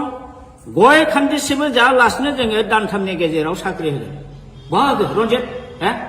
नोंसोरनि सेलेक्सन बर्डआ बोरो दिनैसिमबो मोनसे सेलेक्सन खालामनायनि बर्ड दानो हादोंना एपइन्टमेन्ट होनो हादोंना बहा थांखो डक्टर मामोन बेयो स्वर्गियारि नीलत स्वर्गियारि बेना 1600टा पस्ट दंमोन बिना फैसा साख्रि होनो खोथा बुंदोंमोन बहा थांगोन दिनैसिम होनो हादोंना लाजियाखैसो नोंसोरो सानसे थगायनो दा नंखायनो दिनै रायजो राजाया बुजिगासिनो दं नोंसोरो फुराफुरि बिटिआर एकर्ड खालामनानै बिटिआर एकर्ड नों खालामदों बर' जातिखौ थगायदों एनडिएफबिखौ थगायदों गासिखौबो थगायजोबथारबाय नोंसोर दा बिनि फाबाव नोंसोरो पानिशमेन्ट बावैसोनि उनाव मोनगासिनो दं बेखौ पानिशमेन्टखौ रुजुननो रेडि जा आं बेखौ दिनै खावलायनानै बारा बुंला दा दिनै नंखायनो आं बुंगोन प्रमद बर'आ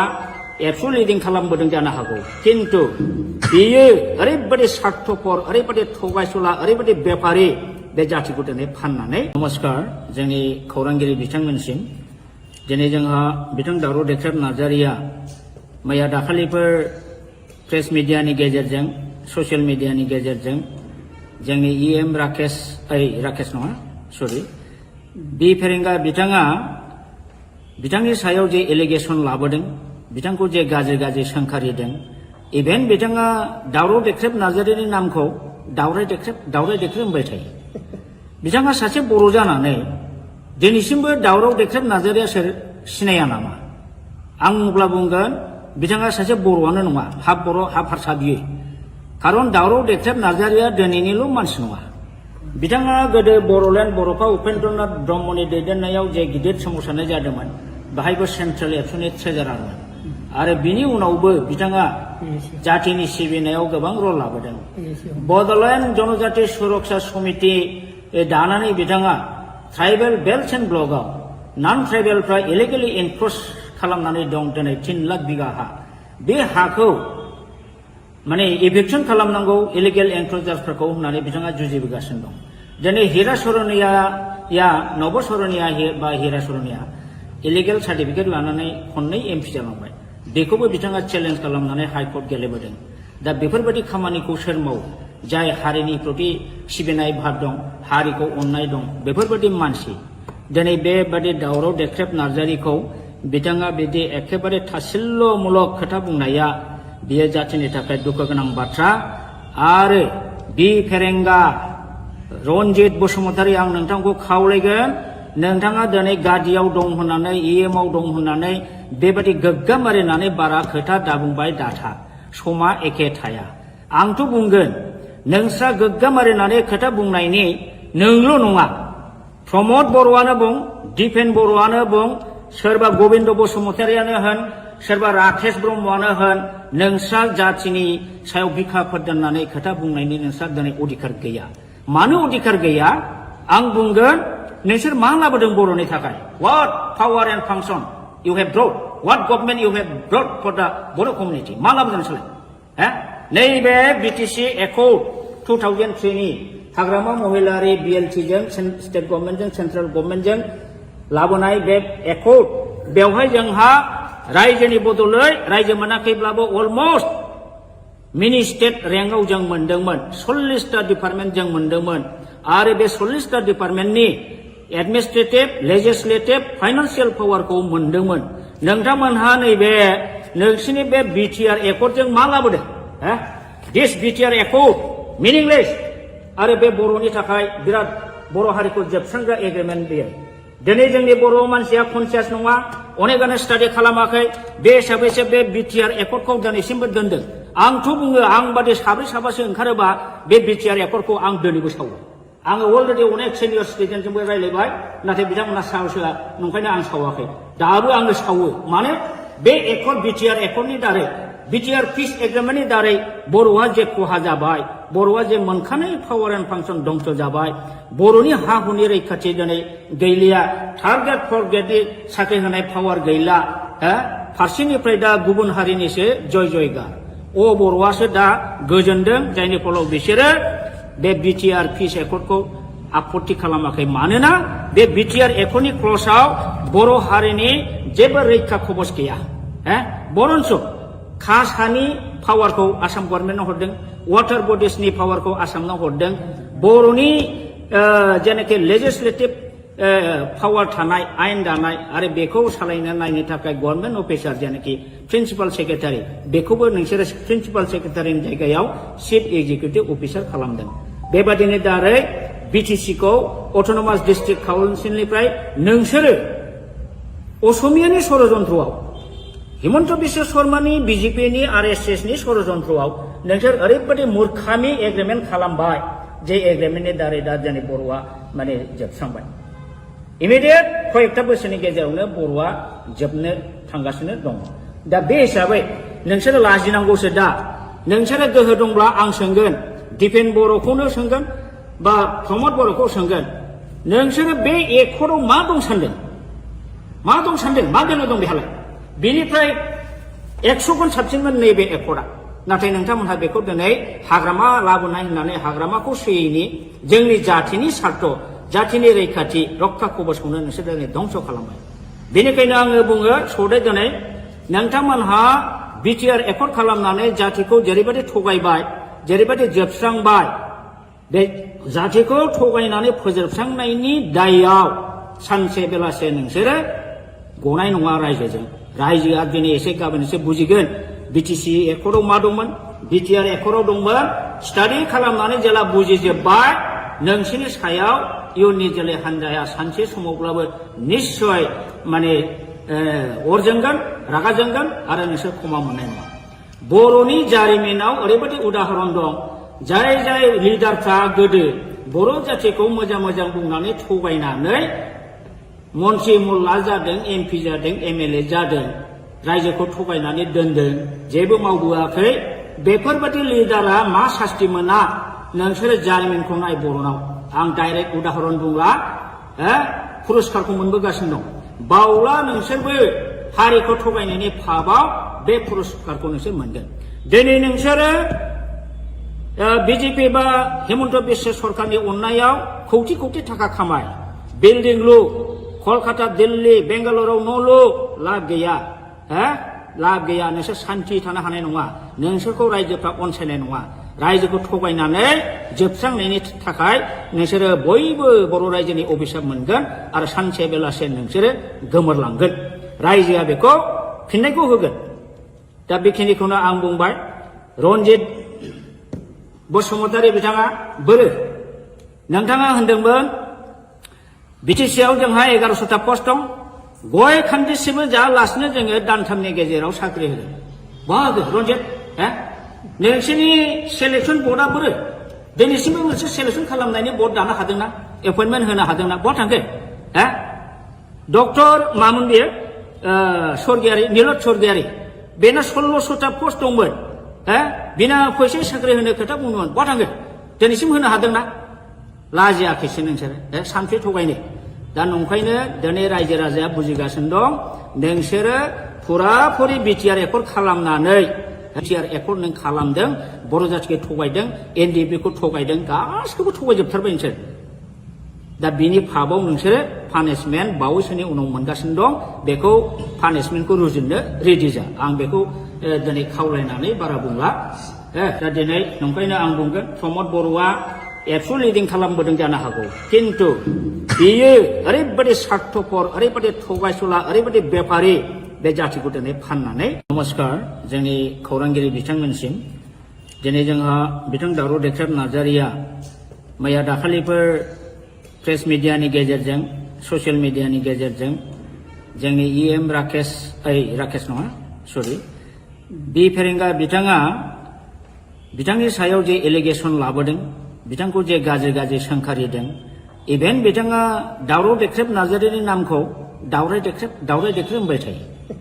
बिथाङा सासे बर' जानानै दिनैसिमबो दावराव देख्रेब नार्जारिया सोर सिनाया नामा आं अब्ला बुंगोन बिथाङा सासे बर'आनो नङा हाफ बर' हाफ हारसा बियो खारन दावराव देख्रेब नार्जारिया दिनैनिल' मानसि नङा बिथाङा गोदो बर'लेण्ड बर'फा उपेन्द्रनाथ ब्रह्मनि दैदेननायाव जे गिदिर सोमावसारनाय जादोंमोन बाहायबो सेन्ट्रेल एबसुनि ट्रेजारारमोन आरो बिनि उनावबो बिथाङा जातिनि सिबिनायाव गोबां रल लाबोदों बड'लेण्ड जनजाति सुरक्षा समिति दानानै बिथाङा ट्राइबेल बेल्ट एन्ड ब्लकआव नन ट्राइबेलफ्रा इलिगेलि एनक्रच खालामनानै दं दिनै 3 लाख बिगा हा बे हाखौ माने इभिक्सन खालामनांगौ इलिगेल एनक्रचार्सफोरखौ होननानै बिथाङा जुजिबोगासिनो दं दिनै हिरा सरनिया नब सरनिया बा हिरा सरनिया इलिगेल सार्टिफिकेट लानानै खननै एमपि जालांबाय बेखौबो बिथाङा चेलेन्ज खालामनानै हाइकर्ट गेलेबोदों दा बेफोरबायदि खामानिखौ सोर मावो जाय हारिनि प्रति सिबिनाय भाब दं हारिखौ अननाय दं बेफोरबायदि मानसि दिनै बेबादि दावराव देख्रेब नार्जारिखौ बिथाङा बिदि एखेबारे थासिल्यमूलक खोथा बुंनाया बियो जातिनि थाखाय दुखु गोनां बाथ्रा आरो बि फेरेंगा रन्जित बसुमतारी आं नोंथांखौ खावलायगोन नोंथाङा दिनै गादियाव दं होननानै इएमआव दं होननानै बेबायदि गोग्गा मारिनानै बारा खोथा दाबुंबाय दाथा समा एखे थाया आंथ' बुंगोन नोंस्रा गोग्गा मारिनानै खोथा बुंनायनि नोंल' नङा प्रमद बर'आनो बुं दिपेन बर'आनो बुं सोरबा गबिन्द बसुमतारियानो होन सोरबा राकेश ब्रह्मआनो होन नोंस्रा जातिनि सायाव बिखाफोर दोननानै खोथा बुंनायनि नोंस्रा दिनै अधिकार गैया मानो अधिकार गैया आं बुंगोन नोंसोर मा लाबोदों बर'नि थाखाय what power and function you have brought what government you have brought for the Boro community मा लाबोदों नोंसोरलाय नैबे बिटिसि एकर्ड 2003 नि हाग्रामा महिलारि बिएलटिजों स्टेट गभर्नमेन्टजों सेन्ट्रेल गभर्नमेन्टजों लाबोनाय बे एकर्ड बेवहाय जोंहा रायजोनि बदलै रायजो मोनाखैब्लाबो अलमस्ट मिनि स्टेट रेंकआव जों मोनदोंमोन 40टा डिपार्टमेन्ट जों मोनदोंमोन आरो बे 40टा डिपार्टमेन्टनि एडमिनिस्ट्रेटिभ लेजिस्लेटिभ फाइनान्सियेल पावारखौ मोनदोंमोन नोंथांमोनहा नैबे नोंसिनि बे बिटिआर एकर्डजों मा लाबोदों दिस बिटिआर एकर्ड मिनिंलेस आरो बे बर'नि थाखाय बिराद बर' हारिखौ जोबस्रांग्रा एग्रिमेन्ट बेयो दिनै जोंनि बर' मानसिया कनसियास नङा अनेकानो स्टाडि खालामाखै बे हिसाबैसो बे बिटिआर एकर्डखौ दिनैसिमबो दोनदों आंथ' बुङो आं बादि साब्रै साबासो ओंखारोबा बे बिटिआर एकर्डखौ आं दिनैबो सावो आङो अलरेडि अनेक सिनियर सिटिजेनजोंबो रायलायबाय नाथाय बिथांमोना साहसआ नंखायनो आं सावाखै दाबो आङो सावो माने बे एकर्ड बिटिआर एकर्डनि दारै बिटिआर पिस एग्रिमेन्टनि दारै बर'आ जे खहा जाबाय बर'आ जे मोनखानाय पावार एन्ड फांसन दंस जाबाय बर'नि हा हुनि रैखाथि दिनै गैलिया थार्ड ग्रेड फर्थ ग्रेडनि साख्रि होनाय पावार गैला फारसेनिफ्राय दा गुबुन हारिनिसो जय जयगार बर'आसो दा गोजोनदों जायनि फलाव बिसोरो बे बिटिआर पिस एकर्डखौ आपत्ति खालामाखै मानोना बे बिटिआर एकर्डनि क्लजआव बर' हारिनि जेबो रैखा खबस गैया बरन्स खास हानि पावारखौ आसाम गभर्नमेन्टआव हरदों वाटार बडिसनि पावारखौ आसामनाव हरदों बर'नि जेनाखि लेजिस्लेटिभ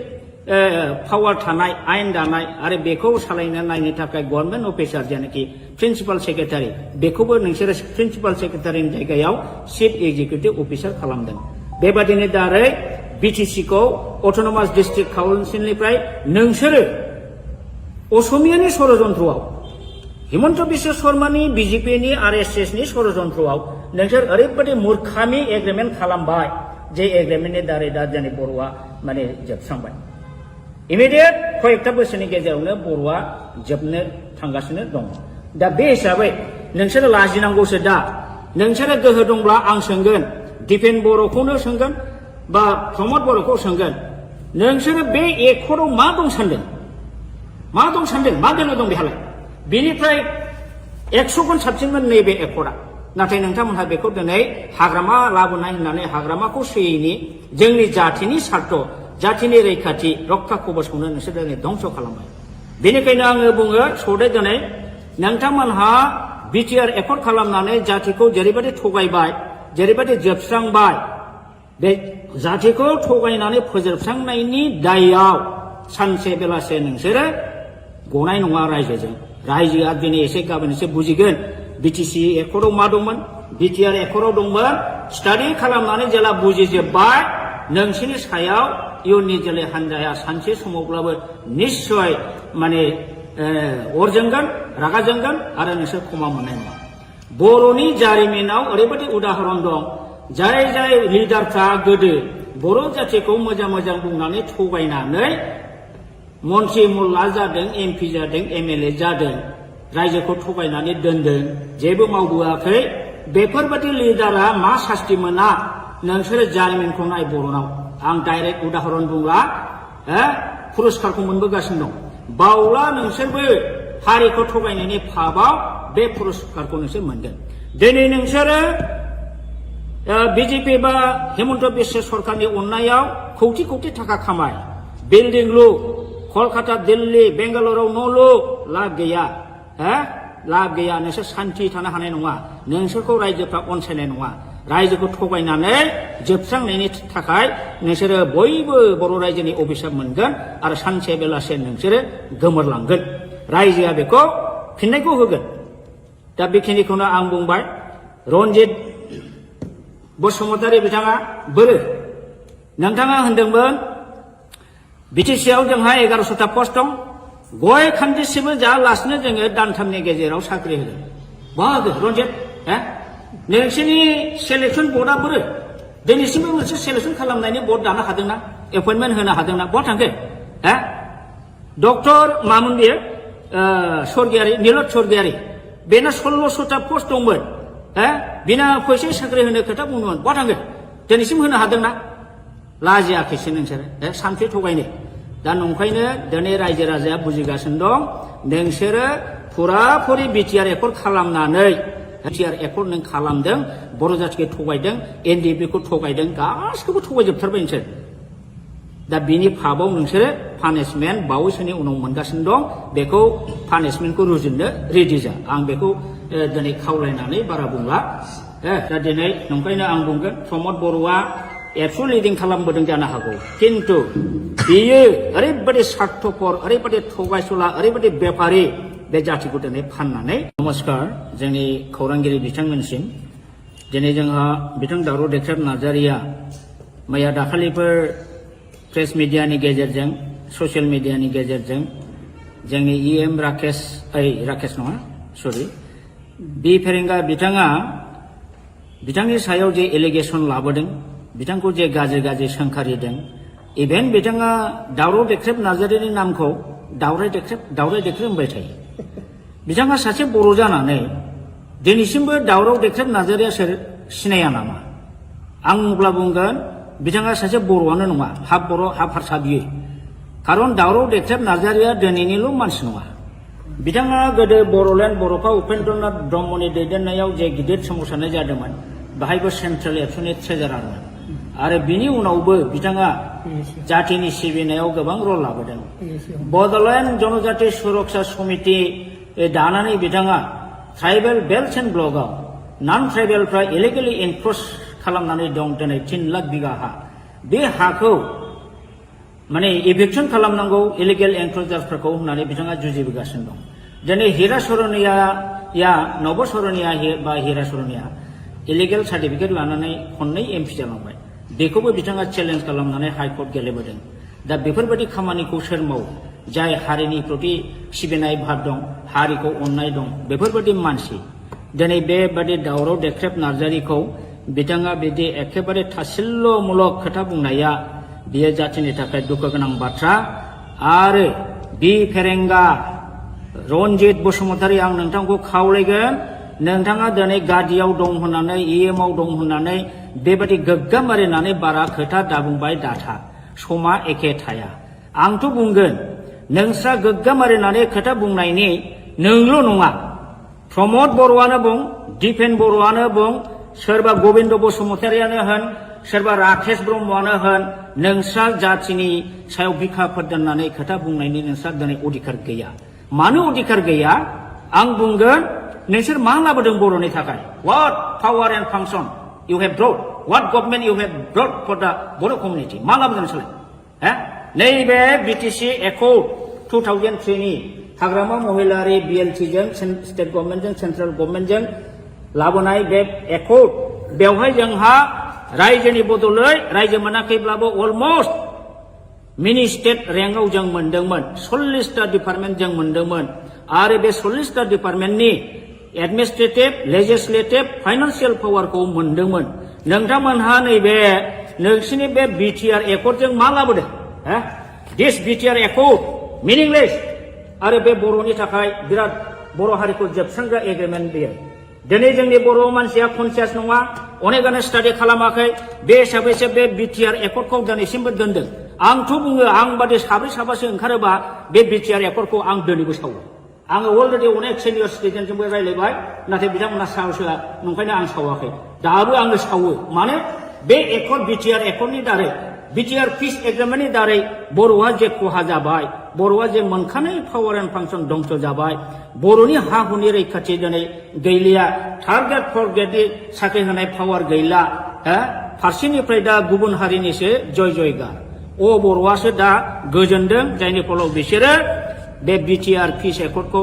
आपत्ति खालामाखै मानोना बे बिटिआर एकर्डनि क्लजआव बर' हारिनि जेबो रैखा खबस गैया बरन्स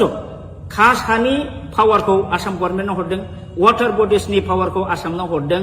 बर'नि जेनाखि लेजिस्लेटिभ पावार थानाय आयेन दानाय आरो बेखौ सालायनो नायनो थाखाय गभर्नमेन्ट अफिसार जेनाखि प्रिन्सिपाल सेक्रेटारि बेखौबो नोंसोरो प्रिन्सिपाल सेक्रेटारिनि जायगायाव चिफ एक्जिकिउटिभ अफिसार खालामदों बेबादिनो दारै बिटिसिखौ अट'नमास डिस्ट्रिक्ट काउन्सिलनिफ्राय नोंसोरो असमियानि षड़यन्त्रआव हिमन्त बिश्व शर्मानि बिजेपिनि आरएसएसनि षड़यन्त्रआव नोंसोर ओरैबायदि मूर्खामि एग्रिमेन्ट खालामबाय जे एग्रिमेन्टनि दारै दा जोंनि बर'आ माने जोबस्रांबाय इमिडियेट कयेकटा बोसोरनि गेजेरावनो बर'आ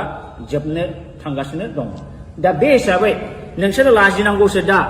नोंसोरो गोहो दंब्ला आं सोंगोन दिपेन बर'खौनो सोंगोन बा प्रमद बर'खौ सोंगोन नोंसोरो बे एकर्डआव मा दं सानदों मा दोननो दं बेहालाय बेनिफ्राय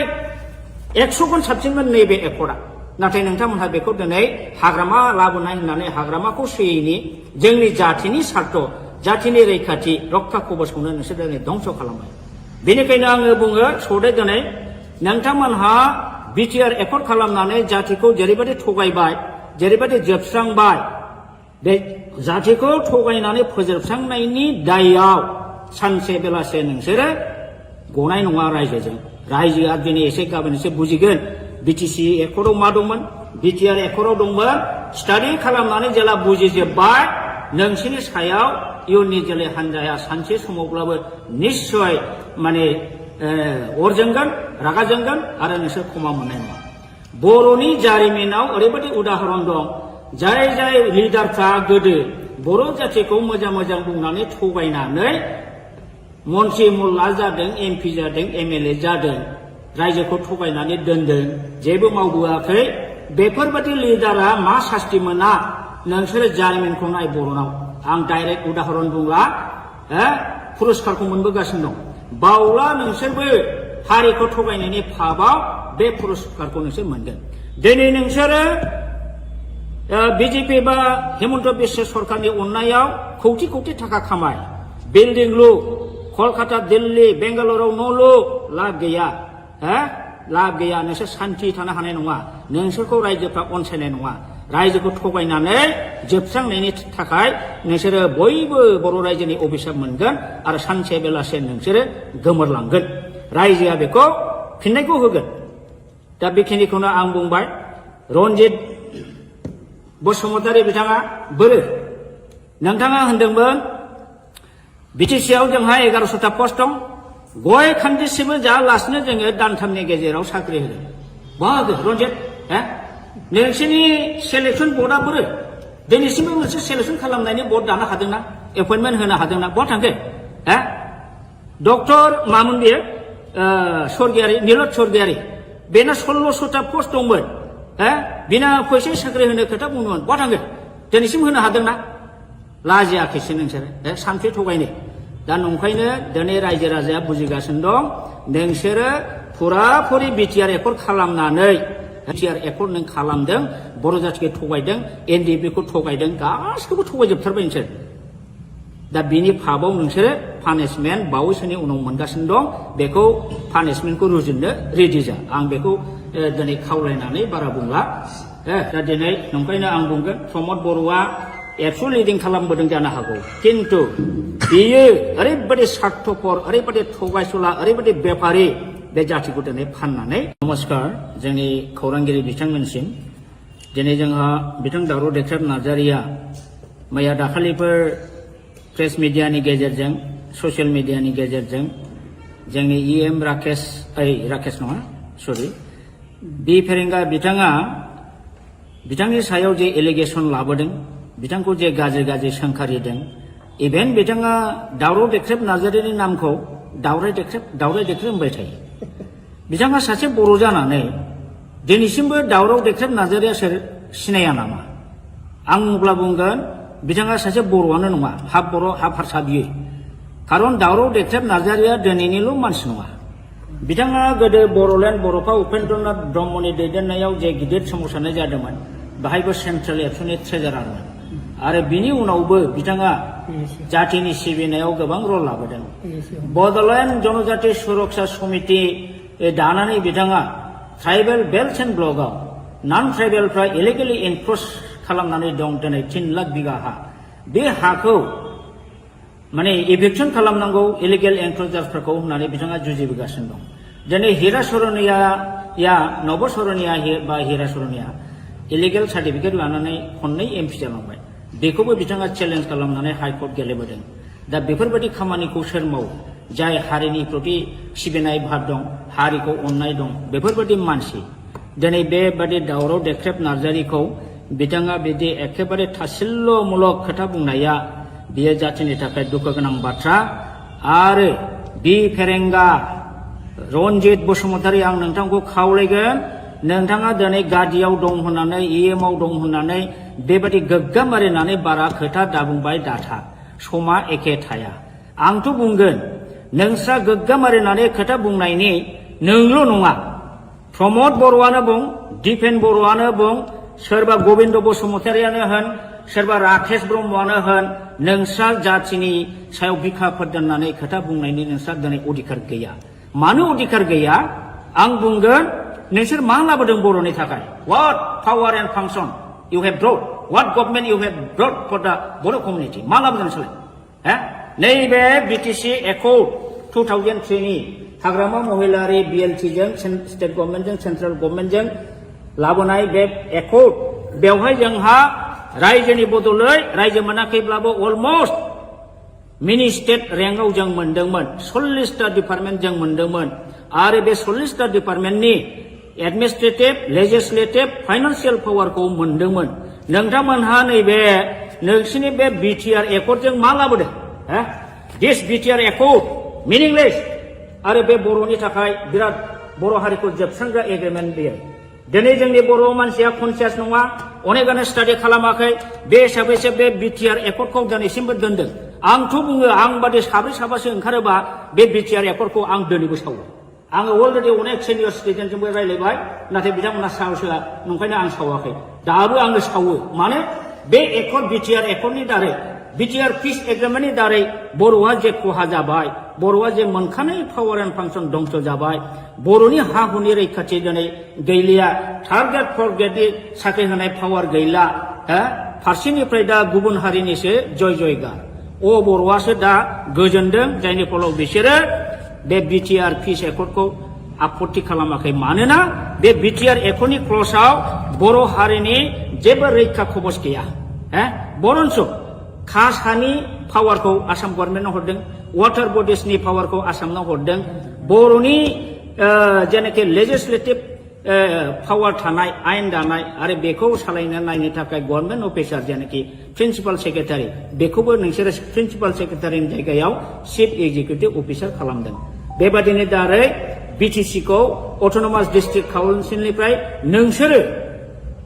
असमियानि षड़यन्त्रआव हिमन्त बिश्व शर्मानि BJP-नि RSSनि षड़यन्त्रआव नोंसोर ओरैबायदि मूर्खामि एग्रिमेन्ट खालामबाय जे एग्रिमेन्टनि दारै दा जोंनि बर'आ माने जोबस्रांबाय इमिडियेट कयेकटा बोसोरनि गेजेरावनो बर'आ जोबनो थांगासिनो दङ दा बे हिसाबै नोंसोरो लाजिनांगौसो दा नोंसोरो गोहो दंब्ला आं सोंगोन दिपेन बर'खौनो सोंगोन बा प्रमद बर'खौ सोंगोन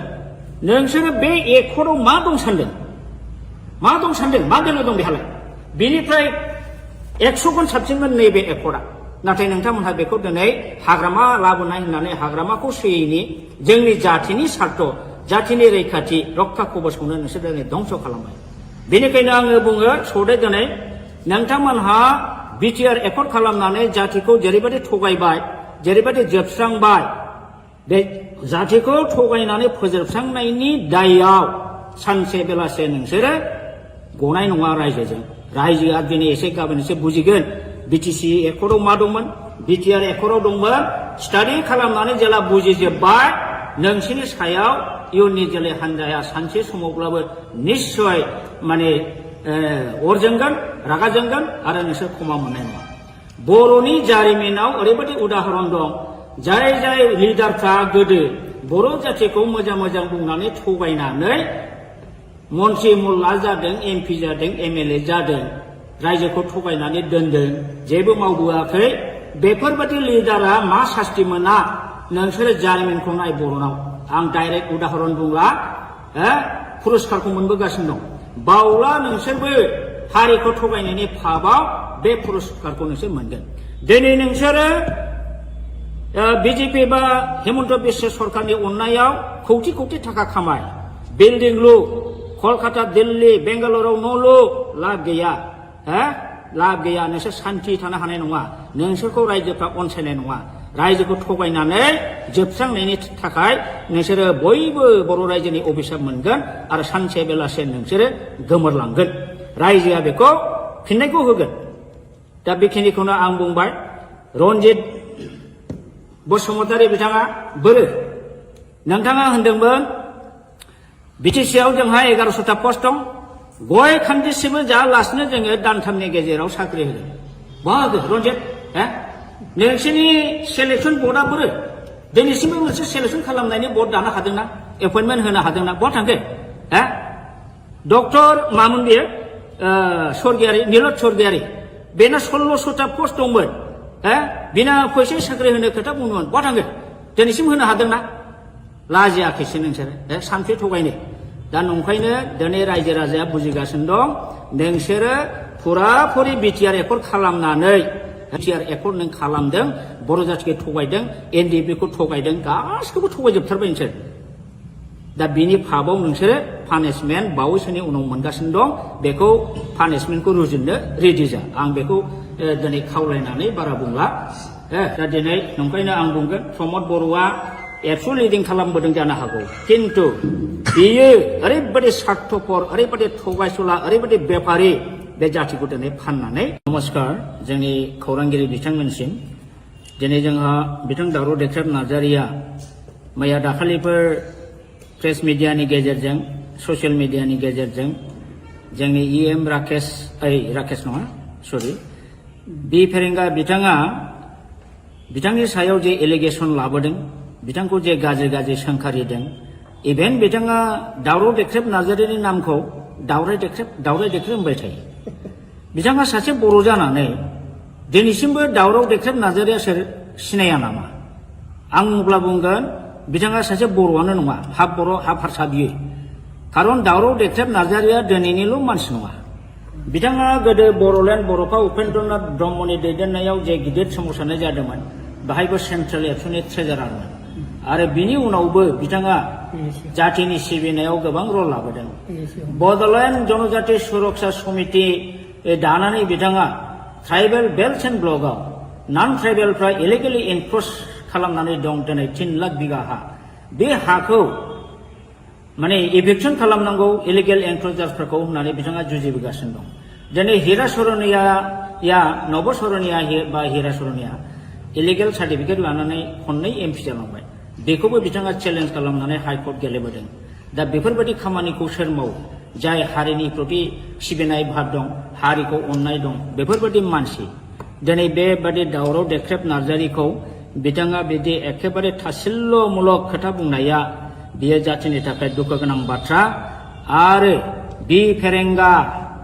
रनजित बसुमतारी आं नोंथांखौ खावलायगोन नोंथाङा दिनै गादियाव दं होननानै इएमआव दं होननानै बेबायदि गोग्गाम मारिनानै बारा खोथा दाबुंबाय दाथा समा एखे थाया आंथ' बुंगोन नोंस्रा गोग्गाम मारिनानै खोथा बुंनायनि नोंल' नङा प्रमद बर'आनो बुं दिपेन बर'आनो बुं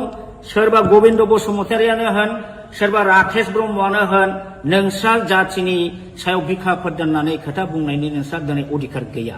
मानो अधिकार गैया आं बुंगोन नोंसोर मा लाबोदों बर'नि थाखाय what power and function you have brought what government you have brought for the Bodo' community मा लाबोदों नोंसोरलाय नैबे बिटिसि एकर्ड 2003 नि हाग्रामा महिलारि बिएलटिजों स्टेट गभर्नमेन्टजों सेन्ट्रेल गभर्नमेन्टजों लाबोनाय बे एकर्ड बेवहाय जोंहा रायजोनि बदलै रायजो मोनाखैब्लाबो अलमस्ट मिनि स्टेट रेंकआव जों मोनदोंमोन 40टा डिपार्टमेन्ट जों मोनदोंमोन आरो बे 40टा डिपार्टमेन्टनि एडमिनिस्ट्रेटिभ लेजिस्लेटिभ फाइनान्सियेल पावारखौ मोनदोंमोन नोंथांमोनहा नैबे नोंसिनि बे बिटिआर एकर्डजों मा लाबोदों दिस बिटिआर एकर्ड मिनिंलेस आरो बे बर'नि थाखाय बिराद बर' हारिखौ जोबस्रांग्रा एग्रिमेन्ट बेयो दिनै जोंनि बर' मानसिया कनसियास नङा अनेकानो स्टाडि खालामाखै बे हिसाबैसो बे बिटिआर एकर्डखौ दिनैसिमबो दोनदों आंथ' बुङो आं बादि साब्रै साबासो ओंखारोबा बे बिटिआर एकर्डखौ आं दिनैबो सावो आङो अलरेडि अनेक सिनियर सिटिजेनजोंबो रायज्लायबाय नाथाय बिथांमोना साहसआ नंखायनो आं सावाखै दाबो आङो सावो मानो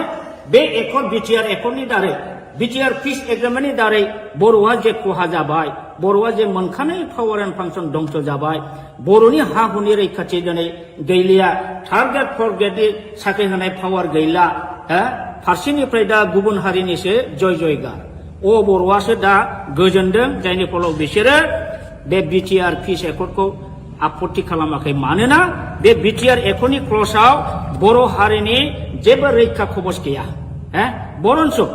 कास्ट हानि पावारखौ आसाम गभर्नमेन्टआव हरदों वाटार बडिसनि पावारखौ आसामनाव हरदों बर'नि जेनाखि लेजिस्लेटिभ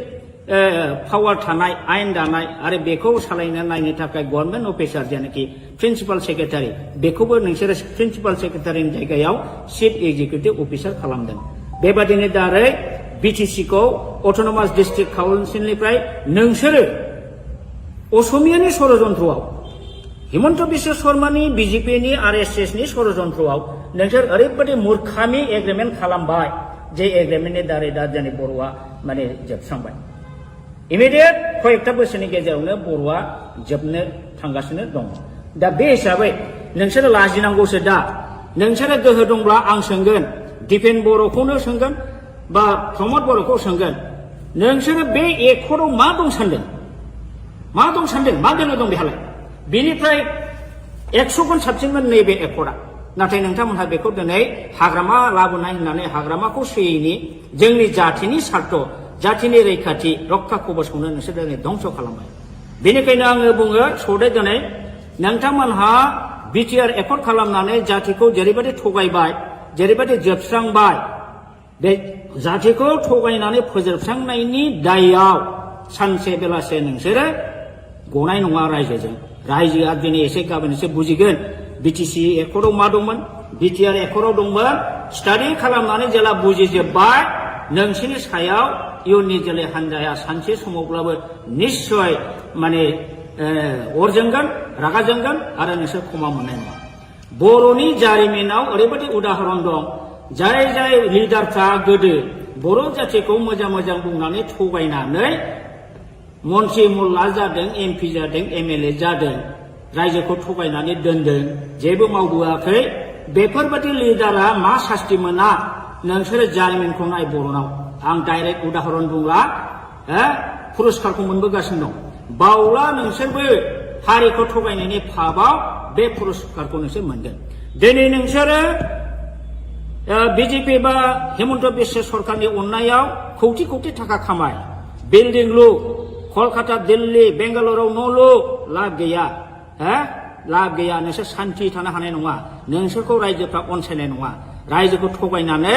जोबस्रांनायनि थाखाय नोंसोरो बयबो बर' रायजोनि अभिशाप मोनगोन आरो सानसे बेलासे नोंसोरो गोमोरलांगोन रायजोआ बेखौ फिननायखौ होगोन दा बेखिनिखौनो आं बुंबाय रन्जित बसुमतारी बिथाङा बोरो नोंथाङा होनदोंमोन बिटिसिआव जोंहा 1100टा पस्ट दं गय खान्दिसेबो जायालासिनो जोङो दानथामनि गेजेराव साख्रि होदों बाहागो रन्जित नोंसोरनि सेलेक्सन बर्डआ बोरो दिनैसिमबो मोनसे सेलेक्सन खालामनायनि बर्ड दानो हादोंना एपइन्टमेन्ट होनो हादोंना बहा थांखो डक्टर मामोन बेयो स्वर्गियारि नीलत स्वर्गियारि बेना 1600टा पस्ट दंमोन बिना फैसा साख्रि होनो खोथा बुंदोंमोन बहा थांखो दिनैसिम होनो हादोंना लाजियाखैसो नोंसोरो सानसे थगायनो दा नंखायनो दिनै रायजो राजाया बुजिगासिनो दं नोंसोरो फुराफुरि बिटिआर एकर्ड खालामनानै बिटिआर एकर्ड नों खालामदों बर' जातिखौ थगायदों एनडिएफबिखौ थगायदों गासिखौबो थगायजोबथारबाय नोंसोर दा बिनि फाबाव नोंसोरो पानिशमेन्ट बावैसोनि उनाव मोनगासिनो दं बेखौ पानिशमेन्टखौ रुजुननो रेडि जा आं बेखौ दिनै खावलायनानै बारा बुंला दा दिनै नंखायनो आं बुंगोन प्रमद बर'आ एबसु लिडिं खालामबोदों जानो हागौ किन्तु बियो ओरैबायदि स्वार्थपर ओरैबायदि थगायसुला ओरैबायदि बेफारि बे जातिखौ दिनै फाननानै नमस्कार जोंनि खौरांगिरि बिथांमोनसिम दिनै जोंहा बिथां दावराव देख्रेब नार्जारिया मैया दाखालिफोर प्रेस मिडियानि गेजेरजों ससियेल मिडियानि गेजेरजों जोंनि इएम राकेश नङा सरि बि फेरेंगा बिथाङा बिथांनि सायाव जे एलिगेसन लाबोदों बिथांखौ जे गाज्रि सोंखारिदों इभेन बिथाङा दावराव देख्रेब नार्जारिनि नामखौ दावराय देख्रेब होनबाय थायो बिथाङा सासे बर' जानानै दिनैसिमबो दावराव देख्रेब नार्जारिया सोर सिनाया नामा आं अब्ला बुंगोन बिथाङा सासे बर'आनो नङा हाफ बर' हाफ हारसा बियो खारन दावराव देख्रेब नार्जारिया दिनैनिल' मानसि नङा बिथाङा गोदो बर'लेण्ड बर'फा उपेन्द्रनाथ ब्रह्मनि दैदेननायाव जे गिदिर सोमावसारनाय जादोंमोन बाहायबो सेन्ट्रेल एबसुनि ट्रेजारारमोन आरो बिनि उनावबो बिथाङा जातिनि सिबिनायाव गोबां रल लाबोदों बड'लेण्ड जनजाति सुरक्षा समिति दानानै बिथाङा ट्राइबेल बेल्ट एन्ड ब्लकआव नन ट्राइबेलफ्रा इलिगेलि एनक्रच खालामनानै दं दिनै 3 लाख बिगा हा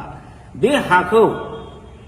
माने इभिक्सन खालामनांगौ इलिगेल एनक्रचार्सफोरखौ होननानै बिथाङा जुजिबोगासिनो दं दिनै हिरा सरनिया नब सरनिया बा हिरा सरनिया इलिगेल सार्टिफिकेट लानानै खननै एमपि जालांबाय बेखौबो बिथाङा चेलेन्ज खालामनानै हाइकर्ट गेलेबोदों दा बेफोरबायदि खामानिखौ सोर मावो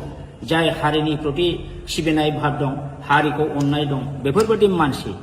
दिनै बेबादि दावराव देख्रेब नार्जारिखौ बिथाङा बिदि एखेबारे थासिल्यमूलक खोथा बुंनाया बियो जातिनि थाखाय दुखु गोनां बाथ्रा आरो बि फेरेंगा रनजित बसुमतारी आं नोंथांखौ खावलायगोन नोंथाङा दिनै गादियाव दं होननानै इएमआव दं होननानै बेबादि गोग्गाम मारिनानै बारा खोथा दाबुंबाय दाथा समा एखे थाया आंथ' बुंगोन नोंस्रा गोग्गाम मारिनानै खोथा बुंनायनि नोंल' नङा प्रमद बर'आनो बुं दिपेन बर'आनो बुं सोरबा गबिन्द बसुमतारियानो होन सोरबा राकेश ब्रह्मआनो होन नोंस्रा जाथिनि सायाव बिखाफोर दोननानै खोथा बुंनायनि नोंस्रा दिनै अधिकार गैया मानो अधिकार गैया आं बुंगोन नोंसोर मा लाबोदों बर'नि थाखाय what power and function you have brought what government you have brought for the Boro community मा लाबोदों नोंसोरलाय नैबे बिटिसि एकर्ड 2003 नि हाग्रामा महिलारि बिएलटि जों स्टेट गभर्नमेन्टजों सेन्ट्रेल गभर्नमेन्टजों लाबोनाय बे एकर्ड बेवहाय जोंहा रायजोनि बदलै रायजो मोनाखैब्लाबो अलमस्ट मिनि स्टेट रेंकआव जों मोनदोंमोन 40टा डिपार्टमेन्ट जों मोनदोंमोन आरो बे 40टा डिपार्टमेन्टनि एडमिनिस्ट्रेटिभ लेजिस्लेटिभ फाइनान्सियेल पावारखौ मोनदोंमोन नोंथांमोनहा नैबे नोंसिनि बे बिटिआर एकर्डजों मा लाबोदों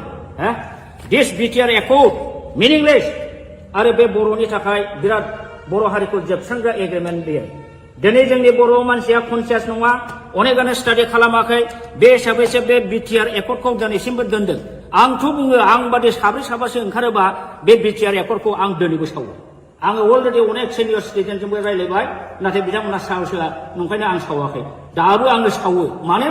बे एकर्ड बिटिआर एकर्डनि दारै बिटिआर पिस एग्रिमेन्टनि दारै बर'आ जे खहा जाबाय बर'आ जे मोनखानाय पावार एन्ड फांसन दंस जाबाय बर'नि हा हुनि रैखाथि दिनै गैलिया थार्ड ग्रेड फर्थ ग्रेडनि साख्रि होनाय पावार गैला फारसेनिफ्राय दा गुबुन हारिनिसो जय जयगार बर'आसो दा गोजोनदों जायनि फलाव बिसोरो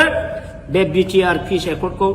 आपत्ति खालामाखै मानोना बे बिटिआर एकर्डनि क्लजआव बर' हारिनि जेबो रैखा खबस गैया बरन्स कास्ट हानि पावारखौ आसाम गभर्नमेन्टनो हरदों वाटार बडिसनि पावारखौ आसामनो हरदों बर'नि जेनाखि लेजिस्लेटिभ पावार थानाय आयेन दानाय आरो बेखौ सालायनो नायनो थाखाय गभर्नमेन्ट अफिसार जेनाखि प्रिन्सिपाल सेक्रेटारि बेखौबो नोंसोरो प्रिन्सिपाल सेक्रेटारिनि जायगायाव चिफ एग्जिकिउटिभ अफिसार खालामदों बेबादिनि दारै बिटिसिखौ अट'नमास डिस्ट्रिक्ट काउन्सिलनिफ्राय नोंसोरो असमियानि षड़यन्त्रआव हिमन्त बिश्व शर्मानि बिजेपिनि आरएसएसनि षड़यन्त्रआव नोंसोर ओरैबायदि मूर्खामि एग्रिमेन्ट खालामबाय जे एग्रिमेन्टनि दारै दा दिनै बर'आ माने जोबस्रांबाय इमिडियेट कयेकथा बोसोरनि गेजेरावनो बर'आ जोबनो थांगासिनो दं दा बे हिसाबै नोंसोरो लाजिनांगौसो दा नोंसोरो गोहो दंब्ला आं सोंगोन दिपेन बर'खौनो सोंगोन बा प्रमद बर'खौ सोंगोन नोंसोरो बे एकर्डआव मा दं सानदों मा बेल दं बेहालाय बेनिफ्राय 100 गुन साबसिनमोन नैबे एकर्डआ नाथाय नोंथांमोनहा बेखौ दिनै हाग्रामा लाबोनाय होननानै हाग्रामाखौ सोयैनि जोंनि जाथिनि सार्थ जाथिनि रैखाथि रक्षा कबचखौनो नोंसोर दिनै धंस खालामबाय बेनिखायनो आङो बुङो सदै दिनै नोंथांमोनहा बिटिआर एकर्ड खालामनानै जातिखौ जेरैबायदि थगायबाय जेरैबायदि जोबस्रांबाय बे जातिखौ थगायनानै फोजोबस्रांनायनि दायआव सानसे बेलासे नोंसोरो गनाय नङा रायजोआ दिनै एसे गाबोन एसे बुजिगोन बिटिसि एकर्डआव मा दंमोन बिटिआर एकर्डआव दंमोन स्टाडि खालामनानै जेला बुजिजोब्बाय नोंसोरनि सायाव इयुननि जोलै हान्जाया सानसे समावब्लाबो निश्चय माने अर जोंगोन रागा जोंगोन आरो नोंसोर क्षमा मोननाय नङा बर'नि जारिमिनाव ओरैबायदि उदाहरन दं जाय लिडारफ्रा गोदो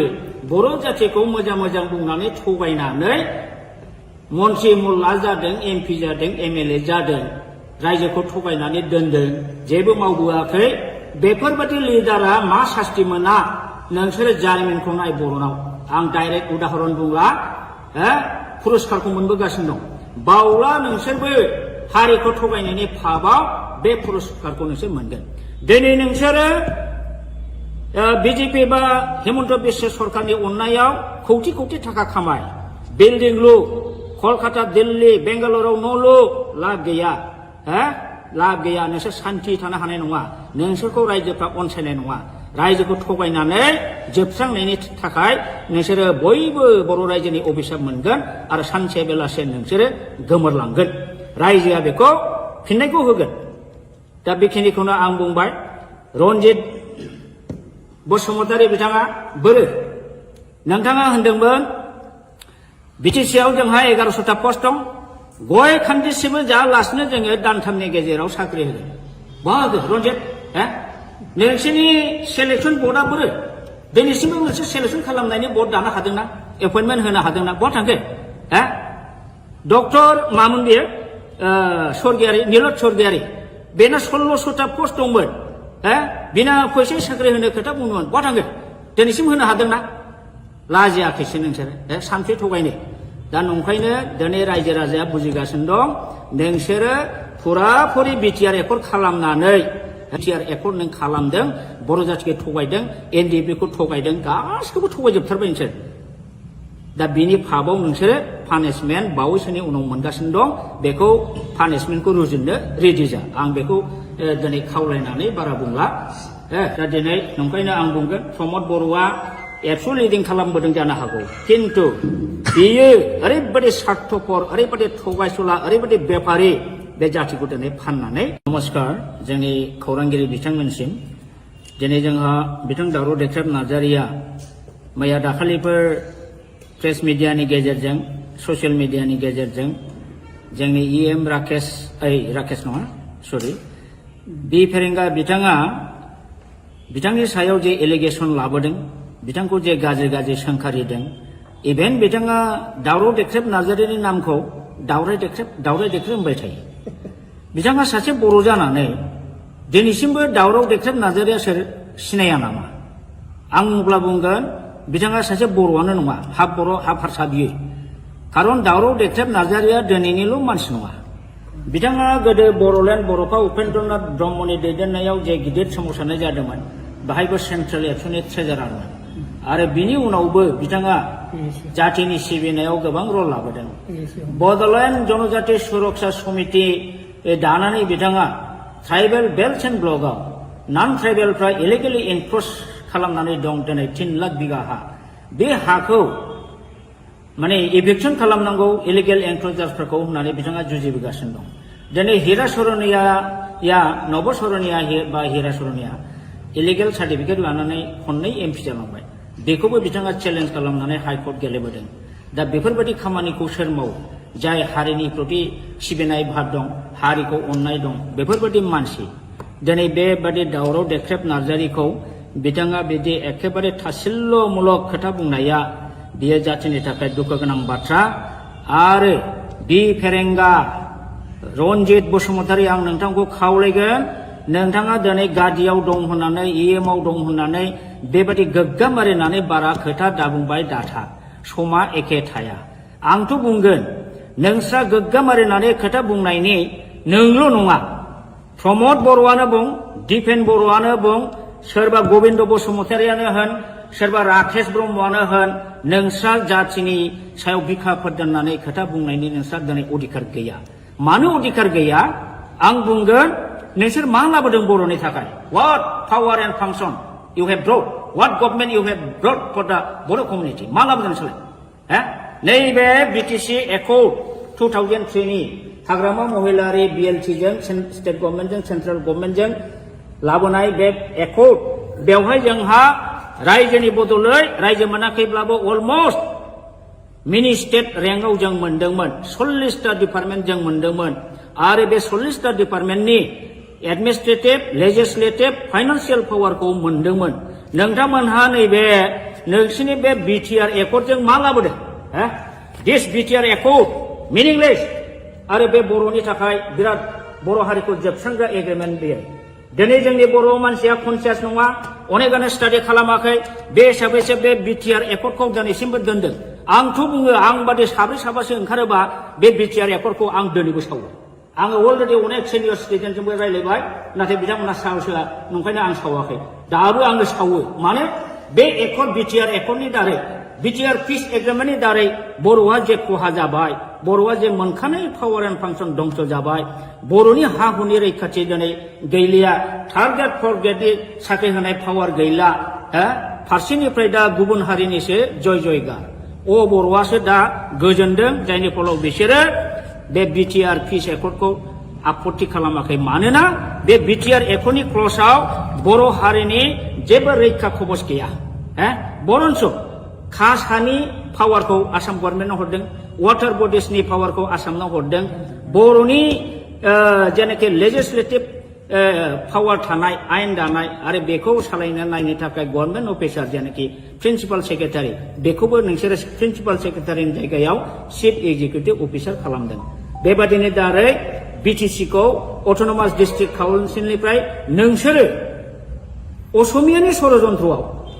हिमन्त बिश्व शर्मानि बिजेपिनि आरएसएसनि षड़यन्त्रआव नोंसोर ओरैबायदि मूर्खामि एग्रिमेन्ट खालामबाय जे एग्रिमेन्टनि दारै दा जोंनि बर'आ माने जोबस्रांबाय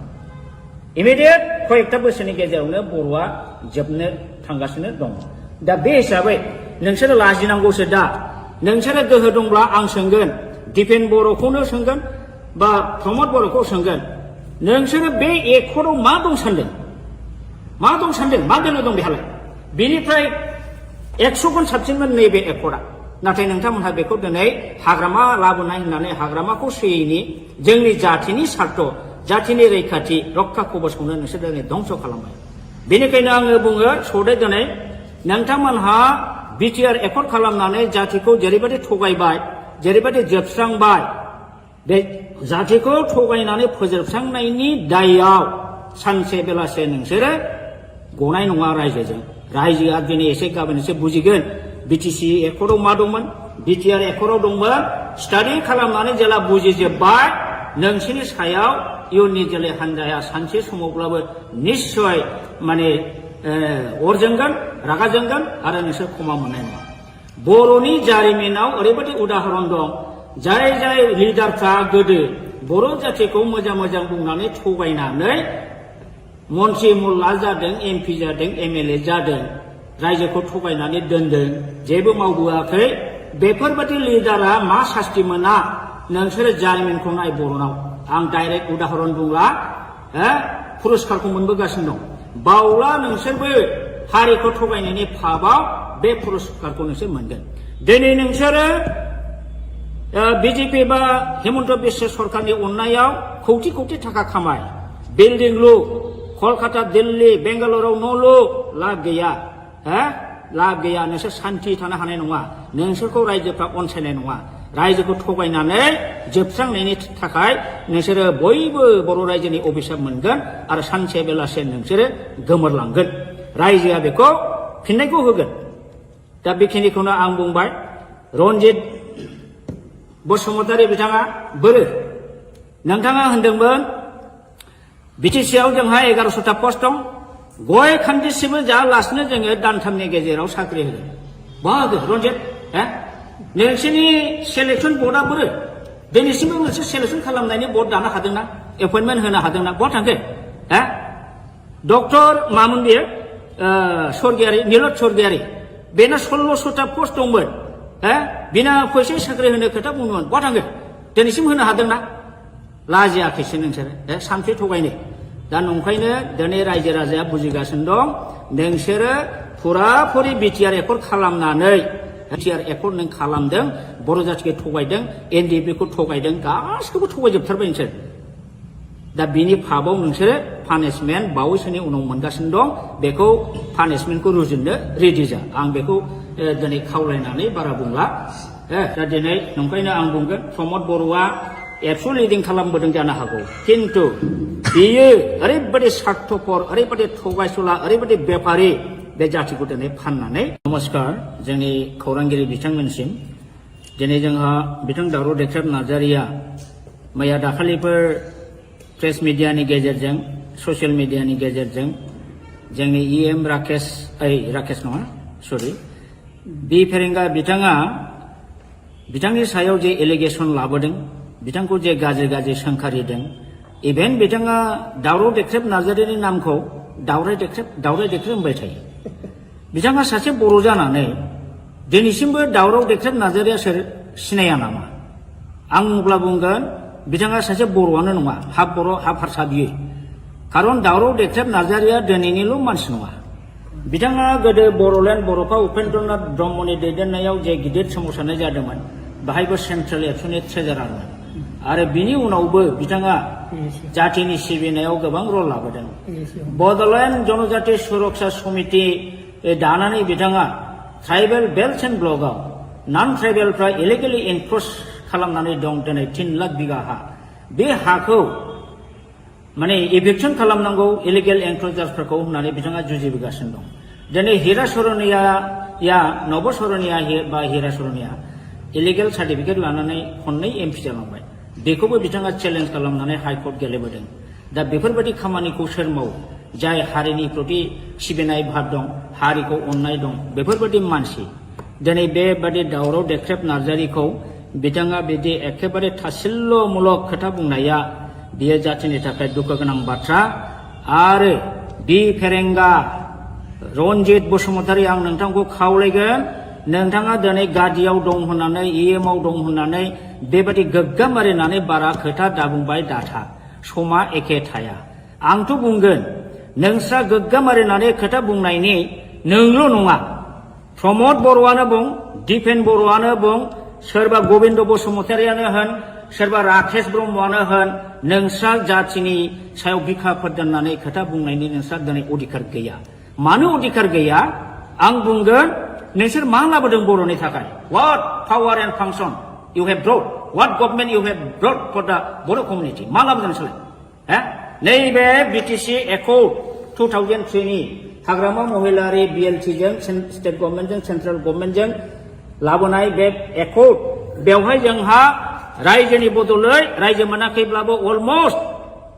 मिनि स्टेट रेंकआव जों मोनदोंमोन 40टा डिपार्टमेन्ट जों मोनदोंमोन आरो बे 40टा डिपार्टमेन्टनि एडमिनिस्ट्रेटिभ लेजिस्लेटिभ फाइनान्सियेल पावारखौ मोनदोंमोन नोंथांमोनहा नैबे नोंसिनि बे बिटिआर एकर्डजों मा लाबोदों दिस बिटिआर एकर्ड मिनिंलेस आरो बे बर'नि थाखाय बिराद बर' हारिखौ जोबस्रांग्रा एग्रिमेन्ट बेयो दिनै जोंनि बर' मानसिया कनसियास नङा अनेकानो स्टाडि खालामाखै बे हिसाबैसो बे बिटिआर एकर्डखौ दिनैसिमबो दोनदों आंथ' बुङो आं बादि साब्रै साबासो ओंखारोबा बे बिटिआर एकर्डखौ आं दिनैबो सावो आङो अलरेडि अनेक सिनियर सिटिजेनजोंबो रायज्लायबाय नाथाय बिथांमोना साहस होआ नंखायनो आं सावाखै दाबो आङो सावो मानो बे एकर्ड बिटिआर एकर्डनि दारै बिटिआर पिस एग्रिमेन्टनि दारै बर'आ जे खहा जाबाय बर'आ जे मोनखानाय पावार एन्ड फांसन दंस जाबाय बर'नि हा हुनि रैखाथि दिनै गैलिया थार्ड ग्रेड फर्थ ग्रेडनि साख्रि होनाय पावार गैला फारसेनिफ्राय दा गुबुन हारिनिसो जय जयगार बर'आसो दा गोजोनदों जायनि फलाव बिसोरो बे बिटिआर पिस एकर्डखौ आपत्ति खालामाखै मानोना बे बिटिआर एकर्डनि क्लजआव बर' हारिनि जेबो रैखा खबस गैया बरन्स कास्ट हानि पावारखौ आसाम गभर्नमेन्टआव हरदों वाटार बडिसनि पावारखौ आसामनाव हरदों बर'नि जेनाखि लेजिस्लेटिभ पावार थानाय आयेन दानाय आरो बेखौ सालायनो नायनो थाखाय गभर्नमेन्ट अफिसार जेनाखि प्रिन्सिपाल सेक्रेटारि बेखौबो नोंसोरो प्रिन्सिपाल सेक्रेटारिनि जायगायाव चिफ एक्जिकिउटिभ अफिसार खालामदों बेबादिनो दारै बिटिसिखौ अट'नमास डिस्ट्रिक्ट काउन्सिलनिफ्राय नोंसोरो असमियानि षड़यन्त्रआव हिमन्त बिश्व शर्मानि बिजेपिनि आरएसएसनि षड़यन्त्रआव नोंसोर ओरैबायदि मूर्खामि एग्रिमेन्ट खालामबाय जे एग्रिमेन्टनि दारै दा दिनै बर'आ माने जोबस्रांबाय इमिडियेट कयेकथा बोसोरनि गेजेरावनो बर'आ जोबनो थांगासिनो दं दा बे हिसाबै नोंसोरो लाजिनांगौसो दा नोंसोरो गोहो दंब्ला आं सोंगोन दिपेन बर'खौनो सोंगोन बा प्रमद बर'खौ सोंगोन नोंसोरो बे एकर्डआव मा दं सानदों मा दोलो दं बेहालाय बेनिफ्राय 100 गुन साबसिनमोन नैबे एकर्डआ नाथाय नोंथांमोनहा बेखौ दिनै हाग्रामा लाबोनाय होननानै हाग्रामाखौ सोयैनि जोंनि जातिनि सार्थ जातिनि रैखाथि रक्षा कबचखौनो नोंसोर दिनै धंस खालामबाय बेनिखायनो आङो बुङो सदै दिनै नोंथांमोनहा बिटिआर एकर्ड खालामनानै जातिखौ जेरैबायदि थगायबाय जेरैबायदि जोबस्रांबाय बे जातिखौ थगायनानै फोजोबस्रांनायनि दायआव सानसे बेलासे नोंसोरो गनाय नङा रायजोआ दिनै एसे गाबोन एसे बुजिगोन बिटिसि एकर्डआव मा दंमोन बिटिआर एकर्डआव दंमोन स्टाडि खालामनानै जेला बुजिजोब्बाय नोंसोरनि सायाव इयुननि जोलै हान्जाया सानसे समावब्लाबो निश्चय माने अर जोंगोन रागा जोंगोन आरो नोंसोर क्षमा मोननाय नङा बर'नि जारिमिनाव ओरैबायदि उदाहरन दं जाय लिडारफ्रा गोदो बर' जातिखौ मोजां बुंनानै थगायनानै मन्त्रि मुल्ला जादों एमपि जादों एमएलए जादों रायजोखौ थगायनानै दोनदों जेबो मावबोआखै बेफोरबादि लिडारा मा सास्ति मोना नोंसोरो जारिमिनखौ नाय बर'नाव आं डाइरेक्ट उदाहरन बुंला पुरस्कारखौ मोनबोगासिनो दं बावला नोंसोरबो हारिखौ थगायनायनि फाबाव बे पुरस्कारखौ नोंसोर मोनगोन दिनै नोंसोरो बिजेपि बा हेमन्त बिश्व सरकारनि अननायाव कौटि कौटि थाखा खामाय बिल्डिं लु कलकाता दिल्ली बेंगालुरुआव न' लु लाब गैया लाब गैया नोंसोर सान्थि थानो हानाय नङा नोंसोरखौ रायजोफ्रा अनसायनाय नङा रायजोखौ थगायनानै जोबस्रांनायनि थाखाय नोंसोरो बयबो बर' रायजोनि अभिशाप मोनगोन आरो सानसे बेलासे नोंसोरो गोमोरलांगोन रायजोआ बेखौ फिननायखौ होगोन दा बेखिनिखौनो आं बुंबाय रन्जित बसुमतारी बिथाङा बोरो नोंथाङा होनदोंमोन बिटिसिआव जोंहा 1100टा पस्ट दं गय खान्दिसेबो जायालासिनो जोङो दानथामनि गेजेराव साख्रि होगोन बाहागो रन्जित नोंसोरनि सेलेक्सन बर्डआ बोरो दिनैसिमबो मोनसे सेलेक्सन खालामनायनि बर्ड दानो हादोंना एपइन्टमेन्ट होनो हादोंना बहा थांखो डक्टर मामोन बेयो स्वर्गियारि नीलत स्वर्गियारि बेना 1600टा पस्ट दंमोन बिना फैसा साख्रि होनो खोथा बुंदोंमोन बहा थांखो दिनैसिम होनो हादोंना लाजियाखैसो नोंसोरो सानसे थगायनो दा नंखायनो दिनै रायजो राजाया बुजिगासिनो दं नोंसोरो फुराफुरि बिटिआर एकर्ड खालामनानै बिटिआर एकर्ड नों खालामदों बर' जाथिखौ थगायदों एनडिएफबिखौ थगायदों गासिखौबो थगायजोबथारबाय नोंसोर दा बिनि फाबाव नोंसोरो पानिशमेन्ट बावैसोनि उनाव मोनगासिनो दं बेखौ पानिशमेन्टखौ रुजुननो रेडि जा आं बेखौ दिनै खावलायनानै बारा बुंला दा दिनै नंखायनो आं बुंगोन प्रमद बर'आ एबसु लिडिं खालामबोदों जानो हागौ किन्तु बियो ओरैबायदि स्वार्थपर ओरैबायदि थगायसुला ओरैबायदि बेपारि बे जातिखौ दिनै फाननानै नमस्कार जोंनि खौरांगिरि बिथांमोनसिम दिनै जोंहा बिथां दावराव देख्रेब नार्जारिया मैया दाखालिफोर प्रेस मिडियानि गेजेरजों ससियेल मिडियानि गेजेरजों जोंनि इएम राकेश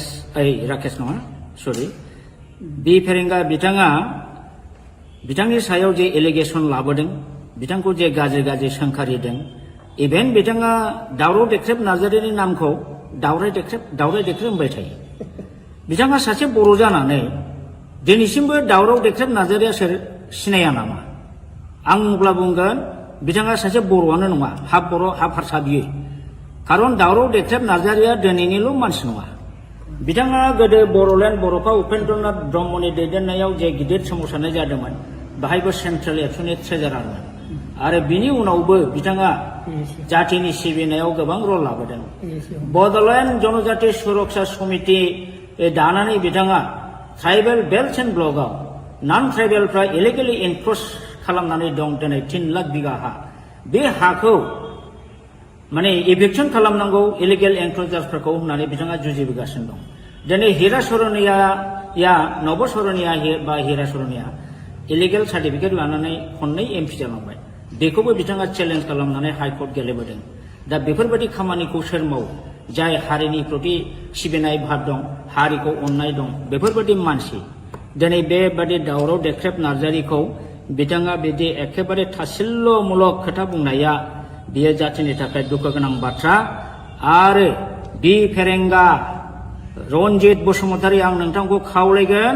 नोंथाङा दिनै गादियाव दं होननानै इएमआव दं होननानै बेबायदि गोग्गाम मारिनानै बारा खोथा दाबुंबाय दाथा समा एखे थाया आंथ' बुंगोन नोंस्रा गोग्गाम मारिनानै खोथा बुंनायनि नोंल' नङा प्रमद बर'आनो बुं दिपेन बर'आनो बुं सोरबा गबिन्द बसुमतारियानो होन सोरबा राकेश ब्रह्मआनो होन नोंस्रा जातिनि सायाव बिखाफोर दोननानै खोथा बुंनायनि नोंस्रा दिनै अधिकार गैया मानो अधिकार गैया आं बुंगोन नोंसोर मा लाबोदों बर'नि थाखाय what power and function you have brought what government you have brought for the Bodo' community मा लाबोदों नोंसोरलाय नैबे बिटिसि एकर्ड 2003 नि हाग्रामा महिलारि बिएलटिजों स्टेट गभर्नमेन्टजों सेन्ट्रेल गभर्नमेन्टजों लाबोनाय बे एकर्ड बेवहाय जोंहा रायजोनि बदलै रायजो मोनाखैब्लाबो अलमस्ट मिनि स्टेट रेंकआव जों मोनदोंमोन 40टा डिपार्टमेन्ट जों मोनदोंमोन आरो बे 40टा डिपार्टमेन्टनि एडमिनिस्ट्रेटिभ लेजिस्लेटिभ फाइनान्सियेल पावारखौ मोनदोंमोन नोंथांमोनहा नैबे नोंसिनि बे बिटिआर एकर्डजों मा लाबोदों दिस बिटिआर एकर्ड मिनिंलेस आरो बे बर'नि थाखाय बिराद बर' हारिखौ जोबस्रांग्रा एग्रिमेन्ट बेयो दिनै जोंनि बर' मानसिया कनसियास नङा अनेकानो स्टाडि खालामाखै बे हिसाबैसो बे बिटिआर एकर्डखौ दिनैसिमबो दोनदों आंथ' बुङो आं बादि साब्रै साबासो ओंखारोबा बे बिटिआर एकर्डखौ आं दिनैबो सावो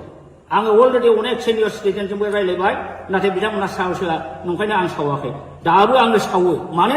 बे एकर्ड बिटिआर एकर्डनि दारै बिटिआर पिस एग्रिमेन्टनि दारै बर'आ जे खहा जाबाय बर'आ जे मोनखानाय पावार एन्ड फांसन दंस जाबाय बर'नि हा हुनि रैखाथि दिनै गैलिया थार्ड ग्रेड फर्थ ग्रेडनि साख्रि होनाय पावार गैला फारसेनिफ्राय दा गुबुन हारिनिसो जय जयगार बर'आसो दा गोजोनदों जायनि फलाव बिसोरो बे बिटिआर पिस एकर्डखौ आपत्ति खालामाखै मानोना बे बिटिआर एकर्डनि क्लजआव बर' हारिनि जेबो रैखा खबस गैया बरन्स खास हानि पावारखौ आसाम गभर्नमेन्टआव हरदों वाटार बडिसनि पावारखौ आसामनाव हरदों बर'नि जेनाखि लेजिस्लेटिभ पावार थानाय आयेन दानाय आरो बेखौ सालायनो नायनो थाखाय गभर्नमेन्ट अफिसार जेनाखि प्रिन्सिपाल सेक्रेटारि बेखौबो नोंसोरो प्रिन्सिपाल सेक्रेटारिनि जायगायाव चिफ एक्जिकिउटिभ अफिसार खालामदों बेबादिनो दारै बिटिसिखौ अट'नमास डिस्ट्रिक्ट काउन्सिलनिफ्राय नोंसोरो असमियानि षड़यन्त्रआव हिमन्त बिश्व शर्मानि बिजेपिनि आरएसएसनि षड़यन्त्रआव नोंसोर ओरैबायदि मूर्खामि एग्रिमेन्ट खालामबाय जे एग्रिमेन्टनि दारै दा जोंनि बर'आ माने जोबस्रांबाय इमिडियेट कयेकथा बोसोरनि गेजेरावनो बर'आ जोबनो थांगासिनो दं दा बे हिसाबै नोंसोरो लाजिनांगौसो दा नोंसोरो गोहो दंब्ला आं सोंगोन दिपेन बर'खौनो सोंगोन बा प्रमद बर'खौ सोंगोन नोंसोरो बे एकर्डआव मा दं सानदों मा गोनो दं बेहालाय बेनिफ्राय 100 गुन साबसिनमोन नैबे एकर्डआ नाथाय नोंथांमोनहा बेखौ दिनै हाग्रामा लाबोनाय होननानै हाग्रामाखौ सोयैनि जोंनि जाथिनि सार्थ जाथिनि रैखाथि रक्षा कबचखौनो नोंसोर दिनै धंस खालामबाय बेनिखायनो आङो बुङो सौदे दिनै नोंथांमोनहा बिटिआर एकर्ड खालामनानै जातिखौ जेरैबायदि थगायबाय जेरैबायदि जोबस्रांबाय बे जातिखौ थगायनानै फोजोबस्रांनायनि दायआव सानसे बेलासे नोंसोरो गनाय नङा रायजोआ दिनै एसे गाबोन एसे बुजिगोन बिटिसि एकर्डआव मा दंमोन बिटिआर एकर्डआव दंमोन स्टाडि खालामनानै जेला बुजिजोब्बाय नोंसोरनि सायाव इयुननि जोलै हान्जाया सानसे समावब्लाबो निश्चय माने अर जोंगोन रागा जोंगोन आरो नोंसोर क्षमा मोननाय नङा बर'नि जारिमिनाव ओरैबायदि उदाहरन दं जाय लिडारफ्रा गोदो बर' जातिखौ मोजां बुंनानै थगायनानै मन्त्रि मुल्ला जादों एमपि जादों एमएलए जादों रायजोखौ थगायनानै दोनदों जेबो मावबोआखै बेफोरबायदि लिडारा मा सास्ति मोना नोंसोरो जारिमिनखौ नाय बर'नाव आं डाइरेक्ट उदाहरन बुंला पुरस्कारखौ मोनबोगासिनो दं बावला नोंसोरबो हारिखौ थगायनायनि फाबाव बे पुरस्कारखौ नोंसोर मोनगोन दिनै नोंसोरो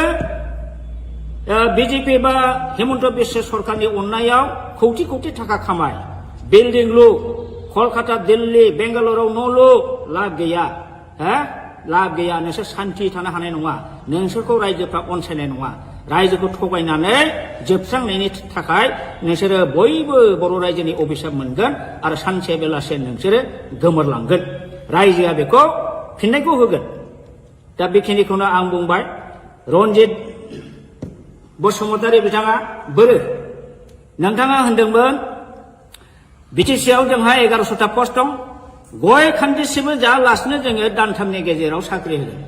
बाहागो रन्जित नोंसोरनि सेलेक्सन बर्डआ बोरो दिनैसिमबो मोनसे सेलेक्सन खालामनायनि बर्ड दानो हादोंना एपइन्टमेन्ट होनो हादोंना बहा थांखो डक्टर मामोन बेयो स्वर्गियारि नीलत स्वर्गियारि बेना 1600टा पस्ट दंमोन बिना फैसा साख्रि होनो खोथा बुंदोंमोन बहा थांखो दिनैसिम होनो हादोंना लाजियाखैसो नोंसोरो सानसे थगायनो दा नंखायनो दिनै रायजो राजाया बुजिगासिनो दं नोंसोरो फुराफुरि बिटिआर एकर्ड खालामनानै बिटिआर एकर्ड नों खालामदों बर' जातिखौ थगायदों एनडिएफबिखौ थगायदों गासिखौबो थगायजोबथारबाय नोंसोर दा बिनि फाबाव नोंसोरो पानिशमेन्ट बावैसोनि उनाव मोनगासिनो दं बेखौ पानिशमेन्टखौ रुजुननो रेडि जा आं बेखौ दिनै खावलायनानै बारा बुंला दा दिनै नंखायनो आं बुंगोन प्रमद बर'आ एबसु लिडिं खालामबोदों जानो हागौ किन्तु बियो ओरैबायदि स्वार्थपर ओरैबायदि थगायसुला ओरैबायदि बेफारि बे जातिखौ दिनै फाननानै नमस्कार जोंनि खौरांगिरि बिथांमोनसिम दिनै जोंहा बिथां दावराव देख्रेब नार्जारिया मैया दाखालिफोर प्रेस मिडियानि गेजेरजों ससियेल मिडियानि गेजेरजों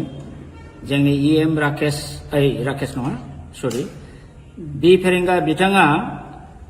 बिथांनि सायाव जे एलिगेसन लाबोदों बिथांखौ जे गाज्रि सोंखारिदों इभेन बिथाङा दावराव देख्रेब नार्जारिनि नामखौ दावराय देख्रेब होनबाय थायो बिथाङा सासे बर' जानानै दिनैसिमबो दावराव देख्रेब नार्जारिया सोर सिनाया नामा आं अब्ला बुंगोन बिथाङा सासे बर'आनो नङा हाफ बर' हाफ हारसा बियो खारन दावराव देख्रेब नार्जारिया दिनैनिल' मानसि नङा बिथाङा गोदो बर'लेण्ड बर'फा उपेन्द्रनाथ ब्रह्मनि दैदेननायाव जे गिदिर सोमावसारनाय जादोंमोन बाहायबो सेन्ट्रेल एक्सननि ट्रेजारारमोन आरो बिनि उनावबो बिथाङा जातिनि सिबिनायाव गोबां रल लाबोदों बड'लेण्ड जनजाति सुरक्षा समिति दानानै बिथाङा ट्राइबेल बेल्ट एन्ड ब्लकआव नन ट्राइबेलफ्रा इलिगेलि एनक्रच खालामनानै दं दिनै 3 लाख बिगा हा बे हाखौ माने इभिक्सन खालामनांगौ इलिगेल एनक्रचार्सफोरखौ होननानै बिथाङा जुजिबोगासिनो दं दिनै हिरा सरनिया नब सरनिया बा हिरा सरनिया इलिगेल सार्टिफिकेट लानानै खननै MP जालांबाय बेखौबो बिथाङा चेलेन्ज खालामनानै हाइकर्ट गेलेबोदों दा बेफोरबायदि खामानिखौ सोर मावो जाय हारिनि प्रति सिबिनाय भाब दं हारिखौ अननाय दं बेफोरबायदि मानसि दिनै बेबादि दावराव देख्रेब नार्जारिखौ बिथाङा बिदि एखेबारे थासिल्यमूलक खोथा बुंनाया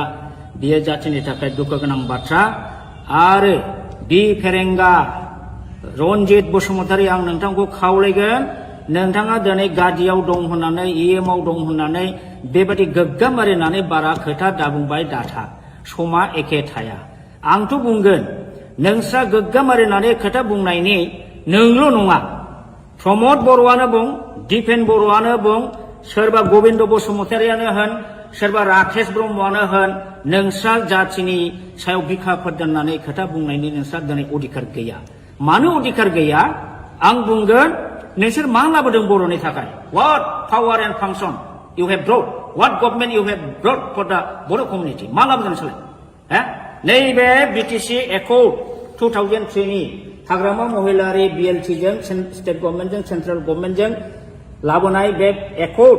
बेवहाय जोंहा रायजोनि बदलै रायजो मोनाखैब्लाबो अलमस्ट मिनि स्टेट रेंकआव जों मोनदोंमोन 40टा डिपार्टमेन्ट जों मोनदोंमोन आरो बे 40टा डिपार्टमेन्टनि एडमिनिस्ट्रेटिभ लेजिस्लेटिभ फाइनान्सियेल पावारखौ मोनदोंमोन नोंथांमोनहा नैबे नोंसिनि बे BTR एकर्डजों मा लाबोदों दिस BTR एकर्ड मिनिंलेस आरो बे बर'नि थाखाय बिराद बर' हारिखौ जोबस्रांग्रा एग्रिमेन्ट बेयो दिनै जोंनि बर' मानसिया कनसियास नङा अनेकानो स्टाडि खालामाखै बे हिसाबैसो बे BTR एकर्डखौ दिनैसिमबो दोनदों आंथ' बुङो आं बादि साब्रैसो ओंखारोबा बे BTR एकर्डखौ आं दिनैबो सावो आङो अलरेडि अनेक सिनियर सिटिजेनजोंबो रायलायबाय नाथाय बिथांमोना साहस होआ नंखायनो आं सावाखै दाबो आङो सावो माने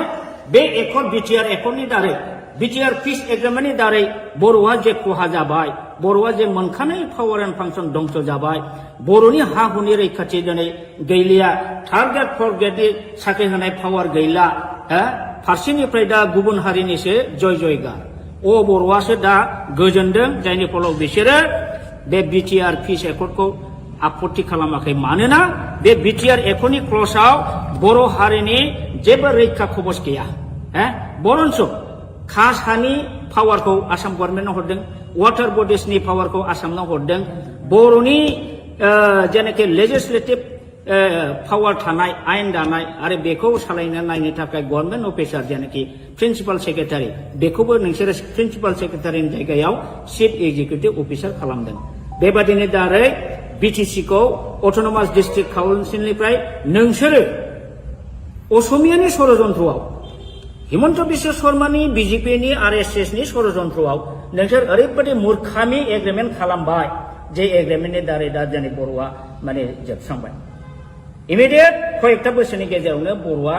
जोबनो थांगासिनो दं दा बे हिसाबै नोंसोरो लाजिनांगौसो दा नोंसोरो गोहो दंब्ला आं सोंगोन दिपेन बर'खौनो सोंगोन बा प्रमद बर'खौ सोंगोन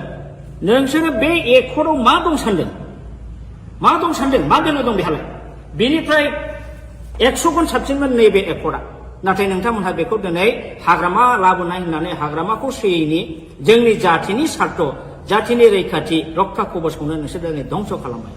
बेनिखायनो आङो बुङो सदै दिनै नोंथांमोनहा बिटिआर एकर्ड खालामनानै जातिखौ जेरैबायदि थगायबाय जेरैबायदि जोबस्रांबाय बे जातिखौ थगायनानै फोजोबस्रांनायनि दायाव सानसे बेलासे नोंसोरो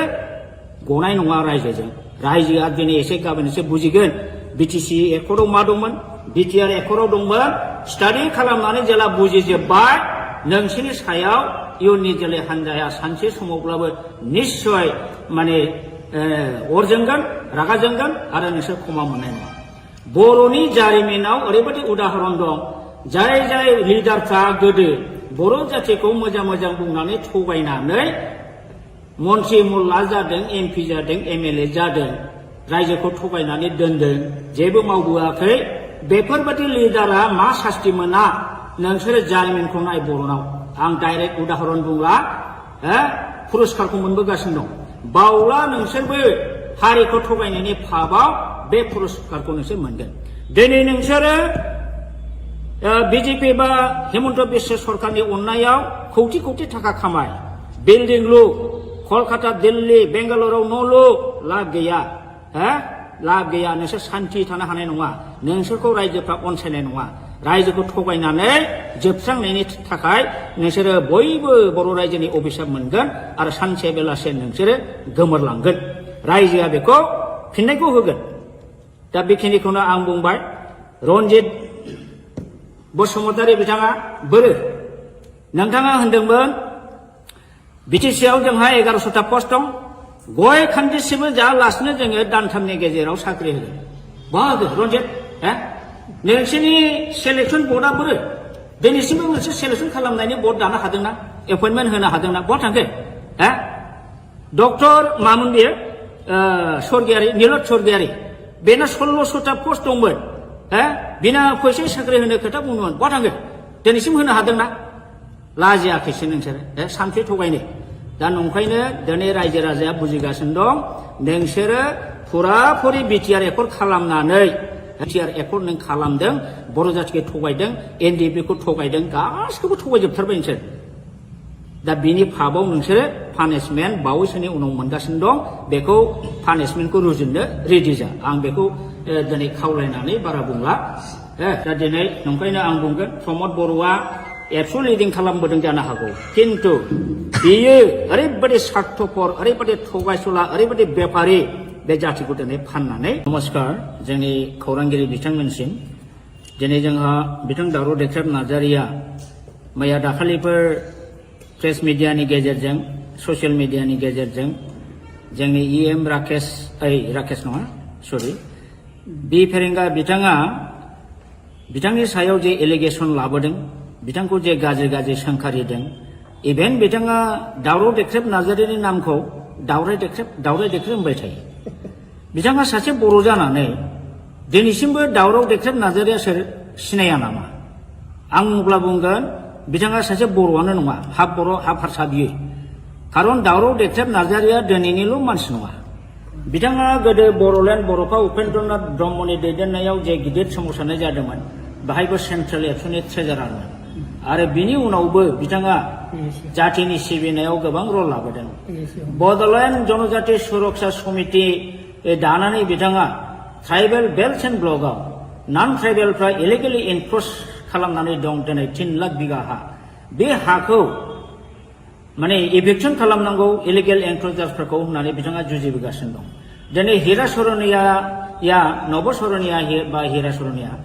इलिगेल सार्टिफिकेट लानानै खननै एमपि जालांबाय बेखौबो बिथाङा चेलेन्ज खालामनानै हाइकर्ट गेलेबोदों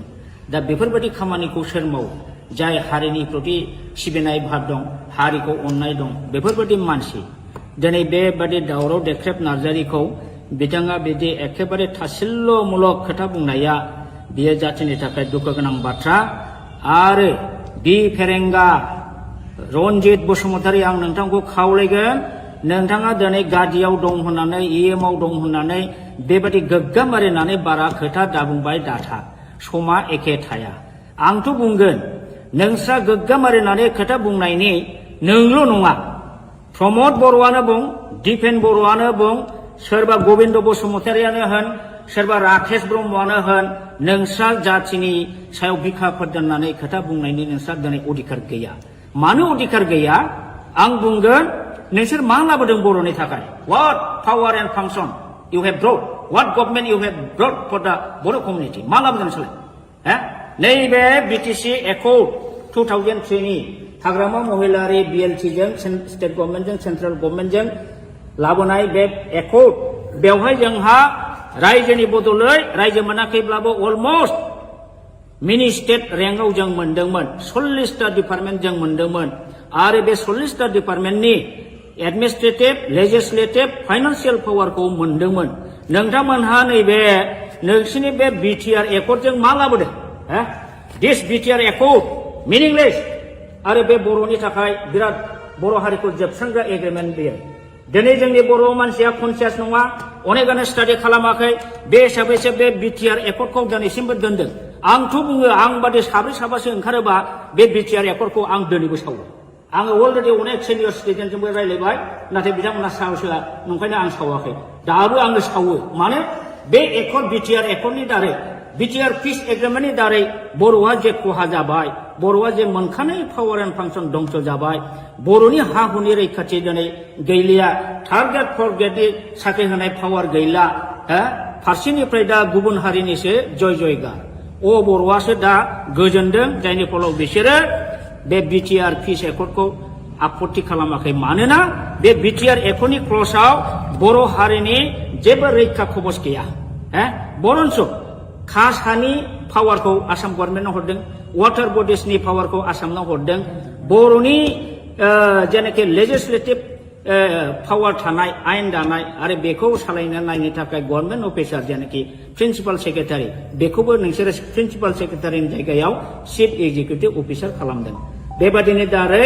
बिटिसिखौ अट'नमास डिस्ट्रिक्ट काउन्सिलनिफ्राय नोंसोरो असमियानि षड़यन्त्रआव हिमन्त बिश्व शर्मानि बिजेपिनि आरएसएसनि षड़यन्त्रआव नोंसोर ओरैबायदि मूर्खामि एग्रिमेन्ट खालामबाय जे एग्रिमेन्टनि दारै दा जोंनि बर'आ माने जोबस्रांबाय इमिडियेट कयेकटा बोसोरनि गेजेरावनो बर'आ जोबनो थांगासिनो दं दा बे हिसाबै नोंसोरो लाजिनांगौसो दा नोंसोरो गोहो दंब्ला आं सोंगोन दिपेन बर'खौनो सोंगोन बा प्रमद बर'खौ सोंगोन नोंसोरो बे एकर्डआव मा दं सानदों मा दोनो दं बेहालाय बेनिफ्राय 100 गुन साबसिनमोन नैबे एकर्डआ नाथाय नोंथांमोनहा बेखौ दिनै हाग्रामा लाबोनाय होननानै हाग्रामाखौ सोयैनि जोंनि जाथिनि सार्थ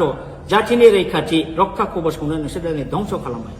बेनिखायनो आङो बुङो सदै दिनै नोंथांमोनहा बिटिआर एकर्ड खालामनानै जातिखौ जेरैबायदि थगायबाय जेरैबायदि जोबस्रांबाय बे जातिखौ थगायनानै फोजोबस्रांनायनि दायआव सानसे बेलासे नोंसोरो गनाय नङा रायजोआ दिनै एसे गाबोन एसे बुजिगोन बिटिसि एकर्डआव मा दंमोन बिटिआर एकर्डआव दंमोन स्टाडि खालामनानै जेला बुजिजोब्बाय नोंसोरनि सायाव इयुननि जोलै हान्जाया सानसे समावब्लाबो निश्चय माने अर जोंगोन रागा जोंगोन आरो नोंसोर क्षमा मोननाय नङा बर'नि जारिमिनाव ओरैबायदि उदाहरन दं जाय लिडारफ्रा गोदो बर' जातिखौ मोजां बुंनानै थगायनानै मन्त्रि मुल्ला जादों एमपि जादों एमएलए जादों रायजोखौ थगायनानै दोनदों जेबो मावबोआखै बेफोरबायदि लिडारा मा सास्ति मोना नोंसोरो जारिमिनखौ नाय बर'नाव आं डाइरेक्ट उदाहरन बुंला पुरस्कारखौ मोनबोगासिनो दं बावला नोंसोरबो हारिखौ थगायनायनि फाबाव बे पुरस्कारखौ नोंसोर मोनगोन दिनै नोंसोरो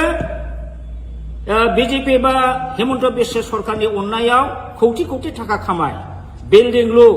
कलकाता दिल्ली बेंगालुरुआव न' लु लाब गैया नोंसोर सान्थि थानो हानाय नङा नोंसोरखौ रायजोफ्रा अनसायनाय नङा रायजोखौ थगायनानै जोबस्रांनायनि थाखाय नोंसोरो बयबो बर' रायजोनि अभिशाप मोनगोन आरो सानसे बेलासे नोंसोरो गोमोरलांगोन रायजोआ बेखौ फिननायखौ होगोन दा बेखिनिखौनो आं बुंबाय रन्जित बसुमतारी बिथाङा बोरो नोंथाङा होनदोंमोन बिटिसिआव जोंहा 1100टा पस्ट दं गय खान्दिसेबो जायालासिनो जोङो दानथामनि गेजेराव साख्रि होगोन बहा होगोन रन्जित नोंसोरनि सेलेक्सन बर्डआ बोरो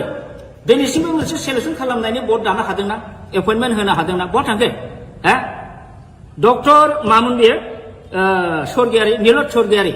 बेना 1600टा पस्ट दंमोन बिना फैसा साख्रि होनो खोथा बुंदोंमोन बहा थांखो दिनैसिम होनो हादोंना लाजियाखैसो नोंसोरो सानसे थगायनो दा नंखायनो दिनै रायजो राजाया बुजिगासिनो दं नोंसोरो फुराफुरि बिटिआर एकर्ड खालामनानै बिटिआर एकर्ड नों खालामदों बर' जाथिखौ थगायदों एनडिएफबि खौ थगायदों गासिखौबो थगायजोबथारबाय नोंसोर दा बिनि फाबाव नोंसोरो पानिशमेन्ट बावैसोनि उनाव मोनगासिनो दं बेखौ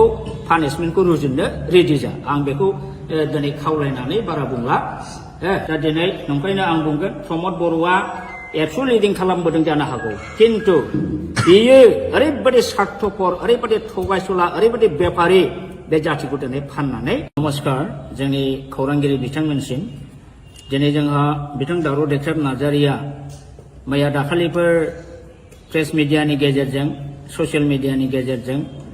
जोंनि इएम राकेश नङा सरि बि फेरेंगा बिथाङा बिथांनि सायाव जे एलिगेसन लाबोदों बिथांखौ जे गाज्रि सोंखारिदों इभेन बिथाङा दावराव देख्रेब नार्जारिनि नामखौ दावराय देख्रेब होनबाय थायो बिथाङा सासे बर' जानानै दिनैसिमबो दावराव देख्रेब नार्जारिया सोर सिनाया नामा आं अब्ला बुंगोन बिथाङा सासे बर'आनो नङा हाफ बर' हाफ हारसा बियो खारन दावराव देख्रेब नार्जारिया दिनैनिल' मानसि नङा बिथाङा गोदो बर'लेण्ड बर'फा उपेन्द्रनाथ ब्रह्मनि दैदेननायाव जे गिदिर सोमावसारनाय जादोंमोन बाहायबो सेन्ट्रेल एबसुनि ट्रेजारारमोन आरो बिनि उनावबो बिथाङा जातिनि सिबिनायाव गोबां रल लाबोदों बड'लेण्ड जनजाति सुरक्षा समिति दानानै बिथाङा ट्राइबेल बेल्ट एन्ड ब्लकआव नन ट्राइबेलफ्रा इलिगेलि एनक्रच खालामनानै दं दिनै 3 लाख बिगा हा बे हाखौ माने इभिक्सन खालामनांगौ इलिगेल एनक्रचार्सफोरखौ होननानै बिथाङा जुजिबोगासिनो दं दिनै हिरा सरनिया नब सरनिया बा हिरा सरनिया इलिगेल सार्टिफिकेट लानानै खननै एमपि जालांबाय बेखौबो बिथाङा चेलेन्ज खालामनानै हाइकर्ट गेलेबोदों दा बेफोरबायदि खामानिखौ सोर मावो जाय हारिनि प्रति सिबिनाय भाब दं हारिखौ अननाय दं बेफोरबायदि मानसि दिनै बेबादि दावराव देख्रेब नार्जारिखौ बिथाङा बिदि एखेबारे थासिल्यमूलक खोथा बुंनाया बियो जातिनि थाखाय दुखु गोनां बाथ्रा आरो बि फेरेंगा रनजित बसुमतारी आं नोंथांखौ खावलायगोन नोंथाङा दिनै गादियाव दं होननानै इएमआव दं होननानै बेबायदि गोग्गाम मारिनानै बारा खोथा दाबुंबाय दाथा समा एखे थाया आंथ' बुंगोन नोंस्रा गोग्गाम मारिनानै खोथा बुंनायनि नोंल' नङा प्रमद बर'आनो बुं दिपेन बर'आनो बुं सोरबा गबिन्द बसुमतारियानो होन सोरबा राकेश ब्रह्मआनो होन नोंस्रा जातिनि सायाव बिखाफोर दोननानै खोथा बुंनायनि नोंस्रा दिनै अधिकार गैया मानो अधिकार गैया आं बुंगोन नोंसोर मा लाबोदों बर'नि थाखाय what power and function you have brought what government you have brought for the Bodo' community मा लाबोदों नोंसोरलाय नैबे बिटिसि एकर्ड 2003 नि हाग्रामा महिलारि बिएलटिजों स्टेट गभर्नमेन्टजों सेन्ट्रेल गभर्नमेन्टजों लाबोनाय बे एकर्ड बेवहाय जोंहा रायजोनि बदलै रायजो मोनाखैब्लाबो अलमस्ट मिनि स्टेट रेंकआव जों मोनदोंमोन 40टा डिपार्टमेन्ट जों मोनदोंमोन आरो बे 40टा डिपार्टमेन्टनि एडमिनिस्ट्रेटिभ लेजिस्लेटिभ फाइनान्सियेल पावारखौ मोनदोंमोन नोंथांमोनहा नैबे नोंसिनि बे बिटिआर एकर्डजों मा लाबोदों दिस बिटिआर एकर्ड मिनिंलेस आरो बे बर'नि थाखाय बिराद बर' हारिखौ जोबस्रांग्रा एग्रिमेन्ट बेयो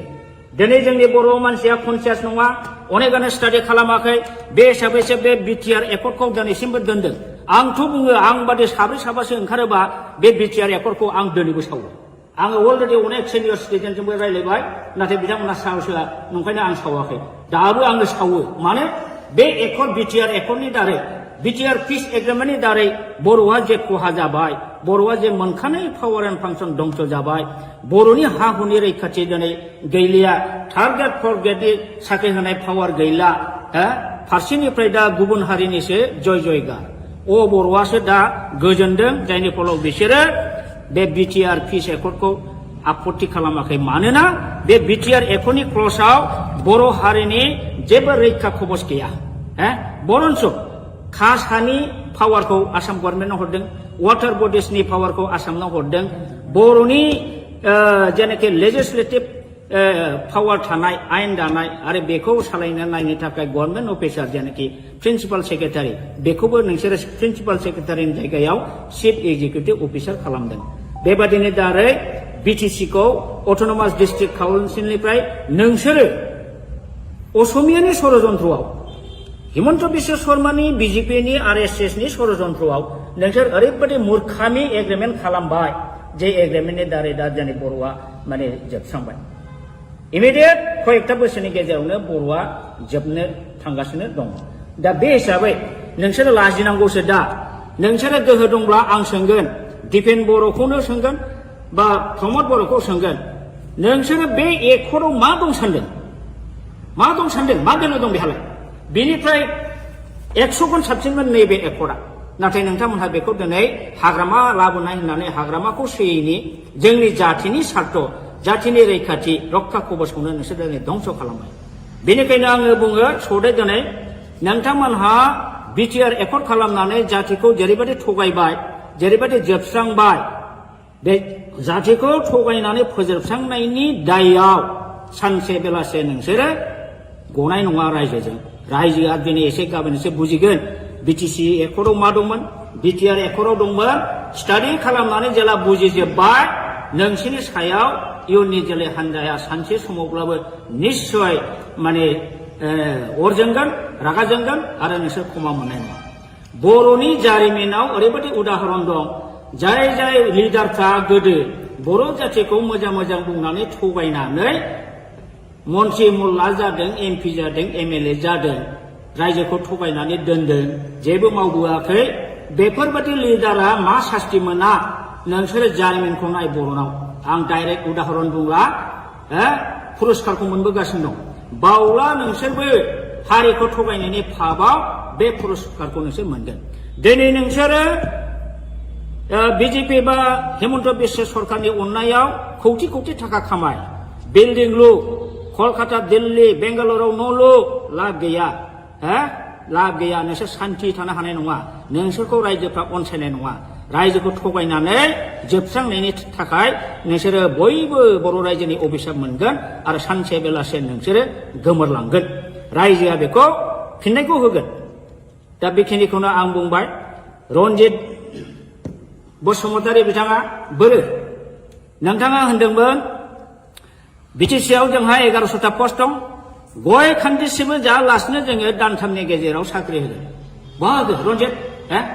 नोंसोरनि सेलेक्सन बर्डआ बोरो दिनैसिमबो मोनसे सेलेक्सन खालामनायनि बर्ड दानो हादोंना एपइन्टमेन्ट होनो हादोंना बहा थांखो डक्टर मामोन बेयो स्वर्गियारि नीलत स्वर्गियारि बेना 1600टा पस्ट दंमोन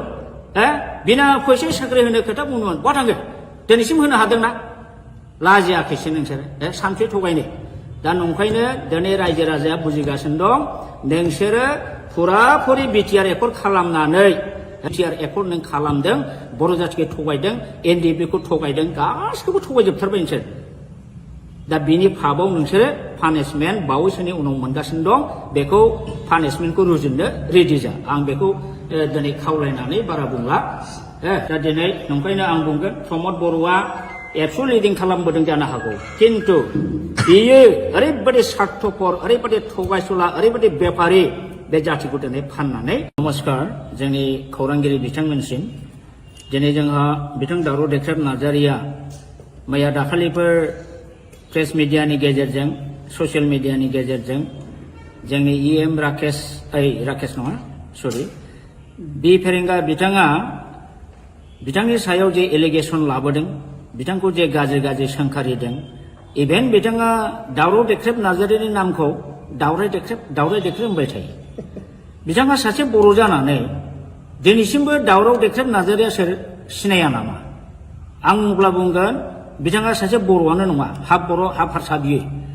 खारन दावराव देख्रेब नार्जारिया दिनैनिल' मानसि नङा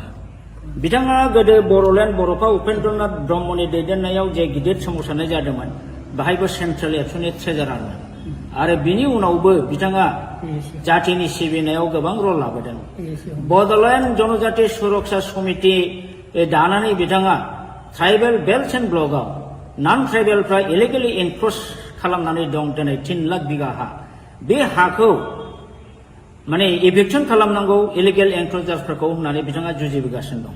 दिनै हिरा सरनिया नब सरनिया बा हिरा सरनिया इलिगेल सार्टिफिकेट लानानै खननै एमपि जालांबाय बेखौबो बिथाङा चेलेन्ज खालामनानै हाइकर्ट गेलेबोदों दा बेफोरबायदि खामानिखौ सोर मावो जाय हारिनि प्रति सिबिनाय भाब दं हारिखौ अननाय दं बेफोरबायदि मानसि दिनै बेबादि दावराव देख्रेब नार्जारिखौ बिथाङा बिदि एखेबारे थासिल्ल'मूलक खोथा बुंनाया बियो जाथिनि थाखाय दुखु गोनां बाथ्रा। आरो बि फेरेंगा रनजित बसुमतारी आं नोंथांखौ खावलायगोन, नोंथाङा दिनै गादियाव दं होननानै इएमआव दं होननानै बेबादि गोग्गा मारिनानै बारा खोथा दाबुंबाय दाथा, समा एखे थाया। आंथ' बुंगोन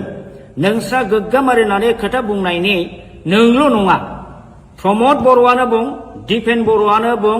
सोरबा गबिन्द बसुमतारियानो होन, सोरबा राकेश ब्रह्मआनो होन, नोंस्रा जाथिनि सायाव बिखाफोर दोननानै खोथा बुंनायनि नोंस्रा दिनै अधिकार गैया।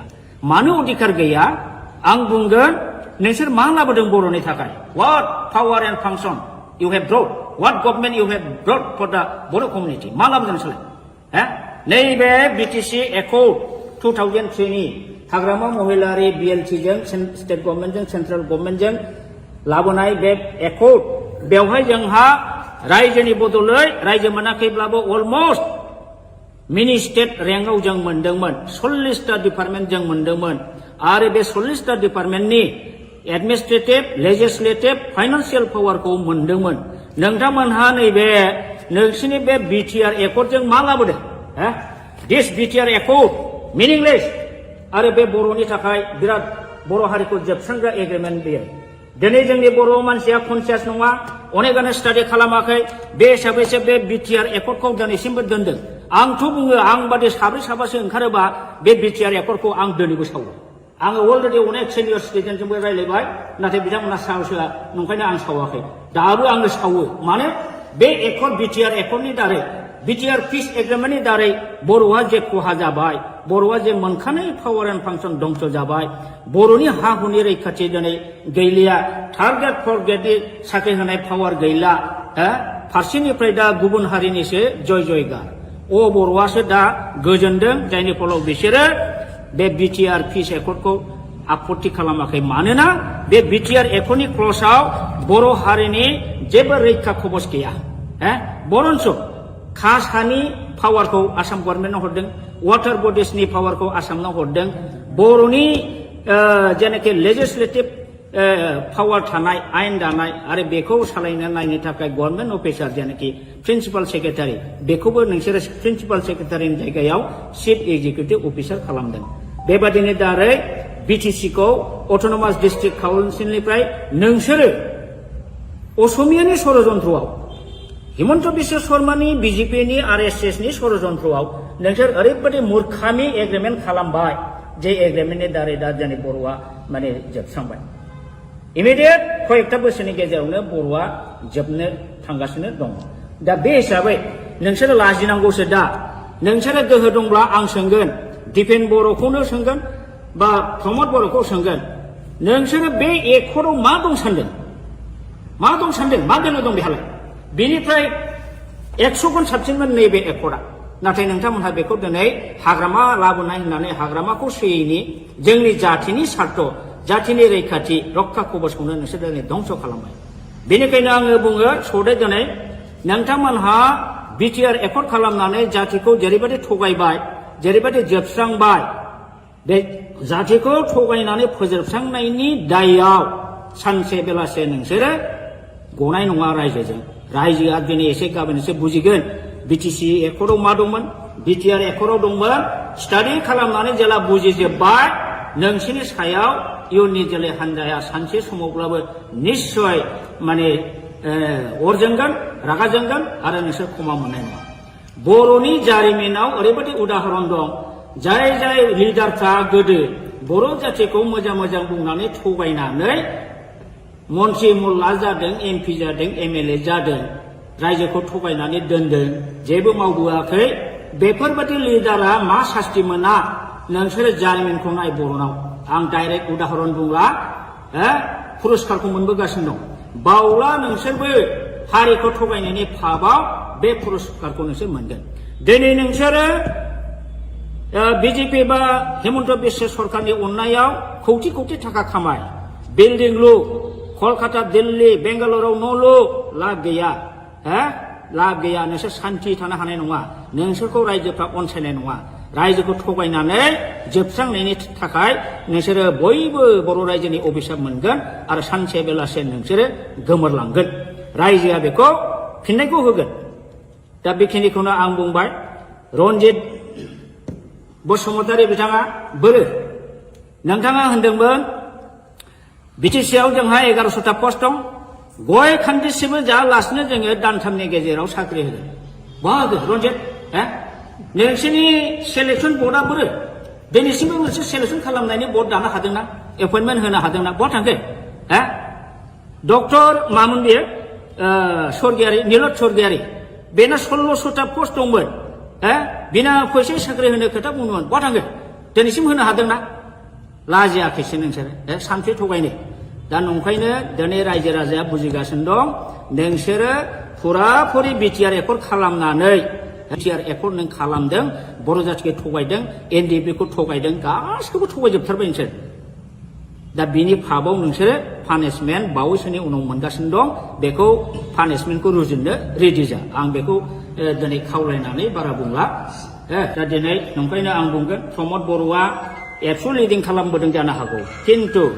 बियो ओरैबायदि स्वार्थपर ओरैबायदि थगायसुला ओरैबायदि बेपारि बे जातिखौ दिनै फाननानै नमस्कार जोंनि खौरांगिरि बिथांमोनसिम दिनै जोंहा बिथां दावराव देख्रेब नार्जारिया मैया दाखालिफोर प्रेस मिडियानि गेजेरजों ससियेल मिडियानि गेजेरजों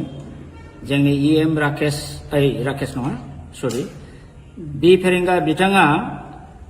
बिथांनि सायाव जे एलिगेसन लाबोदों बिथांखौ जे गाज्रि गाज्रि सोंखारिदों इभेन बिथाङा दावराव देख्रेब नार्जारिनि नामखौ दावराय देख्रेब होनबाय थायो बिथाङा सासे बर' जानानै दिनैसिमबो दावराव देख्रेब नार्जारिया सोर सिनाया नामा आं अब्ला बुंगोन बिथाङा सासे बर'आनो नङा हाफ बर' हाफ हारसा बियो खारन दावराव देख्रेब नार्जारिया दिनैनिल' मानसि नङा बिथाङा गोदो बर'लेण्ड बर'फा उपेन्द्रनाथ ब्रह्मनि दैदेननायाव जे गिदिर सोमावसारनाय जादोंमोन बाहायबो सेन्ट्रेल एबसुनि ट्रेजारारमोन आरो बिनि उनावबो बिथाङा जातिनि सिबिनायाव गोबां रल लाबोदों बड'लेण्ड जनजाति सुरक्षा समिति दानानै बिथाङा ट्राइबेल बेल्ट एन्ड ब्लकआव नन ट्राइबेलफ्रा इलिगेलि एनक्रच खालामनानै दं दिनै 3 लाख बिगा हा बे हाखौ माने इभिक्सन खालामनांगौ इलिगेल एनक्रचार्सफोरखौ होननानै बिथाङा जुजिबोगासिनो दं दिनै हिरा सरनिया नब सरनिया बा हिरा सरनिया इलिगेल सार्टिफिकेट लानानै खननै एमपि जालांबाय बेखौबो बिथाङा चेलेन्ज खालामनानै हाइकर्ट गेलेबोदों दा बेफोरबायदि खामानिखौ सोर मावो जाय हारिनि प्रति सिबिनाय भाब दं हारिखौ अननाय दं बेफोरबायदि मानसि दिनै बेबादि दावराव देख्रेब नार्जारिखौ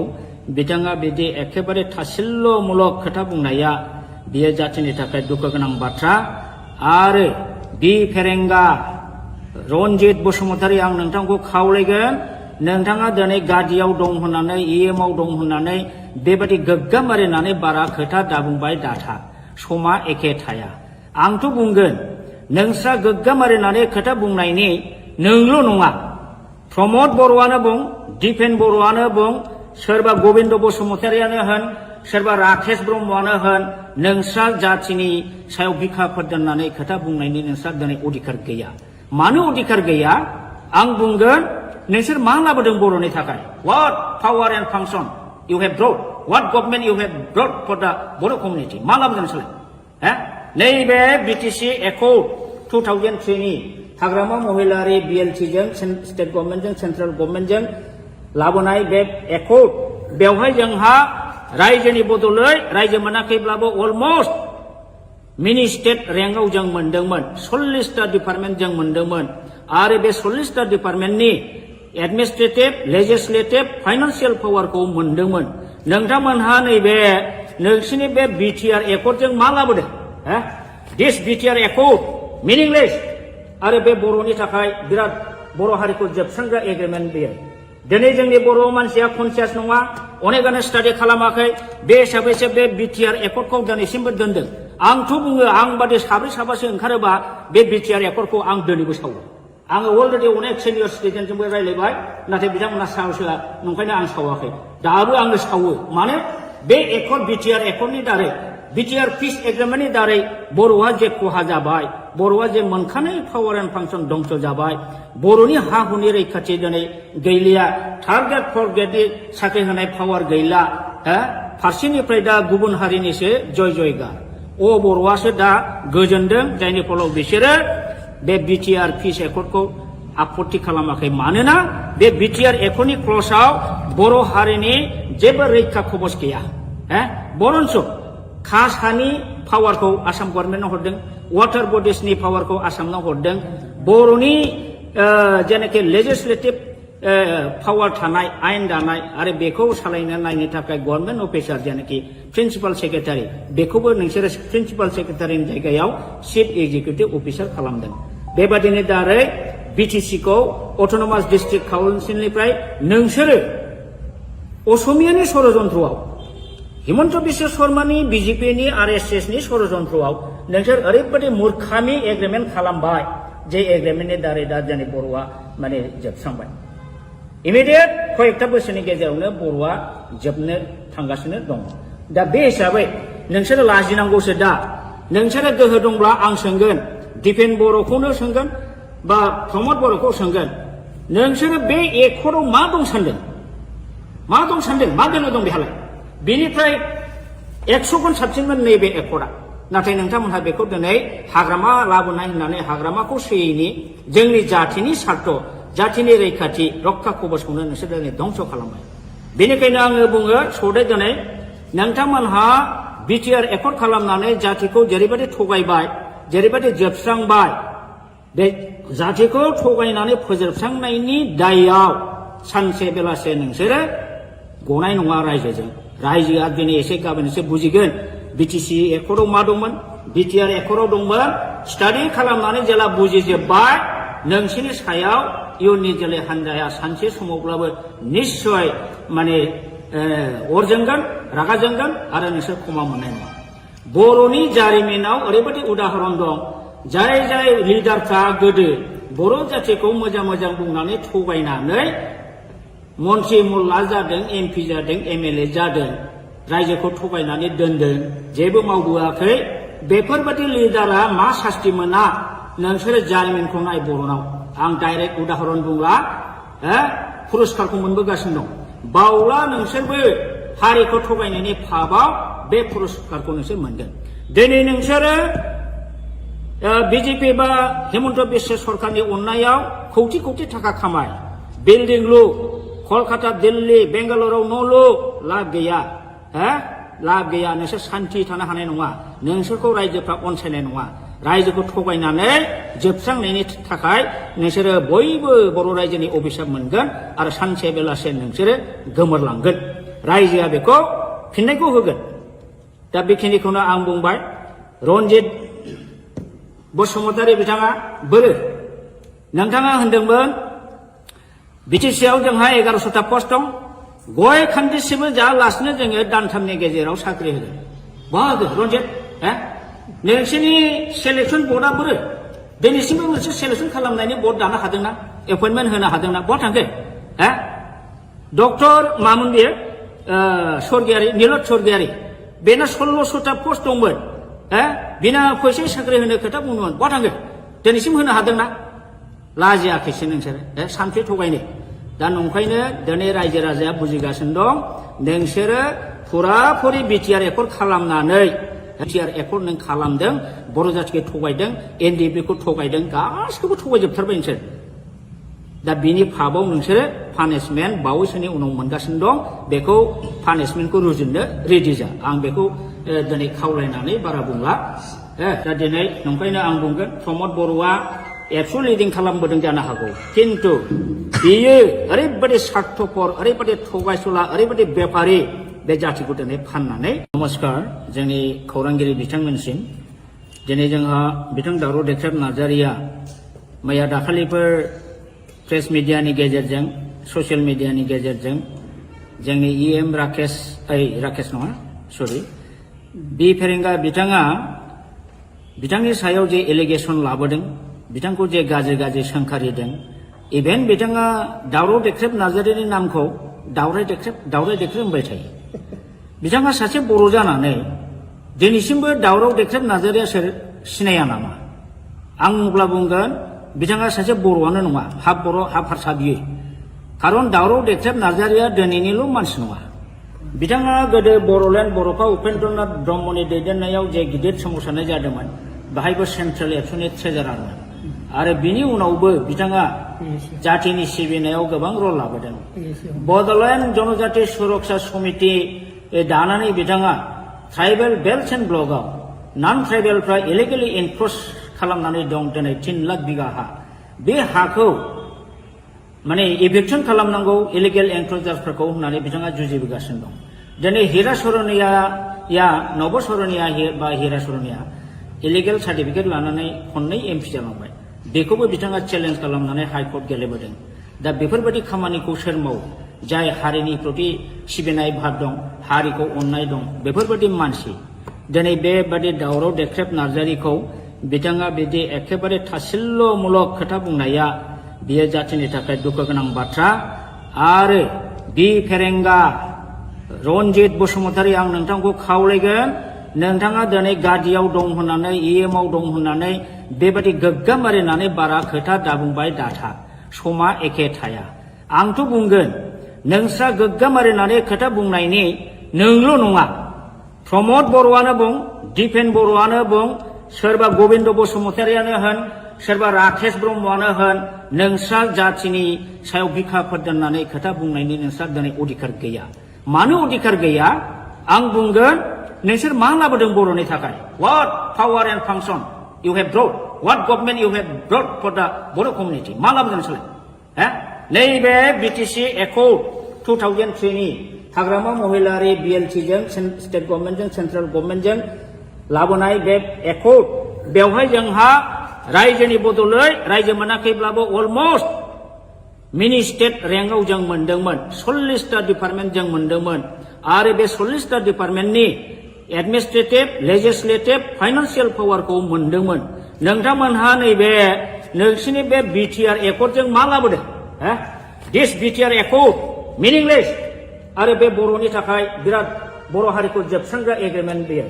दिनै जोंनि बर' मानसिया कनसियास नङा अनेकानो स्टाडि खालामाखै बे हिसाबैसो बे बिटिआर एकर्डखौ दिनैसिमबो दोनदों आंथ' बुङो आं बादि साब्रै साबासो ओंखारोबा बे बिटिआर एकर्डखौ आं दिनैबो सावो आङो अलरेडि अनेक सिनियर सिटिजेनजोंबो रायज्लायबाय नाथाय बिथांमोना साहसआ नंखायनो आं सावाखै दाबो आङो सावो मानो बे एकर्ड बिटिआर एकर्डनि दारै बिटिआर पिस एग्रिमेन्टनि दारै बर'आ जे खहा जाबाय बर'आ जे मोनखानाय पावार एन्ड फांसन दंस जाबाय बर'नि हा हुनि रैखाथि दिनै गैलिया थार्ड ग्रेड फर्थ ग्रेडनि साख्रि होनाय पावार गैला फारसेनिफ्राय दा गुबुन हारिनिसो जय जयगार बर'आसो दा गोजोनदों जायनि फलाव बिसोरो बे बिटिआर पिस एकर्डखौ आपत्ति खालामाखै मानोना बे बिटिआर एकर्डनि क्लजआव बर' हारिनि जेबो रैखा कवच गैया बरन्स कासानि पावारखौ आसाम गभर्नमेन्टआव हरदों वाटार बडिसनि पावारखौ आसामनाव हरदों बर'नि जेनाखि लेजिस्लेटिभ पावार थानाय आयेन दानाय आरो बेखौ सालायनो नायनो थाखाय गभर्नमेन्ट अफिसार जेनाखि प्रिन्सिपाल सेक्रेटारि बेखौबो नोंसोरो प्रिन्सिपाल सेक्रेटारिनि जायगायाव चिफ एक्जिकिउटिभ अफिसार खालामदों बेबादिनो दारै बिटिसिखौ अट'नमास डिस्ट्रिक्ट काउन्सिलनिफ्राय नोंसोरो असमियानि षड़यन्त्रआव हिमन्त बिश्व शर्मानि बिजेपिनि आरएसएसनि षड़यन्त्रआव नोंसोर ओरैबायदि मूर्खामि एग्रिमेन्ट खालामबाय जे एग्रिमेन्टनि दारै दा दिनै बर'आ माने जोबस्रांबाय इमिडियेट कयेकटा बोसोरनि गेजेरावनो बर'आ जोबनो थांगासिनो दङ दा बे हिसाबै नोंसोरो लाजिनांगौसो दा नोंसोरो गोहो दंब्ला आं सोंगोन दिपेन बर'खौनो सोंगोन बा प्रमद बर'खौ सोंगोन नोंसोरो बे एकर्डआव मा दं सानदों मा दोननो दं बेहालाय बेनिफ्राय 100 गुन साबसिनमोन नैबे एकर्डआ नाथाय नोंथांमोनहा बेखौ दिनै हाग्रामा लाबोनाय होननानै हाग्रामाखौ सोयैनि जोंनि जातिनि सार्थ जातिनि रैखाथि रक्षा कवचखौनो नोंसोर दिनै धंस खालामबाय बेनिखायनो आङो बुङो सदै दिनै नोंथांमोनहा बिटिआर एकर्ड खालामनानै जातिखौ जेरैबायदि थगायबाय जेरैबायदि जोबस्रांबाय बे जातिखौ थगायनानै फोजोबस्रांनायनि दायआव सानसे बेलासे नोंसोरो गनाय नङा रायजोआ दिनै एसे गाबोन एसे बुजिगोन बिटिसि एकर्डआव मा दंमोन बिटिआर एकर्डआव दंमोन स्टाडि खालामनानै जेला बुजिजोब्बाय नोंसिनि सायाव इयुननि जोलै हान्जाया सानसे समावब्लाबो निश्चय माने अर जोंगोन रागा जोंगोन आरो नोंसोर क्षमा मोननाय नङा बर'नि जारिमिनाव ओरैबायदि उदाहरन दं जाय जाय लिडारफ्रा गोदो बर' जातिखौ मोजां मोजां बुंनानै थगायनानै मन्त्रि मुल्ला जादों एमपि जादों एमएलए जादों रायजोखौ थगायनानै दोनदों जेबो मावबोआखै बेफोरबायदि लिडारा मा सास्ति मोना नोंसोरो जारिमिनखौ नाय बर'नाव आं डाइरेक्ट उदाहरन बुंला पुरस्कारखौ मोनबोगासिनो दं बावला नोंसोरबो हारिखौ थगायनायनि फाबाव बे पुरस्कारखौ नोंसोर मोनगोन दिनै नोंसोरो बिजेपि बा हेमन्त बिश्व सरकारनि अननायाव कौटि कौटि थाखा खामाय बिल्डिं लु कलकाता दिल्ली बेंगालुरुआव न' लु लाब गैया लाब गैया नोंसोर सान्थि थानो हानाय नङा नोंसोरखौ रायजोफ्रा अनसायनाय नङा रायजोखौ थगायनानै जोबस्रांनायनि थाखाय नोंसोरो बयबो बर' रायजोनि अभिशाप मोनगोन आरो सानसे बेलासे नोंसोरो गोमोरलांगोन रायजोआ बेखौ फिननायखौ होगोन दा बेखिनिखौनो आं बुंबाय रन्जित बसुमतारी बिथाङा बोरो नोंथाङा होनदोंमोन बिटिसिआव जोंहा 1100टा पस्ट दं गय खान्दिसेबो जायालासिनो जोङो दानथामनि गेजेराव साख्रि होगोन बहा होगोन रन्जित नोंसोरनि सेलेक्सन बर्डआ बोरो दिनैसिमबो मोनसे सेलेक्सन खालामनायनि बर्ड दानो हादोंना एपइन्टमेन्ट होनो हादोंना बहा थांखो डक्टर मामोन बेयो स्वर्गियारि नीलत स्वर्गियारि बेना 1600टा पस्ट दंमोन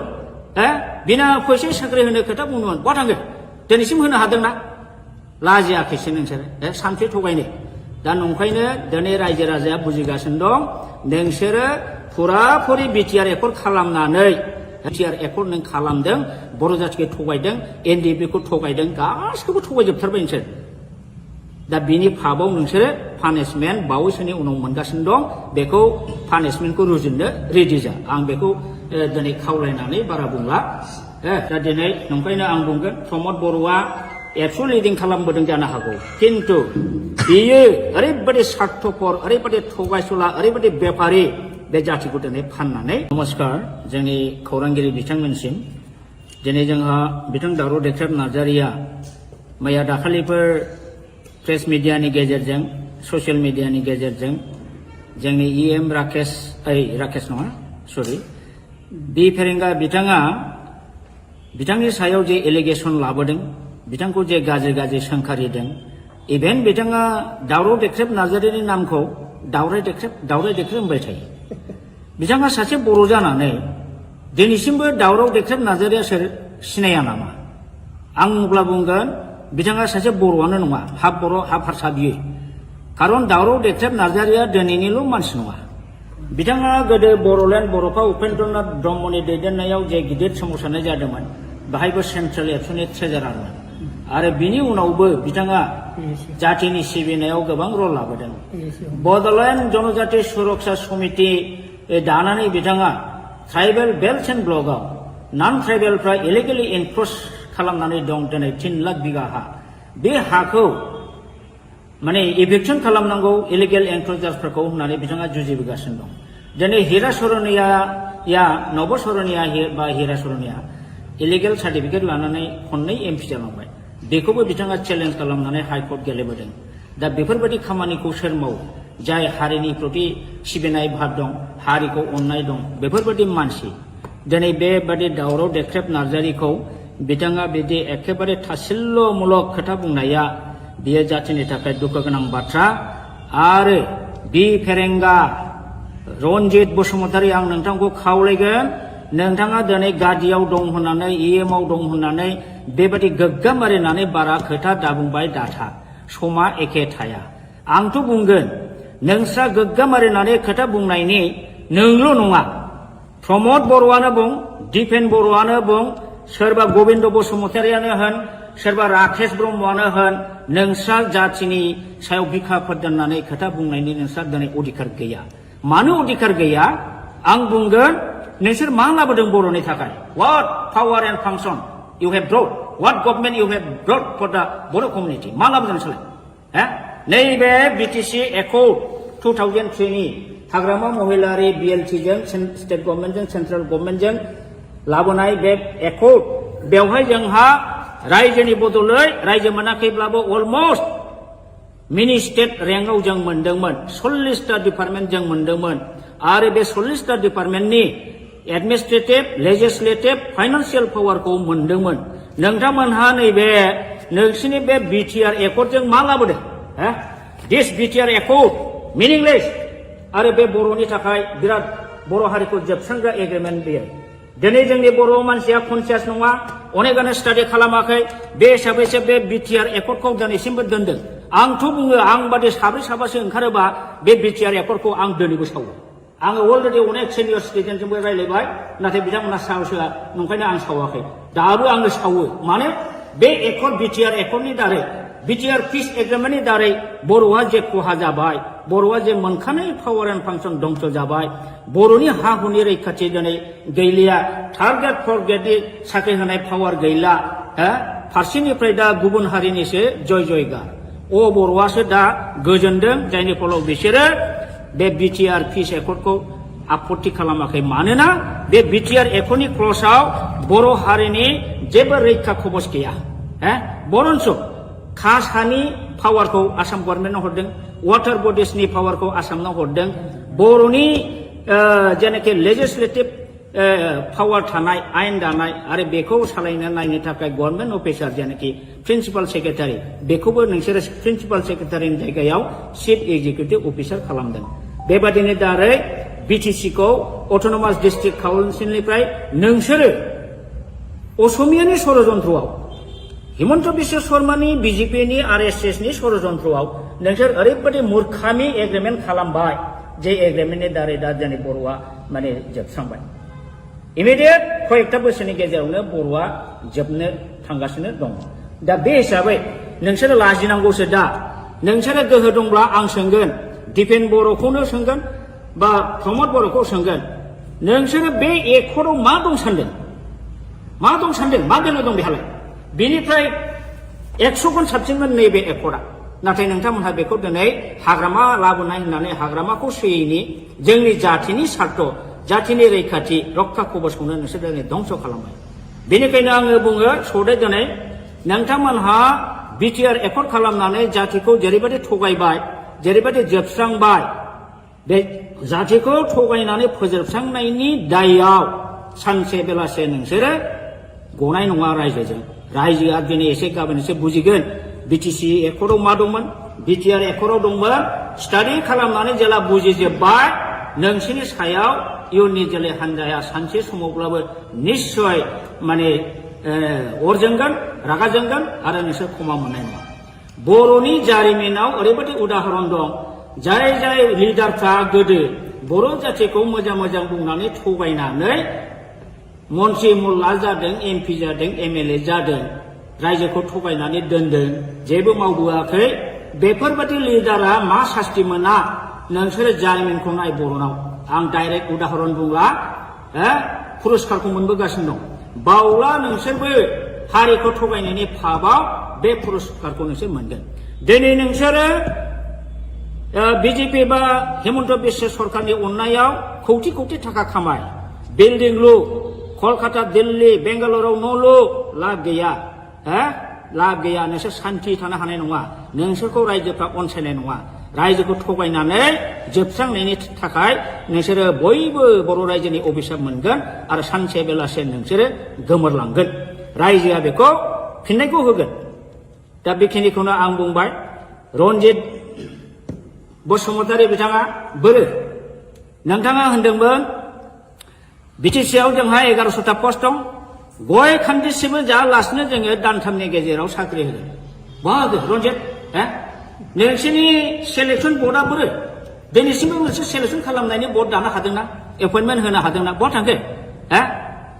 डक्टर मामोन बेयो स्वर्गियारि नीलद स्वर्गियारि बेना 1600टा पस्ट दंमोन बिना फैसा साख्रि होनो खोथा बुंदोंमोन बहा थांखो दिनैसिम होनो हादोंना लाजियाखैसो नोंसोरो सानसे थगायनो दा नंखायनो दिनै रायजो राजाया बुजिगासिनो दं नोंसोरो फुराफुरि बिटिआर एकर्ड खालामनानै बिटिआर एकर्ड नों खालामदों बर' जातिखौ थगायदों एनडिएफबिखौ थगायदों गासिखौबो थगायजोबथारबाय नोंसोर दा बिनि फाबाव नोंसोरो पानिशमेन्ट बावैसोनि उनाव मोनगासिनो दं बेखौ पानिशमेन्टखौ रुजुननो रेडि जा आं बेखौ दिनै खावलायनानै बारा बुंला दा दिनै नंखायनो आं बुंगोन प्रमद बर'आ एबसु लिडिं खालामबोदों जानो हागौ किन्तु बियो ओरैबायदि सार्थपर ओरैबायदि थगायसुला ओरैबायदि बेफारि बे जातिखौ दिनै फाननानै नमस्कार जोंनि खौरांगिरि बिथांमोनसिम दिनै जोंहा बिथां दावराव देख्रेब नार्जारिया मैया दाखालिफोर प्रेस मिडियानि गेजेरजों ससियेल मिडियानि गेजेरजों जोंनि EM राकेश नङा सरि बि फेरेंगा बिथाङा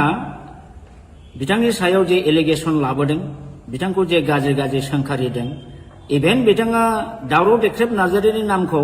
दावराय देख्रेब होनबाय थायो बिथाङा सासे बर' जानानै दिनैसिमबो दावराव देख्रेब नार्जारिया सोर सिनाया नामा आं अब्ला बुंगोन बिथाङा सासे बर'आनो नङा हाफ बर' हाफ हारसा बियो खारन दावराव देख्रेब नार्जारिया दिनैनिल' मानसि नङा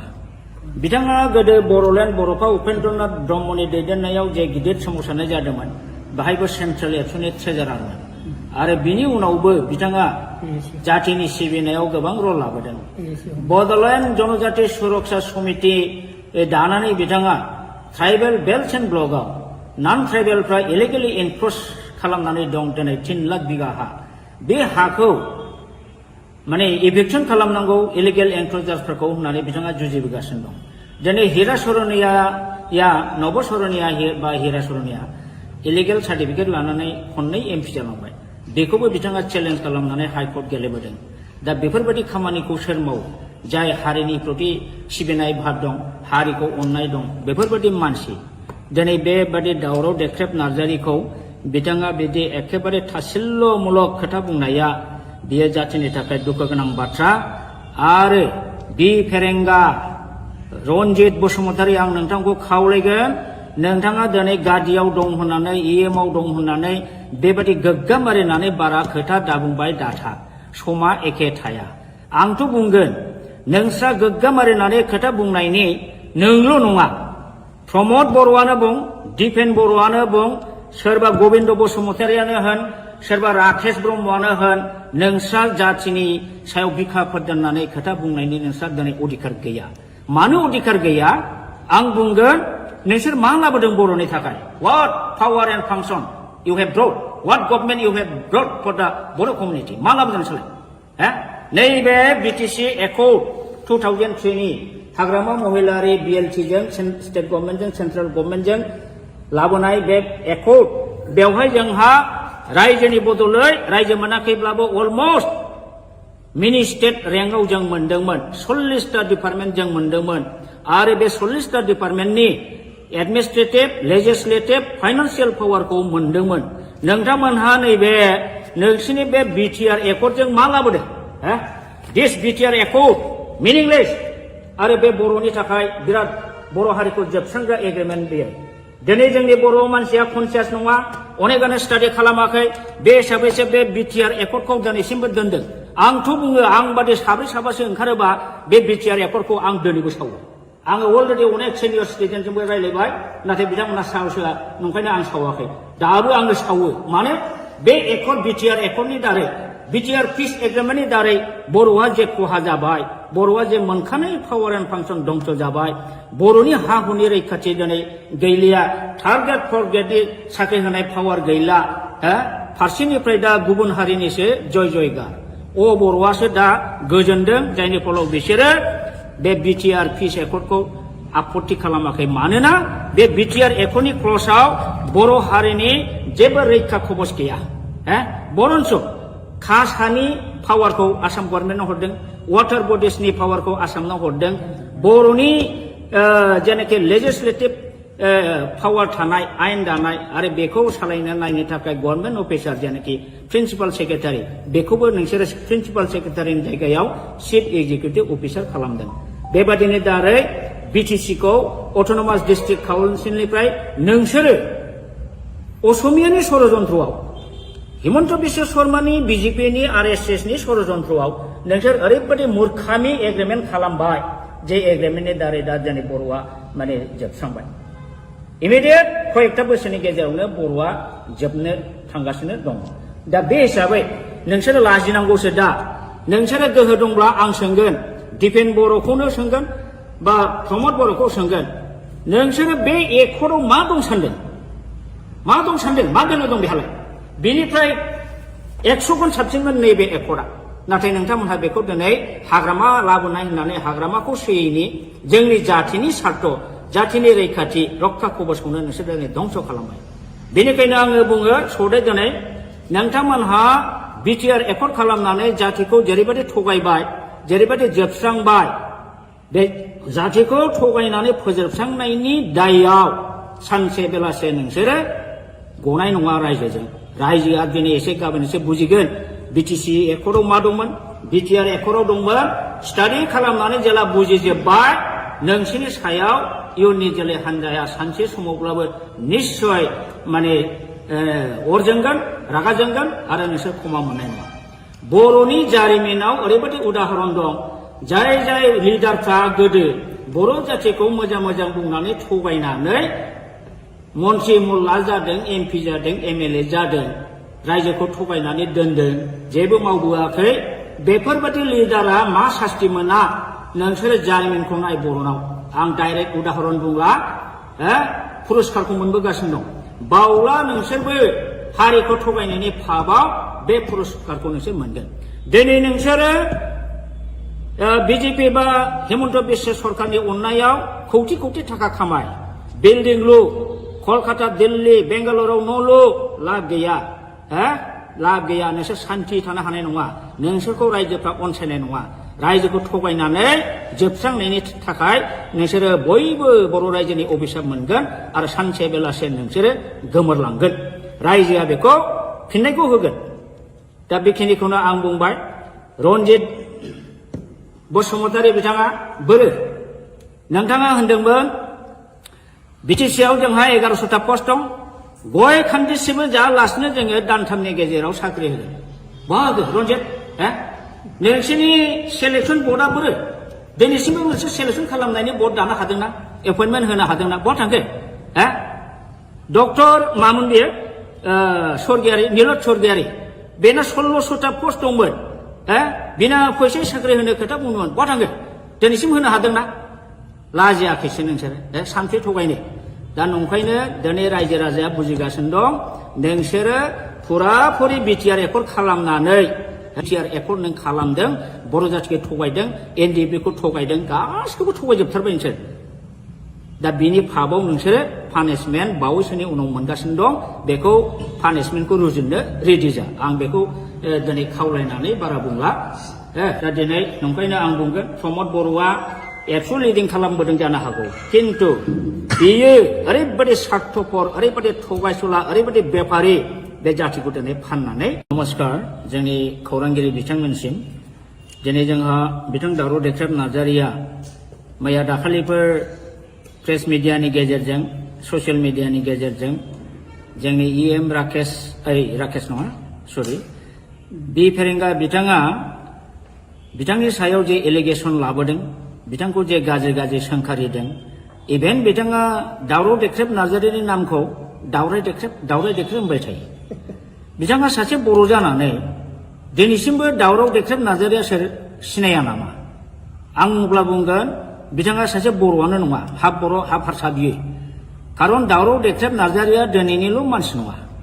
बिथाङा गोदो बर'लेण्ड बर'फा उपेन्द्रनाथ ब्रह्मनि दैदेननायाव जे गिदिर सोमावसारनाय जादोंमोन बाहायबो सेन्ट्रेल एबसुनि ट्रेजारारमोन आरो बिनि उनावबो बिथाङा जातिनि सिबिनायाव गोबां रल लाबोदों बड'लेण्ड जनजाति सुरक्षा समिति दानानै बिथाङा ट्राइबेल बेल्ट एन्ड ब्लकआव नन ट्राइबेलफ्रा इलिगेलि एनक्रच खालामनानै दं दिनै 3 लाख बिगा हा बे हाखौ माने इभिक्सन खालामनांगौ इलिगेल एनक्रचार्सफोरखौ होननानै बिथाङा जुजिबोगासिनो दं दिनै हिरा सरनिया नब सरनिया बा हिरा सरनिया इलिगेल सार्टिफिकेट लानानै खननै एमपि जालांबाय बेखौबो बिथाङा चेलेन्ज खालामनानै हाइकर्ट गेलेबोदों दा बेफोरबायदि खामानिखौ सोर मावो जाय हारिनि प्रति सिबिनाय भाब दं हारिखौ अननाय दं बेफोरबायदि मानसि दिनै बेबादि दावराव देख्रेब नार्जारिखौ बिथाङा बिदि एखेबारे थासिल्यमूलक खोथा बुंनाया बियो जातिनि थाखाय दुखु गोनां बाथ्रा आरो बि फेरेंगा रन्जित बसुमतारी आं नोंथांखौ खावलायगोन नोंथाङा दिनै गादियाव दं होननानै इएमआव दं होननानै बेबायदि गोग्गाम मारिनानै बारा खोथा दाबुंबाय दाथा समा एखे थाया आंथ' बुंगोन नोंस्रा गोग्गामारिनानै खोथा बुंनायनि नोंल' नङा प्रमद बर'आनो बुं दिपेन बर'आनो बुं सोरबा गबिन्द बसुमतारियानो होन सोरबा राकेश ब्रह्मआनो होन नोंस्रा जाथिनि सायाव बिखा फोरदाननानै खोथा बुंनायनि नोंस्रा दिनै अधिकार गैया मानो अधिकार गैया आं बुंगोन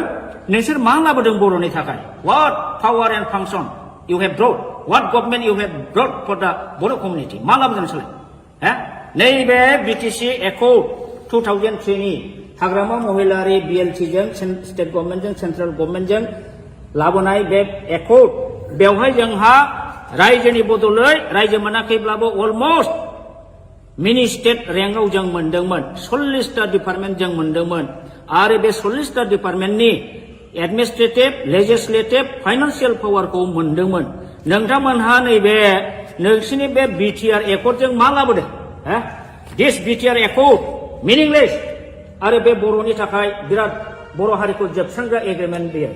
दिनै जोंनि बर' मानसिया कनसियास नङा अनेकानो स्टाडि खालामाखै बे हिसाबैसो बे बिटिआर एकर्डखौ दिनैसिमबो दोनदों आंथ' बुङो आं बादि साब्रै साबासो ओंखारोबा बे बिटिआर एकर्डखौ आं दिनैबो सावो आङो अलरेडि अनेक सिनियर सिटिजेनजोंबो रायलायबाय नाथाय बिथांमोना साहसआ नंखायनो आं सावाखै दाबो आङो सावो मानो बे एकर्ड बिटिआर एकर्डनि दारै बिटिआर पिस एग्रिमेन्टनि दारै बर'आ जे खहा जाबाय बर'आ जे मोनखानाय पावार एन्ड फांसन दंस जाबाय बर'नि हा हुनि रैखाथि दिनै गैलिया थार्ड ग्रेड फर्थ ग्रेडनि साख्रि होनाय पावार गैला फारसेनिफ्राय दा गुबुन हारिनिसो जय जयगार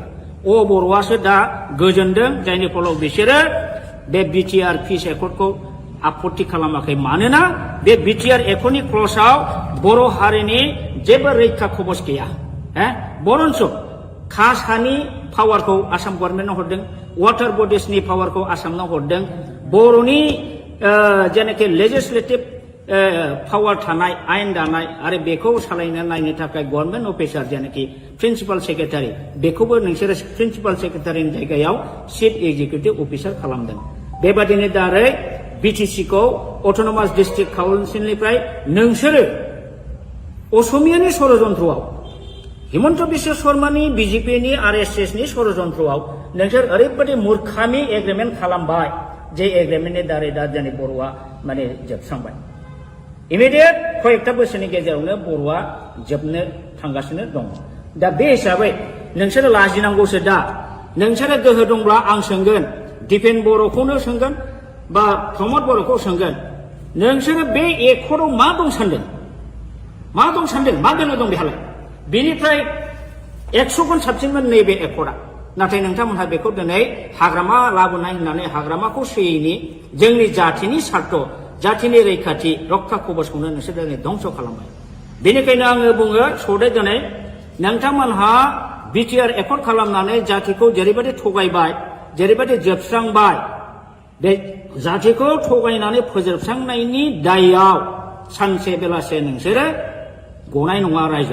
रायजोआ दिनै एसे गाबोन एसे बुजिगोन बिटिसि एकर्डआव मा दंमोन बिटिआर एकर्डआव दंमोन स्टाडि खालामनानै जेला बुजिजोब्बाय नोंसिनि सायाव इयुननि जोलै हान्जाया सानसे समावब्लाबो निश्चय माने अर जोंगोन रागा जोंगोन आरो नोंसोर क्षमा मोननाय नङा बर'नि जारिमिनाव ओरैबायदि उदाहरन दं जाय लिडारफ्रा गोदो बर' जातिखौ मोजां बुंनानै थगायनानै मन्त्रि मुल्ला जादों एमपि जादों एमएलए जादों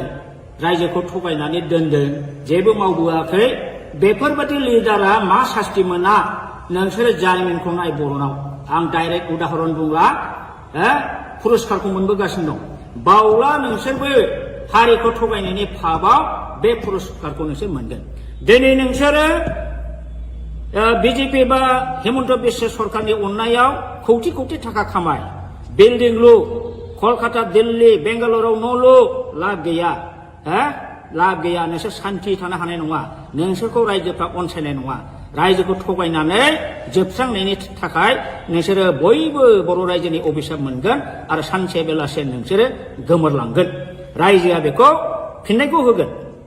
दा बेखिनिखौनो आं बुंबाय रन्जित बसुमतारी बिथाङा बोरो नोंथाङा होनदोंमोन बिटिसिआव जोंहा 1100टा पस्ट दं गय खान्दिसेबो जायालासिनो जोङो दानथामनि गेजेराव साख्रि होगोन बाहागो रन्जित नोंसोरनि सेलेक्सन बर्डआ बोरो दिनैसिमबो मोनसे सेलेक्सन खालामनायनि बर्ड दानो हादोंना एपइन्टमेन्ट होनो हादोंना बहा थांखो डक्टर मामोन बेयो स्वर्गियारि नीलत स्वर्गियारि बेना 1600टा पस्ट दंमोन बिना फैसा साख्रि होनो खोथा बुंदोंमोन बहा थांखो दिनैसिम होनो हादोंना लाजियाखैसो नोंसोरो सानसे थगायनो दा नंखायनो दिनै रायजो राजाया बुजिगासिनो दं नोंसोरो फुराफुरि बिटिआर एकर्ड खालामनानै बिटिआर एकर्ड नों खालामदों बर' जाथिखौ थगायदों एनडिएफबिखौ थगायदों गासिखौबो थगायजोबथारबाय नोंसोर दा बिनि फाबाव नोंसोरो पानिशमेन्ट बावैसोनि उनाव मोनगासिनो दं बेखौ पानिशमेन्टखौ रुजुननो रेडि जा आं बेखौ दिनै खावलायनानै बारा बुंला दा दिनै नंखायनो आं बुंगोन प्रमद बर'आ एबसु लिडिं खालामबोदों जानो हागौ किन्तु बियो ओरैबायदि स्वार्थपर ओरैबायदि थगायसुला ओरैबायदि बेफारि बे जातिखौ दिनै फाननानै नमस्कार जोंनि खौरांगिरि बिथांमोनसिम दिनै जोंहा बिथां दावराव देख्रेब नार्जारिया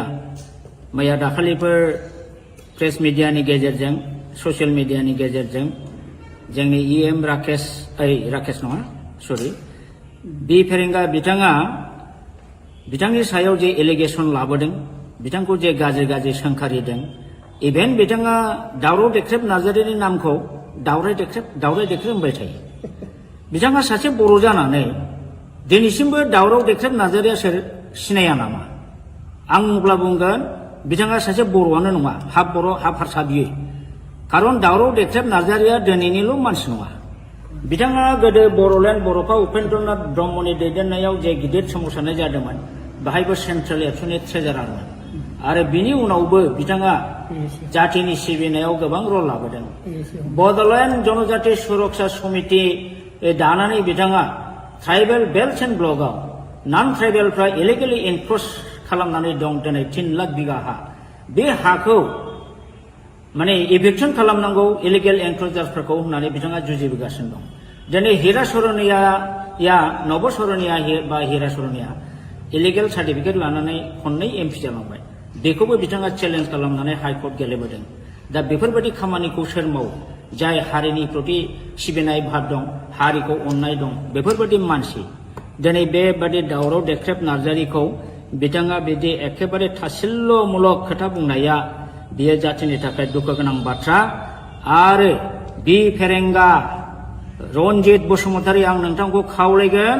नोंथाङा दिनै गादियाव दं होननानै इएमआव दं होननानै बेबायदि गोग्गामारिनानै बारा खोथा दाबुंबाय दाथा समा एखे थाया आंथ' बुंगोन नोंस्रा गोग्गामारिनानै खोथा बुंनायनि नोंल' नङा प्रमद बर'आनो बुं दिपेन बर'आनो बुं सोरबा गबिन्द बसुमतारियानो होन सोरबा राकेश ब्रह्मआनो होन नोंस्रा जातिनि सायाव बिखाफोर दोननानै खोथा बुंनायनि नोंस्रा दिनै अधिकार गैया मानो अधिकार गैया आं बुंगोन नोंसोर मा लाबोदों बर'नि थाखाय what power and function you have brought what government you have brought for the Boro community मा लाबोदों नोंसोरलाय नैबे बिटिसि एकर्ड 2003 नि हाग्रामा महिलारि बिएलटिजों स्टेट गभर्नमेन्टजों सेन्ट्रेल गभर्नमेन्टजों लाबोनाय बे एकर्ड बेवहाय जोंहा रायजोनि बदलै रायजो मोनाखैब्लाबो अलमस्ट मिनि स्टेट रेंकआव जों मोनदोंमोन 40टा डिपार्टमेन्ट जों मोनदोंमोन आरो बे 40टा डिपार्टमेन्टनि एडमिनिस्ट्रेटिभ लेजिस्लेटिभ फाइनान्सियेल पावारखौ मोनदोंमोन नोंथांमोनहा नैबे नोंसिनि बे बिटिआर एकर्डजों मा लाबोदों दिस बिटिआर एकर्ड मिनिंलेस आरो बे बर'नि थाखाय बिराद बर' हारिखौ जोबस्रांग्रा एग्रिमेन्ट बेयो दिनै जोंनि बर' मानसिया कनसियास नङा अनेकानो स्टाडि खालामाखै बे हिसाबैसो बे बिटिआर एकर्डखौ दिनैसिमबो दोनदों आंथ' बुङो आं बादि साब्रै साबासो ओंखारोबा बे बिटिआर एकर्डखौ आं दिनैबो सावो आङो अलरेडि अनेक सिनियर सिटिजेनजोंबो रायज्लायबाय नाथाय बिथांमोना साहस होआ नंखायनो आं सावाखै दाबो आङो सावो मानो बे एकर्ड बिटिआर एकर्डनि दारै बिटिआर पिस एग्रिमेन्टनि दारै बर'आ जे खहा जाबाय बर'आ जे मोनखानाय पावार एन्ड फांसन दंस जाबाय बर'नि हा हुनि रैखाथि दिनै गैलिया थार्ड ग्रेड फर्थ ग्रेडनि साख्रि होनाय पावार गैला फारसेनिफ्राय दा गुबुन हारिनिसो जय जयगार बर'आसो दा गोजोनदों जायनि फलाव बिसोरो बे बिटिआर पिस एकर्डखौ आपत्ति खालामाखै मानोना बे बिटिआर एकर्डनि क्लजआव बर' हारिनि जेबो रैखा खबस गैया बरन्स खास हानि पावारखौ आसाम गभर्नमेन्टआव हरदों वाटार बडिसनि पावारखौ आसामनाव हरदों बर'नि जेनाखि लेजिस्लेटिभ पावार थानाय आयेन दानाय आरो बेखौ सालायनो नायनो थाखाय गभर्नमेन्ट अफिसार जेनाखि प्रिन्सिपाल सेक्रेटारि बेखौबो नोंसोरो प्रिन्सिपाल सेक्रेटारिनि जायगायाव चिफ एग्जिकिउटिभ अफिसार खालामदों बेबादिनो दारै बिटिसि खौ अट'नमास डिस्ट्रिक्ट काउन्सिलनिफ्राय नोंसोरो असमियानि षड़यन्त्रआव हिमन्त बिश्व शर्मानि बिजेपिनि आरएसएसनि षड़यन्त्रआव नोंसोर ओरैबायदि मूर्खामि एग्रिमेन्ट खालामबाय जे एग्रिमेन्टनि दारै दा जोंनि बर'आ माने जोबस्रांबाय इमिडियेट कयेकथा बोसोरनि गेजेरावनो बर'आ जोबनो थांगासिनो दं दा बे हिसाबै नोंसोरो लाजिनांगौसो दा नोंसोरो गोहो दंब्ला आं सोंगोन दिपेन बर'खौनो सोंगोन बा प्रमद बर'खौ सोंगोन नोंसोरो बे एकर्डआव मा दं सानदों मा बेनो दं बेहालाय बेनिफ्राय 100 गुन साबसिनमोन नैबे एकर्डआ नाथाय नोंथांमोनहा बेखौ दिनै हाग्रामा लाबोनाय होननानै हाग्रामाखौ सोयैनि जोंनि जाथिनि सार्थ जाथिनि रैखाथि रक्षा कवचखौनो नोंसोर दिनै धंस खालामबाय बेनिखायनो आङो बुङो सदै दिनै नोंथांमोनहा बिटिआर एकर्ड खालामनानै जातिखौ जेरैबायदि थगायबाय जेरैबायदि जोबस्रांबाय बे जातिखौ थगायनानै फोजोबस्रांनायनि दायआव सानसे बेलासे नोंसोरो गनाय नङा रायजोजों रायजोआ दिनै एसे गाबोन एसे बुजिगोन बिटिसि एकर्डआव मा दंमोन बिटिआर एकर्डआव दंमोन स्टाडि खालामनानै जेला बुजिजोब्बाय नोंसोरनि सायाव इयुननि जोलै हान्जाया सानसे समावब्लाबो निश्चय माने अर जोंगोन रागा जोंगोन आरो नोंसोर क्षमा मोननाय नङा बर'नि जारिमिनाव ओरैबायदि उदाहरन दं जाय लिडारफ्रा गोदो बर' जातिखौ मोजां बुंनानै थगायनानै मन्त्रि मुल्ला जादों एमपि जादों एमएलए जादों रायजोखौ थगायनानै दोनदों जेबो मावबोआखै बेफोरबायदि लिडारा मा सास्ति मोना नोंसोरो जारिमिनखौ नाय बर'नाव आं डाइरेक्ट उदाहरन बुंला पुरस्कारखौ मोनबोगासिनो दं बावला नोंसोरबो हारिखौ थगायनायनि फाबाव बे पुरस्कारखौ नोंसोर मोनगोन दिनै नोंसोरो बिजेपि बा हिमन्त बिश्व सरकारनि अननायाव कौटि थाखा खामाय बिल्डिं लु कलकाता दिल्ली बेंगालुरुआव न' लु लाब गैया लाब गैया नोंसोर सान्थि थानो हानाय नङा नोंसोरखौ रायजोफ्रा अनसायनाय नङा रायजोखौ थगायनानै जोबस्रांनायनि थाखाय नोंसोरो बयबो बर' रायजोनि अभिशाप मोनगोन आरो सानसे बेलासे नोंसोरो गोमोरलांगोन रायजोआ बेखौ फिननायखौ होगोन दा बेखिनिखौनो आं बुंबाय रन्जित बसुमतारी बिथाङा बोरो नोंथाङा होनदोंमोन बिटिसिआव जोंहा 1100टा पस्ट दं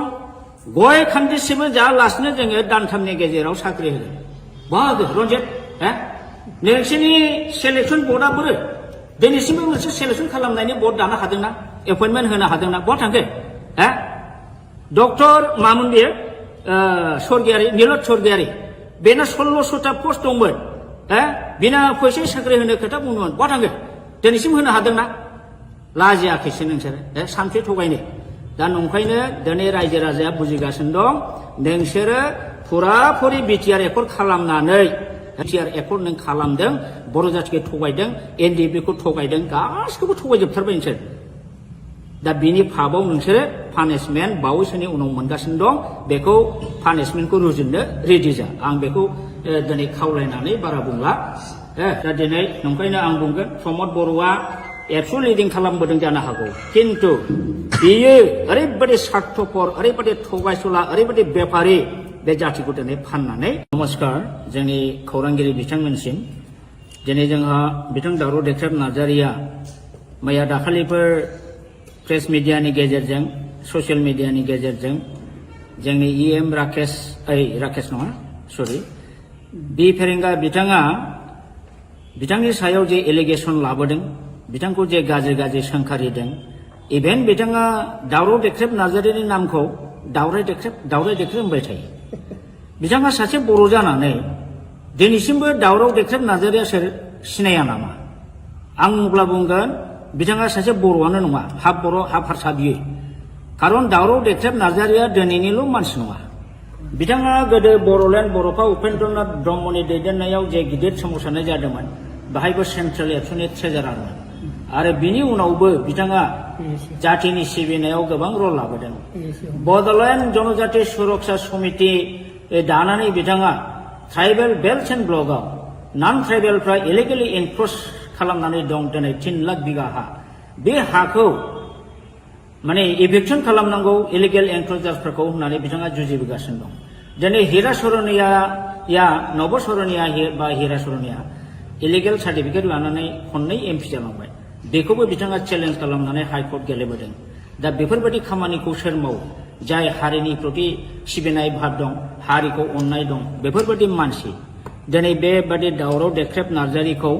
बिथाङा बिदि एखेबारे थासिल्ल'मूलक खोथा बुंनाया बियो जातिनि थाखाय दुखु गोनां बाथ्रा। आरो बि फेरेंगा रनजित बसुमतारी आं नोंथांखौ खावलायगोन, नोंथाङा दिनै गादियाव दं होननानै इएमआव दं होननानै बेबादि गोग्गाम मारिनानै बारा खोथा दाबुंबाय दाथा। समा एखे थाया। आंथ' बुंगोन नोंस्रा गोग्गाम मारिनानै खोथा बुंनायनि नोंल' नङा, प्रमद बर'आनो बुं, दिपेन बर'आनो बुं, सोरबा गबिन्द बसुमतारियानो होन, सोरबा राकेश ब्रह्मआनो होन, नोंस्रा जातिनि सायाव बिखा फोरदाननानै खोथा बुंनायनि नोंस्रा दिनै अधिकार गैया। मानो अधिकार गैया? आं बुंगोन नोंसोर मा लाबोदों बर'नि थाखाय? What power and function you have brought? What government you have brought for the Bodo community? मा लाबोदों नोंसोरलाय? नैबे बिटिसि एकर्ड 2003 नि हाग्रामा महिलारि बिएलटिजों स्टेट गभर्नमेन्टजों सेन्ट्रेल गभर्नमेन्टजों लाबोनाय बे एकर्ड, बेवहाय जोंहा रायजोनि बदलै रायजो मोनाखैब्लाबो अलमस्ट मिनि स्टेट रेंकआव जों मोनदोंमोन। 40टा डिपार्टमेन्ट जों मोनदोंमोन। आरो बे 40टा डिपार्टमेन्टनि एडमिनिस्ट्रेटिभ, लेजिस्लेटिभ, फाइनान्सियेल पावारखौ मोनदोंमोन। नोंथांमोनहा नैबे नोंसिनि बे बिटिआर एकर्डजों मा लाबोदों? दिस बिटिआर एकर्ड मिनिंलेस। आरो बे बर'नि थाखाय बिराद बर' हारिखौ जोबस्रांग्रा एग्रिमेन्ट बेयो। दिनै जोंनि बर' मानसिया कनसियास नङा, अनेकानो स्टाडि खालामाखै। बे हिसाबैसो बे बिटिआर एकर्डखौ दिनैसिमबो दोनदों। आंथ' बुङो आं बादि साब्रै साबासो ओंखारोबा बे बिटिआर एकर्डखौ आं दिनैबो सावो। आङो अलरेडि अनेक सिनियर सिटिजेनजोंबो रायज्लायबाय, नाथाय बिथांमोना साहस होआ, नंखायनो आं सावाखै। दाबो आङो सावो। मानो? बे एकर्ड बिटिआर एकर्डनि दारै, बिटिआर पिस एग्रिमेन्टनि दारै बर'आ जे खहा जाबाय, बर'आ जे मोनखानाय पावार एन्ड फांसन दंस जाबाय, बर'नि हा हुनि रैखाथि दिनै गैलिया, थार्ड ग्रेड फर्थ ग्रेडनि साख्रि होनाय पावार गैला, फारसेनिफ्राय दा गुबुन हारिनिसो जय जयगार। बर'आसो दा गोजोनदों, जायनि फलाव बिसोरो बे बिटिआर पिस एकर्डखौ आपत्ति खालामाखै। मानोना बे बिटिआर एकर्डनि क्लजआव बर' हारिनि जेबो रैखा खबस गैया। बरन्स कास्ट हानि पावारखौ आसाम गभर्नमेन्टनो हरदों, वाटार बडिसनि पावारखौ आसामनाव हरदों, बर'नि जेनाखि लेजिस्लेटिभ पावार थानाय, आयेन दानाय आरो बेखौ सालायनो नायनो थाखाय गभर्नमेन्ट अफिसार जेनाखि प्रिन्सिपाल सेक्रेटारि, बेखौबो नोंसोरो प्रिन्सिपाल सेक्रेटारिनि जायगायाव चिफ एक्जिकिउटिभ अफिसार खालामदों। बेबादिनो दारै बिटिसिखौ अट'नमास डिस्ट्रिक्ट काउन्सिलनिफ्राय नोंसोरो असमियानि षड़यन्त्रआव, हिमन्त बिश्व शर्मानि बिजेपिनि आरएसएसनि षड़यन्त्रआव नोंसोर ओरैबायदि मुर्खामि एग्रिमेन्ट खालामबाय, जे एग्रिमेन्टनि दारै दा जोंनि बर'आ माने जोबस्रांबाय। इमिडियेट कयेकटा बोसोरनि गेजेरावनो बर'आ जोबनो थांगासिनो दं। दा बे हिसाबै नोंसोरो लाजिनांगौसो। दा नोंसोरो गोहो दंब्ला आं सोंगोन, दिपेन बर'खौनो सोंगोन बा प्रमद बर'खौ सोंगोन, नोंसोरो बे एकर्डआव मा दं सानदों? मा दं सानदों? मा दोलो दं बेहालाय? बेनिफ्राय 100 गुन साबसिनमोन नैबे एकर्डआ। नाथाय नोंथांमोनहा बेखौ दिनै हाग्रामा लाबोनाय होननानै हाग्रामाखौ सोयैनि जोंनि जातिनि सार्थ, जातिनि रैखाथि रक्षा कबचखौनो नोंसोर दिनै धंस खालामबाय। बेनिखायनो आङो बुङो सदै दिनै नोंथांमोनहा बिटिआर एकर्ड खालामनानै जातिखौ जेरैबायदि थगायबाय, जेरैबायदि जोबस्रांबाय, बे जातिखौ थगायनानै फोजोबस्रांनायनि दायआव सानसे बेलासे नोंसोरो गनाय नङा रायजोजों। रायजोआ दिनै एसे गाबोन एसे बुजिगोन बिटिसि एकर्डआव मा दंमोन, बिटिआर एकर्डआव दंमोन। स्टाडि खालामनानै जेला बुजिजोब्बाय, नोंसोरनि सायाव इयुननि जोलै हान्जाया सानसे समावब्लाबो निस्सय माने अर जोंगोन, रागा जोंगोन आरो नोंसोर क्षमा मोननाय नङा। बर'नि जारिमिनाव ओरैबायदि उदाहरन दं, जाय जाय लिडारफ्रा गोदो बर' जातिखौ मोजां मोजां बुंनानै थगायनानै मन्त्रि मुल्ला जादों, एमपि जादों, एमएलए जादों, रायजोखौ थगायनानै दोनदों, जेबो मावबोआखै। बेफोरबायदि लिडारा मा सास्ति मोना? नोंसोरो जारिमिनखौ नाय बर'नाव। आं डाइरेक्ट उदाहरन बुंला, पुरस्कारखौ मोनबोगासिनो दं। बावला नोंसोरबो हारिखौ थगायनायनि फाबाव बे पुरस्कारखौ नोंसोर मोनगोन। दिनै नोंसोरो बिजेपि बा हेमन्त बिश्व सरकारनि अननायाव कौटि कौटि थाखा खामाय बिल्डिं लु कलकाता दिल्ली बेंगालुराव न' लु लाब गैया लाब गैया नोंसोर सान्थि थानो हानाय नङा नोंसोरखौ रायजोफ्रा अनसायनाय नङा रायजोखौ थगायनानै जोबस्रांनायनि थाखाय नोंसोरो बयबो बर' रायजोनि अभिशाप मोनगोन आरो सानसे बेलासे नोंसोरो गोमोरलांगोन रायजोआ बेखौ फिननायखौ होगोन दा बेखिनिखौनो आं बुंबाय रन्जित बसुमतारी बिथाङा बोरो नोंथाङा होनदोंमोन बिटिसिआव जोंहा 1100टा पस्ट दं गय खान्दिसेबो जायालासिनो जोङो दानथामनि गेजेराव साख्रि होगोन बाहागो रन्जित नोंसोरनि सेलेक्सन बर्डआ बोरो दिनैसिमबो मोनसे सेलेक्सन खालामनायनि बर्ड दानो हादोंना एपइन्टमेन्ट होनो हादोंना बहा थांखो डक्टर मामोन बेयो स्वर्गियारि नीलत स्वर्गियारि बेना 1600टा पस्ट दंमोन बिना फैसा साख्रि होनो खोथा बुंदोंमोन बहा थांखो दिनैसिम होनो हादोंना लाजियाखैसो नोंसोरो सानसे थगायनो दा नंखायनो दिनै रायजो राजाया बुजिगासिनो दं नोंसोरो फुराफुरि बिटिआर एकर्ड खालामनानै बिटिआर एकर्ड नों खालामदों बर' जाथिखौ थगायदों एनडिएफबिखौ थगायदों गासिखौबो थगायजोबथारबाय नोंसोर दा बिनि फाबाव नोंसोरो पानिशमेन्ट बावैसोनि उनाव मोनगासिनो दं बेखौ पानिशमेन्टखौ रुजुननो रेडि जा आं बेखौ दिनै खावलायनानै बारा बुंला दा दिनै नंखायनो आं बुंगोन प्रमद बर'आ एबसु लिडिं खालामबोदों जानो हागौ किन्तु बियो ओरैबायदि स्वार्थपर ओरैबायदि थगायसुला ओरैबायदि बेफारि बे जातिखौ दिनै फाननानै नमस्कार जोंनि खौरांगिरि बिथांमोनसिम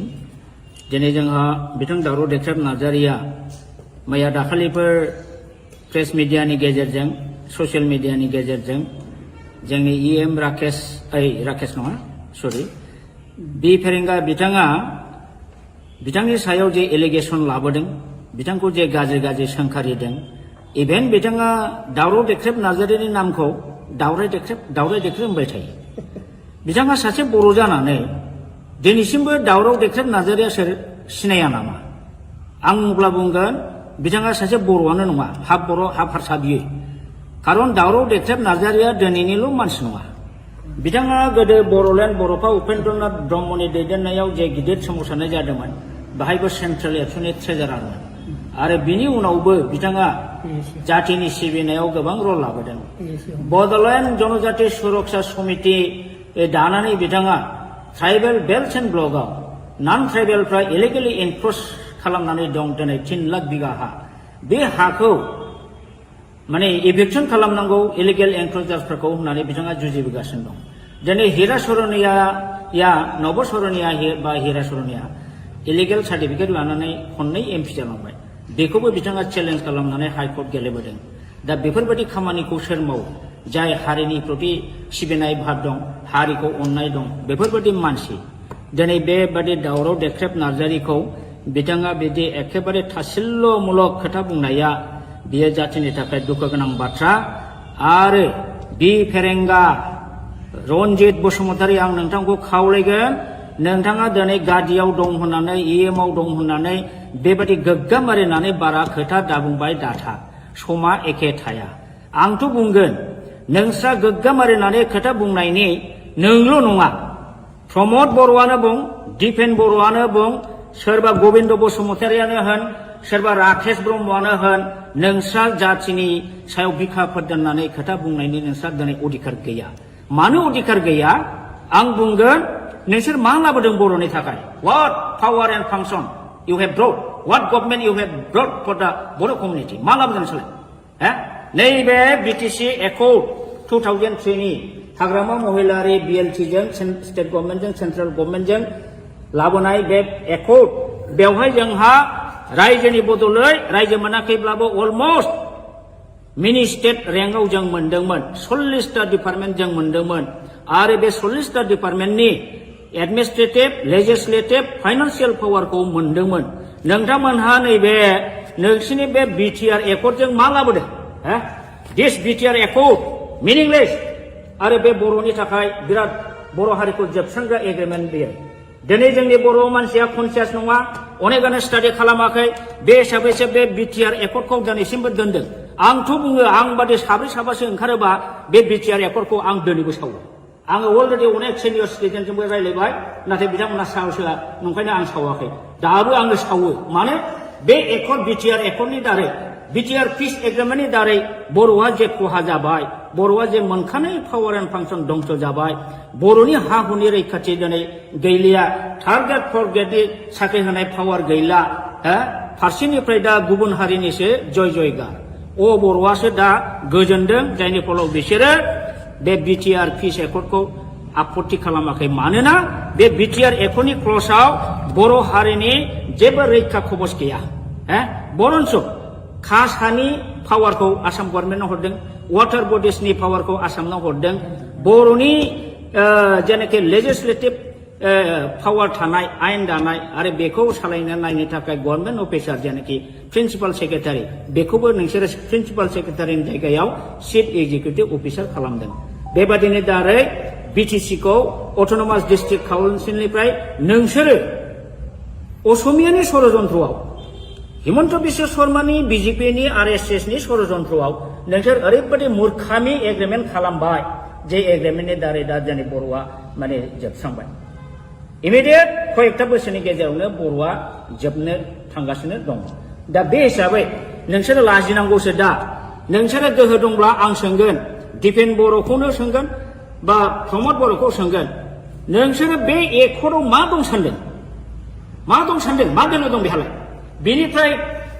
100 गुन साबसिनमोन नैबे एकर्डआ नाथाय नोंथांमोनहा बेखौ दिनै हाग्रामा लाबोनाय होननानै हाग्रामाखौ सोयैनि जोंनि जाथिनि सार्थ जाथिनि रैखाथि रक्षा कबचखौनो नोंसोर दिनै धंस खालामबाय बेनिखायनो आङो बुङो सौदे दिनै नोंथांमोनहा बिटिआर एकर्ड खालामनानै जाथिखौ जेरैबायदि थगायबाय जेरैबायदि जोबस्रांबाय बे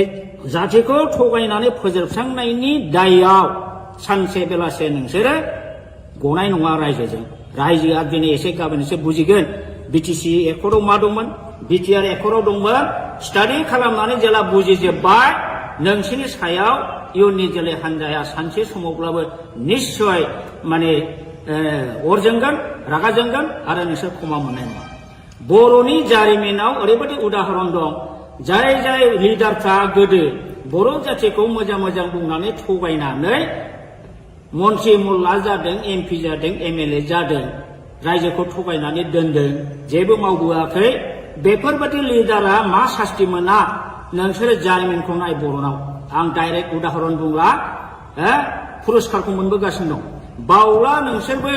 हारिखौ थगायनायनि फाबाव बे पुरस्कारखौ नोंसोर मोनगोन दिनै नोंसोरो बिजेपि बा हिमन्त बिश्व सरकारनि अननायाव कौटि थाखा खामाय बिल्डिं लु कलकाता दिल्ली बेंगालुरुआव न' लु लाब गैया नोंसोर सान्थि थानो हानाय नङा नोंसोरखौ रायजोफ्रा अनसायनाय नङा रायजोखौ थगायनानै जोबस्रांनायनि थाखाय नोंसोरो बयबो बर' रायजोनि अभिशाप मोनगोन आरो सानसे बेलासे नोंसोरो गोमोरलांगोन रायजोआ बेखौ फिननायखौ होगोन दा बेखिनिखौनो आं बुंबाय रन्जित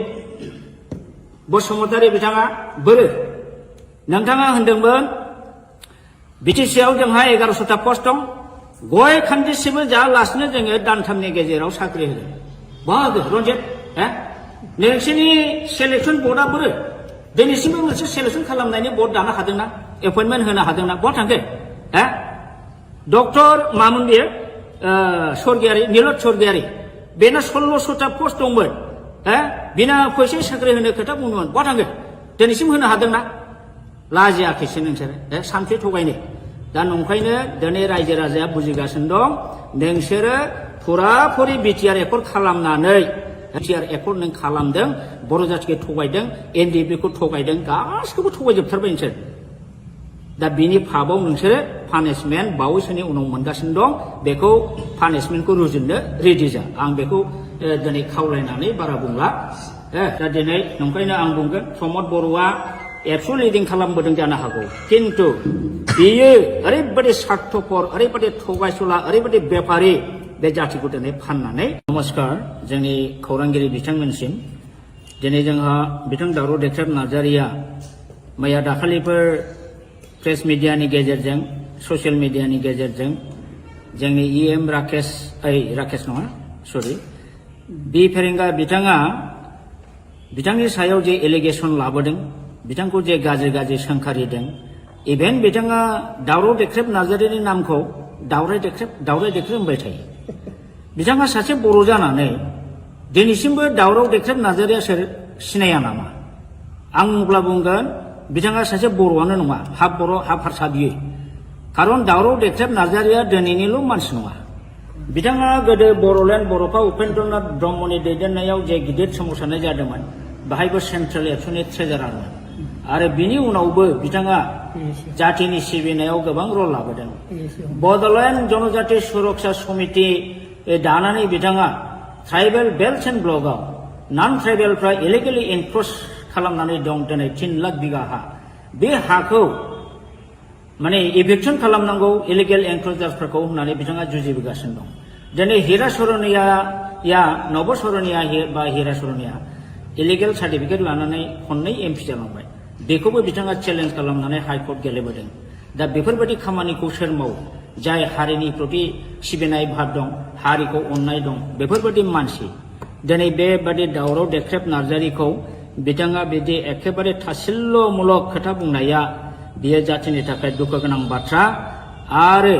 बि फेरेंगा रनजित बसुमतारी आं नोंथांखौ खावलायगोन नोंथाङा दिनै गादियाव दं होननानै इएमआव दं होननानै बेबादि गोग्गा मारिनानै बारा खोथा दाबुंबाय दाथा समा एखे थाया आंथ' बुंगोन नोंस्रा गोग्गा मारिनानै खोथा बुंनायनि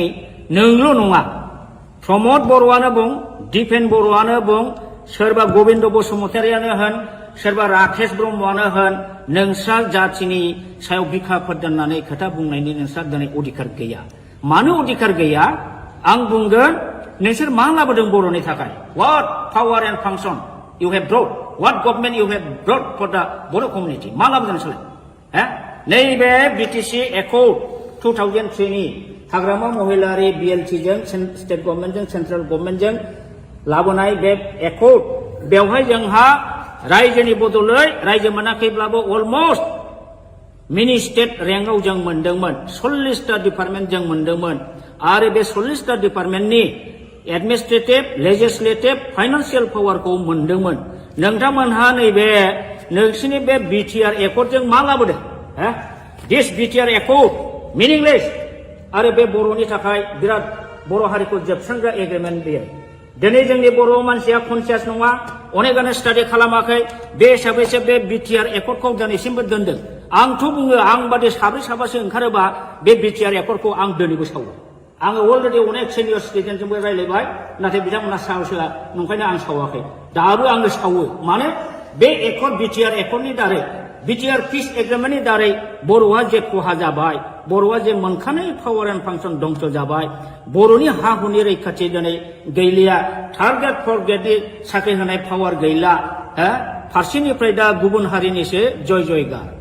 बर'आसो दा गोजोनदों जायनि फलाव बिसोरो बे बिटिआर पिस एकर्डखौ आपत्ति खालामाखै मानोना बे बिटिआर एकर्डनि क्लजआव बर' हारिनि जेबो रैखा खबस गैया बरन्स कास्ट हानि पावारखौ आसाम गभर्नमेन्टआव हरदों वाटार बडिसनि पावारखौ आसामनाव हरदों बर'नि जेनाखि लेजिस्लेटिभ पावार थानाय आयेन दानाय आरो बेखौ सालायनो नायनो थाखाय गभर्नमेन्ट अफिसार जेनाखि प्रिन्सिपाल सेक्रेटारि बेखौबो नोंसोरो प्रिन्सिपाल सेक्रेटारिनि जायगायाव चिफ एक्जिकिउटिभ अफिसार खालामदों बेबादिनो दारै बिटिसिखौ अट'नमास डिस्ट्रिक्ट काउन्सिलनिफ्राय नोंसोरो असमियानि षड़यन्त्रआव हिमन्त बिश्व शर्मानि बिजेपिनि आरएसएसनि षड़यन्त्रआव नोंसोर ओरैबायदि मूर्खामि एग्रिमेन्ट खालामबाय जे एग्रिमेन्टनि दारै दा जोंनि बर'आ माने जोबस्रांबाय इमिडियेट कयेकटा बोसोरनि गेजेरावनो बर'आ जोबनो थांगासिनो दं दा बे हिसाबै नोंसोरो लाजिनांगौसो दा नोंसोरो गोहो दंब्ला आं सोंगोन दिपेन बर'खौनो सोंगोन बा प्रमद बर'खौ सोंगोन नोंसोरो बे एकर्डआव मा दं सानदों मा गोनो दं बेहालाय बेनिफ्राय 100 गुन साबसिनमोन नैबे एकर्डआ नाथाय नोंथांमोनहा बेखौ दिनै हाग्रामा लाबोनाय होननानै हाग्रामाखौ सोयैनि जोंनि जातिनि सार्थ जातिनि रैखाथि रक्षा कबचखौनो नोंसोर दिनै धंस खालामबाय बेनिखायनो आङो बुङो सौदे दिनै नोंथांमोनहा बिटिआर एकर्ड खालामनानै जातिखौ जेरैबायदि थगायबाय जेरैबायदि जोबस्रांबाय बे जातिखौ थगायनानै फोजोबस्रांनायनि दायआव सानसे बेलासे नोंसोरो गनाय नङा रायजोजों रायजोआ दिनै एसे गाबोन एसे बुजिगोन बिटिसि एकर्डआव मा दंमोन बिटिआर एकर्डआव दंमोन स्टाडि खालामनानै जेला बुजिजोब्बाय नोंसोरनि सायाव इयुननि जोलै हान्जाया सानसे समावब्लाबो निश्चय माने अर जोंगोन रागा जोंगोन आरो नोंसोर क्षमा मोननाय नङा बर'नि जारिमिनाव ओरैबायदि उदाहरन दं जाय जाय लिडारफ्रा गोदो बर' जाथिखौ मोजां मोजां बुंनानै थगायनानै मन्त्रि मुल्ला जादों एमपि जादों एमएलए जादों रायजोखौ थगायनानै दोनदों जेबो मावबोआखै बेफोरबायदि लिडारा मा सास्ति मोना नोंसोरो जारिमिनखौ नाय बर'नाव आं डाइरेक्ट उदाहरन बुंला पुरस्कारखौ मोनबोगासिनो दं बावला नोंसोरबो हारिखौ थगायनायनि फाबाव बे पुरस्कारखौ नोंसोर मोनगोन दिनै नोंसोरो बिजेपि बा हेमन्त बिश्व सरकारनि अननायाव कौटि कौटि थाखा खामाय बिल्डिं लु कलकाता दिल्ली बेंगालुरुआव न' लु लाब गैया लाब गैया नोंसोर सान्थि थानो हानाय नङा नोंसोरखौ रायजोफ्रा अनसायनाय नङा रायजोखौ थगायनानै जोबस्रांनायनि थाखाय नोंसोरो बयबो बर' रायजोनि अभिशाप मोनगोन आरो सानसे बेलासे नोंसोरो गोमोरलांगोन रायजोआ बेखौ फिननायखौ होगोन दा बेखिनिखौनो आं बुंबाय रन्जित बसुमतारी बिथाङा बोरो नोंथाङा होनदोंमोन बिटिसिआव जोंहा 1100टा पस्ट दं गय खान्दिसेबो जायालासिनो जोङो दानथामनि गेजेराव साख्रि होगोन बाहागो रन्जित नोंसोरनि सेलेक्सन बर्डआ बोरो दिनैसिमबो मोनसे सेलेक्सन खालामनायनि बर्ड दानो हादोंना एपइन्टमेन्ट होनो हादोंना बहा थांखो डक्टर मामोन बेयो स्वर्गियारि नीलत स्वर्गियारि बेना 1600टा पस्ट दंमोन बिना फैसा साख्रि होनो खोथा बुंदोंमोन बहा थांखो दिनैसिम होनो हादोंना लाजियाखैसो नोंसोरो सानसे थगायनो दा नंखायनो दिनै रायजो राजाया बुजिगासिनो दं नोंसोरो फुराफुरि बिटिआर एकर्ड खालामनानै बिटिआर एकर्ड नों खालामदों बर' जाथिखौ थगायदों एनडिएफबिखौ थगायदों गासिखौबो थगायजोबथारबाय नोंसोर दा बिनि फाबाव नोंसोरो पानिशमेन्ट बावैसोनि उनाव मोनगासिनो दं बेखौ पानिशमेन्टखौ रुजुननो रेडि जा आं बेखौ दिनै खावलायनानै बारा बुंला दा दिनै नंखायनो आं बुंगोन प्रमद बर'आ एबसु लिडिं खालामबोदों जानो हागौ किन्तु बियो ओरैबायदि स्वार्थपर ओरैबायदि थगायसुला ओरैबायदि बेफारि बे जातिखौ दिनै फाननानै नमस्कार जोंनि खौरांगिरि बिथांमोनसिम दिनै जोंहा बिथां दावराव देख्रेब नार्जारिया मैया दाखालिफोर प्रेस मिडियानि गेजेरजों ससियेल मिडियानि गेजेरजों जोंनि इएम राकेश नङा सरि बि फेरेंगा बिथाङा बिथांनि सायाव जे एलिगेसन लाबोदों बिथांखौ जे गाज्रि गाज्रि सोंखारिदों इभेन बिथाङा दावराव देख्रेब नार्जारिनि नामखौ दावराय देख्रेब होनबाय थायो बिथाङा सासे बर' जानानै दिनैसिमबो दावराव देख्रेब नार्जारिया सोर सिनाया नामा आं अब्ला बुंगोन बिथाङा सासे बर'आनो नङा हाफ बर' हाफ हारसा बियो खारन दावराव देख्रेब नार्जारिया दिनैनिल' मानसि नङा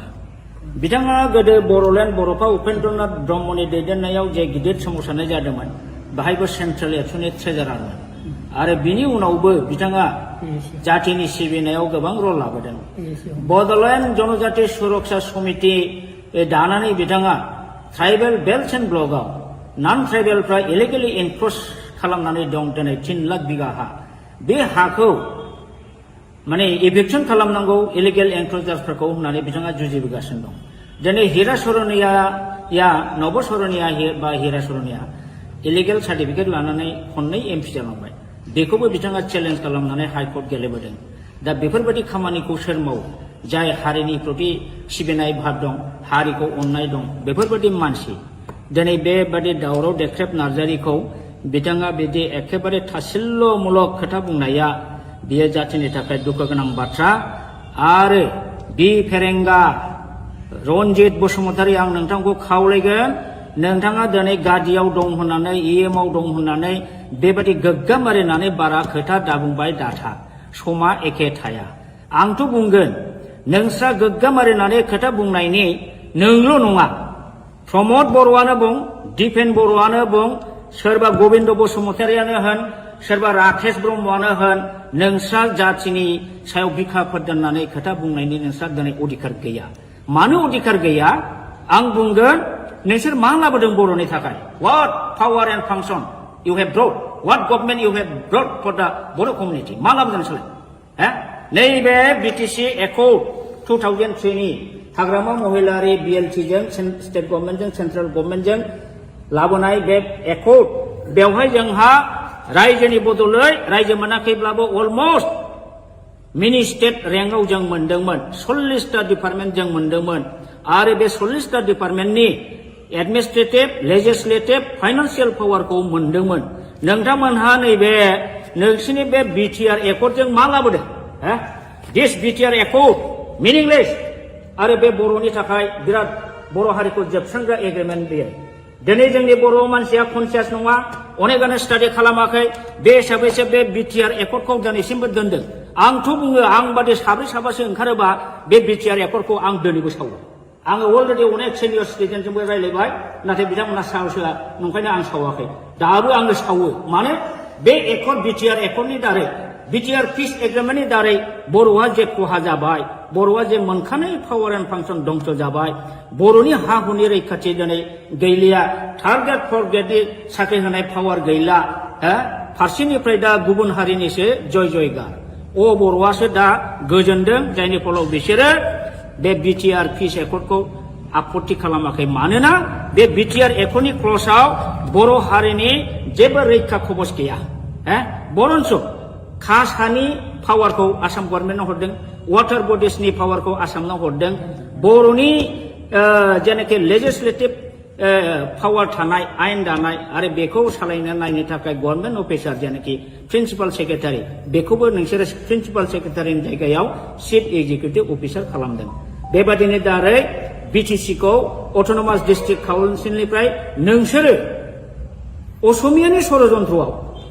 हिमन्त बिश्व शर्मानि BJP-नि RSS-नि षड़यन्त्रआव नोंसोर ओरैबायदि मूर्खामि एग्रिमेन्ट खालामबाय जे एग्रिमेन्टनि दारै दा जोंनि बर'आ माने जोबस्रांबाय इमिडियेट कयेकथा बोसोरनि गेजेरावनो बर'आ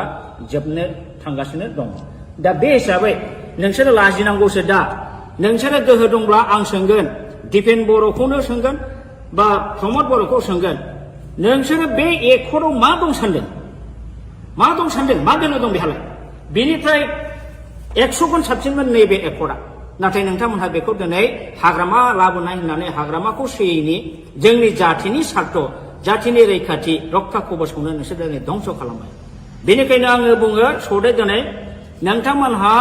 BTR एकर्ड खालामनानै जाथिखौ जेरैबायदि थगायबाय जेरैबायदि जोबस्रांबाय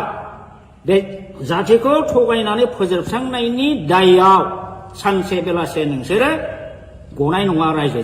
रायजोआ दिनै एसे गाबोन एसे बुजिगोन BTC एकर्डआव मा दंमोन BTR एकर्डआव दंमोन स्टाडि खालामनानै जेला बुजिजोब्बाय नोंसोरनि सायाव इयुननि जोलै हान्जाया सानसे समावब्लाबो निश्चय माने अर जोंगोन रागा जोंगोन आरो नोंसोर क्षमा मोननाय नङा बर'नि जारिमिनाव ओरैबायदि उदाहरन दं जाय लिडारफ्रा गोदो बर' जाथिखौ मोजां बुंनानै थगायनानै मन्त्रि मुल्ला जादों MP जादों MLA जादों रायजोखौ थगायनानै दोनदों जेबो मावबोआखै बेफोरबायदि लिडारा मा सास्ति मोना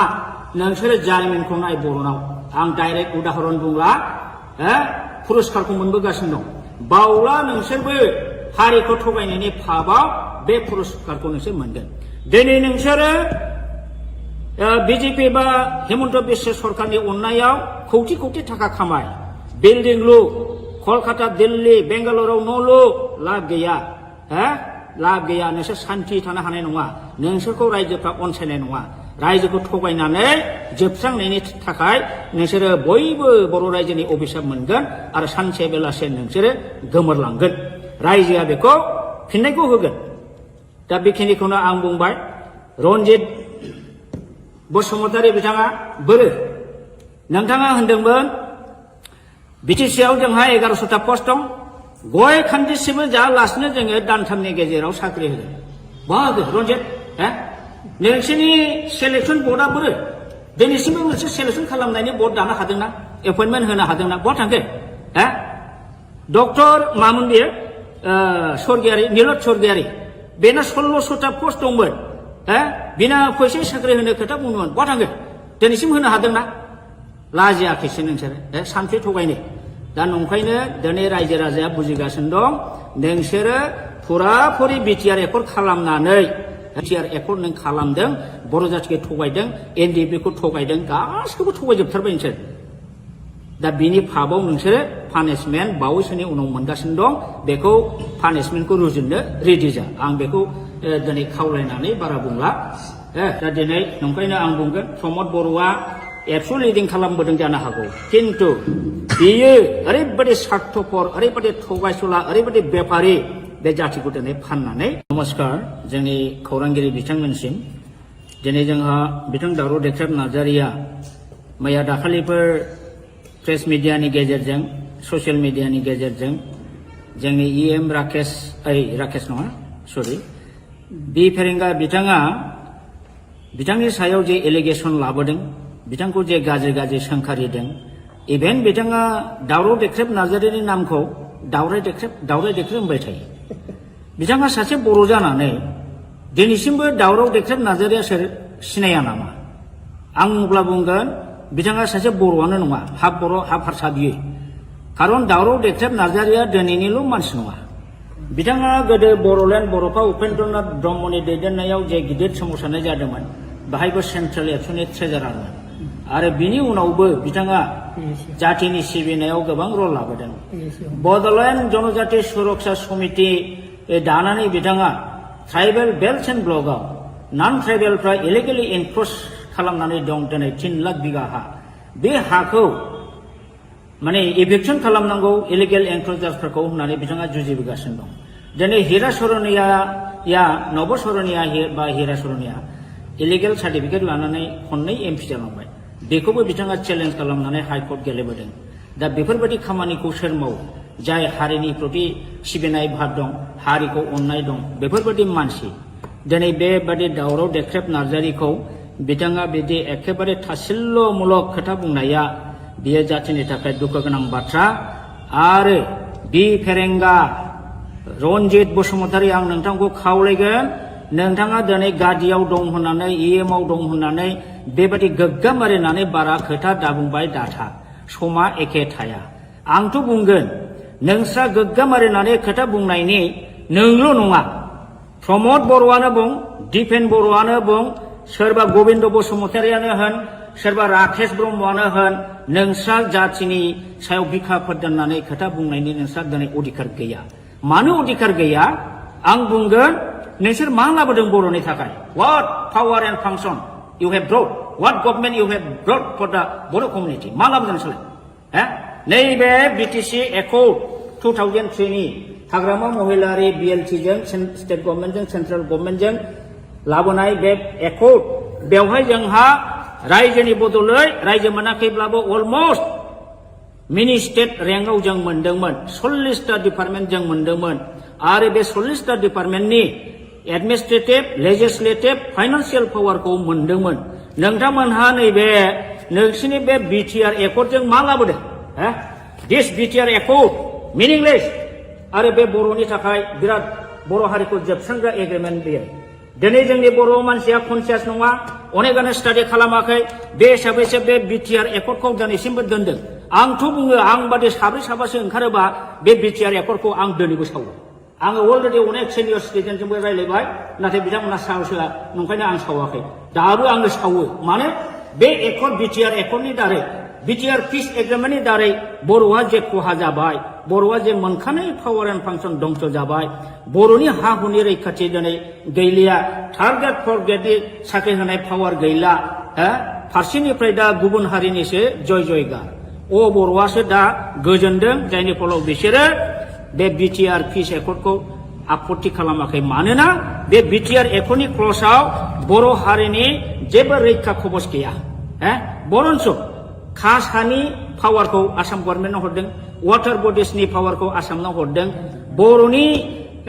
जेनाखि लेजिस्लेटिभ पावार थानाय आयेन दानाय आरो बेखौ सालायनो नायनो थाखाय गभर्नमेन्ट अफिसार जेनाखि प्रिन्सिपाल सेक्रेटारि बेखौबो नोंसोरो प्रिन्सिपाल सेक्रेटारिनि जायगायाव चिफ एक्जिकिउटिभ अफिसार खालामदों बेबादिनो दारै बिटिसिखौ अट'नमास डिस्ट्रिक्ट काउन्सिलनिफ्राय नोंसोरो असमियानि षड़यन्त्रआव हिमन्त बिश्व शर्मानि बिजेपिनि आरएसएसनि षड़यन्त्रआव नोंसोर ओरैबायदि मूर्खामि एग्रिमेन्ट खालामबाय जे एग्रिमेन्टनि दारै दा जोंनि बर'आ माने जोबस्रांबाय इमिडियेट कयेकटा बोसोरनि गेजेरावनो बर'आ जोबनो थांगासिनो दं दा बे हिसाबै नोंसोरो लाजिनांगौसो दा नोंसोरो गोहो दंब्ला आं सोंगोन दिपेन बर'खौनो सोंगोन बा प्रमद बर'खौ सोंगोन नोंसोरो बे एकर्डआव मा दं सानदों मा बेनो दं बेहालाय बेनिफ्राय 100 गुन साबसिनमोन नैबे एकर्डआ नाथाय नोंथांमोनहा बेखौ दिनै हाग्रामा लाबोनाय होननानै हाग्रामाखौ सोयैनि जोंनि जाथिनि सार्थ जाथिनि रैखाथि रक्षा कवचखौनो नोंसोर दिनै धंस खालामबाय बेनिखायनो आङो बुङो सौदे दिनै नोंथांमोनहा बिटिआर एकर्ड खालामनानै जातिखौ जेरैबायदि थगायबाय जेरैबायदि जोबस्रांबाय बे जातिखौ थगायनानै फोजोबस्रांनायनि दायआव सानसे बेलासे नोंसोरो गनाय नङा रायजोआ दिनै एसे गाबोन एसे बुजिगोन बिटिसि एकर्डआव मा दंमोन बिटिआर एकर्डआव दंमोन स्टाडि खालामनानै जेला बुजिजोबबाय नोंसोरनि सायाव इयुननि जोलै हान्जाया सानसे समावब्लाबो निश्चय माने अर जोंगोन रागा जोंगोन आरो नोंसोर क्षमा मोननाय नङा बर'नि जारिमिनाव ओरैबायदि उदाहरन दं जाय लिडारफ्रा गोदो बर' जातिखौ मोजां बुंनानै थगायनानै मन्त्रि मुल्ला जादों एमपि जादों एमएलए जादों रायजोखौ थगायनानै दोनदों जेबो मावबोआखै बेफोरबायदि लिडारा मा सास्ति मोना नोंसोरो जारिमिनखौ नाय बर'नाव आं डाइरेक्ट उदाहरन बुंला पुरस्कारखौ मोनबोगासिनो दं बावला नोंसोरबो हारिखौ थगायनायनि फाबाव बे पुरस्कारखौ नोंसोर मोनगोन दिनै नोंसोरो बिजेपि बा हेमन्त बिश्व सरकारनि अननायाव कौटि थाखा खामाय बिल्डिं लु कलकाता दिल्ली बेंगालुरुआव न' लु लाब गैया नोंसोर सान्थि थानो हानाय नङा नोंसोरखौ रायजोफ्रा अनसायनाय नङा रायजोखौ थगायनानै जोबस्रांनायनि थाखाय नोंसोरो बयबो बर' रायजोनि अभिशाप मोनगोन आरो सानसे बेलासे नोंसोरो गोमोरलांगोन रायजोआ बेखौ फिननायखौ होगोन दा बेखिनिखौनो आं बुंबाय रन्जित बसुमतारी बिथाङा बोरो नोंथाङा होनदोंमोन बिटिसिआव जोंहा 1100टा पस्ट दं गय खान्दिसेबो जायालासिनो जोङो दानथामनि गेजेराव साख्रि होगोन बहा होगोन रन्जित नोंसोरनि सेलेक्सन बर्डआ बोरो दिनैसिमबो मोनसे सेलेक्सन खालामनायनि बर्ड दानो हादोंना एपइन्टमेन्ट होनो हादोंना बहा थांखो डक्टर मामोन बेयो स्वर्गियारि नीलत स्वर्गियारि बेना 1600टा पस्ट दंमोन बिना फैसा साख्रि होनो खोथा बुंदोंमोन बहा थांखो दिनैसिम होनो हादोंना लाजियाखैसो नोंसोरो सान्थि थगायनो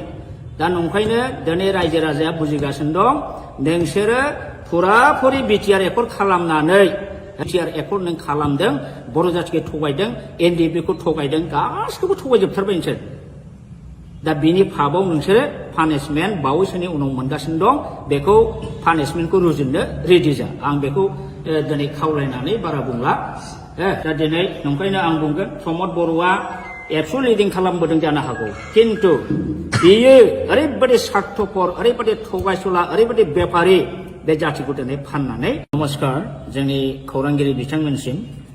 दिनै जोंहा बिथां दावराव देख्रेब नार्जारिया मैया दाखालिफोर प्रेस मिडियानि गेजेरजों ससियेल मिडियानि गेजेरजों जोंनि इएम राकेश नङा सरि बि फेरेंगा बिथाङा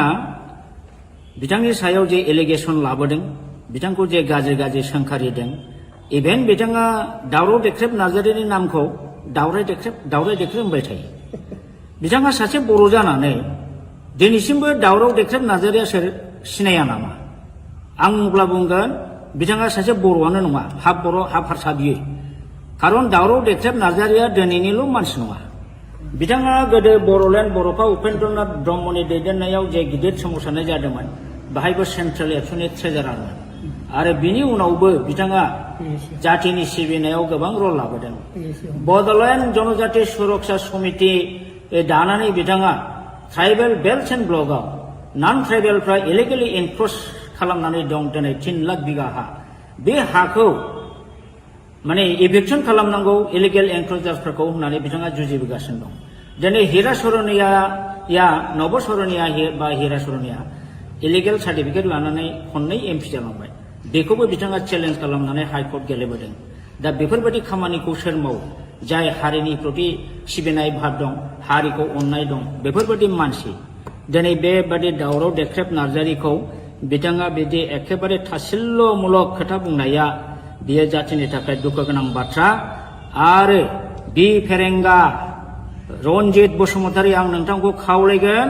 नोंथाङा दिनै गादियाव दं होननानै इएमआव दं होननानै बेबादि गोग्गाम मारिनानै बारा खोथा दाबुंबाय दाथा समा एखे थाया आंथ' बुंगोन नोंस्रा गोग्गाम मारिनानै खोथा बुंनायनि नोंल' नङा प्रमद बर'आनो बुं दिपेन बर'आनो बुं सोरबा गबिन्द बसुमतारियानो होन सोरबा राकेश ब्रह्मआनो होन नोंस्रा जाथिनि सायाव बिखाफोर दोननानै खोथा बुंनायनि नोंस्रा दिनै अधिकार गैया मानो अधिकार गैया आं बुंगोन नोंसोर मा लाबोदों बर'नि थाखाय what power and function you have brought what government you have brought for the Boro community मा लाबोदों नोंसोरलाय नैबे बिटिसि एकर्ड 2003 नि हाग्रामा महिलारि BLT जों स्टेट गभर्नमेन्टजों सेन्ट्रेल गभर्नमेन्टजों लाबोनाय बे एकर्ड बेवहाय जोंहा रायजोनि बदलै रायजो मोनाखैब्लाबो अलमस्ट मिनि स्टेट रेंकआव जों मोनदोंमोन 40टा डिपार्टमेन्ट जों मोनदोंमोन आरो बे 40टा डिपार्टमेन्टनि एडमिनिस्ट्रेटिभ लेजिस्लेटिभ फाइनान्सियेल पावारखौ मोनदोंमोन नोंथांमोनहा नैबे नोंसिनि बे बिटिआर एकर्डजों मा लाबोदों दिस बिटिआर एकर्ड मिनिंलेस आरो बे बर'नि थाखाय बिराद बर' हारिखौ जोबस्रांग्रा एग्रिमेन्ट बेयो दिनै जोंनि बर' मानसिया कनसियास नङा अनेकानो स्टाडि खालामाखै बे हिसाबैसो बे बिटिआर एकर्डखौ दिनैसिमबो दोनदों आंथ' बुङो आं बादि साब्रै साबासो ओंखारोबा बे बिटिआर एकर्डखौ आं दिनैबो सावो आङो अलरेडि अनेक सिनियर सिटिजेनजोंबो रायज्लायबाय नाथाय बिथांमोना साहसआ नंखायनो आं सावाखै दाबो आङो सावो मानो बे एकर्ड बिटिआर एकर्डनि दारै बिटिआर पिस एग्रिमेन्टनि दारै बर'आ जे खहा जाबाय बर'आ जे मोनखानाय पावार एन्ड फांसन दंस जाबाय बर'नि हा हुनि रैखाथि दिनै गैलिया थार्ड ग्रेड फर्थ ग्रेडनि साख्रि होनाय पावार गैला फारसेनिफ्राय दा गुबुन हारिनिसो जय जयगार बर'आसो दा गोजोनदों जायनि फलाव बिसोरो बे बिटिआर पिस एकर्डखौ आपत्ति खालामाखै मानोना बे बिटिआर एकर्डनि क्लजआव बर' हारिनि जेबो रैखा खबस गैया बरन्स कासानि पावारखौ आसाम गभर्नमेन्टआव हरदों वाटार बडिसनि पावारखौ आसामनाव हरदों बर'नि जेनाखि लेजिस्लेटिभ पावार थानाय आयेन दानाय आरो बेखौ सालायनो नायनो थाखाय गभर्नमेन्ट अफिसार जेनाखि प्रिन्सिपाल सेक्रेटारि बेखौबो नोंसोरो प्रिन्सिपाल सेक्रेटारिनि जायगायाव चिफ एक्जिकिउटिभ अफिसार खालामदों बेबादिनो दारै बिटिसिखौ अट'नमास डिस्ट्रिक्ट काउन्सिलनिफ्राय नोंसोरो असमियानि षड़यन्त्रआव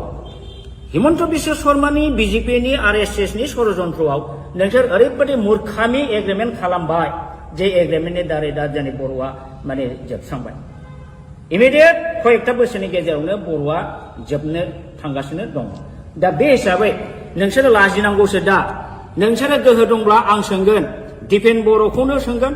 बा प्रमद बर'खौ सोंगोन नोंसोरो बे एकर्डआव मा दं सानदों मा दोनो दं बेहालाय बेनिफ्राय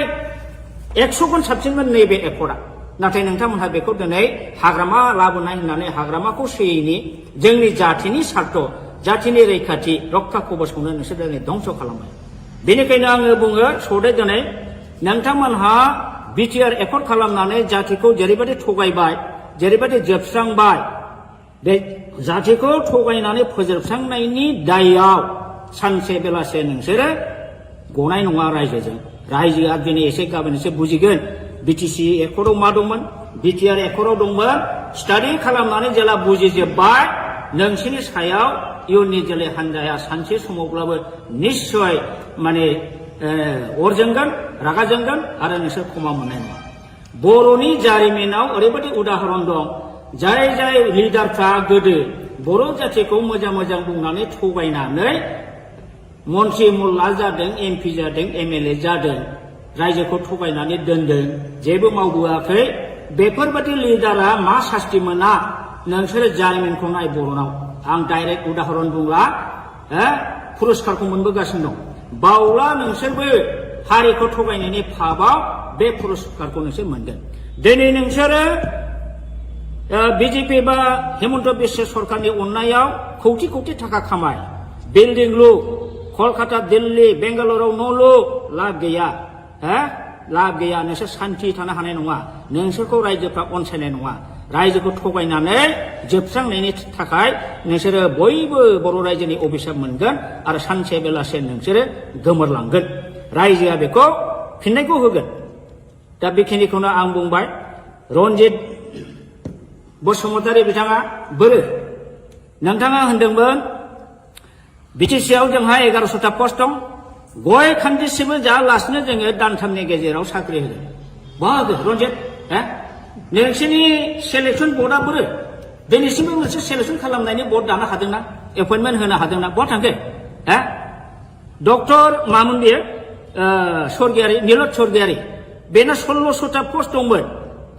बिना फैसा साख्रि होनो खोथा बुंदोंमोन बहा थांखो दिनैसिम होनो हादोंना लाजियाखैसो नोंसोरो सानसे थगायनो दा नंखायनो दिनै रायजो राजाया बुजिगासिनो दं नोंसोरो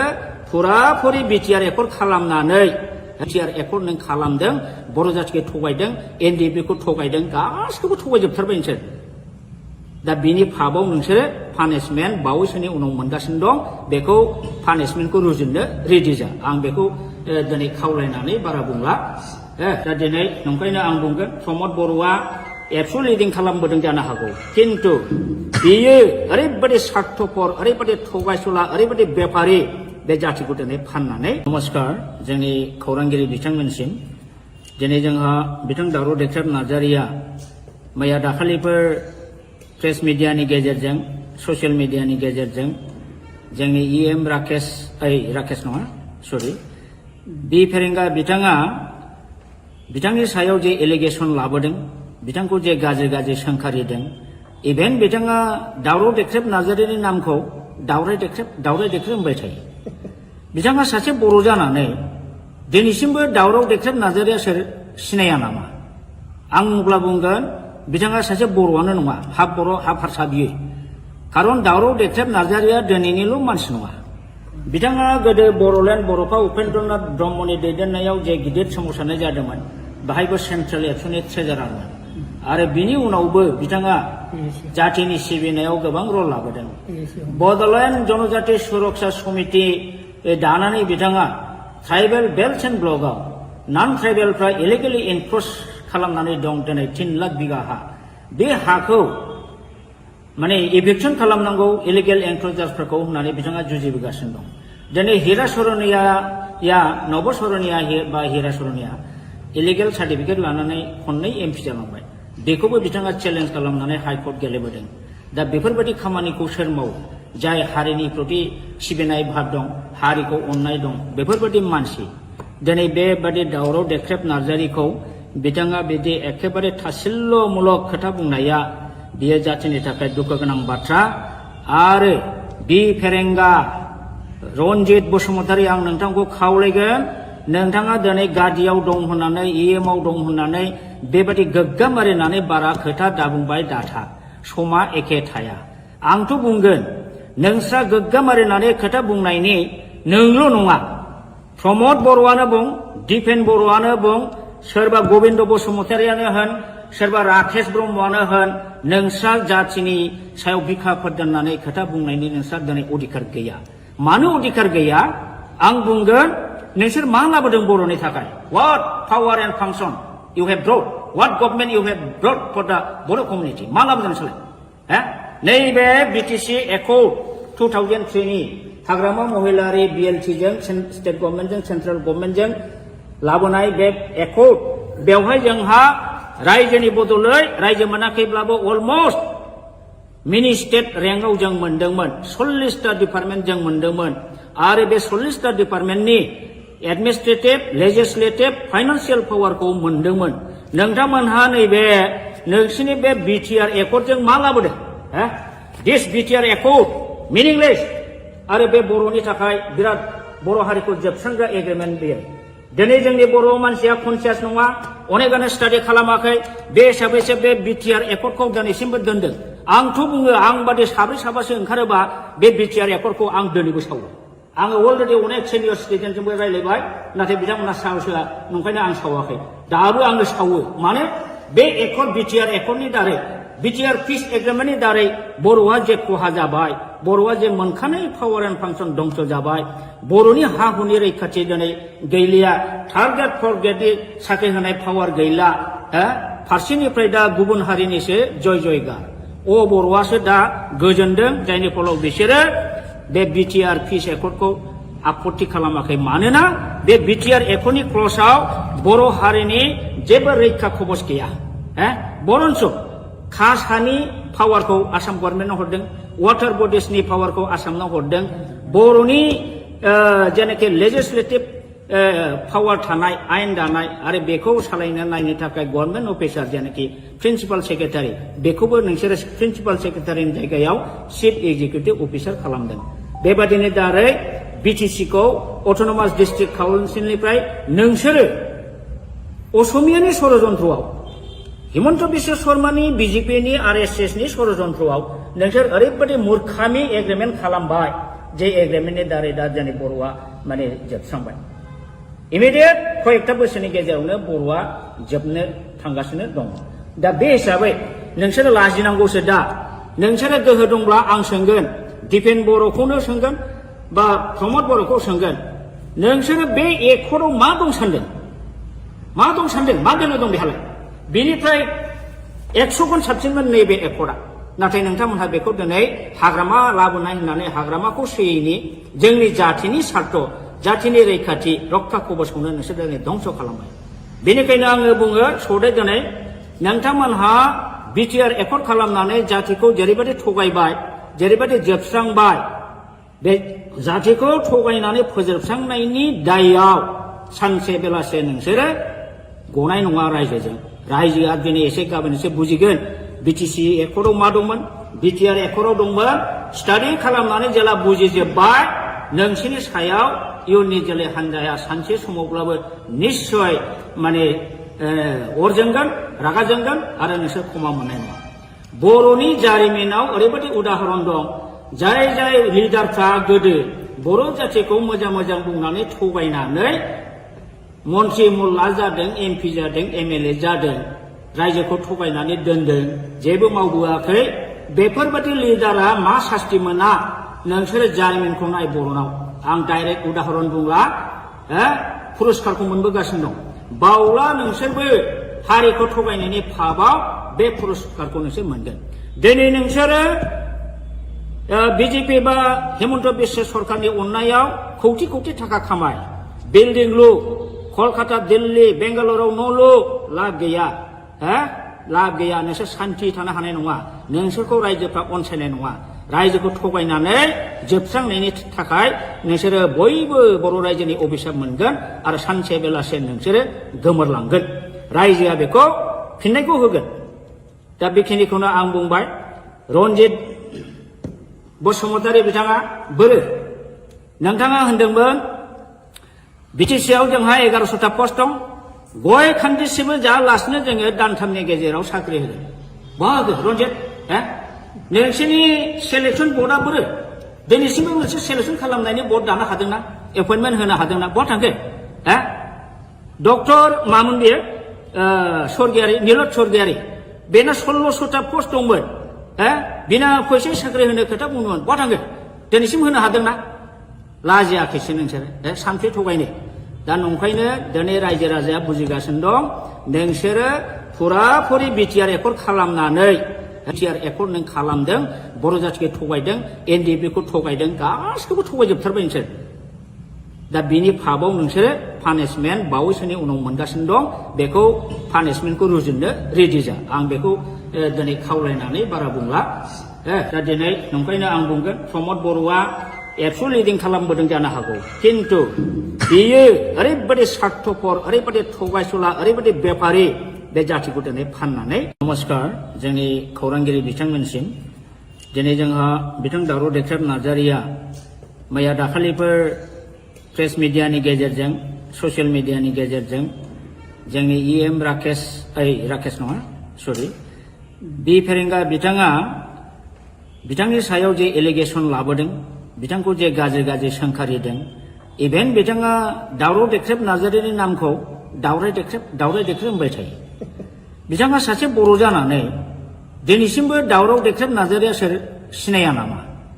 आं अब्ला बुंगोन बिथाङा सासे बर'आनो नङा हाफ बर' हाफ हारसा बियो खारन दावराव देख्रेब नार्जारिया दिनैनिल' मानसि नङा बिथाङा गोदो बर'लेण्ड बर'फा उपेन्द्रनाथ ब्रह्मनि दैदेननायाव जे गिदिर सोमावसारनाय जादोंमोन बाहायबो सेन्ट्रेल एबसुनि ट्रेजारारमोन आरो बिनि उनावबो बिथाङा जातिनि सिबिनायाव गोबां रल लाबोदों बड'लेण्ड जनजाति सुरक्षा समिति दानानै बिथाङा ट्राइबेल बेल्ट एन्ड ब्लकआव नन ट्राइबेलफ्रा इलिगेलि एनक्रोच खालामनानै दं दिनै 3 लाख बिगा हा बे हाखौ माने इभिक्सन खालामनांगौ इलिगेल एनक्रोचार्सफोरखौ होननानै बिथाङा जुजिबोगासिनो दं दिनै हिरा सरनिया नब सरनिया बा हिरा सरनिया इलिगेल सार्टिफिकेट लानानै खननै एमपि जालांबाय बेखौबो बिथाङा चेलेन्ज खालामनानै हाइकर्ट गेलेबोदों दा बेफोरबायदि खामानिखौ सोर मावो जाय हारिनि प्रति सिबिनाय भाब दं हारिखौ अननाय दं बेफोरबायदि मानसि दिनै बेबादि दावराव देख्रेब नार्जारिखौ बिथाङा बिदि एखेबारे थासिल्ल'मूलक खोथा बुंनाया बियो जातिनि थाखाय दुखु गोनां बाथ्रा आरो बि फेरेंगा रनजित बसुमतारी आं नोंथांखौ खावलायगोन नोंथाङा दिनै गादियाव दं होननानै इएमआव दं होननानै बेबादि गोग्गाम मारिनानै बारा खोथा दाबुंबाय दाथा समा एखे थाया आंथ' बुंगोन नोंस्रा गोग्गाम मारिनानै खोथा बुंनायनि नोंल' नङा प्रमद बर'आनो बुं दिपेन बर'आनो बुं सोरबा गबिन्द बसुमतारियानो होन सोरबा राकेश ब्रह्मआनो होन नोंस्रा जातिनि सायाव बिखाफोर दोननानै खोथा बुंनायनि नोंस्रा दिनै अधिकार गैया मानो अधिकार गैया आं बुंगोन नोंसोर मा लाबोदों बर'नि थाखाय what power and function you have brought what government you have brought for the Boro community मा लाबोदों नोंसोरलाय नैबे बिटिसि एकर्ड 2003 नि हाग्रामा महिलारि BLT जों स्टेट गभर्नमेन्टजों सेन्ट्रेल गभर्नमेन्टजों लाबोनाय बे एकर्ड बेवहाय जोंहा रायजोनि बदलै रायजो मोनाखैब्लाबो अलमस्ट मिनि स्टेट रेंकआव जों मोनदोंमोन 40टा डिपार्टमेन्ट जों मोनदोंमोन आरो बे 40टा डिपार्टमेन्टनि एडमिनिस्ट्रेटिभ लेजिस्लेटिभ फाइनान्सियेल पावारखौ मोनदोंमोन नोंथांमोनहा नैबे नोंसिनि बे बिटिआर एकर्डजों मा लाबोदों दिस बिटिआर एकर्ड मिनिंलेस आरो बे बर'नि थाखाय बिराद बर' हारिखौ जोबस्रांग्रा एग्रिमेन्ट बेयो दिनै जोंनि बर' मानसिया कनसियास नङा अनेकानो स्टाडि खालामाखै बे हिसाबैसो बे बिटिआर एकर्डखौ दिनैसिमबो दोनदों आंथ' बुङो आं बादि साब्रै साबासो ओंखारोबा बे बिटिआर एकर्डखौ आं दिनैबो सावो आङो अलरेडि अनेक सिनियर सिटिजेनजोंबो रायलायबाय नाथाय बिथांमोना साहसहोआ नंखायनो आं सावाखै दाबो आङो सावो माने बे एकर्ड बिटिआर एकर्डनि दारै बिटिआर पिस एग्रिमेन्टनि दारै बर'आ जे खहा जाबाय बर'आ जे मोनखानाय पावार एन्ड फांसन दंस जाबाय बर'नि हा हुनि रैखाथि दिनै गैलिया थार्ड ग्रेड फर्थ ग्रेडनि साख्रि होनाय पावार गैला फारसेनिफ्राय दा गुबुन हारिनिसो जय जयगार बर'आसो दा गोजोनदों जायनि फलाव बिसोरो बे बिटिआर पिस एकर्डखौ आपत्ति खालामाखै मानोना बे बिटिआर एकर्डनि क्लजआव बर' हारिनि जेबो रैखा खबस गैया बरन्स कास्ट हानि पावारखौ आसाम गभर्नमेन्टआव हरदों वाटार बडिसनि पावारखौ आसामनाव हरदों बर'नि जेनाखि लेजिस्लेटिभ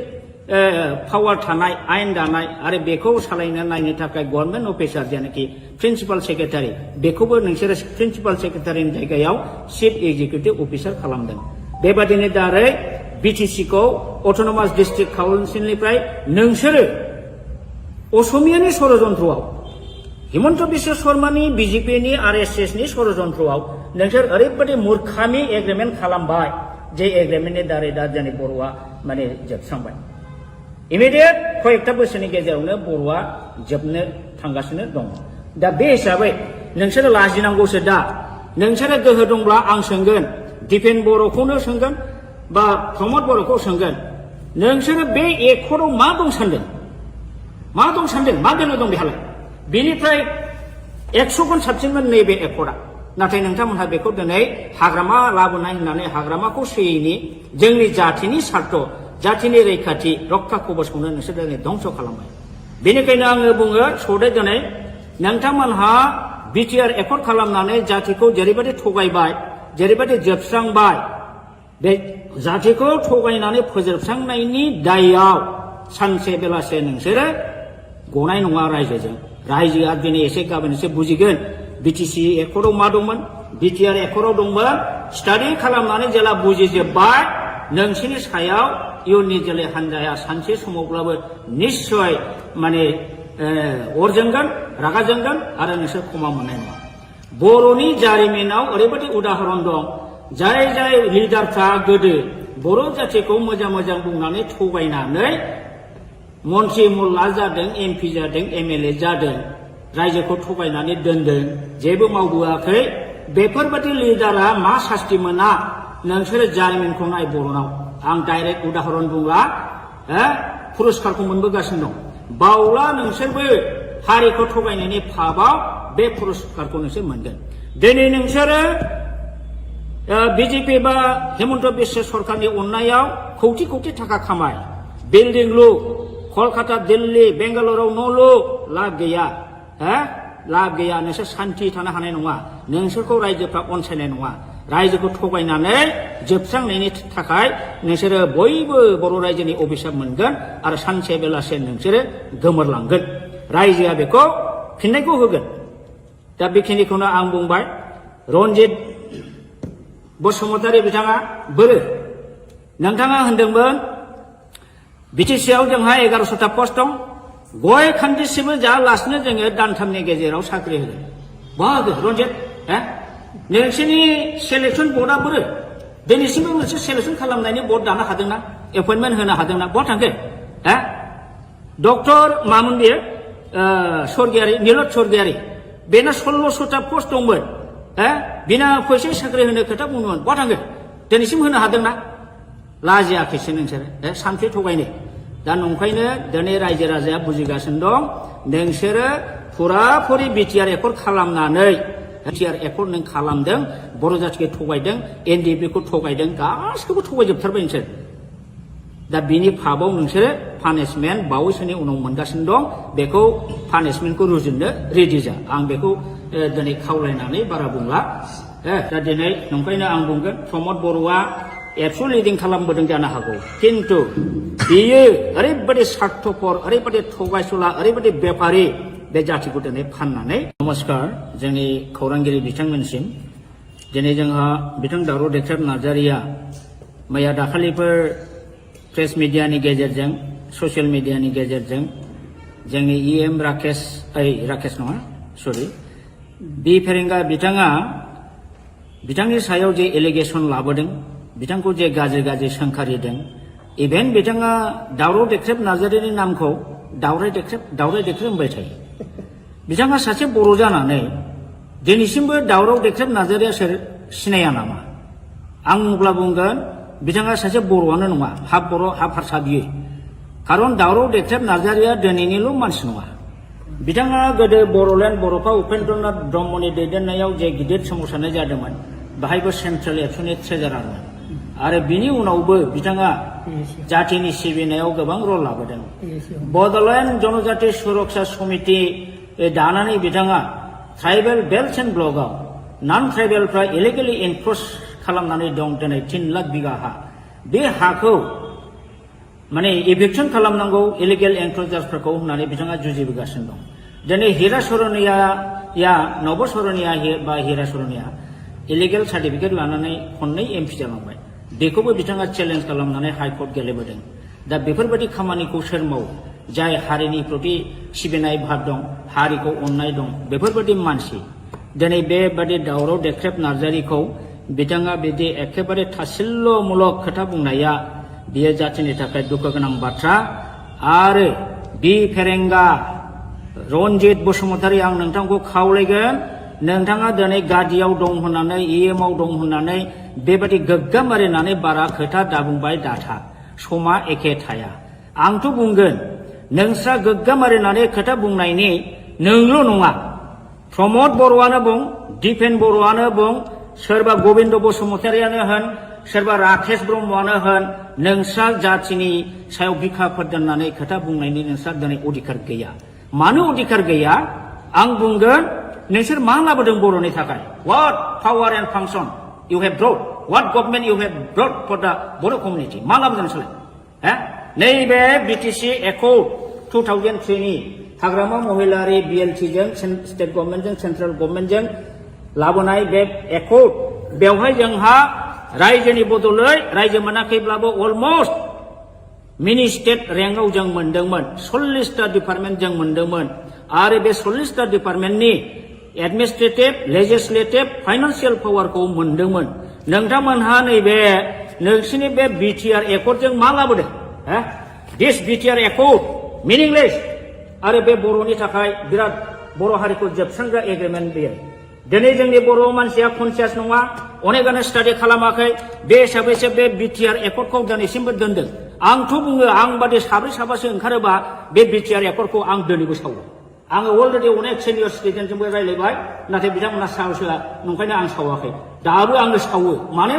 बे एकर्ड बिटिआर एकर्डनि दारै बिटिआर पिस एग्रिमेन्टनि दारै बर'आ जे खहा जाबाय बर'आ जे मोनखानाय पावार एन्ड फांसन दंस जाबाय बर'नि हा हुनि रैखाथि दिनै गैलिया थार्ड ग्रेड फर्थ ग्रेडनि साख्रि होनाय पावार गैला फारसेनिफ्राय दा गुबुन हारिनिसो जय जयगार बर'आसो दा गोजोनदों जायनि फलाव बिसोरो बे बिटिआर पिस एकर्डखौ आपत्ति खालामाखै मानोना बे बिटिआर एकर्डनि क्लजआव बर' हारिनि जेबो रैखा खबस गैया बरन्स कासानि पावारखौ आसाम गभर्नमेन्टआव हरदों वाटार बडिसनि पावारखौ आसामनाव हरदों बर'नि जेनाखि लेजिस्लेटिभ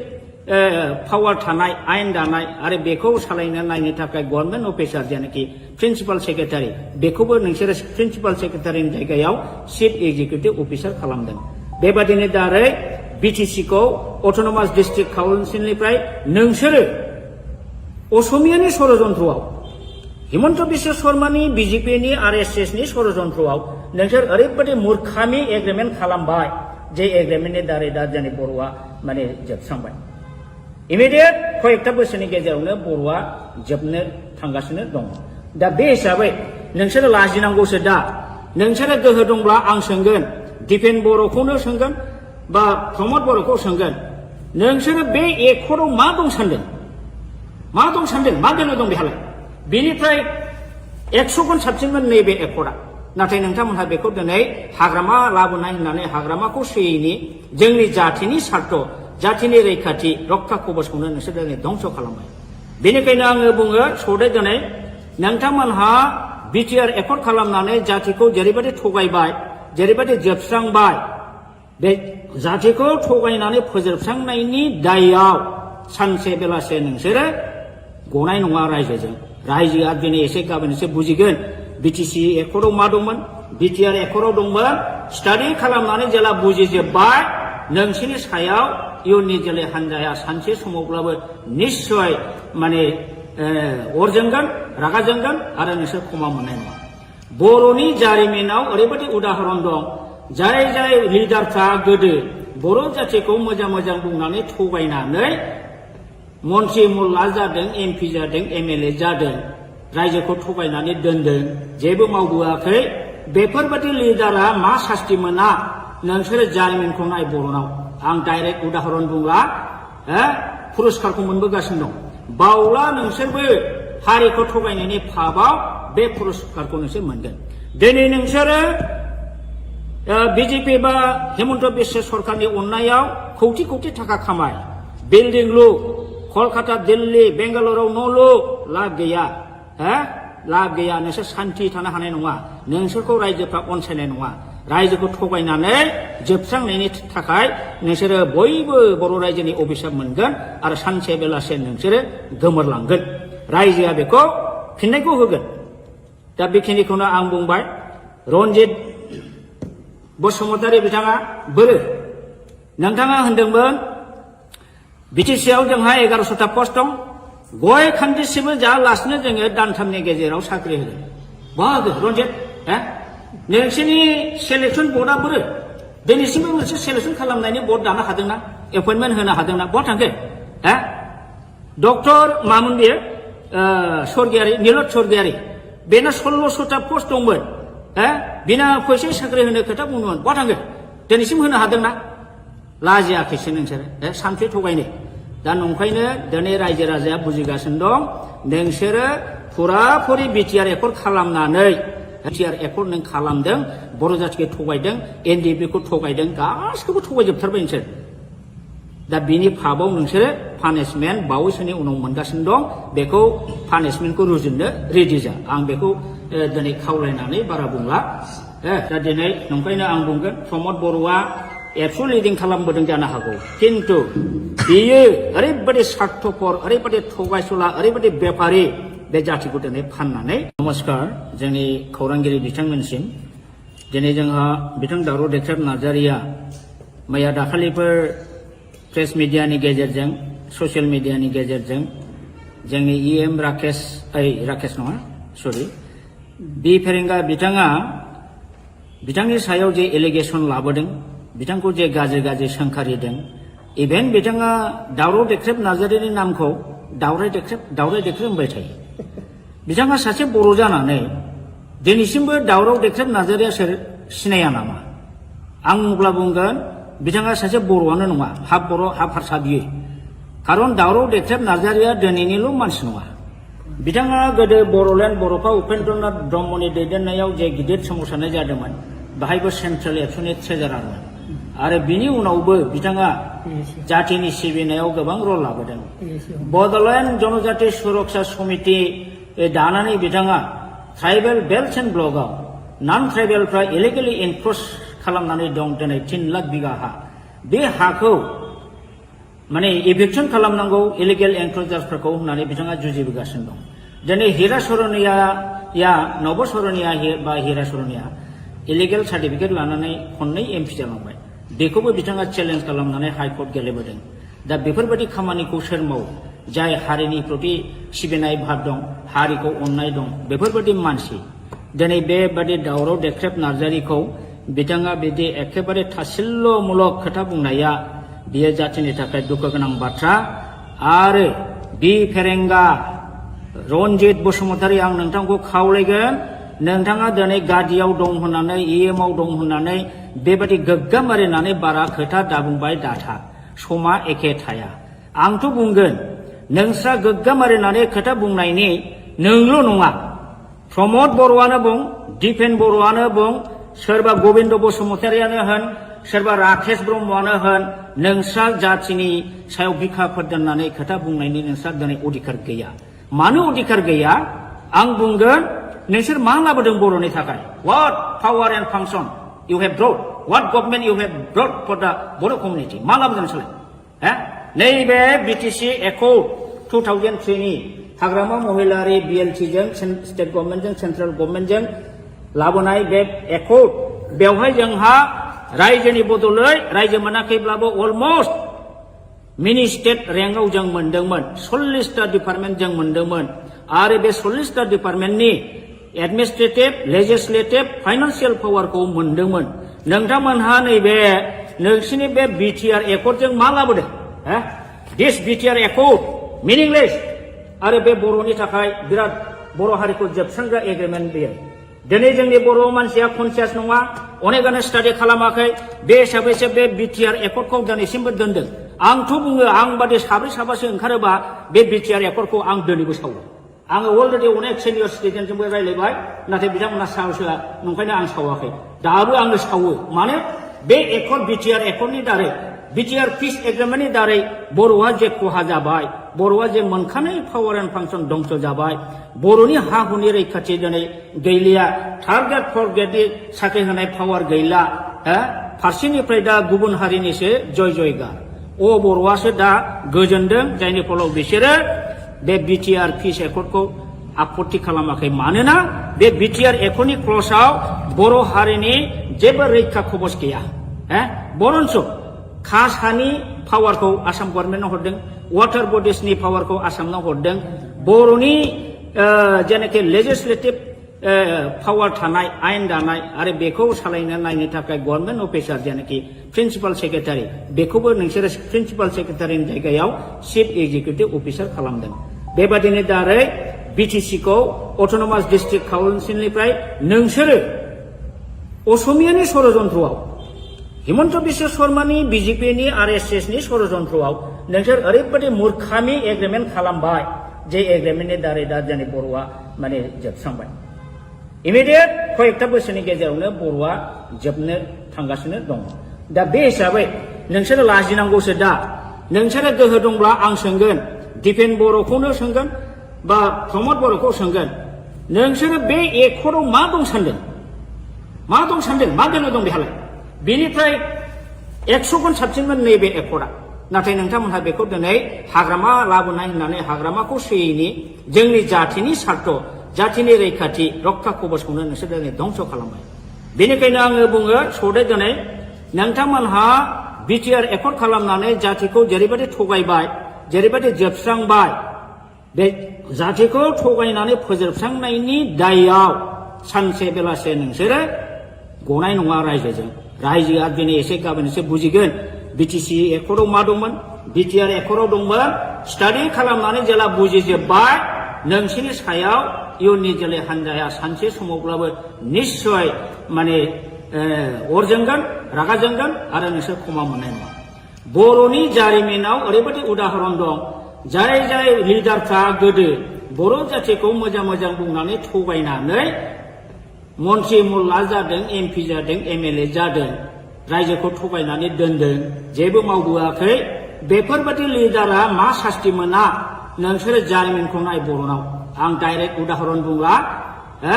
पुरस्कारखौ मोनबोगासिनो दं बावला नोंसोरबो हारिखौ थगायनायनि फाबाव बे पुरस्कारखौ नोंसोर मोनगोन दिनै नोंसोरो बिजेपि बा हेमन्त बिश्व सरकारनि अननायाव कौटि कौटि थाखा खामाय बिल्डिं लु कलकाता दिल्ली बेंगालुरुआव न' लु लाब गैया लाब गैया नोंसोर सान्थि थानो हानाय नङा नोंसोरखौ रायजोफ्रा अनसायनाय नङा रायजोखौ थगायनानै जोबस्रांनायनि थाखाय नोंसोरो बयबो बर' रायजोनि अभिशाप मोनगोन आरो सानसे बेलासे नोंसोरो गोमोरलांगोन रायजोआ बेखौ फिननायखौ होगोन दा बेखिनिखौनो आं बुंबाय रन्जित बसुमतारी बिथाङा बोरो नोंथाङा होनदोंमोन बिटिसिआव जोंहा 1100टा पस्ट दं गय खान्दिसेबो जायालासिनो जोङो दानथामनि गेजेराव साख्रि होगोन बहा रन्जित नोंसोरनि सेलेक्सन बर्डआ बोरो दिनैसिमबो मोनसे सेलेक्सन खालामनायनि बर्ड दानो हादोंना एपइन्टमेन्ट होनो हादोंना बहा थांखो डक्टर मामोन बेयो स्वर्गियारि नीलत स्वर्गियारि बेना 1600टा पस्ट दंमोन बिना फैसा साख्रि होनो खोथा बुंदोंमोन बहा थांखो दिनैसिम होनो हादोंना लाजियाखैसो नोंसोरो सानसे थगायनो दा नंखायनो दिनै रायजो राजाया बुजिगासिनो दं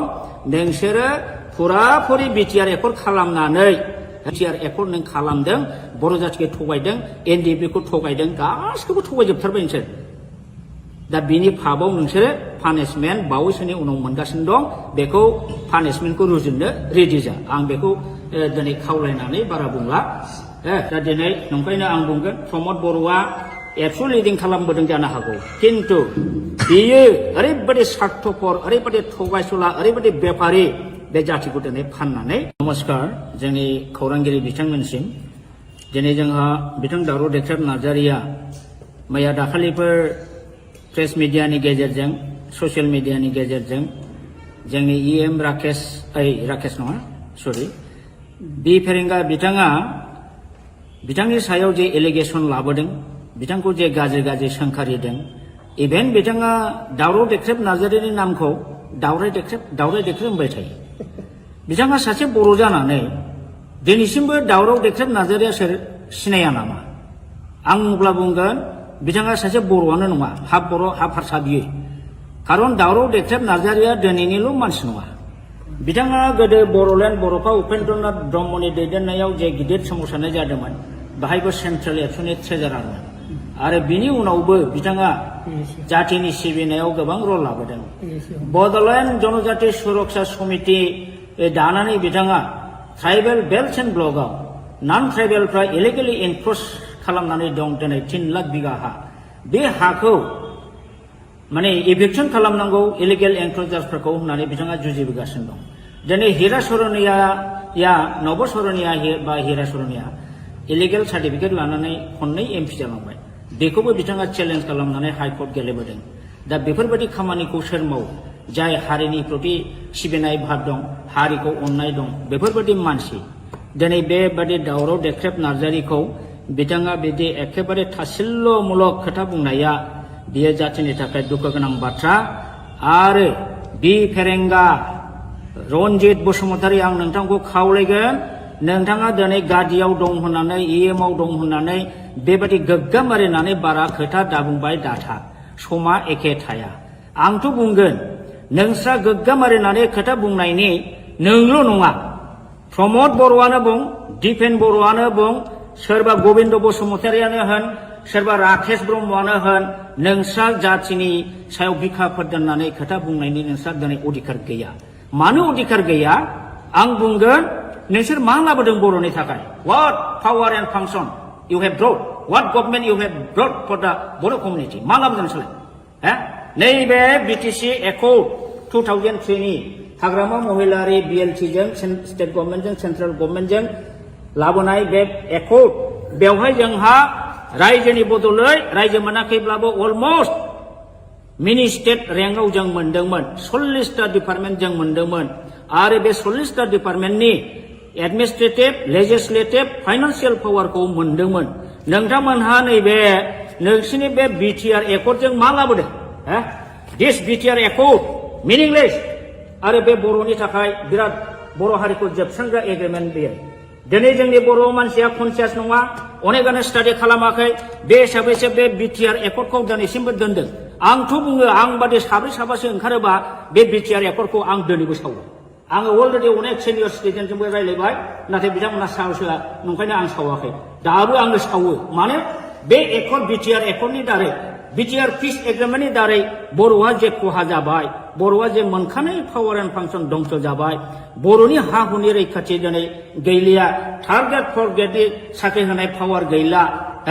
फारसेनिफ्राय दा गुबुन हारिनिसो जय जयगार बर'आसो दा गोजोनदों जायनि फलाव बिसोरो बे बिटिआर पिस एकर्डखौ आपत्ति खालामाखै मानोना बे बिटिआर एकर्डनि क्लजआव बर' हारिनि जेबो रैखा कवच गैया बरन्स कासानि पावारखौ आसाम गभर्नमेन्टआव हरदों वाटार बडिसनि पावारखौ आसामनाव हरदों बर'नि जेनाखि लेजिस्लेटिभ पावार थानाय आयेन दानाय आरो बेखौ सालायनो नायनो थाखाय गभर्नमेन्ट अफिसार जेनाखि प्रिन्सिपाल सेक्रेटारि बेखौबो नोंसोरो प्रिन्सिपाल सेक्रेटारिनि जायगायाव चिफ एक्जिकिउटिभ अफिसार खालामदों बेबादिनो दारै बिटिसिखौ अट'नमास डिस्ट्रिक्ट काउन्सिलनिफ्राय नोंसोरो असमियानि षड़यन्त्रआव हिमन्त बिश्व शर्मानि बिजेपिनि आरएसएसनि षड़यन्त्रआव नोंसोर ओरैबायदि मूर्खामि एग्रिमेन्ट खालामबाय जे एग्रिमेन्टनि दारै दा जोंनि बर'आ माने जोबस्रांबाय इमिडियेट कयेकटा बोसोरनि गेजेरावनो बर'आ जोबनो थांगासिनो दङ दा बे हिसाबै नोंसोरो लाजिनांगौसो दा नोंसोरो गोहो दंब्ला आं सोंगोन दिपेन बर'खौनो सोंगोन बा प्रमद बर'खौ सोंगोन नोंसोरो बे एकर्डआव मा दं सानदों मा दोलो दं बेहालाय बेनिफ्राय 100 गुन साबसिनमोन नैबे एकर्डआ नाथाय नोंथांमोनहा बेखौ दिनै हाग्रामा लाबोनाय होननानै हाग्रामाखौ सोयैनि जोंनि जाथिनि सार्थ जाथिनि रैखाथि रक्षा कवचखौनो नोंसोर दिनै धंस खालामबाय बेनिखायनो आङो बुङो सदे दिनै नोंथांमोनहा बिटिआर एकर्ड खालामनानै जातिखौ जेरैबायदि थगायबाय जेरैबायदि जोबस्रांबाय बे जातिखौ थगायनानै फोजोबस्रांनायनि दायआव सानसे बेलासे नोंसोरो गनाय नङा रायजोजों रायजोआ दिनै एसे गाबोन एसे बुजिगोन बिटिसि एकर्डआव मा दंमोन बिटिआर एकर्डआव दंमोन स्टाडि खालामनानै जेला बुजिजोब्बाय नोंसिनि सायाव इयुननि जोलै हान्जाया सानसे समावब्लाबो निश्चय माने अर जोंगोन रागा जोंगोन आरो नोंसोर क्षमा मोननाय नङा बर'नि जारिमिनाव ओरैबायदि उदाहरन दं जाय लिडारफ्रा गोदो बर' जातिखौ मोजां बुंनानै थगायनानै मन्त्रि मुल्ला जादों एमपि जादों एमएलए जादों रायजोखौ थगायनानै दोनदों जेबो मावबोआखै बेफोरबायदि लिडारा मा सास्ति मोना नोंसोरो जारिमिनखौ नाय बर'नाव आं डाइरेक्ट उदाहरन बुंला पुरस्कारखौ मोनबोगासिनो दं बावला नोंसोरबो हारिखौ थगायनायनि फाबाव बे पुरस्कारखौ नोंसोर मोनगोन दिनै नोंसोरो बिजेपि बा हिमन्त बिश्व सरकारनि अननायाव कौटि थाखा खामाय बिल्डिं लु कलकाता दिल्ली बेंगालुरुआव न' लु लाब गैया लाब गैया नोंसोर सान्थि थानो हानाय नङा नोंसोरखौ रायजोफ्रा अनसायनाय नङा रायजोखौ थगायनानै जोबस्रांनायनि थाखाय नोंसोरो बयबो बर' रायजोनि अभिशाप मोनगोन आरो सानसे बेलासे नोंसोरो गोमोरलांगोन रायजोआ बेखौ फिननायखौ होगोन दा बेखिनिखौनो आं बुंबाय रन्जित बसुमतारी बिथाङा बोरो नोंथाङा होनदोंमोन बिटिसिआव जोंहा 1100टा पस्ट दं गय खान्दिसेबो जायालासिनो जोङो दानथामनि गेजेराव साख्रि होगोन बाहागो रन्जित नोंसोरनि सेलेक्सन बर्डआ बोरो दिनैसिमबो मोनसे सेलेक्सन खालामनायनि बर्ड दानो हादोंना एपइन्टमेन्ट होनो हादोंना बहा थांखो डक्टर मामोन बेयो स्वर्गियारि नीलत स्वर्गियारि बेना 1600टा पस्ट दंमोन बिना फैसा साख्रि होनो खोथा बुंदोंमोन बहा थांखो दिनैसिम होनो हादोंना लाजियाखैसो नोंसोरो सानसे थगायनो दा नंखायनो दिनै रायजो राजाया बुजिगासिनो दं नोंसोरो फुराफुरि बिटिआर एकर्ड खालामनानै बिटिआर एकर्ड नों खालामदों बर' जाथिखौ थगायदों एनडिएफबि खौ थगायदों गासिखौबो थगायजोबथारबाय नोंसोर दा बिनि फाबाव नोंसोरो पानिशमेन्ट बावैसोनि उनाव मोनगासिनो दं बेखौ पानिशमेन्टखौ रुजुननो रेडि जा आं बेखौ दिनै खावलायनानै बारा बुंला दा दिनै नंखायनो आं बुंगोन प्रमद बर'आ एबसु लिडिं खालामबोदों जानो हागौ किन्तु बियो ओरैबायदि स्वार्थपर ओरैबायदि थगायसुला ओरैबायदि बेपारि बे जातिखौ दिनै फाननानै नमस्कार जोंनि खौरांगिरि बिथांमोनसिम दिनै जोंहा बिथां दावराव देख्रेब नार्जारिया मैया दाखालिफोर प्रेस मिडियानि गेजेरजों ससियेल मिडियानि गेजेरजों जोंनि इएम राकेश नङा सरि बि फेरेंगा बिथाङा बिथांनि सायाव जे एलिगेसन लाबोदों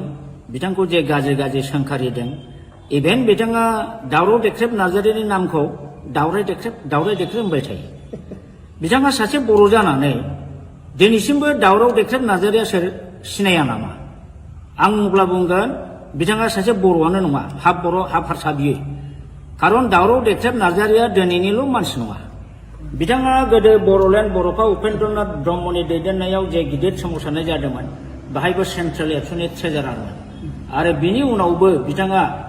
जातिनि सिबिनायाव गोबां रल लाबोदों बड'लेण्ड जनजाति सुरक्षा समिति दानानै बिथाङा ट्राइबेल बेल्ट एन्ड ब्लकआव नन ट्राइबेलफ्रा इलिगेलि एनक्रच खालामनानै दं दिनै 3 लाख बिगा हा बे हाखौ माने इभिक्सन खालामनांगौ इलिगेल एनक्रचार्सफोरखौ होननानै बिथाङा जुजिबोगासिनो दं दिनै हिरा सरनिया नब सरनिया बा हिरा सरनिया इलिगेल सार्टिफिकेट लानानै खननै एमपि जालांबाय बेखौबो बिथाङा चेलेन्ज खालामनानै हाइकर्ट गेलेबोदों दा बेफोरबायदि खामानिखौ सोर मावो जाय हारिनि प्रति सिबिनाय भाब दं हारिखौ अननाय दं बेफोरबायदि मानसि दिनै बेबादि दावराव देख्रेब नार्जारिखौ बिथाङा बिदि एखेबारे थासिल्यमूलक खोथा बुंनाया बियो जातिनि थाखाय दुखु गोनां बाथ्रा आरो बि फेरेंगा रनजित बसुमतारी आं नोंथांखौ खावलायगोन नोंथाङा दिनै गादियाव दं होननानै इएमआव दं होननानै बेबायदि गोग्गाम मारिनानै बारा खोथा दाबुंबाय दाथा समा एखे थाया आंथ' बुंगोन नोंस्रा गोग्गाम मारिनानै खोथा बुंनायनि नोंल' नङा प्रमद बर'आनो बुं दिपेन बर'आनो बुं सोरबा गबिन्द बसुमतारियानो होन सोरबा राकेश ब्रह्मआनो होन नोंस्रा जातिनि सायाव बिखाफोर दोननानै खोथा बुंनायनि नोंस्रा दिनै अधिकार गैया मानो अधिकार गैया आं बुंगोन नोंसोर मा लाबोदों बर'नि थाखाय what power and function you have brought what government you have brought for the Bodo' community मा लाबोदों नोंसोरलाय नैबे बिटिसि एकर्ड 2003 नि हाग्रामा महिलारि बिएलटिजों स्टेट गभर्नमेन्टजों सेन्ट्रेल गभर्नमेन्टजों लाबोनाय बे एकर्ड बेवहाय जोंहा रायजोनि बदलै रायजो मोनाखैब्लाबो अलमस्ट मिनि स्टेट रेंकआव जों मोनदोंमोन 40टा डिपार्टमेन्ट जों मोनदोंमोन आरो बे 40टा डिपार्टमेन्टनि एडमिनिस्ट्रेटिभ लेजिस्लेटिभ फाइनान्सियेल पावारखौ मोनदोंमोन नोंथांमोनहा नैबे नोंसिनि बे बिटिआर एकर्डजों मा लाबोदों दिस बिटिआर एकर्ड मिनिंलेस आरो बे बर'नि थाखाय बिराद बर' हारिखौ जोबस्रांग्रा एग्रिमेन्ट बेयो दिनै जोंनि बर' मानसिया कनसियास नङा अनेकानो स्टाडि खालामाखै बे हिसाबैसो बे बिटिआर एकर्डखौ दिनैसिमबो दोनदों आंथ' बुङो आं बादि साब्रै साबासो ओंखारोबा बे बिटिआर एकर्डखौ आं दिनैबो सावो आङो अलरेडि अनेक सिनियर सिटिजेनजोंबो रायज्लायबाय नाथाय बिथांमोना साहसआ नंखायनो आं सावाखै दाबो आङो सावो मानो बे एकर्ड बिटिआर एकर्डनि दारै बिटिआर पिस एग्रिमेन्टनि दारै बर'आ जे खहा जाबाय बर'आ जे मोनखानाय पावार एन्ड फांसन दंस जाबाय बर'नि हा हुनि रैखाथि दिनै गैलिया थार्ड ग्रेड फर्थ ग्रेडनि साख्रि होनाय पावार गैला फारसेनिफ्राय दा गुबुन हारिनिसो जय जयगार बर'आसो दा गोजोनदों जायनि फलाव बिसोरो बे बिटिआर पिस एकर्डखौ आपत्ति खालामाखै मानोना बे बिटिआर एकर्डनि क्लजआव बर' हारिनि जेबो रैखा खबस गैया बरन्स खास हानि पावारखौ आसाम गभर्नमेन्टनो हरदों वाटार बडिसनि पावारखौ आसामनो हरदों बर'नि जेनाखि लेजिस्लेटिभ पावार थानाय आयेन दानाय आरो बेखौ सालायनो नायनो थाखाय गभर्नमेन्ट अफिसार जेनाखि प्रिन्सिपाल सेक्रेटारि बेखौबो नोंसोरो प्रिन्सिपाल सेक्रेटारिनि जायगायाव चिफ एक्जिकिउटिभ अफिसार खालामदों बेबादिनो दारै बिटिसिखौ अट'नमास डिस्ट्रिक्ट काउन्सिलनिफ्राय नोंसोरो असमियानि षड़यन्त्रआव हिमन्त बिश्व शर्मानि बिजेपिनि आरएसएसनि षड़यन्त्रआव नोंसोर ओरैबायदि मूर्खामि एग्रिमेन्ट खालामबाय जे एग्रिमेन्टनि दारै दा जोंनि बर'आ माने जोबस्रांबाय इमिडियेट कयेकथा बोसोरनि गेजेरावनो बर'आ जोबनो थांगासिनो दङ दा बे हिसाबै नोंसोरो लाजिनांगौसो दा नोंसोरो गोहो दंब्ला आं सोंगोन दिपेन बर'खौनो सोंगोन बा प्रमद बर'खौ सोंगोन नोंसोरो बे एकर्डआव मा दं सानदों मा बेनो दं बेहालाय बेनिफ्राय 100 गुन साबसिनमोन नैबे एकर्डआ नाथाय नोंथांमोनहा बेखौ दिनै हाग्रामा लाबोनाय होननानै हाग्रामाखौ सोयैनि जोंनि जाथिनि सार्थ जाथिनि रैखाथि रक्षा कवचखौनो नोंसोर दिनै धंस खालामबाय बेनिखायनो आङो बुङो सदै दिनै नोंथांमोनहा बिटिआर एकर्ड खालामनानै जातिखौ जेरैबायदि थगायबाय जेरैबायदि जोबस्रांबाय बे जातिखौ थगायनानै फोजोबस्रांनायनि दायआव सानसे बेलासे नोंसोरो गनाय नङा रायजोजों रायजोआ दिनै एसे गाबोन एसे बुजिगोन बिटिसि एकर्डआव मा दंमोन बिटिआर एकर्डआव दंमोन स्टाडि खालामनानै जेला बुजिजोब्बाय नोंसोरनि सायाव इयुननि जोलै हान्जाया सानसे समावब्लाबो निश्चय माने अर जोंगोन रागा जोंगोन आरो नोंसोर क्षमा मोननाय नङा बर'नि जारिमिनाव ओरैबायदि उदाहरन दं जाय जाय लिडारफ्रा गोदो बर' जातिखौ मोजां मोजां बुंनानै थगायनानै मन्त्रि मुल्ला जादों एमपि जादों एमएलए जादों रायजोखौ थगायनानै दोनदों जेबो मावबोआखै बेफोरबायदि लिडारा मा सास्ति मोना नोंसोरो जारिमिनखौ नाय बर'नाव आं डाइरेक्ट उदाहरन बुंला पुरस्कारखौ मोनबोगासिनो दं बावला नोंसोरबो हारिखौ थगायनायनि फाबाव बे पुरस्कारखौ नोंसोर मोनगोन दिनै नोंसोरो बिजेपि बा हेमन्त बिश्व सरकारनि अननायाव कौटि कौटि थाखा खामाय बिल्डिं लु कलकाता दिल्ली बेंगालुराव न' लु लाब गैया लाब गैया नोंसोर सान्थि थानो हानाय नङा नोंसोरखौ रायजोफ्रा अनसायनाय नङा रायजोखौ थगायनानै जोबस्रांनायनि थाखाय नोंसोरो बयबो बर' रायजोनि अभिशाप मोनगोन आरो सानसे बेलासे नोंसोरो गोमोरलांगोन रायजोआ बेखौ फिननायखौ होगोन दा बेखिनिखौनो आं बुंबाय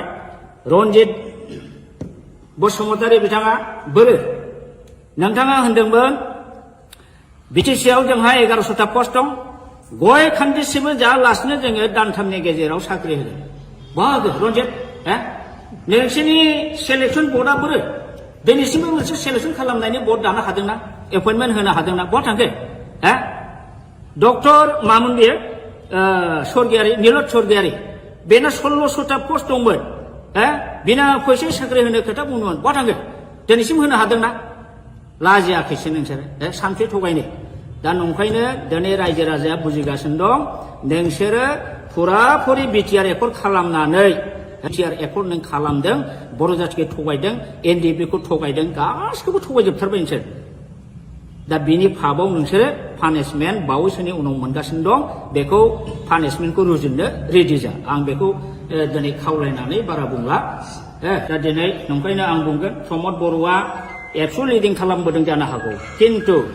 बियो ओरैबायदि स्वार्थपर ओरैबायदि थगायसुला ओरैबायदि बेपारि बे जातिखौ दिनै फाननानै नमस्कार जोंनि खौरांगिरि बिथांमोनसिम दिनै जोंहा बिथां दावराव देख्रेब नार्जारिया मैया दाखालिफोर प्रेस मिडियानि गेजेरजों ससियेल मिडियानि गेजेरजों जोंनि इएम राकेश नङा सरि बि फेरेंगा बिथाङा बिथांनि सायाव जे एलिगेसन लाबोदों बिथांखौ जे गाज्रि गाज्रि सोंखारिदों इभेन बिथाङा दावराव देख्रेब नार्जारिनि नामखौ दावराय देख्रेब होनबाय थायो बिथाङा सासे बर' जानानै दिनैसिमबो दावराव देख्रेब नार्जारिया सोर सिनाया नामा आं अब्ला बुंगोन बिथाङा सासे बर'आनो नङा हाफ बर' हाफ हारसा बियो खारन दावराव देख्रेब नार्जारिया दिनैनिल' मानसि नङा बिथाङा गोदो बर'लेण्ड बर'फा उपेन्द्रनाथ ब्रह्मनि दैदेननायाव जे गिदिर सोमावसारनाय जादोंमोन बाहायबो सेन्ट्रेल एबसुनि ट्रेजारारमोन आरो बिनि उनावबो बिथाङा जातिनि सिबिनायाव गोबां रल लाबोदों बड'लेण्ड जनजाति सुरक्षा समिति दानानै बिथाङा ट्राइबेल बेल्ट एन्ड ब्लकआव नन ट्राइबेलफ्रा इलिगेलि एनक्रच खालामनानै दं दिनै 3 लाख बिगा हा बे हाखौ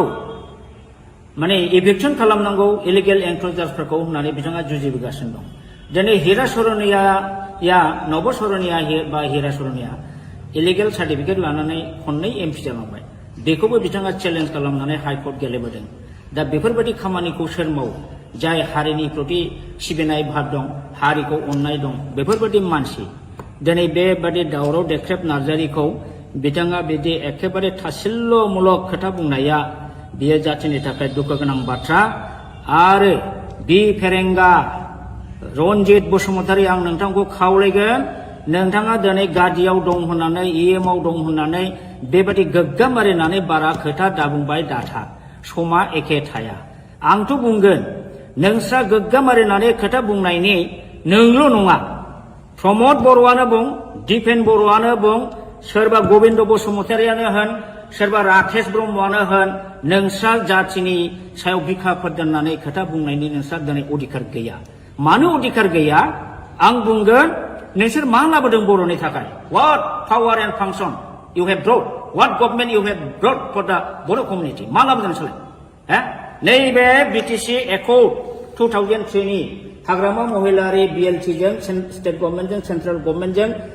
लाबोनाय बे एकर्ड, बेवहाय जोंहा रायजोनि बदलै रायजो मोनाखैब्लाबो अलमस्ट मिनि स्टेट रेंकआव जों मोनदोंमोन। 40टा डिपार्टमेन्ट जों मोनदोंमोन आरो बे 40टा डिपार्टमेन्टनि एडमिनिस्ट्रेटिभ, लेजिस्लेटिभ, फाइनान्सियेल पावारखौ मोनदोंमोन। नोंथांमोनहा नैबे नोंसिनि बे बिटिआर एकर्डजों मा लाबोदों? दिस बिटिआर एकर्ड मिनिंलेस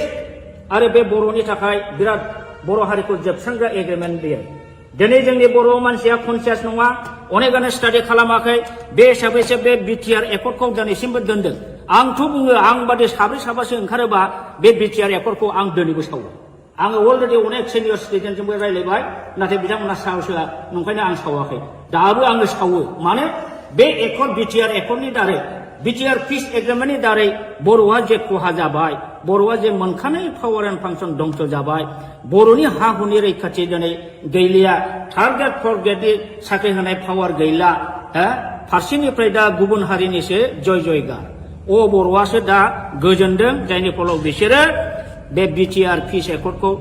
आपत्ति खालामाखै। मानोना बे बिटिआर एकर्डनि क्लजआव बर' हारिनि जेबो रैखा कवच गैया।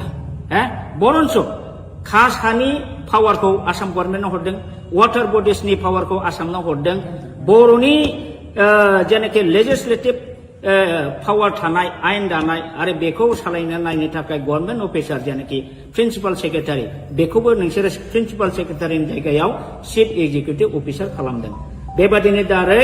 बिटिसिखौ अट'नमास डिस्ट्रिक्ट काउन्सिलनिफ्राय नोंसोरो असमियानि षड़यन्त्रआव, हिमन्त बिश्व शर्मानि बिजेपिनि RSSनि षड़यन्त्रआव नोंसोर ओरैबायदि मुर्खामि एग्रिमेन्ट खालामबाय, जे एग्रिमेन्टनि दारै दा जोंनि बर'आ माने जोबस्रांबाय। इमिडियेट कयेकटा बोसोरनि गेजेरावनो बर'आ जोबनो थांगासिनो दङ।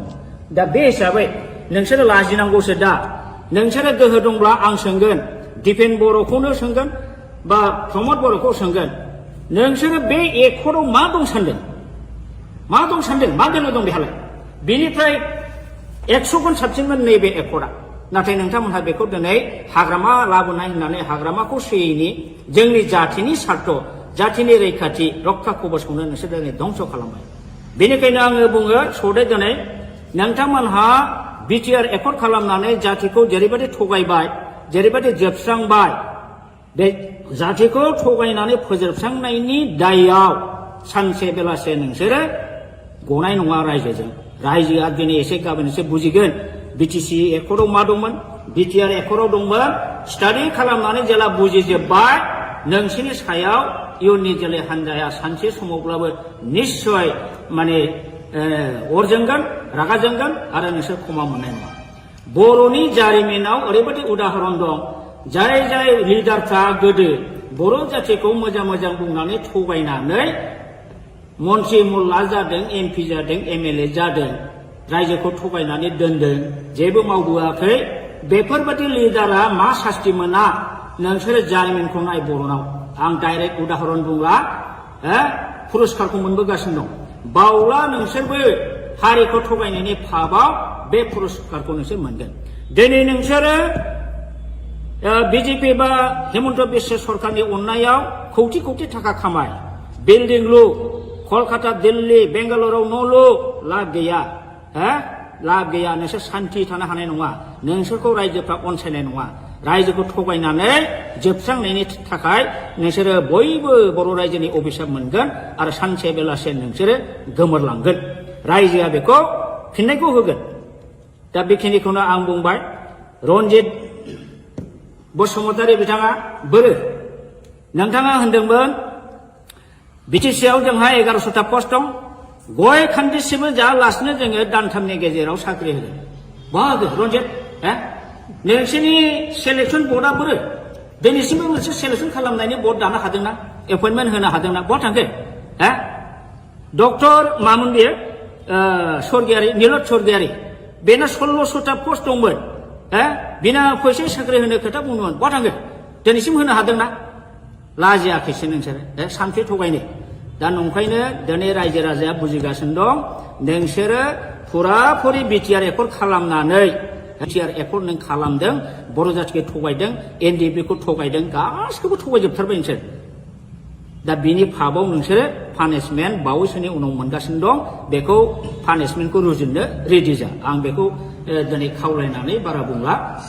दा दिनै नंखायनो आं बुंगोन प्रमद बर'आ एबसु लिडिं खालामबोदों जानो हागौ किन्तु बियो ओरैबायदि स्वार्थपर ओरैबायदि थगायसुला ओरैबायदि बेपारि बे जातिखौ दिनै फाननानै नमस्कार जोंनि खौरांगिरि बिथांमोनसिम दिनै जोंहा बिथां दावराव देख्रेब नार्जारिया मैया दाखालिफोर प्रेस मिडियानि गेजेरजों ससियेल मिडियानि गेजेरजों जोंनि इएम राकेश नङा सरि बि फेरेंगा बिथाङा बिथांनि सायाव जे एलिगेसन लाबोदों बिथांखौ जे गाज्रि गाज्रि सोंखारिदों इभेन बिथाङा दावराव देख्रेब नार्जारिनि नामखौ दावराय देख्रेब होनबाय थायो बिथाङा सासे बर' जानानै दिनैसिमबो दावराव देख्रेब नार्जारिया सोर सिनाया नामा आं अब्ला बुंगोन बिथाङा सासे बर'आनो नङा हाफ बर' हाफ हारसा बियो खारन दावराव देख्रेब नार्जारिया दिनैनिल' मानसि नङा बिथाङा गोदो बर'लेण्ड बर'फा उपेन्द्रनाथ ब्रह्मनि दैदेननायाव जे गिदिर सोमावसारनाय जादोंमोन बाहायबो सेन्ट्रेल एबसुनि ट्रेजारारमोन आरो बिनि उनावबो बिथाङा जातिनि सिबिनायाव गोबां रल लाबोदों बड'लेण्ड जनजाति सुरक्षा समिति दानानै बिथाङा ट्राइबेल बेल्ट एन्ड ब्लकआव नन ट्राइबेलफ्रा इलिगेलि एनक्रच खालामनानै दं दिनै 3 लाख बिगा हा बे हाखौ माने इभिक्सन खालामनांगौ इलिगेल एनक्रचार्सफोरखौ होननानै बिथाङा जुजिबोगासिनो दं दिनै हिरा सरनिया नब सरनिया बा हिरा सरनिया इलिगेल सार्टिफिकेट लानानै खननै एमपि जालांबाय बेखौबो बिथाङा चेलेन्ज खालामनानै हाइकर्ट गेलेबोदों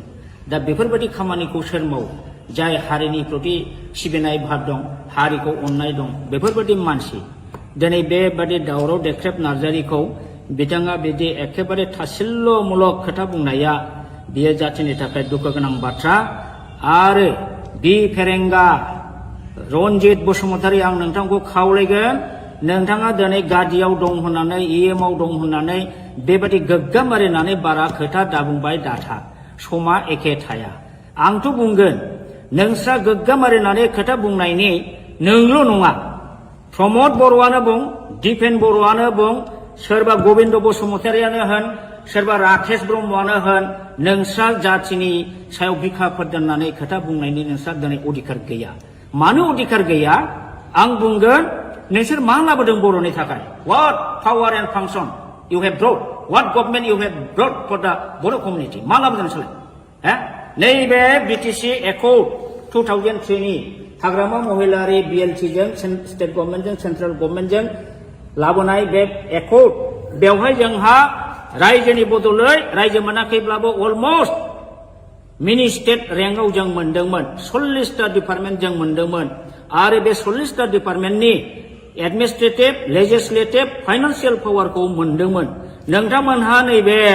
नोंसिनि बे बिटिआर एकर्डजों मा लाबोदों दिस बिटिआर एकर्ड मिनिंलेस आरो बे बर'नि थाखाय बिराद बर' हारिखौ जोबस्रांग्रा एग्रिमेन्ट बेयो दिनै जोंनि बर' मानसिया कनसियास नङा अनेकानो स्टाडि खालामाखै बे हिसाबैसो बे बिटिआर एकर्डखौ दिनैसिमबो दोनदों आंथ' बुङो आं बादि साब्रै साबासो ओंखारोबा बे बिटिआर एकर्डखौ आं दिनैबो सावो आङो अलरेडि अनेक सिनियर सिटिजेनजोंबो रायज्लायबाय नाथाय बिथांमोना साहसआ नंखायनो आं सावाखै दाबो आङो सावो मानो बे एकर्ड बिटिआर एकर्डनि दारै बिटिआर पिस एग्रिमेन्टनि दारै बर'आ जे खहा जाबाय बर'आ जे मोनखानाय पावार एन्ड फांसन दंस जाबाय बर'नि हा हुनि रैखाथि दिनै गैलिया थार्ड ग्रेड फर्थ ग्रेडनि साख्रि होनाय पावार गैला फारसेनिफ्राय दा गुबुन हारिनिसो जय जयगार बर'आसो दा गोजोनदों जायनि फलाव बिसोरो बे बिटिआर पिस एकर्डखौ आपत्ति खालामाखै मानोना बे बिटिआर एकर्डनि क्लजआव बर' हारिनि जेबो रैखा खबस गैया बरन्स खास हानि पावारखौ आसाम गभर्नमेन्टनो हरदों वाटार बडिसनि पावारखौ आसामनो हरदों बर'नि जेनाखि लेजिस्लेटिभ पावार थानाय आयेन दानाय आरो बेखौ सालायनो नायनो थाखाय गभर्नमेन्ट अफिसार जेनाखि प्रिन्सिपाल सेक्रेटारि बेखौबो नोंसोरो प्रिन्सिपाल सेक्रेटारिनि जायगायाव चिफ एक्जिकिउटिभ अफिसार खालामदों बेबादिनो दारै बिटिसिखौ अट'नमास डिस्ट्रिक्ट काउन्सिलनिफ्राय नोंसोरो असमियानि षड़यन्त्रआव हिमन्त बिश्व शर्मानि बिजेपिनि आरएसएसनि षड़यन्त्रआव नोंसोर ओरैबायदि मूर्खामि एग्रिमेन्ट खालामबाय जे एग्रिमेन्टनि दारै दा जोंनि बर'आ माने जोबस्रांबाय इमिडियेट कयेकथा बोसोरनि गेजेरावनो बर'आ जोबनो थांगासिनो दङ दा बे हिसाबै नोंसोरो लाजिनांगौसो दा नोंसोरो गोहो दंब्ला आं सोंगोन दिपेन बर'खौनो सोंगोन बा प्रमद बर'खौ सोंगोन नोंसोरो बे एकर्डआव मा दं सानदों मा दोलो दं बेहालाय बेनिफ्राय 100 गुन साबसिनमोन नैबे एकर्डआ नाथाय नोंथांमोनहा बेखौ दिनै हाग्रामा लाबोनाय होननानै हाग्रामाखौ सोयैनि जोंनि जाथिनि सार्थ जाथिनि रैखाथि रक्षा कबचखौनो नोंसोर दिनै धंस खालामबाय बेनिखायनो आङो बुङो सदै दिनै नोंथांमोनहा बिटिआर एकर्ड खालामनानै जातिखौ जेरैबायदि थगायबाय जेरैबायदि जोबस्रांबाय बे जातिखौ थगायनानै फोजोबस्रांनायनि दायआव सानसे बेलासे नोंसोरो गनाय नङा रायजोआ दिनै एसे गाबोन एसे बुजिगोन बिटिसि एकर्डआव मा दंमोन बिटिआर एकर्डआव दंमोन स्टाडि खालामनानै जेला बुजिजोब्बाय नोंसोरनि सायाव इयुननि जोलै हान्जाया सानसे समावब्लाबो निश्चय माने अर जोंगोन रागा जोंगोन आरो नोंसोर क्षमा मोननाय नङा बर'नि जारिमिनाव ओरैबायदि उदाहरन दं जाय लिडारफ्रा गोदो बर' जातिखौ मोजां बुंनानै थगायनानै मन्त्रि मुल्ला जादों एमपि जादों एमएलए जादों रायजोखौ थगायनानै दोनदों जेबो मावबोआखै बेफोरबायदि लिडारा मा सास्ति मोना नोंसोरो जारिमिनखौ नाय बर'नाव आं डाइरेक्ट उदाहरन बुंला पुरस्कारखौ मोनबोगासिनो दं बावला नोंसोरबो हारिखौ थगायनायनि फाबाव बे पुरस्कारखौ नोंसोर मोनगोन दिनै नोंसोरो बिजेपि बा हिमन्त बिश्व सरकारनि अननायाव कौटि थाखा खामाय बिल्डिं लु कलकाता दिल्ली बेंगालुराव न' लु लाब गैया नोंसोर सान्थि थानो हानाय नङा नोंसोरखौ रायजोफ्रा अनसायनाय नङा रायजोखौ थगायनानै जोबस्रांनायनि थाखाय नोंसोरो बयबो बर' रायजोनि अभिशाप मोनगोन आरो सानसे बेलासे नोंसोरो गोमोरलांगोन रायजोआ बेखौ फिननायखौ होगोन दा बेखिनिखौनो आं बुंबाय रन्जित बसुमतारी बिथाङा बोरो नोंथाङा होनदोंमोन बिटिसिआव जोंहा 1100टा पस्ट दं गय खान्दिसेबो जायालासिनो जोङो दानथामनि गेजेराव साख्रि होगोन बाहागो रन्जित नोंसोरनि सेलेक्सन बर्डआ बोरो दिनैसिमबो मोनसे सेलेक्सन खालामनायनि बर्ड दानो हादोंना एपइन्टमेन्ट होनो हादोंना बहा थांखो डक्टर मामोन बेयो स्वर्गियारि नीलत स्वर्गियारि बेना 1600टा पस्ट दंमोन बिना फैसा साख्रि होनो खोथा बुंदोंमोन बहा थांखो दिनैसिम होनो हादोंना लाजियाखैसो नोंसोरो सानसे थगायनो दा नंखायनो दिनै रायजो राजाया बुजिगासिनो दं नोंसोरो फुराफुरि बिटिआर एकर्ड खालामनानै बिटिआर एकर्ड नों खालामदों बर' जातिखौ थगायदों एनडिएफबिखौ थगायदों गासिखौबो थगायजोबथारबाय नोंसोर दा बिनि फाबाव नोंसोरो पानिशमेन्ट बावैसोनि उनाव मोनगासिनो दं बेखौ पानिशमेन्टखौ रुजुननो रेडि जा आं बेखौ दिनै खावलायनानै बारा बुंला दा दिनै नंखायनो आं बुंगोन प्रमद बर'आ एबसु लिडिं खालामबोदों जानो हागौ किन्तु बियो ओरैबायदि स्वार्थपर ओरैबायदि थगायसुला ओरैबायदि बेपारि बे जातिखौ दिनै फाननानै नमस्कार जोंनि खौरांगिरि बिथांमोनसिम दिनै जोंहा बिथां दावराव देख्रेब नार्जारिया मैया दाखालिफोर प्रेस मिडियानि गेजेरजों ससियेल मिडियानि गेजेरजों जोंनि इएम राकेश नङा सरि बि फेरेंगा बिथाङा बिथांनि सायाव जे एलिगेसन लाबोदों बिथांखौ जे गाज्रि सोंखारिदों इभेन बिथाङा दावराव देख्रेब नार्जारिनि नामखौ दावराय देख्रेब होनबाय थायो बिथाङा सासे बर' जानानै दिनैसिमबो दावराव देख्रेब नार्जारिया सोर सिनाया नामा आं अब्ला बुंगोन बिथाङा सासे बर'आनो नङा हाफ बर' हाफ हारसा बियो खारन दावराव देख्रेब नार्जारिया दिनैनिल' मानसि नङा बिथाङा गोदो बर'लेण्ड बर'फा उपेन्द्रनाथ ब्रह्मनि दैदेननायाव जे गिदिर सोमावसारनाय जादोंमोन बाहायबो सेन्ट्रेल एबसुनि ट्रेजारारमोन आरो बिनि उनावबो बिथाङा जातिनि सिबिनायाव गोबां रल लाबोदों बड'लेण्ड जनजाति सुरक्षा समिति दानानै बिथाङा ट्राइबेल बेल्ट एन्ड ब्लकआव नन ट्राइबेलफ्रा इलिगेलि एनक्रोच खालामनानै दं दिनै 3 लाख बिगा हा बे हाखौ माने इभिक्सन खालामनांगौ इलिगेल एनक्रोचार्सफोरखौ होननानै बिथाङा जुजिबोगासिनो दं दिनै हिरा सरनिया नब सरनिया बा हिरा सरनिया इलिगेल सार्टिफिकेट लानानै खननै एमपि जालांबाय बेखौबो बिथाङा चेलेन्ज खालामनानै हाइकर्ट गेलेबोदों दा बेफोरबायदि खामानिखौ सोर मावो जाय हारिनि प्रति सिबिनाय भाब दं हारिखौ अननाय दं बेफोरबायदि मानसि दिनै बेबादि दावराव देख्रेब नार्जारिखौ बिथाङा बिदि एखेबारे थासिल्यमूलक खोथा बुंनाया बियो जातिनि थाखाय दुखु गोनां बाथ्रा आरो बि फेरेंगा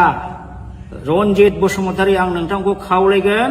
नोंथाङा दिनै गादियाव दं होननानै इएमआव दं होननानै बेबादि गोग्गामारिनानै बारा खोथा दाबुंबाय दाथा समा एखे थाया आंथ' बुंगोन नोंस्रा गोग्गामारिनानै खोथा बुंनायनि नोंल' नङा प्रमद बर'आनो बुं दिपेन बर'आनो बुं सोरबा गबिन्द बसुमतारियानो होन सोरबा राकेश ब्रह्मआनो होन नोंस्रा जातिनि सायाव बिखाफोर दोननानै खोथा बुंनायनि नोंस्रा दिनै अधिकार गैया मानो अधिकार गैया आं बुंगोन नोंसोर मा लाबोदों बर'नि थाखाय what power and function you have brought what government you have brought for the Boro community मा लाबोदों नोंसोरलाय नैबे बिटिसि एकर्ड 2003 नि हाग्रामा महिलारि बिएलटिजों स्टेट गभर्नमेन्टजों सेन्ट्रेल गभर्नमेन्टजों लाबोनाय बे एकर्ड बेवहाय जोंहा रायजोनि बदलै रायजो मोनाखैब्लाबो अलमस्ट मिनि स्टेट रेंकआव जों मोनदोंमोन 40टा डिपार्टमेन्ट जों मोनदोंमोन आरो बे 40टा डिपार्टमेन्टनि एडमिनिस्ट्रेटिभ लेजिस्लेटिभ फाइनान्सियेल पावारखौ मोनदोंमोन नोंथांमोनहा नैबे नोंसिनि बे बिटिआर एकर्डजों मा लाबोदों दिस बिटिआर एकर्ड मिनिंलेस आरो बे बर'नि थाखाय बिराद बर' हारिखौ जोबस्रांग्रा एग्रिमेन्ट बेयो दिनै जोंनि बर' मानसिया कनसियास नङा अनेकानो स्टाडि खालामाखै बे हिसाबैसो बे बिटिआर एकर्डखौ दिनैसिमबो दोनदों आंथ' बुङो आं बादि साब्रै साबासो ओंखारोबा बे बिटिआर एकर्डखौ आं दिनैबो सावो आङो अलरेडि अनेक सिनियर सिटिजेनजोंबो रायज्लायबाय नाथाय बिथांमोना साहस होआ नंखायनो आं सावाखै दाबो आङो सावो माने बे एकर्ड बिटिआर एकर्डनि दारै बिटिआर पिस एग्रिमेन्टनि दारै बर'आ जे खहा जाबाय बर'आ जे मोनखानाय पावार एन्ड फांसन दंस जाबाय बर'नि हा हुनि रैखाथि दिनै गैलिया थार्ड ग्रेड फर्थ ग्रेडनि साख्रि होनाय पावार गैला फारसेनिफ्राय दा गुबुन हारिनिसो जय जयगार बर'आसो दा गोजोनदों जायनि फलाव बिसोरो बे बिटिआर पिस एकर्डखौ आपत्ति खालामाखै मानोना बे बिटिआर एकर्डनि क्लजआव बर' हारिनि जेबो रैखा खबस गैया बरन्स खास हानि पावारखौ आसाम गभर्नमेन्टआव हरदों वाटार बडिसनि पावारखौ आसामनाव हरदों बर'नि जेनाखि लेजिस्लेटिभ पावार थानाय आयेन दानाय आरो बेखौ सालायनो नायनो थाखाय गभर्नमेन्ट अफिसार जेनाखि प्रिन्सिपाल सेक्रेटारि बेखौबो नोंसोरो प्रिन्सिपाल सेक्रेटारिनि जायगायाव चिफ एग्जिकिउटिभ अफिसार खालामदों बेबादिनो दारै बिटिसिखौ अट'नमास डिस्ट्रिक्ट काउन्सिलनिफ्राय नोंसोरो असमियानि षड़यन्त्रआव हिमन्त बिश्व शर्मानि बिजेपिनि आरएसएसनि षड़यन्त्रआव नोंसोर ओरैबायदि मूर्खामि एग्रिमेन्ट खालामबाय जे एग्रिमेन्टनि दारै दा जोंनि बर'आ माने जोबस्रांबाय इमिडियेट कयेकथा बोसोरनि गेजेरावनो बर'आ जोबनो थांगासिनो दङ दा बे हिसाबै नोंसोरो लाजिनांगौसो दा नोंसोरो गोहो दंब्ला आं सोंगोन दिपेन बर'खौनो सोंगोन बा प्रमद बर'खौ सोंगोन नोंसोरो बे एकर्डआव मा दं सानदों मा दोननो दं बेहालाय बेनिफ्राय 100 गुन साबसिनमोन नैबे एकर्डआ नाथाय नोंथांमोनहा बेखौ दिनै हाग्रामा लाबोनाय होननानै हाग्रामाखौ सोयैनि जोंनि जातिनि सार्थ जातिनि रैखाथि रक्षा कबचखौनो नोंसोर दिनै धंस खालामबाय बेनिखायनो आङो बुङो सदै दिनै नोंथांमोनहा बिटिआर एकर्ड खालामनानै जातिखौ जेरैबायदि थगायबाय जेरैबायदि जोबस्रांबाय बे जातिखौ थगायनानै फोजोबस्रांनायनि दायआव सानसे बेलासे नोंसोरो गनाय नङा रायजोआ दिनै एसे गाबोन एसे बुजिगोन बिटिसि एकर्डआव मा दंमोन बिटिआर एकर्डआव दंमोन स्टाडि खालामनानै जेला बुजिजोब्बाय नोंसिनि सायाव इयुननि जोलै हान्जाया सानसे समावब्लाबो निश्चय माने अर जोंगोन रागा जोंगोन आरो नोंसोर क्षमा मोननाय नङा बर'नि जारिमिनाव ओरैबायदि उदाहरन दं जाय जाय लिडारफ्रा गोदो बर' जाथिखौ मोजां मोजां बुंनानै थगायनानै मन्त्रि मुल्ला जादों एमपि जादों एमएलए जादों रायजोखौ थगायनानै दोनदों जेबो मावबोआखै बेफोरबायदि लिडारा मा सास्ति मोना नोंसोरो जारिमिनखौ नाय बर'नाव आं डाइरेक्ट उदाहरन बुंला पुरस्कारखौ मोनबोगासिनो दं बावला नोंसोरबो हारिखौ थगायनायनि फाबाव बे पुरस्कारखौ नोंसोर मोनगोन दिनै नोंसोरो बिजेपि बा हेमन्त बिश्व सरकारनि अननायाव कौटि कौटि थाखा खामाय बिल्डिं लु कलकाता दिल्ली बेंगालुरुआव न' लु लाब गैया लाब गैया नोंसोर सान्थि थानो हानाय नङा नोंसोरखौ रायजोफ्रा अनसायनाय नङा रायजोखौ थगायनानै जोबस्रांनायनि थाखाय नोंसोरो बयबो बर' रायजोनि अभिशाप मोनगोन आरो सानसे बेलासे नोंसोरो गोमोरलांगोन रायजोआ बेखौ फिननायखौ होगोन दा बेखिनिखौनो आं बुंबाय रन्जित बसुमतारी बिथाङा बोरो नोंथाङा होनदोंमोन बिटिसिआव जोंहा 1100टा पस्ट दं गय खान्दिसेबो जायालासिनो जोङो दानथामनि गेजेराव साख्रि होगोन बहा होगोन रन्जित नोंसोरनि सेलेक्सन बर्डआ बोरो दिनैसिमबो मोनसे सेलेक्सन खालामनायनि बर्ड दानो हादोंना एपइन्टमेन्ट होनो हादोंना बहा थांखो डक्टर मामोन बियो स्वर्गियारि नीलत स्वर्गियारि बेना 1600टा पस्ट दंमोन बिना फैसा साख्रि होनो खोथा बुंदोंमोन बहा थांखो दिनैसिम होनो हादोंना लाजियाखैसो नोंसोरो सानसे थगायनो दा नंखायनो दिनै रायजो राजाया बुजिगासिनो दं नोंसोरो फुराफुरि बिटिआर एकर्ड खालामनानै बिटिआर एकर्ड नों खालामदों बर' जाथिखौ थगायदों एनडिएफबिखौ थगायदों गासिखौबो थगायजोबथारबाय नोंसोर दा बिनि फाबाव नोंसोरो पानिशमेन्ट बावैसोनि उनाव मोनगासिनो दं बेखौ पानिशमेन्टखौ रुजुननो रेडि जा आं बेखौ दिनै खावलायनानै बारा बुंला दा दिनै नंखायनो आं बुंगोन प्रमद बर'आ एबसु लिडिं खालामबोदों जानो हागौ किन्तु बियो ओरैबायदि स्वार्थपर ओरैबायदि थगायसुला ओरैबायदि बेपारि बे जातिखौ दिनै फाननानै नमस्कार जोंनि खौरांगिरि बिथांमोनसिम दिनै जोंहा बिथां दावराव देख्रेब नार्जारिया मैया दाखालिफोर प्रेस मिडियानि गेजेरजों ससियेल मिडियानि गेजेरजों जोंनि इएम राकेश नङा सरि बि फेरेंगा बिथाङा बिथांनि सायाव जे एलिगेसन लाबोदों बिथांखौ जे गाज्रि गाज्रि सोंखारिदों इभेन बिथाङा दावराव देख्रेब नार्जारिनि नामखौ दावराय देख्रेब होनबाय थायो बिथाङा सासे बर' जानानै दिनैसिमबो दावराव देख्रेब नार्जारिया सोर सिनाया नामा आं अब्ला बुंगोन बिथाङा सासे बर'आनो नङा हाफ बर' हाफ हारसा बियो खारन दावराव देख्रेब नार्जारिया दिनैनिल' मानसि नङा बिथाङा गोदो बर'लेण्ड बर'फा उपेन्द्रनाथ ब्रह्मनि दैदेननायाव जे गिदिर सोमावसारनाय जादोंमोन बाहायबो सेन्ट्रेल एबसुनि ट्रेजारारमोन आरो बिनि उनावबो बिथाङा जातिनि सिबिनायाव गोबां रल लाबोदों बड'लेण्ड जनजाति सुरक्षा समिति दानानै बिथाङा ट्राइबेल बेल्ट एन्ड ब्लकआव नन ट्राइबेलफ्रा इलिगेलि एनक्रच खालामनानै दं दिनै 3 लाख बिगा हा बे हाखौ माने इभिक्सन खालामनांगौ इलिगेल एनक्रचार्सफोरखौ होननानै बिथाङा जुजिबोगासिनो दं दिनै हिरा सरनिया नब सरनिया बा हिरा सरनिया इलिगेल सार्टिफिकेट लानानै खननै एमपि जालांबाय बेखौबो बिथाङा चेलेन्ज खालामनानै हाइकर्ट गेलेबोदों दा बेफोरबायदि खामानिखौ सोर मावो जाय हारिनि प्रति सिबिनाय भाब दं हारिखौ अननाय दं बेफोरबायदि मानसि दिनै बेबादि दावराव देख्रेब नार्जारिखौ बिथाङा बिदि एखेबारे थासिल्यमूलक खोथा बुंनाया बियो जातिनि थाखाय दुखु गोनां बाथ्रा आरो बि फेरेंगा रन्जित बसुमतारी आं नोंथांखौ खावलायगोन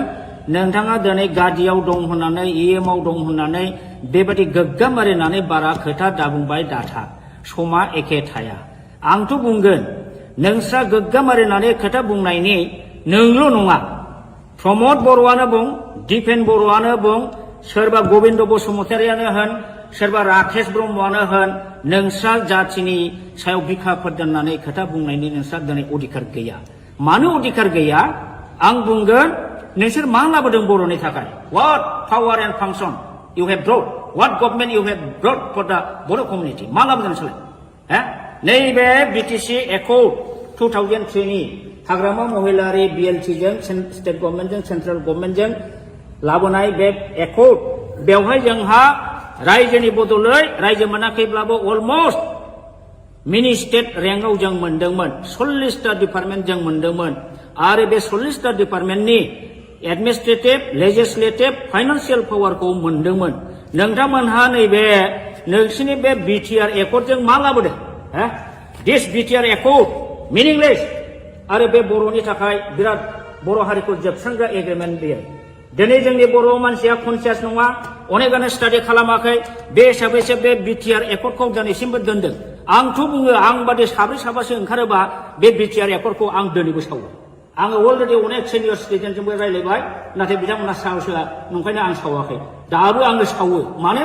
बे एकर्ड बिटिआर एकर्डनि दारै बिटिआर पिस एग्रिमेन्टनि दारै बर'आ जे खहा जाबाय बर'आ जे मोनखानाय पावार एन्ड फांसन दंस जाबाय बर'नि हा हुनि रैखाथि दिनै गैलिया थार्ड ग्रेड फर्थ ग्रेडनि साख्रि होनाय पावार गैला फारसेनिफ्राय दा गुबुन हारिनिसो जय जयगार बर'आसो दा गोजोनदों जायनि फलाव बिसोरो बे बिटिआर पिस एकर्डखौ आपत्ति खालामाखै मानोना बे बिटिआर एकर्डनि क्लजआव बर' हारिनि जेबो रैखा खबस गैया बरन्स कास्ट हानि पावारखौ आसाम गभर्नमेन्टनो हरदों वाटार बडिसनि पावारखौ आसामनो हरदों बर'नि जेनाखि लेजिस्लेटिभ पावार थानाय आयेन दानाय आरो बेखौ सालायनो नायनो थाखाय गभर्नमेन्ट अफिसार जेनाखि प्रिन्सिपाल सेक्रेटारि बेखौबो नोंसोरो प्रिन्सिपाल सेक्रेटारिनि जायगायाव चिफ एक्जिकिउटिभ अफिसार खालामदों बेबादिनो दारै बिटिसिखौ अट'नमास डिस्ट्रिक्ट काउन्सिलनिफ्राय नोंसोरो असमियानि षड़यन्त्रआव हिमन्त बिश्व शर्मानि बिजेपिनि आरएसएसनि षड़यन्त्रआव नोंसोर ओरैबायदि मूर्खामि एग्रिमेन्ट खालामबाय जे एग्रिमेन्टनि दारै दा जोंनि बर'आ माने जोबस्रांबाय इमिडियेट कयेकटा बोसोरनि गेजेरावनो बर'आ जोबनो थांगासिनो दं दा बे हिसाबै नोंसोरो लाजिनांगौसो दा नोंसोरो गोहो दंब्ला आं सोंगोन दिपेन बर'खौनो सोंगोन बा प्रमद बर'खौ सोंगोन नोंसोरो बे एकर्डआव मा दं सानदों मा दोलो दं बेहालाय बेनिफ्राय 100 गुन साबसिनमोन नैबे एकर्डआ नाथाय नोंथांमोनहा बेखौ दिनै हाग्रामा लाबोनाय होननानै हाग्रामाखौ सोयैनि जोंनि जाथिनि सार्थ जाथिनि रैखाथि रक्षा कबचखौनो नोंसोर दिनै धंस खालामबाय बेनिखायनो आङो बुङो सौदे दिनै नोंथांमोनहा बिटिआर एकर्ड खालामनानै जातिखौ जेरैबायदि थगायबाय जेरैबायदि जोबस्रांबाय बे जातिखौ थगायनानै फोजोबस्रांनायनि दायआव सानसे बेलासे नोंसोरो गनाय नङा रायजोआ दिनै एसे गाबोन एसे बुजिगोन बिटिसि एकर्डआव मा दंमोन बिटिआर एकर्डआव दंमोन स्टाडि खालामनानै जेला बुजिजोब्बाय नोंसिनि सायाव इयुननि जोलै हान्जाया सानसे समावब्लाबो निश्चय माने अर जोंगोन रागा जोंगोन आरो नोंसोर क्षमा मोननाय नङा बर'नि जारिमिनाव ओरैबायदि उदाहरन दं जाय लिडारफ्रा गोदो बर' जातिखौ मोजां बुंनानै थगायनानै मन्त्रि मुल्ला जादों एमपि जादों एमएलए जादों रायजोखौ थगायनानै दोनदों जेबो मावबोआखै बेफोरबायदि लिडारा मा सास्ति मोना नोंसोरो जारिमिनखौ नाय बर'नाव आं डाइरेक्ट उदाहरन बुंला पुरस्कारखौ मोनबोगासिनो दं बावला नोंसोरबो हारिखौ थगायनायनि फाबाव बे पुरस्कारखौ नोंसोर मोनगोन दिनै नोंसोरो बिजेपि बा हिमन्त बिश्व सरकारनि अननायाव कौटि थाखा खामाय बिल्डिं लु कलकाता दिल्ली बेंगालुराव न' लु लाब गैया नोंसोर सान्थि थानो हानाय नङा नोंसोरखौ रायजोफ्रा अनसायनाय नङा रायजोखौ थगायनानै जोबस्रांनायनि थाखाय नोंसोरो बयबो बर' रायजोनि अभिशाप मोनगोन आरो सानसे बेलासे नोंसोरो गोमोरलांगोन रायजोआ बेखौ फिननायखौ होगोन दा बेखिनिखौनो आं बुंबाय रन्जित बसुमतारी बिथाङा बोरो नोंथाङा होनदोंमोन बिटिसिआव जोंहा 1100टा पस्ट दं गय खान्दिसेबो जायालासिनो जोङो दानथामनि गेजेराव साख्रि होगोन बाहागो रन्जित नोंसोरनि सेलेक्सन बर्डआ बोरो दिनैसिमबो मोनसे सेलेक्सन खालामनायनि बर्ड दानो हादोंना एपइन्टमेन्ट होनो हादोंना बहा थांखो डक्टर मामोन बेयो स्वर्गियारि नीलत स्वर्गियारि बेना 1600टा पस्ट दंमोन बिना फैसा साख्रि होनो खोथा बुंदोंमोन बहा थांखो दिनैसिम होनो हादोंना लाजियाखैसो नोंसोरो सानथि थगायनो दा नंखायनो दिनै रायजो राजाया बुजिगासिनो दं नोंसोरो फुराफुरि बिटिआर एकर्ड खालामनानै बिटिआर एकर्ड नों खालामदों बर' जातिखौ थगायदों एनडिएफबिखौ थगायदों गासिखौबो थगायजोबथारबाय नोंसोर दा बिनि फाबाव नोंसोरो पानिशमेन्ट बावैसोनि उनाव मोनगासिनो दं बेखौ पानिशमेन्टखौ रुजुननो रेडि जा आं बेखौ दिनै खावलायनानै बारा बुंला दा दिनै नंखायनो आं बुंगोन प्रमद बर'आ एबसु लिडिं खालामबोदों जानो हागौ किन्तु बियो ओरैबायदि सार्थपर ओरैबायदि थगायसुला ओरैबायदि बेपारि बे जातिखौ दिनै फाननानै नमस्कार जोंनि खौरांगिरि बिथांमोनसिम दिनै जोंहा बिथां दावराव देख्रेब नार्जारिया मैया दाखालिफोर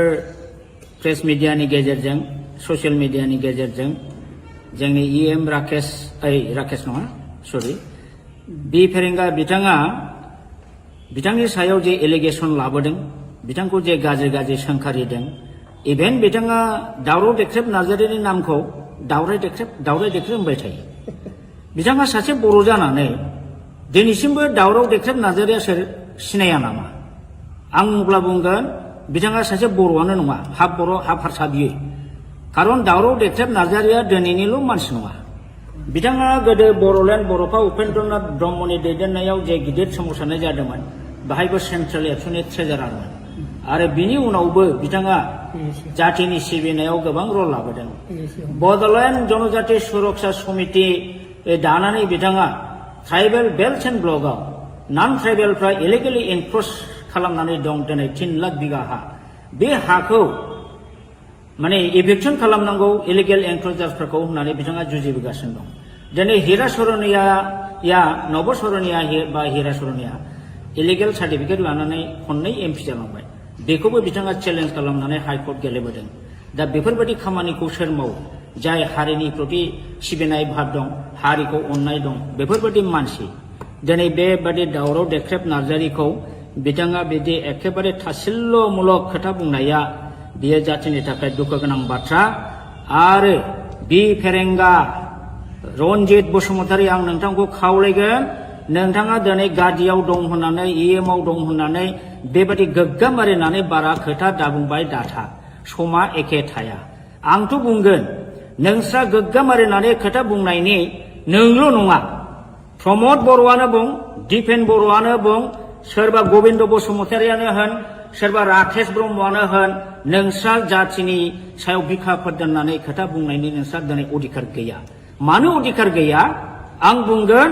नोंसोर मा लाबोदों बर'नि थाखाय what power and function you have brought what government you have brought for the Boro community मा लाबोदों नोंसोरलाय नैबे BTC एकर्ड 2003 नि हाग्रामा महिलारि BLT जों स्टेट गभर्नमेन्टजों सेन्ट्रेल गभर्नमेन्टजों लाबोनाय बे एकर्ड बेवहाय जोंहा रायजोनि बदलै रायजो मोनाखैब्लाबो अलमस्ट मिनि स्टेट रेंकआव जों मोनदोंमोन 40टा डिपार्टमेन्ट जों मोनदोंमोन आरो बे 40टा डिपार्टमेन्टनि एडमिनिस्ट्रेटिभ लेजिस्लेटिभ फाइनान्सियेल पावारखौ मोनदोंमोन नोंथांमोनहा नैबे नोंसिनि बे BTR एकर्डजों मा लाबोदों दिस BTR एकर्ड मिनिंलेस आरो बे बर'नि थाखाय बिराद बर' हारिखौ जोबस्रांग्रा एग्रिमेन्ट बेयो दिनै जोंनि बर' मानसिया कनसियास नङा अनेकानो स्टाडि खालामाखै बे हिसाबैसो बे BTR एकर्डखौ दिनैसिमबो दोनदों आंथ' बुङो आं बादि साब्रै साबासो ओंखारोबा बे BTR एकर्डखौ आं दिनैबो सावो आङो अलरेडि अनेक सिनियर सिटिजेनजोंबो रायलायबाय नाथाय बिथांमोना साहसआ नंखायनो आं सावाखै दाबो आङो सावो माने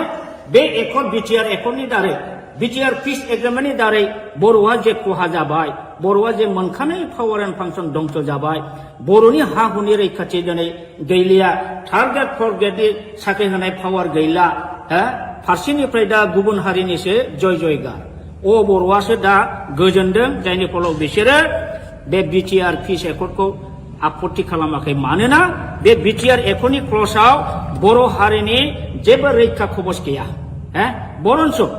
कास्ट हानि पावारखौ आसाम गभर्नमेन्टनो हरदों वाटार बडिसनि पावारखौ आसामनो हरदों बर'नि जेनाखि लेजिस्लेटिभ पावार थानाय आयेन दानाय आरो बेखौ सालायनो नायनो थाखाय गभर्नमेन्ट अफिसार जेनाखि प्रिन्सिपाल सेक्रेटारि बेखौबो नोंसोरो प्रिन्सिपाल सेक्रेटारिनि जायगायाव चिफ एक्जिकिउटिभ अफिसार खालामदों बेबादिनो दारै BTCखौ अट'नमास डिस्ट्रिक्ट काउन्सिलनिफ्राय नोंसोरो असमियानि षड़यन्त्रआव हिमन्त बिश्व शर्मानि BJPनि RSSनि षड़यन्त्रआव नोंसोर ओरैबायदि मूर्खामि एग्रिमेन्ट खालामबाय जे एग्रिमेन्टनि दारै दा दिनै बर'आ माने जोबस्रांबाय इमिडियेट कयेकथा बोसोरनि गेजेरावनो बर'आ जोबनो थांगासिनो दं दा बे हिसाबै नोंसोरो लाजिनांगौसो दा नोंसोरो गोहो दंब्ला आं सोंगोन दिपेन बर'खौनो सोंगोन बा प्रमद बर'खौ सोंगोन नोंसोरो बे एकर्डआव मा दं सानदों मा दं सानदों मा बेल दं बेहालाय बेनिफ्राय 100 गुन साबसिनमोन नैबे एकर्डआ नाथाय नोंथांमोनहा बेखौ दिनै हाग्रामा लाबोनाय होननानै हाग्रामाखौ सोयैनि जोंनि जाथिनि सार्थ जाथिनि रैखाथि रक्षा कवचखौनो नोंसोर दिनै धंस खालामबाय बेनिखायनो आङो बुङो सौदे दिनै नोंथांमोनहा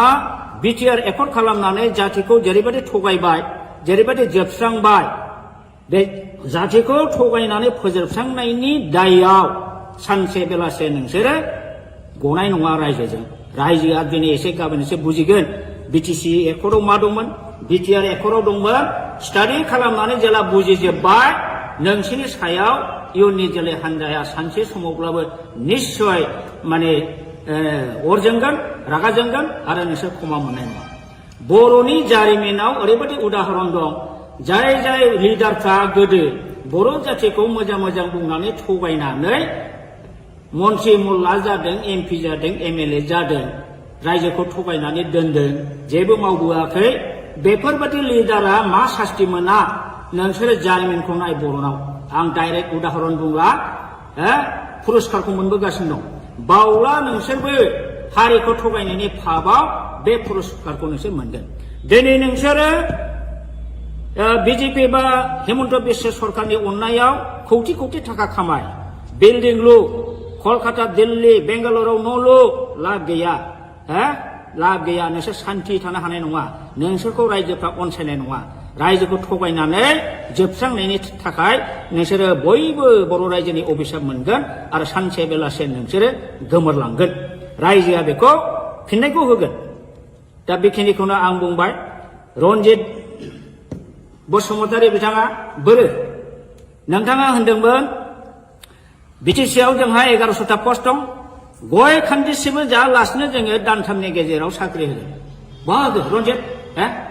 नोंसोरनि सेलेक्सन बर्डआ बोरो दिनैसिमबो मोनसे सेलेक्सन खालामनायनि बर्ड दानो हादोंना एपइन्टमेन्ट होनो हादोंना बहा थांखो डक्टर मामोन बेयो स्वर्गियारि नीलत स्वर्गियारि बेना 1600टा पस्ट दंमोन बिना फैसा साख्रि होनो खोथा बुंदोंमोन बहा थांखो दिनैसिम होनो हादोंना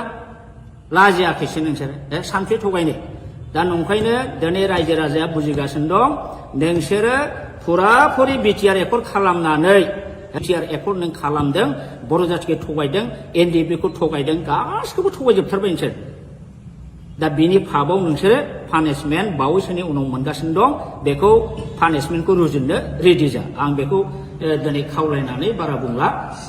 दा दिनै नंखायनो आं बुंगोन प्रमद बर'आ एबसु लिडिं खालामबोदों जानो हागौ किन्तु बियो ओरैबायदि स्वार्थपर ओरैबायदि थगायसुला ओरैबायदि बेपारि बे जातिखौ दिनै फाननानै नमस्कार जोंनि खौरांगिरि बिथांमोनसिम दिनै जोंहा बिथां दावराव देख्रेब नार्जारिया मैया दाखालिफोर प्रेस मिडियानि गेजेरजों ससियेल मिडियानि गेजेरजों जोंनि इएम राकेश नङा सरि बि फेरेंगा बिथाङा बिथांनि सायाव जे एलिगेसन लाबोदों बिथांखौ जे गाज्रि गाज्रि सोंखारिदों इभेन बिथाङा दावराव देख्रेब नार्जारिनि नामखौ दावराय देख्रेब होनबाय थायो बिथाङा सासे बर' जानानै दिनैसिमबो दावराव देख्रेब नार्जारिया सोर सिनाया नामा आं अब्ला बुंगोन बिथाङा सासे बर'आनो नङा हाफ बर' हाफ हारसा बियो खारन दावराव देख्रेब नार्जारिया दिनैनिल' मानसि नङा बिथाङा गोदो बर'लेण्ड बर'फा उपेन्द्रनाथ ब्रह्मनि दैदेननायाव जे गिदिर सोमावसारनाय जादोंमोन बाहायबो सेन्ट्रेल एबसुनि ट्रेजारारमोन आरो बिनि उनावबो बिथाङा जातिनि सिबिनायाव गोबां रल लाबोदों बड'लेण्ड जनजाति सुरक्षा समिति दानानै बिथाङा ट्राइबेल बेल्ट एन्ड ब्लकआव नन ट्राइबेलफ्रा इलिगेलि एनक्रच खालामनानै दं दिनै 3 लाख बिगा हा बे हाखौ माने इभिक्सन खालामनांगौ इलिगेल एनक्रचार्सफोरखौ होननानै बिथाङा जुजिबोगासिनो दं दिनै हिरा सरनिया नब सरनिया बा हिरा सरनिया इलिगेल सार्टिफिकेट लानानै खननै एमपि जालांबाय बेखौबो बिथाङा चेलेन्ज खालामनानै हाइकर्ट गेलेबोदों दा बेफोरबायदि खामानिखौ सोर मावो जाय हारिनि प्रति सिबिनाय भाब दं हारिखौ अननाय दं बेफोरबायदि मानसि दिनै बेबायदि दावराव देख्रेब नार्जारिखौ बिथाङा बिदि एखेबारे थासिल्यमूलक खोथा बुंनाया बियो जातिनि थाखाय दुखु गोनां बाथ्रा आरो बि फेरेंगा रन्जित बसुमतारी आं नोंथांखौ खावलायगोन नोंथाङा दिनै गादियाव दं होननानै इएमआव दं होननानै बेबायदि गोग्गाम मारिनानै बारा खोथा दाबुंबाय दाथा समा एखे थाया आंथ' बुंगोन नोंस्रा गोग्गामारि होननानै खोथा बुंनायनि नोंल' नङा प्रमद बर'आनो बुं दिपेन बर'आनो बुं सोरबा गबिन्द बसुमतारियानो होन सोरबा राकेश ब्रह्मआनो होन नोंस्रा जाथिनि सायाव बिखाफोर दोननानै खोथा बुंनायनि नोंस्रा दिनै अधिकार गैया मानो अधिकार गैया आं बुंगोन नोंसोर मा लाबोदों बर'नि थाखाय what power and function you have brought what government you have brought for the Boro community मा लाबोदों नोंसोरलाय नैबे बिटिसि एकर्ड 2003 नि हाग्रामा महिलारि BLT जों स्टेट गभर्नमेन्टजों सेन्ट्रेल गभर्नमेन्टजों लाबोनाय बे एकर्ड बेवहाय जोंहा रायजोनि बदलै रायजो मोनाखैब्लाबो अलमोस्ट मिनि स्टेट रेंकआव जों मोनदोंमोन 40टा डिपार्टमेन्ट जों मोनदोंमोन आरो बे 40टा डिपार्टमेन्टनि एडमिनिस्ट्रेटिभ लेजिस्लेटिभ फाइनान्सियेल पावारखौ मोनदोंमोन नोंथांमोनहा नैबे नोंसिनि बे बिटिआर एकर्डजों मा लाबोदों दिस बिटिआर एकर्ड मिनिंलेस आरो बे बर'नि थाखाय बिराद बर' हारिखौ जोबस्रांग्रा एग्रिमेन्ट बेयो दिनै जोंनि बर' मानसिया कनसियास नङा अनेकानो स्टाडि खालामाखै बे हिसाबैसो बे बिटिआर एकर्डखौ दिनैसिमबो दोनदों आंथ' बुङो आं बादि साब्रै साबासो ओंखारोबा बे बिटिआर एकर्डखौ आं दिनैबो सावो आङो अलरेडि अनेक सिनियर सिटिजेनजोंबो रायज्लायबाय नाथाय बिथांमोना साहसआ नंखायनो आं सावाखै दाबो आङो सावो माने बे एकर्ड बिटिआर एकर्डनि दारै बिटिआर पिस एग्रिमेन्टनि दारै बर'आ जे खहा जाबाय बर'आ जे मोनखानाय पावार एन्ड फांसन दंस जाबाय बर'नि हा हुनि रैखाथि दिनै गैलिया थार्ड ग्रेड फर्थ ग्रेडनि साख्रि होनाय पावार गैला फारसेनिफ्राय दा गुबुन हारिनिसो जय जयगार बर'आसो दा गोजोनदों जायनि फलाव बिसोरो बे बिटिआर पिस एकर्डखौ आपत्ति खालामाखै मानोना बे बिटिआर एकर्डनि क्लजआव बर' हारिनि जेबो रैखा खबस गैया बरन्स कास्ट हानि पावारखौ आसाम गभर्नमेन्टआव हरदों वाटार बडिसनि पावारखौ आसामनाव हरदों बर'नि जेनाखि लेजिस्लेटिभ पावार थानाय आयेन दानाय आरो बेखौ सालायनो नायनो थाखाय गभर्नमेन्ट अफिसार जेनाखि प्रिन्सिपाल सेक्रेटारि बेखौबो नोंसोरो प्रिन्सिपाल सेक्रेटारिनि जायगायाव चिफ एक्जिकिउटिभ अफिसार खालामदों बेबादिनो दारै बिटिसिखौ अट'नमास डिस्ट्रिक्ट काउन्सिलनिफ्राय नोंसोरो असमियानि षड़यन्त्रआव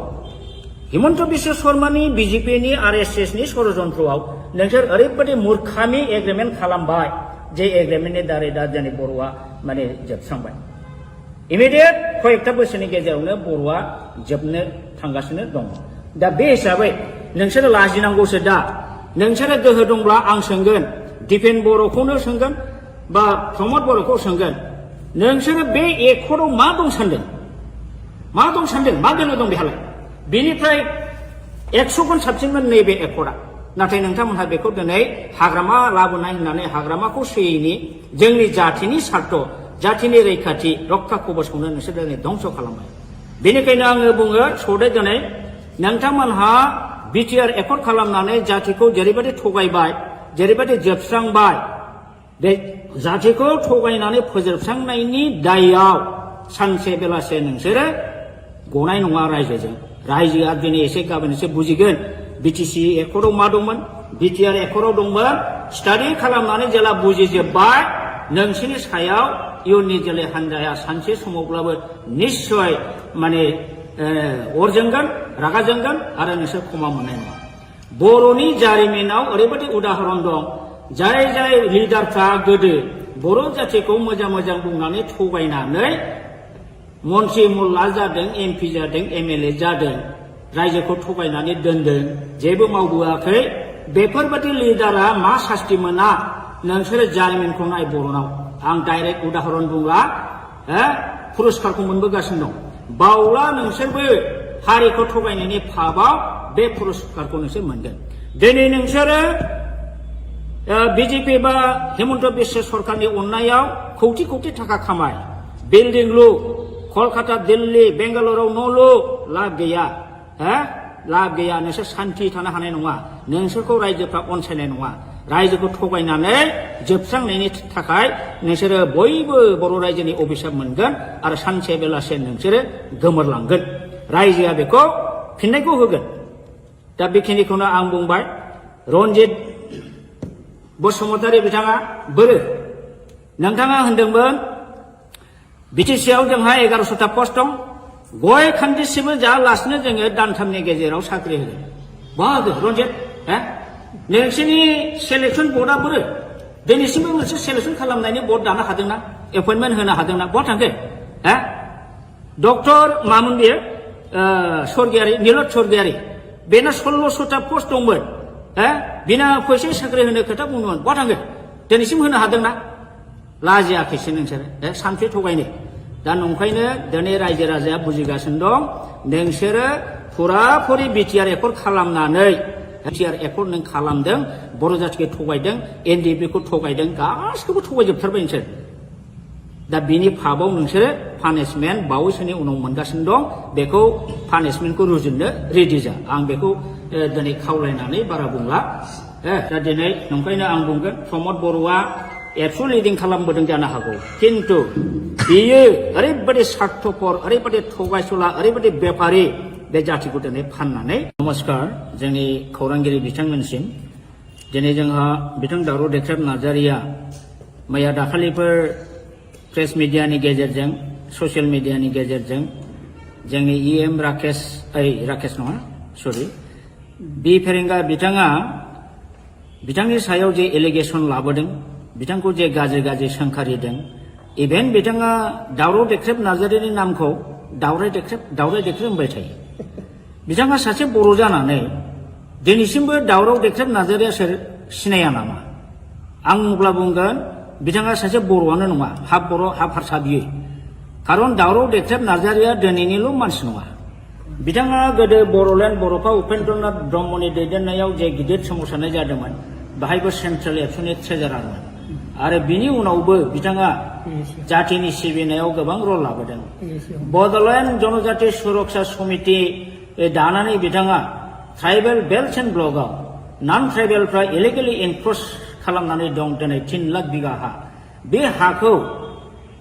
माने इभिक्सन खालामनांगौ इलिगेल एनक्रचार्सफोरखौ होननानै बिथाङा जुजिबोगासिनो दं दिनै हिरा सरनिया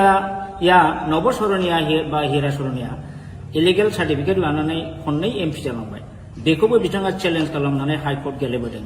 दा बेफोरबायदि खामानिखौ सोर मावो जाय हारिनि प्रति सिबिनाय भाब दं हारिखौ अननाय दं बेफोरबायदि मानसि दिनै बेबादि दावराव देख्रेब नार्जारिखौ बिथाङा बिदि एखेबारे थासिल्यमूलक खोथा बुंनाया बियो जातिनि थाखाय दुखु गोनां बाथ्रा आरो बि फेरेंगा रनजित बसुमतारी आं नोंथांखौ खावलायगोन नोंथाङा दिनै गादियाव दं होननानै इएमआव दं होननानै बेबायदि गोग्गाम मारिनानै बारा खोथा दाबुंबाय दाथा समा एखे थाया आंथ' बुंगोन नोंस्रा गोग्गाम मारिनानै खोथा बुंनायनि नोंल' नङा प्रमद बर'आनो बुं दिपेन बर'आनो बुं सोरबा गबिन्द बसुमतारियानो होन सोरबा राकेश ब्रह्मआनो होन नोंस्रा जातिनि सायाव बिखाफोर दोननानै खोथा बुंनायनि नोंस्रा दिनै अधिकार गैया मानो अधिकार गैया आं बुंगोन नोंसोर मा लाबोदों बर'नि थाखाय what power and function you have brought what government you have brought for the Boro community मा लाबोदों नोंसोरलाय नैबे बिटिसि एकर्ड 2003 नि हाग्रामा महिलारि बिएलटिजों स्टेट गभर्नमेन्टजों सेन्ट्रेल गभर्नमेन्टजों लाबोनाय बे एकर्ड बेवहाय जोंहा रायजोनि बदलै रायजो मोनाखैब्लाबो अलमस्ट मिनि स्टेट रेंकआव जों मोनदोंमोन 40टा डिपार्टमेन्ट जों मोनदोंमोन आरो बे 40टा डिपार्टमेन्टनि एडमिनिस्ट्रेटिभ लेजिस्लेटिभ फाइनान्सियेल पावारखौ मोनदोंमोन नोंथांमोनहा नैबे नोंसिनि बे बिटिआर एकर्डजों मा लाबोदों दिस बिटिआर एकर्ड मिनिंलेस आरो बे बर'नि थाखाय बिराद बर' हारिखौ जोबस्रांग्रा एग्रिमेन्ट बेयो दिनै जोंनि बर' मानसिया कनसियास नङा अनेकानो स्टाडि खालामाखै बे हिसाबैसो बे बिटिआर एकर्डखौ दिनैसिमबो दोनदों आंथ' बुङो आं बादि साब्रै साबासो ओंखारोबा बे बिटिआर एकर्डखौ आं दिनैबो सावो आङो अलरेडि अनेक सिनियर सिटिजेनजोंबो रायज्लायबाय नाथाय बिथांमोना साहसआ नंखायनो आं सावाखै दाबो आङो सावो मानो बे एकर्ड बिटिआर एकर्डनि दारै बिटिआर पिस एग्रिमेन्टनि दारै बर'आ जे खहा जाबाय बर'आ जे मोनखानाय पावार एन्ड फांसन दंस जाबाय बर'नि हा हुनि रैखाथि दिनै गैलिया थार्ड ग्रेड फर्थ ग्रेडनि साख्रि होनाय पावार गैला फारसेनिफ्राय दा गुबुन हारिनिसो जय जयगार बर'आसो दा गोजोनदों जायनि फलाव बिसोरो बे बिटिआर पिस एकर्डखौ आपत्ति खालामाखै मानोना बे बिटिआर एकर्डनि क्लजआव बर' हारिनि जेबो रैखा खबस गैया बरन्स कास्ट हानि पावारखौ आसाम गभर्नमेन्टआव हरदों वाटार बडिसनि पावारखौ आसामनाव हरदों बर'नि जेनाखि लेजिस्लेटिभ पावार थानाय आयेन दानाय आरो बेखौ सालायनो नायनो थाखाय गभर्नमेन्ट अफिसार जेनाखि प्रिन्सिपाल सेक्रेटारि बेखौबो नोंसोरो प्रिन्सिपाल सेक्रेटारिनि जायगायाव चिफ एग्जिकिउटिभ अफिसार खालामदों बेबादिनो दारै बिटिसि खौ अट'नमास डिस्ट्रिक्ट काउन्सिलनिफ्राय नोंसोरो असमियानि षड़यन्त्रआव हिमन्त बिश्व शर्मानि बिजेपिनि आरएसएसनि षड़यन्त्रआव नोंसोर ओरैबायदि मूर्खामि एग्रिमेन्ट खालामबाय जे एग्रिमेन्टनि दारै दा जोंनि बर'आ माने जोबस्रांबाय इमिडियेट कयेकथा बोसोरनि गेजेरावनो बर'आ जोबनो थांगासिनो दं दा बे हिसाबै नोंसोरो लाजिनांगौसो दा नोंसोरो गोहो दंब्ला आं सोंगोन दिपेन बर'खौनो सोंगोन बा प्रमद बर'खौ सोंगोन नोंसोरो बे एकर्डआव मा दं सानदों मा गोनो दं बेहालाय बेनिफ्राय 100 गुन साबसिनमोन नैबे एकर्डआ नाथाय नोंथांमोनहा बेखौ दिनै हाग्रामा लाबोनाय होननानै हाग्रामाखौ सोयैनि जोंनि जाथिनि सार्थ जाथिनि रैखाथि रक्षा कवचखौनो नोंसोर दिनै धंस खालामबाय बेनिखायनो आङो बुङो सौदे दिनै नोंथांमोनहा बिटिआर एकर्ड खालामनानै जातिखौ जेरैबायदि थगायबाय जेरैबायदि जोबस्रांबाय बे जातिखौ थगायनानै फोजोबस्रांनायनि दायआव सानसे बेलासे नोंसोरो गनाय नङा रायजोजों रायजोआ दिनै एसे गाबोन एसे बुजिगोन बिटिसि एकर्डआव मा दंमोन बिटिआर एकर्डआव दंमोन स्टाडि खालामनानै जेला बुजिजोबबाय नोंसोरनि सायाव इयुननि जोलै हान्जाया सानसे समावब्लाबो निश्चय माने अर जोंगोन रागा जोंगोन आरो नोंसोर क्षमा मोननाय नङा बर'नि जारिमिनाव ओरैबायदि उदाहरन दं जाय जाय लिडारफ्रा गोदो बर' जातिखौ मोजां मोजां बुंनानै थगायनानै मन्त्रि मुल्ला जादों एमपि जादों एमएलए जादों रायजोखौ थगायनानै दोनदों जेबो मावबोआखै बेफोरबायदि लिडारा मा सास्ति मोना नोंसोरो जारिमिनखौ नाय बर'नाव आं डाइरेक्ट उदाहरन बुंला पुरस्कारखौ मोनबोगासिनो दं बावला नोंसोरबो हारिखौ थगायनायनि फाबाव बे पुरस्कारखौ नोंसोर मोनगोन दिनै नोंसोरो बिजेपि बा हिमन्त बिश्व सरकारनि अननायाव कौटि कौटि थाखा खामाय बिल्डिं लु कलकाता दिल्ली बेंगालुरुआव न' लु लाब गैया लाब गैया नोंसोर सान्थि थानो हानाय नङा नोंसोरखौ रायजोफ्रा अनसायनाय नङा रायजोखौ थगायनानै जोबस्रांनायनि थाखाय नोंसोरो बयबो बर' रायजोनि अभिशाप मोनगोन आरो सानसे बेलासे नोंसोरो गोमोरलांगोन रायजोआ बेखौ फिननायखौ होगोन दा बेखिनिखौनो आं बुंबाय रन्जित बसुमतारी बिथाङा बोरो नोंथाङा होनदोंमोन बिटिसिआव जोंहा 1100टा पस्ट दं गय खान्दिसेबो जायालासिनो जोङो दानथामनि गेजेराव साख्रि होगोन बाहागो रन्जित नोंसोरनि सेलेक्सन बर्डआ बोरो दिनैसिमबो मोनसे सेलेक्सन खालामनायनि बर्ड दानो हादोंना एपइन्टमेन्ट होनो हादोंना बहा थांखो डक्टर मामोन बेयो स्वर्गियारि नीलत स्वर्गियारि बेना 1600टा पस्ट दंमोन बिना फैसा साख्रि होनो खोथा बुंदोंमोन बहा थांखो दिनैसिम होनो हादोंना लाजियाखैसो नोंसोरो सानसे थगायनो दा नंखायनो दिनै रायजो राजाया बुजिगासिनो दं नोंसोरो फुराफुरि बिटिआर एकर्ड खालामनानै बिटिआर एकर्ड नों खालामदों बर' जातिखौ थगायदों एनडिएफबिखौ थगायदों गासिखौबो थगायजोबथारबाय नोंसोर दा बिनि फाबाव नोंसोरो पानिशमेन्ट बावैसोनि उनाव मोनगासिनो दं बेखौ पानिशमेन्टखौ रुजुननो रेडि जा आं बेखौ दिनै खावलायनानै बारा बुंला दा दिनै नंखायनो आं बुंगोन प्रमद बर'आ एबसु लिडिं खालामबोदों जानो हागौ किन्तु बियो ओरैबायदि स्वार्थपर ओरैबायदि थगायसुला ओरैबायदि बेपारि बे जातिखौ दिनै फाननानै नमस्कार जोंनि खौरांगिरि बिथांमोनसिम दिनै जोंहा बिथां दावराव देख्रेब नार्जारिया मैया दाखालिफोर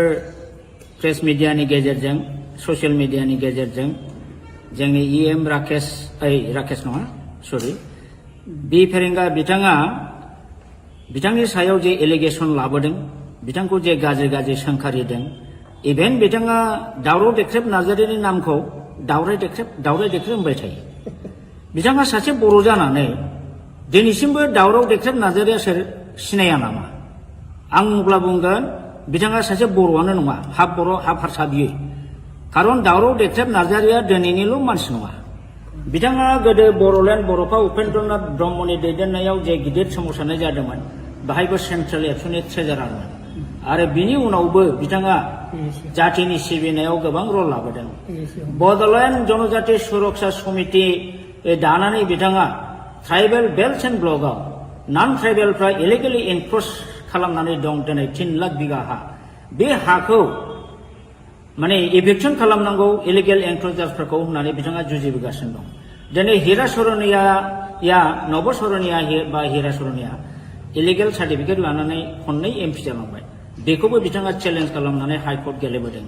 दा बेफोरबायदि खामानिखौ सोर मावो? जाय हारिनि प्रति सिबिनाय भाब दं, हारिखौ अननाय दं, बेफोरबायदि मानसि दिनै बेबादि दावराव देख्रेब नार्जारिखौ बिथाङा बिदि एखेबारे थासिल्ल'मूलक खोथा बुंनाया बियो जाथिनि थाखाय दुखु गोनां बाथ्रा। आरो बि फेरेंगा रनजित बसुमतारी आं नोंथांखौ खावलायगोन,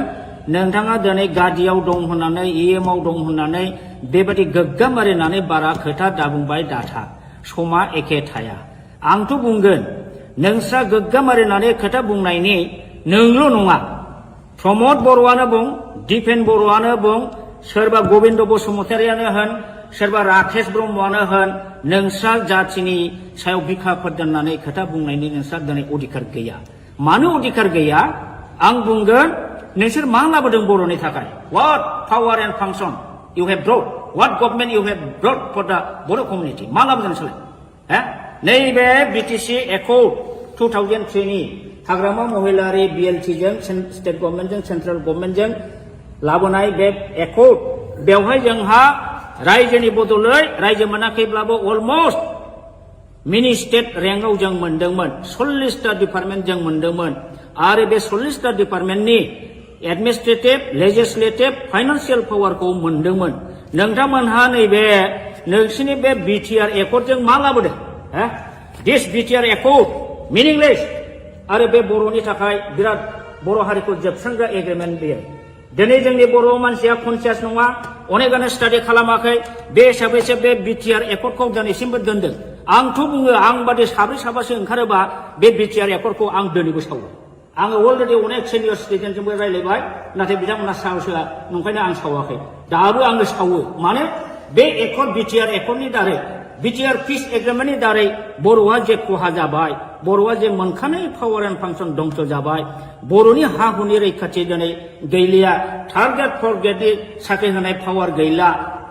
फारसेनिफ्राय दा गुबुन हारिनिसो जय जयगार। बर'आसो दा गोजोनदों, जायनि फलाव बिसोरो बे बिटिआर पिस एकर्डखौ आपत्ति खालामाखै। मानोना बे बिटिआर एकर्डनि क्लजआव बर' हारिनि जेबो रैखा कवच गैया। बरन्स कास्ट हानि पावारखौ आसाम गभर्नमेन्टनो हरदों, वाटार बडिसनि पावारखौ आसामनो हरदों, बर'नि जेनाखि लेजिस्लेटिभ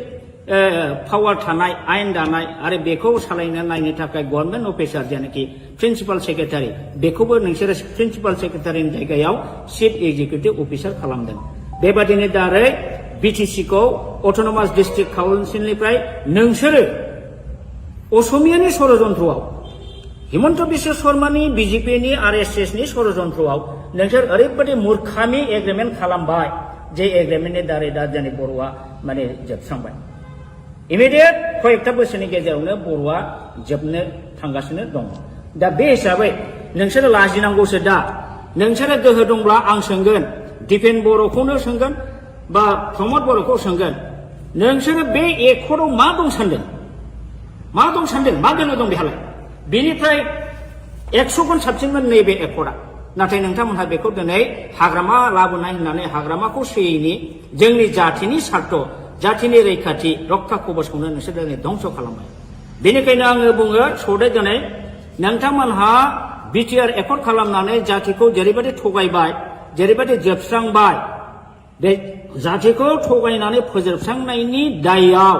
सानसे बेलासे नोंसोरो गनाय नङा रायजोजों। रायजोआ दिनै एसे गाबोन एसे बुजिगोन। बिटिसि एकर्डआव मा दंमोन? बिटिआर एकर्डआव दंमोन। स्टाडि खालामनानै जेला बुजिजोब्बाय, नोंसोरनि सायाव इयुननि जोलै हान्जाया सानसे समावब्लाबो निस्सय माने अर जोंगोन, रागा जोंगोन आरो नोंसोर क्षमा मोननाय नङा।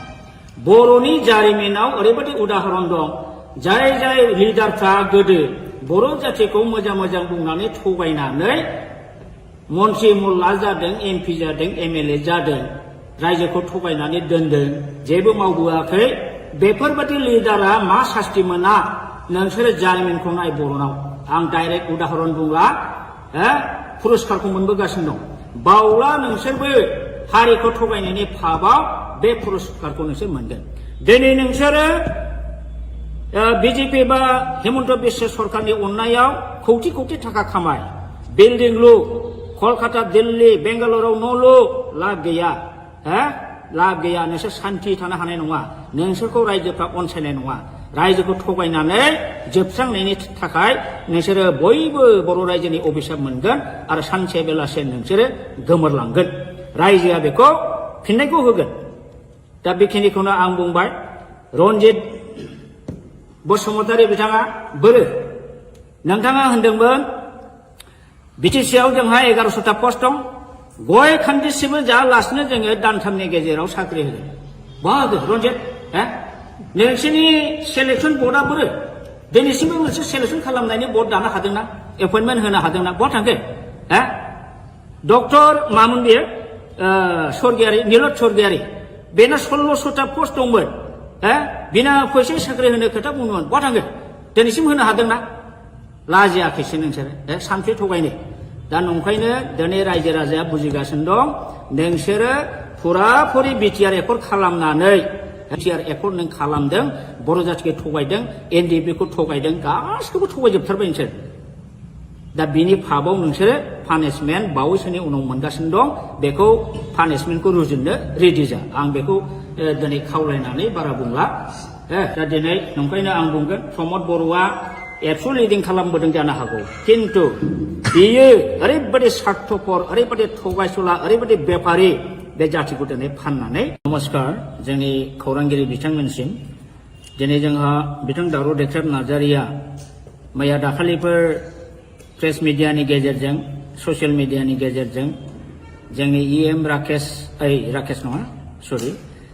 बि फेरेंगा बिथाङा बिथांनि सायाव जे एलिगेसन लाबोदों बिथांखौ जे गाज्रि गाज्रि सोंखारिदों इभेन बिथाङा दावराव देख्रेब नार्जारिनि नामखौ दावराय देख्रेब होनबाय थायो बिथाङा सासे बर' जानानै दिनैसिमबो दावराव देख्रेब नार्जारिया सोर सिनाया नामा आं अब्ला बुंगोन बिथाङा सासे बर'आनो नङा हाफ बर' हाफ हारसा बियो खारन दावराव देख्रेब नार्जारिया दिनैनिल' मानसि नङा बिथाङा गोदो बर'लेण्ड बर'फा उपेन्द्रनाथ ब्रह्मनि दैदेननायाव जे गिदिर सोमावसारनाय जादोंमोन बाहायबो सेन्ट्रेल एबसुनि ट्रेजारारमोन आरो बिनि उनावबो बिथाङा जातिनि सिबिनायाव गोबां रल लाबोदों बड'लेण्ड जनजाति सुरक्षा समिति दानानै बिथाङा ट्राइबेल बेल्ट एन्ड ब्लकआव नन ट्राइबेलफ्रा इलिगेलि एनक्रच खालामनानै दं दिनै 3 लाख बिगा हा बे हाखौ माने इभिक्सन खालामनांगौ इलिगेल एनक्रचार्सफोरखौ होननानै बिथाङा जुजिबोगासिनो दं दिनै हिरा सरनिया नब सरनिया बा हिरा सरनिया इलिगेल सार्टिफिकेट लानानै खननै एमपि जालांबाय बेखौबो बिथाङा चेलेन्ज खालामनानै हाइकर्ट गेलेबोदों दा बेफोरबायदि खामानिखौ सोर मावो जाय हारिनि प्रति सिबिनाय भाब दं हारिखौ अननाय दं बेफोरबायदि मानसि दिनै बेबादि दावराव देख्रेब नार्जारिखौ बिथाङा बिदि एखेबारे थासिल्यमूलक खोथा बुंनाया बियो जातिनि थाखाय दुखु गोनां बाथ्रा आरो बि फेरेंगा रन्जित बसुमतारी आं नोंथांखौ खावलायगोन नोंथाङा दिनै गादियाव दं होननानै इएमआव दं होननानै बेबायदि गोग्गाम मारिनानै बारा खोथा दाबुंबाय दाथा समा एखे थाया आंथ' बुंगोन नोंस्रा गोग्गाम मारिनानै खोथा बुंनायनि नोंल' नङा प्रमद बर'आनो बुं दिपेन बर'आनो बुं सोरबा गबिन्द बसुमतारियानो होन सोरबा राकेश ब्रह्मआनो होन नोंस्रा जातिनि सायाव बिखाफोर दोननानै खोथा बुंनायनि नोंस्रा दिनै अधिकार गैया मानो अधिकार गैया आं बुंगोन नोंसोर मा लाबोदों बर'नि थाखाय what power and function you have brought what government you have brought for the Boro community मा लाबोदों नोंसोरलाय नैबे बिटिसि एकर्ड 2003 नि हाग्रामा महिलारि बिएलटिजों स्टेट गभर्नमेन्टजों सेन्ट्रेल गभर्नमेन्टजों लाबोनाय बे एकर्ड बेवहाय जोंहा रायजोनि बदलै रायजो मोनाखैब्लाबो अलमस्ट मिनि स्टेट रेंकआव जों मोनदोंमोन 40टा डिपार्टमेन्ट जों मोनदोंमोन आरो बे 40टा डिपार्टमेन्टनि एडमिनिस्ट्रेटिभ लेजिस्लेटिभ फाइनान्सियेल पावारखौ मोनदोंमोन नोंथांमोनहा नैबे नोंसिनि बे बिटिआर एकर्डजों मा लाबोदों दिस बिटिआर एकर्ड मिनिंलेस आरो बे बर'नि थाखाय बिराद बर' हारिखौ जोबस्रांग्रा एग्रिमेन्ट बेयो दिनै जोंनि बर' मानसिया कनसियास नङा अनेकानो स्टाडि खालामाखै बे हिसाबैसो बे बिटिआर एकर्डखौ दिनैसिमबो दोनदों आंथ' बुङो आं बादि साब्रै साबासो ओंखारोबा बे बिटिआर एकर्डखौ आं दिनैबो सावो आङो अलरेडि अनेक सिनियर सिटिजेनजोंबो रायलायबाय नाथाय बिथांमोना साहसआ नंखायनो आं सावाखै दाबो आङो सावो माने बे एकर्ड बिटिआर एकर्डनि दारै बिटिआर पिस एग्रिमेन्टनि दारै बर'आ जे खहा जाबाय बर'आ जे मोनखानाय पावार एन्ड फांसन दंस जाबाय बर'नि हा हुनि रैखाथि दिनै गैलिया थार्ड ग्रेड फर्थ ग्रेडनि साख्रि होनाय पावार गैला फारसेनिफ्राय दा गुबुन हारिनिसो जय जयगार बर'आसो दा गोजोनदों जायनि फलाव बिसोरो बे बिटिआर पिस एकर्डखौ आपत्ति खालामाखै मानोना बे बिटिआर एकर्डनि क्लजआव बर' हारिनि जेबो रैखा खबस गैया बरन्स कास्ट हानि पावारखौ आसाम गभर्नमेन्टनो हरदों वाटार बडिसनि पावारखौ आसामनो हरदों बर'नि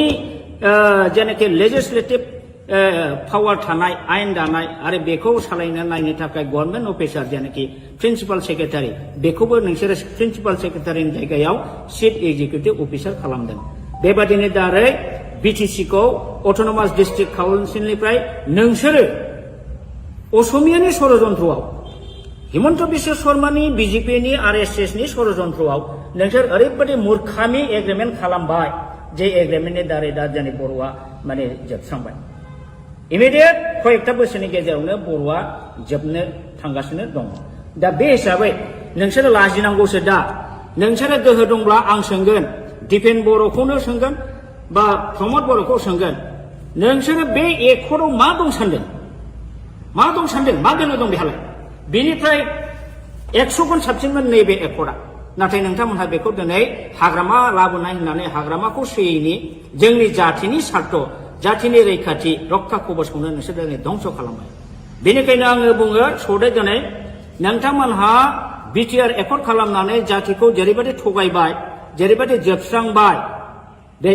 जाथिखौ थगायनानै फोजोबस्रांनायनि दायआव सानसे बेलासे नोंसोरो गनाय नङा रायजोआ दिनै एसे गाबोन एसे बुजिगोन बिटिसि एकर्डआव मा दंमोन बिटिआर एकर्डआव दंमोन स्टाडि खालामनानै जेला बुजिजोब्बाय नोंसोरनि सायाव इयुननि जोलै हान्जाया सानसे समावब्लाबो निश्चय माने अर जोंगोन रागा जोंगोन आरो नोंसोर क्षमा मोननाय नङा बर'नि जारिमिनाव ओरैबायदि उदाहरन दं जाय लिडारफ्रा गोदो बर' जाथिखौ मोजां बुंनानै थगायनानै मन्त्रि मुल्ला जादों एमपि जादों एमएलए जादों रायजोखौ थगायनानै दोनदों जेबो मावबोआखै बेफोरबायदि लिडारा मा सास्ति मोना नोंसोरो जारिमिनखौ नाय बर'नाव आं डाइरेक्ट उदाहरन बुंला पुरस्कारखौ मोनबोगासिनो दं बावला नोंसोरबो हारिखौ थगायनायनि फाबाव बे पुरस्कारखौ नोंसोर मोनगोन दिनै नोंसोरो बिजेपि बा हिमन्त बिश्व सरकारनि अननायाव कौटि थाखा खामाय बिल्डिं लु कलकाता दिल्ली बेंगालुरुआव न' लु लाब गैया नोंसोर सान्थि थानो हानाय नङा नोंसोरखौ रायजोफ्रा अनसायनाय नङा रायजोखौ थगायनानै जोबस्रांनायनि थाखाय नोंसोरो बयबो बर' रायजोनि अभिशाप मोनगोन आरो सानसे बेलासे नोंसोरो गोमोरलांगोन रायजोआ बेखौ फिननायखौ होगोन दा बेखिनिखौनो आं बुंबाय रन्जित बसुमतारी बिथाङा बोरो नोंथाङा होनदोंमोन बिटिसिआव जोंहा 1100टा पस्ट दं गय खान्दिसिबो जायालासिनो जोङो दानथामनि गेजेराव साख्रि होगोन बाहागो रन्जित नोंसोरनि सेलेक्सन बर्डआ बोरो दिनैसिमबो मोनसे सेलेक्सन खालामनायनि बर्ड दानो हादोंना एपइन्टमेन्ट होनो हादोंना बहा थांखो डक्टर मामोन बेयो स्वर्गियारि नीलत स्वर्गियारि बेना 1600टा पस्ट दंमोन बिना फैसा साख्रि होनो खोथा बुंदोंमोन बहा थांखो दिनैसिम होनो हादोंना लाजियाखैसो नोंसोरो सानसे थगायनो दा नंखायनो दिनै रायजो राजाया बुजिगासिनो दं नोंसोरो फुराफुरि बिटिआर एकर्ड खालामनानै बिटिआर एकर्ड नों खालामदों बर' जाथिखौ थगायदों एनडिएफबिखौ थगायदों गासिखौबो थगायजोबथारबाय नोंसोर दा बिनि फाबाव नोंसोरो पानिशमेन्ट बावैसोनि उनाव मोनगासिनो दं बेखौ पानिशमेन्टखौ रुजुननो रेडि जा आं बेखौ दिनै खावलायनानै बारा बुंला दा दिनै नंखायनो आं बुंगोन प्रमद बर'आ एबसु लिडिं खालामबोदों जानो हागौ किन्तु बियो ओरैबायदि स्वार्थपर ओरैबायदि थगायसुला ओरैबायदि बेपारि बे जातिखौ दिनै फाननानै नमस्कार जोंनि खौरांगिरि बिथांमोनसिम दिनै जोंहा बिथां दावराव देख्रेब नार्जारिया मैया दाखालिफोर प्रेस मिडियानि गेजेरजों ससियेल मिडियानि गेजेरजों जोंनि इएम राकेश नङा सरि बि फेरेंगा बिथाङा बिथांनि सायाव जे एलिगेसन लाबोदों बिथांखौ जे गाज्रि गाज्रि सोंखारिदों इभेन बिथाङा दावराव देख्रेब नार्जारिनि नामखौ दावराय देख्रेब होनबाय थायो बिथाङा सासे बर' जानानै दिनैसिमबो दावराव देख्रेब नार्जारिया सोर सिनाया नामा आं अब्ला बुंगोन बिथाङा सासे बर'आनो नङा हाफ बर' हाफ हारसा बियो खारन दावराव देख्रेब नार्जारिया दिनैनिल' मानसि नङा बिथाङा गोदो बर'लेण्ड बर'फा उपेन्द्रनाथ ब्रह्मनि दैदेननायाव जे गिदिर सोमावसारनाय जादोंमोन बाहायबो सेन्ट्रेल एबसुनि ट्रेजारारमोन आरो बिनि उनावबो बिथाङा जातिनि सिबिनायाव गोबां रल लाबोदों बड'लेण्ड जनजाति सुरक्षा समिति दानानै बिथाङा ट्राइबेल बेल्ट एन्ड ब्लकआव नन ट्राइबेलफ्रा इलिगेलि एनक्रच खालामनानै दं दिनै 3 लाख बिगा हा बे हाखौ माने इभिक्सन खालामनांगौ इलिगेल एनक्रचार्सफोरखौ होननानै बिथाङा जुजिबोगासिनो दं दिनै हिरा सरनिया नब सरनिया बा हिरा सरनिया इलिगेल सार्टिफिकेट लानानै खननै एमपि जालांबाय बेखौबो बिथाङा चेलेन्ज खालामनानै हाइकर्ट गेलेबोदों दा बेफोरबायदि खामानिखौ सोर मावो जाय हारिनि प्रति सिबिनाय भाब दं हारिखौ अननाय दं बेफोरबायदि मानसि दिनै बेबादि दावराव देख्रेब नार्जारिखौ बिथाङा बिदि एखेबारे थासिल्यमूलक खोथा बुंनाया बियो जातिनि थाखाय दुखु गोनां बाथ्रा आरो बि फेरेंगा रनजित बसुमतारी आं नोंथांखौ खावलायगोन नोंथाङा दिनै गादियाव दं होननानै इएमआव दं होननानै बेबादि गोग्गा मारिनानै बारा खोथा दाबुंबाय दाथा समा एखे थाया आंथ' बुंगोन नोंस्रा गोग्गा मारिनानै खोथा बुंनायनि नोंल' नङा प्रमद बर'आनो बुं दिपेन बर'आनो बुं सोरबा गबिन्द बसुमतारियानो होन सोरबा राकेश ब्रह्मआनो होन नोंस्रा जातिनि सायाव बिखाफोर दोननानै खोथा बुंनायनि नोंस्रा दिनै अधिकार गैया मानो अधिकार गैया आं बुंगोन नोंसोर मा लाबोदों बर'नि थाखाय what power and function you have brought what government you have brought for the Bodo' community मा लाबोदों नोंसोरलाय नैबे बिटिसि एकर्ड 2003 नि हाग्रामा महिलारि बिएलटिजों स्टेट गभर्नमेन्टजों सेन्ट्रेल गभर्नमेन्टजों लाबोनाय बे एकर्ड बेवहाय जोंहा रायजोनि बदलै रायजो मोनाखैब्लाबो अलमस्ट मिनि स्टेट रेंकआव जों मोनदोंमोन 40टा डिपार्टमेन्ट जों मोनदोंमोन आरो बे 40टा डिपार्टमेन्टनि एडमिनिस्ट्रेटिभ लेजिस्लेटिभ फाइनान्सियेल पावारखौ मोनदोंमोन नोंथांमोनहा नैबे नोंसिनि बे बिटिआर एकर्डजों मा लाबोदों दिस बिटिआर एकर्ड मिनिंलेस आरो बे बर'नि थाखाय बिराद बर' हारिखौ जोबस्रांग्रा एग्रिमेन्ट बेयो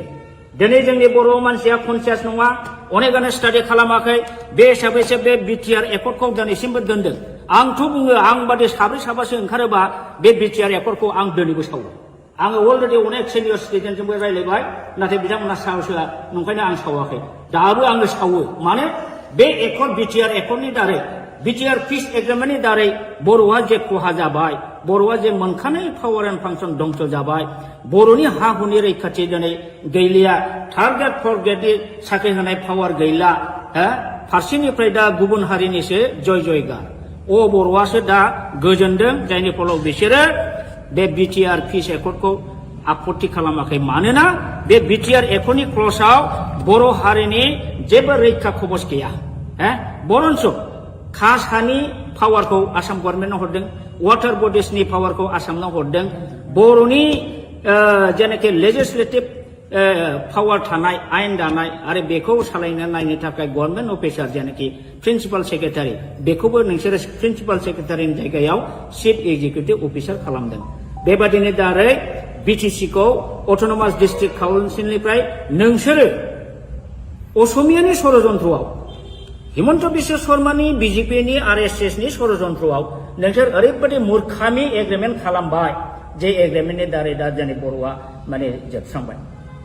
इमिडियेट कयेकटा बोसोरनि गेजेरावनो बर'आ जोबनो थांगासिनो दं दा बे हिसाबै नोंसोरो लाजिनांगौसो दा नोंसोरो गोहो दंब्ला आं सोंगोन दिपेन बर'खौनो सोंगोन बा प्रमद बर'खौ सोंगोन नोंसोरो बे एकर्डआव मा दं सानदों मा दोननो दं बेहालाय बेनिफ्राय